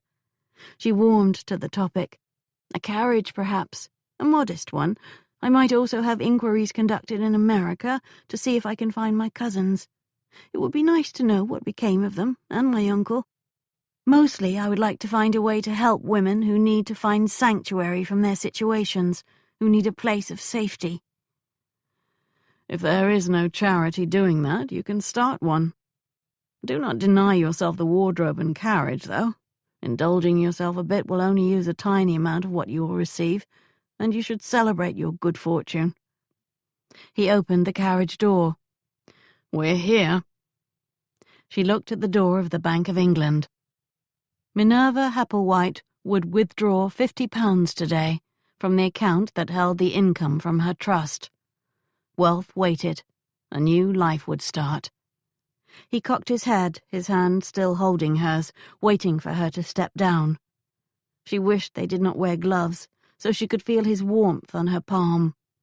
She gazed in his blue eyes, so warm and kind within that harshly handsome face. Will you stay with me through this? He coaxed her out with a gentle tug. I will come in with you, and I will stay with you as long as you want me to. It sounded as if he did not understand what she had meant. Then again, maybe he had. Together they entered that door. Side by side they found the man Mr. Sanders had referred her to. A half-hour later, she walked out an heiress. Chase welcomed Nicholas's message when it arrived. Call at 1 o'clock if you can. He had spent a restless evening and night. He had left Minerva with her family to celebrate that money she had taken home. He had not told her to come to him when she wanted to. She would know she was welcomed. However, he also did not make arrangements to see her on his own initiative. In 1/2 hour, much had changed. He could not pretend it had not. He had known it would, but experiencing the implications soured his mood. Beneath his rumbling frustration, nostalgia put down roots. She had taken the first step to enjoying the fruits of her good fortune. She had no need of inquiries or his protection. That inheritance, now in hand, would change things. Change her. He pictured her receiving calls from ladies and attending parties and balls. He saw her in silks that would make that dinner dress pale in comparison. He imagined men flirting with her. Not only fortune hunters. She would spot those immediately. Other men, however, would be drawn to her flame. Lords and industrialists and men of greater wealth than she possessed. The day would come, perhaps quickly, when he was only one of her friends, and not a special one at that. He couldn't stop any of it. He didn't want to, yet he did. He did not want to see other men considering her as a prospective wife of good fortune, or as an inappropriate woman with whom to dally for a while. Even if she rejected them all, it would drive him mad. He arrived at Whitford House a quarter hour before 1 o'clock. He had rehearsed the words with which he would inform Nicholas that he had been conducting an inquiry for the Home Office, even while he conducted one for Nicholas. It was time to do that, since Beale's request for a report could not be put off any longer. He did not expect his cousin to take the revelation calmly. Nicholas waited in the library. There you are. Come in and prepare yourself, Nicholas said. Prepare myself for what? Family doings. Walter and his wife are coming soon. To ask for money. Undoubtedly. However, from Walter's note, I think there's more to it than that. He referred to information of the utmost importance. Before they come, I need to tell you something, also of the utmost importance. Nicholas made a waving gesture with his hand. We'll talk after they've left. I can only take one utmost importance at a time." At exactly 1 o'clock, the butler delivered Walter's card. "Of course he's promptly on time. One would expect nothing less," Nicholas said. Walter entered with Felicity at his side. After greetings, Nicholas invited them to make themselves comfortable. Walter glanced at Chase, then addressed Nicholas. "I was hoping to do this with you alone. The matter is very delicate. Chase is here at my request. If you intend to tell me that the Countess von Kirschen is not the widow she claims, I already know that." Walter coloured. "I have no interest in your mistresses. This, as I wrote, is a matter of utmost importance." He leaned in, very sober-faced. "It has to do with Uncle's death." "Then Chase most certainly should be here.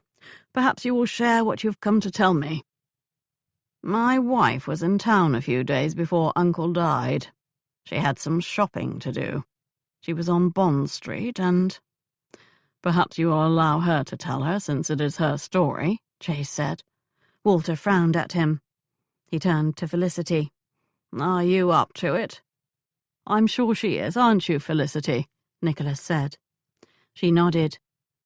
"I was in town shopping. I saw Kevin while I was on Bond Street, riding down as plain as could be. Later, when everyone said he was in France, I didn't know what to do. On that day, at least, he was not." Chase glanced at Nicholas, just as Nicholas glanced at him. Hell and damnation.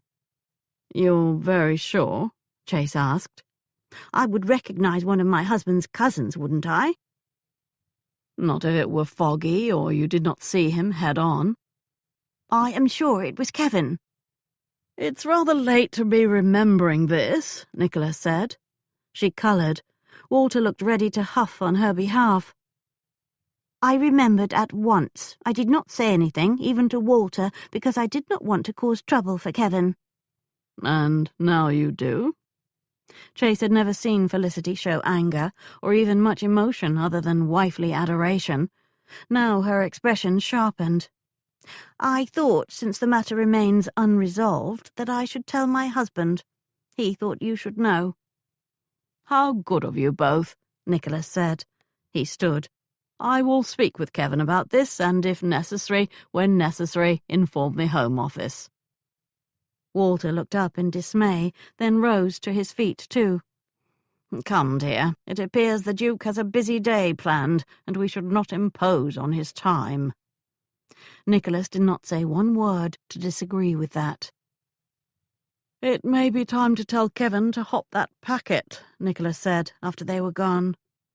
Chase had already decided last night to do just that. "You could have been more gracious. You all but threw them out." "I can't abide Walter. He enjoyed telling me this. He's probably doing the calculations to see how much more he might get if Kevin is hanged. He left feeling insulted. By tomorrow he'll be a hot air balloon of self-righteousness."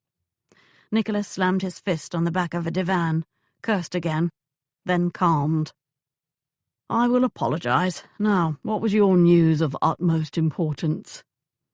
It would be better to give Nicholas some time to recover from Walter and his wife. "Call for your horse. Let's ride along the river." Nicholas went to the door.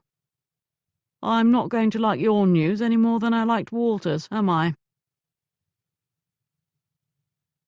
"Walter seemed to believe the Countess von Kirschen is your mistress. Is she?" Chase threw out the question after they slowed their horses and walked them along the riverbank west of town. Nicholas had not accused him of betrayal outright when he revealed the Home Office inquiry, but the wait for his horse had been very silent. "I suppose she is. You don't know. Mistress implies an arrangement. There isn't one. At least I've not willingly agreed to one." "Might you have, in a weak moment, agreed to one unwillingly?" Nicholas laughed, more to himself than at Chase. "Possibly. There were a few weak moments in the last few days." Chase remembered how the Countess had shown an aggressive side at Nicholas's dinner party. When he foisted her off on Nicholas himself, he had not anticipated an entanglement. If he had been thinking about anyone other than Minerva, and how beautiful she looked when Nicholas brought her over, He might have guessed that the Countess would make her own arrangement with the new Duke, and quickly. That was the problem with inappropriate women of a certain class. They had expectations, even if those did not include marriage. "Speaking of mistresses, how is Miss Hepplewhite?" Nicholas asked. "She is not my mistress. Forgive me, speaking of lovers, how is she?" "Doing quite well. Sanders informed her that some of the funds were being released, and she availed herself of a few pounds. Also, the valuation of that business came in handsomely high." "That complicates matters for you, I expect," Nicholas said. It was not a turn in the conversation that Chase had expected. "Somewhat. In the least, you do not have a clear field any more. Word will spread fast. Every lord with more privilege than money will consider her a catch. If not for your interest in her, I would myself. They'll be wasting their time. She has no interest in marrying. And here I thought I might be hosting a wedding breakfast soon. She doesn't seem fitting for the inappropriate woman category either.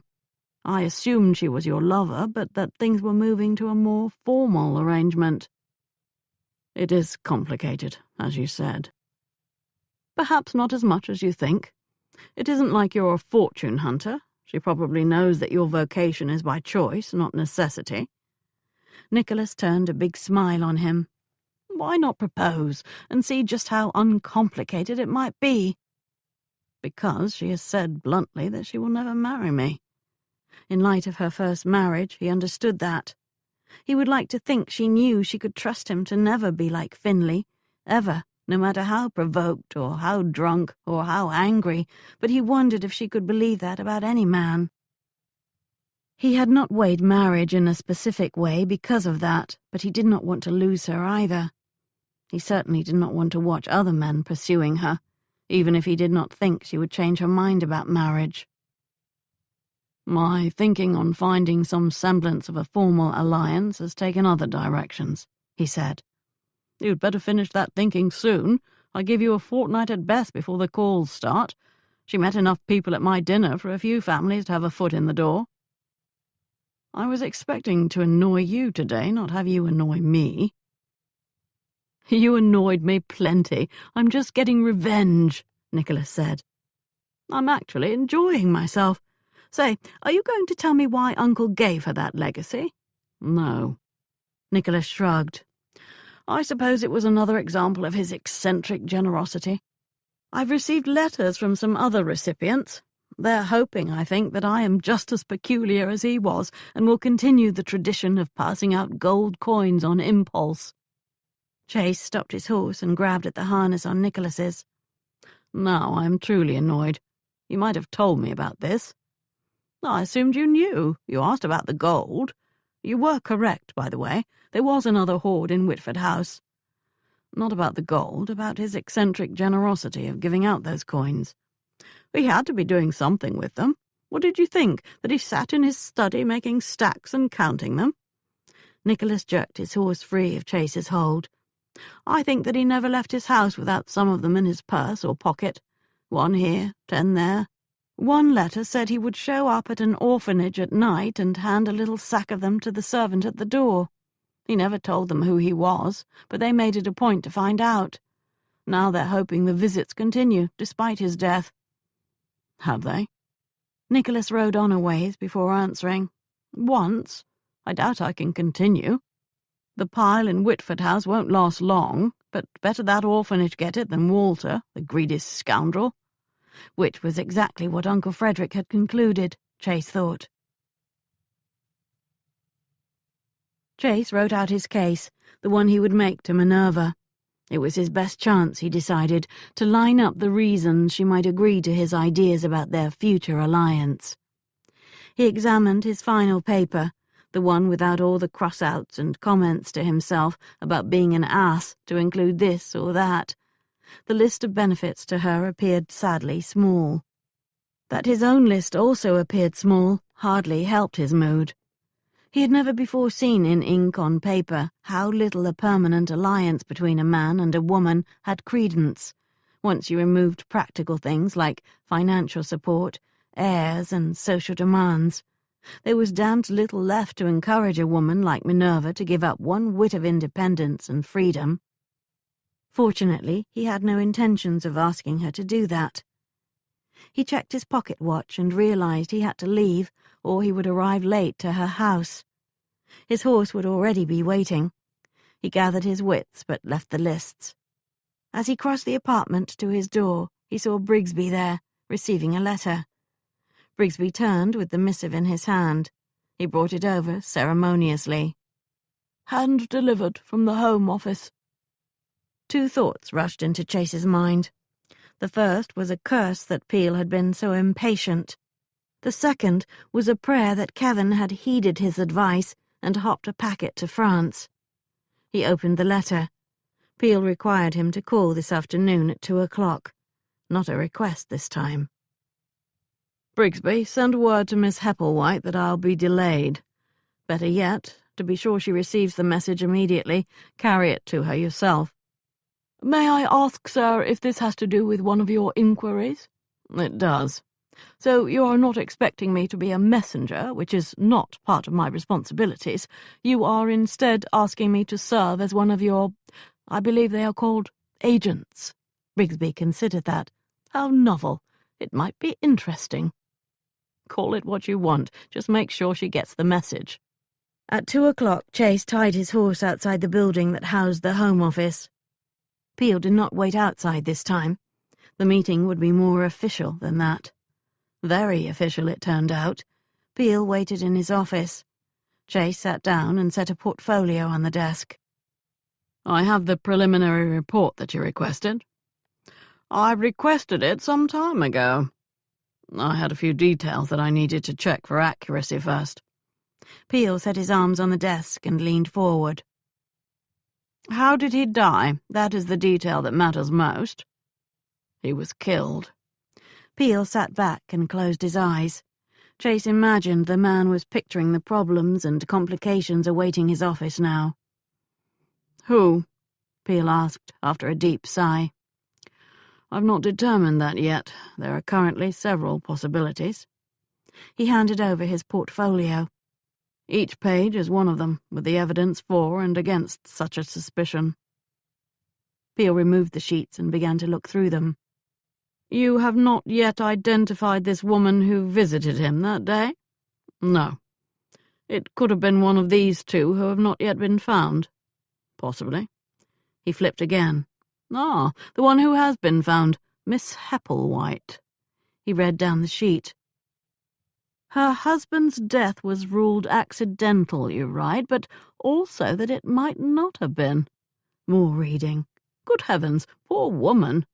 Did she do it? She certainly had provocation." "I was engaged to make inquiries into my uncle's death, not her husband's. However, she did not." "How can you be sure? Once murder is done, it's easier to do again."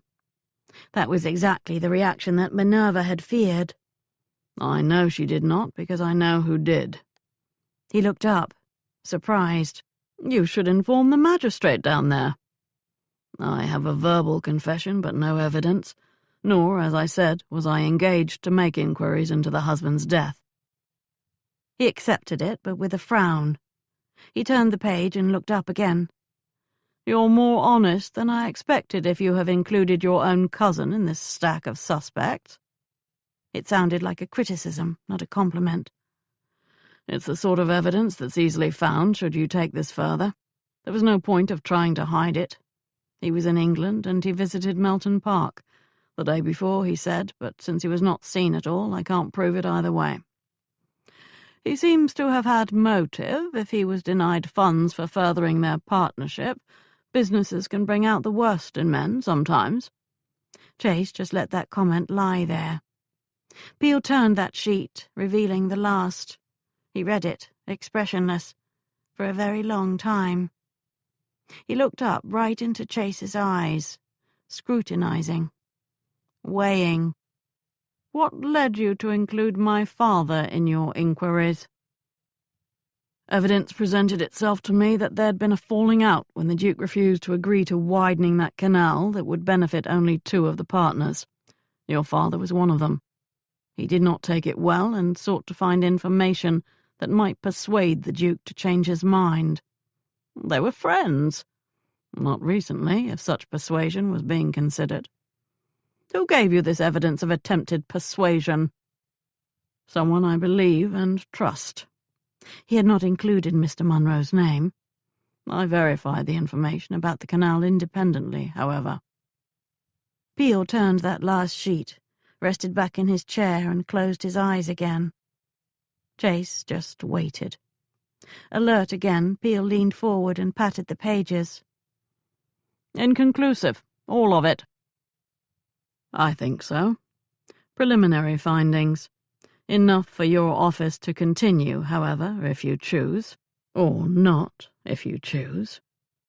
Peel pursed his lips, still looking at the papers. Even your determination of the manner of death is inconclusive and not sufficiently supported by facts. Not really. If you say so. I do. If you had brought that alone to me a month ago, I would have saved you much time. He stuffed the papers back into the portfolio. Short of direct proof of a crime, it was an accident. I hope that you will accept that. It would not do to have agents spending months making further inquiries if a man of your abilities found so little to establish the death was a murder. Then my assignment is over. Chase stood. Do you want to keep the notes, or should I remove them? I will hold them for a while, if you don't mind. I don't mind. I make copies of all my notes. Good day to you. He turned to make his escape. Radnor. He turned. You are very clever. Since that did not sound like a compliment either, Chase just left. Minerva paced. Chase was now 3 hours late. He had warned her, but she still experienced an agony of impatience. They had planned a full afternoon that with each passing minute became less likely to be realized. First, they were going to look at carriages she might purchase. Then she intended to return to Madame Tissot and order some new garments. Visions of fine wood and brass, of soft wool and silks had danced in her head all morning, only to be dashed when Brigsby arrived with the news Chase would be delayed. "Look who's here," Beth had announced, bringing the manservant to the library without ceremony. "Mr. Radnor's valet." "As I have explained, I am not a valet, even if those are among the duties I execute. Nor am I here as the manservant I am." "No? Then why do we have this rare honour?" Beth asked. "I am here as one of Mr. Radnor's agents." Beth burst out laughing. "Minerva, he's one of Mr. Radnor's agents now. Aid him in his inquiries, do you? I'll believe that when I see it." Brigsby ignored her. "Miss Hepplewhite, I have come with a message. Mr. Radnor will be delayed some hours. An important matter, an urgent one, claimed him just moments before he was to leave his chambers to come here." "Don't sound like an associate to me," Beth said. "You sound like a messenger." "Messengers are not entrusted with such as this that pertain to important inquiries. Only agents are." "Call it what you like. I know a donkey when I see one."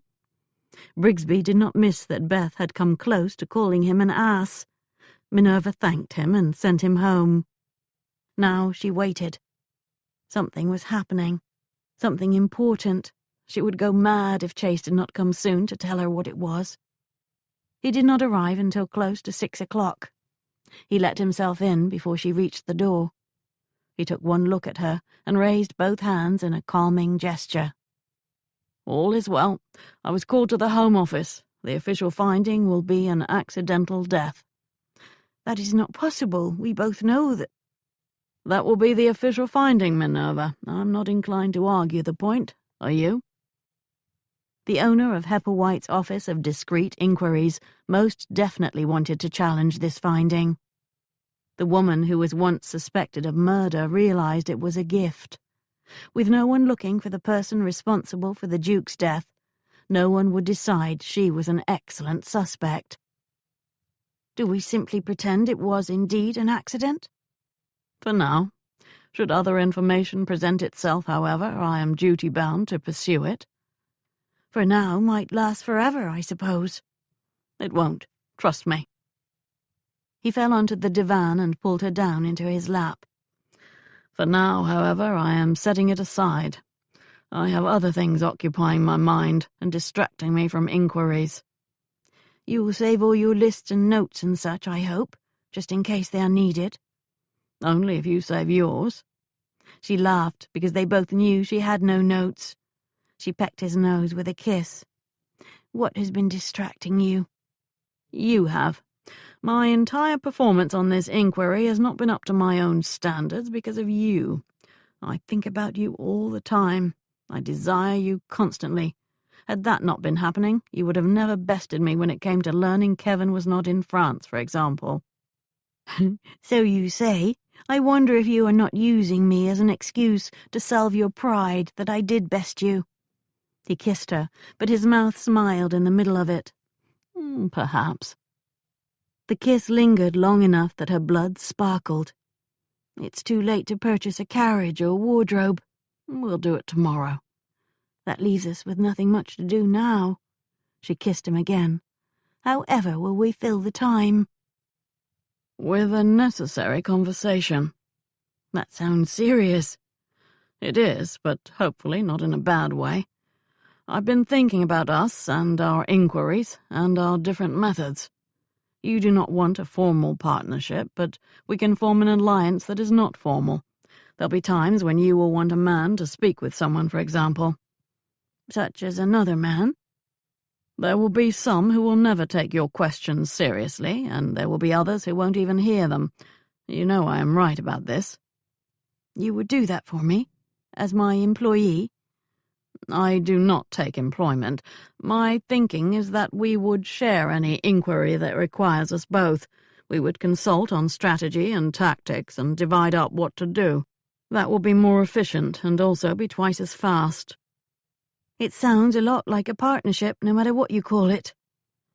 I am sure there will be inquiries in which I will not be useful, so you would conduct those on your own. She could not think of any kind of inquiry in which he would not be at least somewhat useful. The idea of a partnership had not set well with her when he proposed it, but now she was sure it did not hold appeal only because it would ensure she would see him with continued frequency, although that played a role in her reconsideration. It sounds complicated, she said. Perhaps in the days ahead we should talk about whether we should forge a more formal alliance. If you promise not to become the officer commanding the troops, I might agree to that. He turned very serious. His embracing arm tightened. If I had my way, I would be proposing the most formal alliance possible, Minerva, even knowing that with your new situation you have no use for it. I have accepted you will never agree to that, however, and understand why. He looked at her warmly, wistfully. Her own emotions turned poignant. I have thought about it, she said quietly. You're not the only one who has been distracted. If I tell you that I treasure you, that I love you to the point of not only distraction but madness, would it make a difference? Because I do, darling. I will swear to anything you want if it will encourage you to continue thinking about it. His declaration caused tears to well up in her.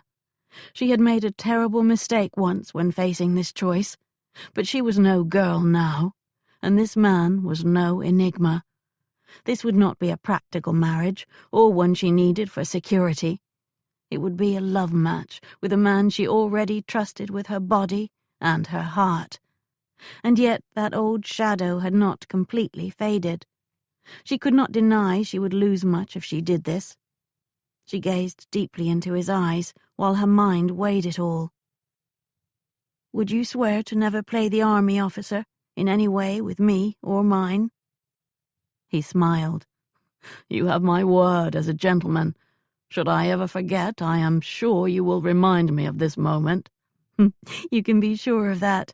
I also never again want to worry about making my own way, should I need to. Part of your inheritance is in trust, and I cannot touch it. If you sell the partnership, that money can be added to it. A husband has certain rights to the use of his wife's property, but not the capital that is in trust. Sanders will explain all of that when you meet with him, should you decide to marry anyone. As to the income, we will declare it yours to use as you wish in our settlement. Would you allow me to continue my inquiries? I truly enjoy them and do not want to stop. We will be together in that, as in everything. Did she trust him to keep that promise, or would he try to force her to stop if she ever was hurt again? Sending him to speak with men did not mean it would never happen. Women can hit someone over the head too.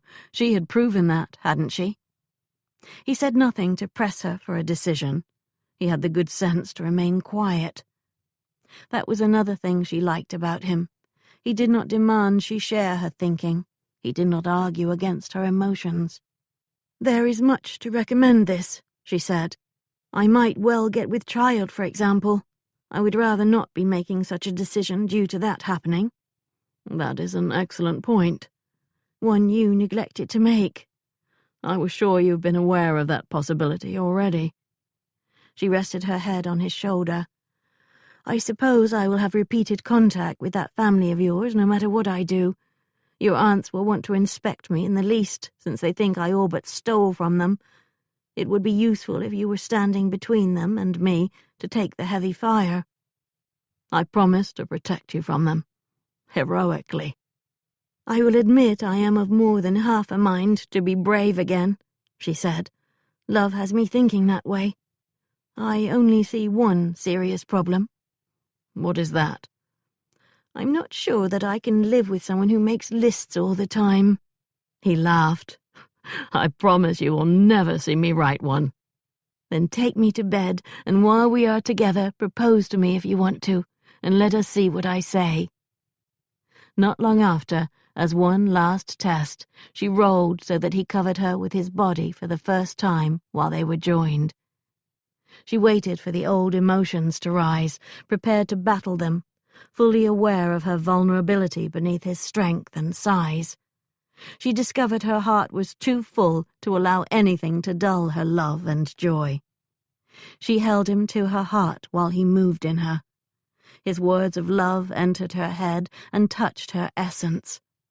At the height of their abandon, he paused, heroically, and looked down with love and passion in his eyes.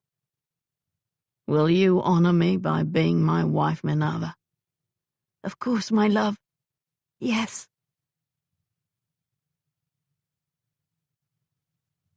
The end. This is Beverly A. Crick. We hope you have enjoyed this production of Heiress for Hire by Madeline Hunter.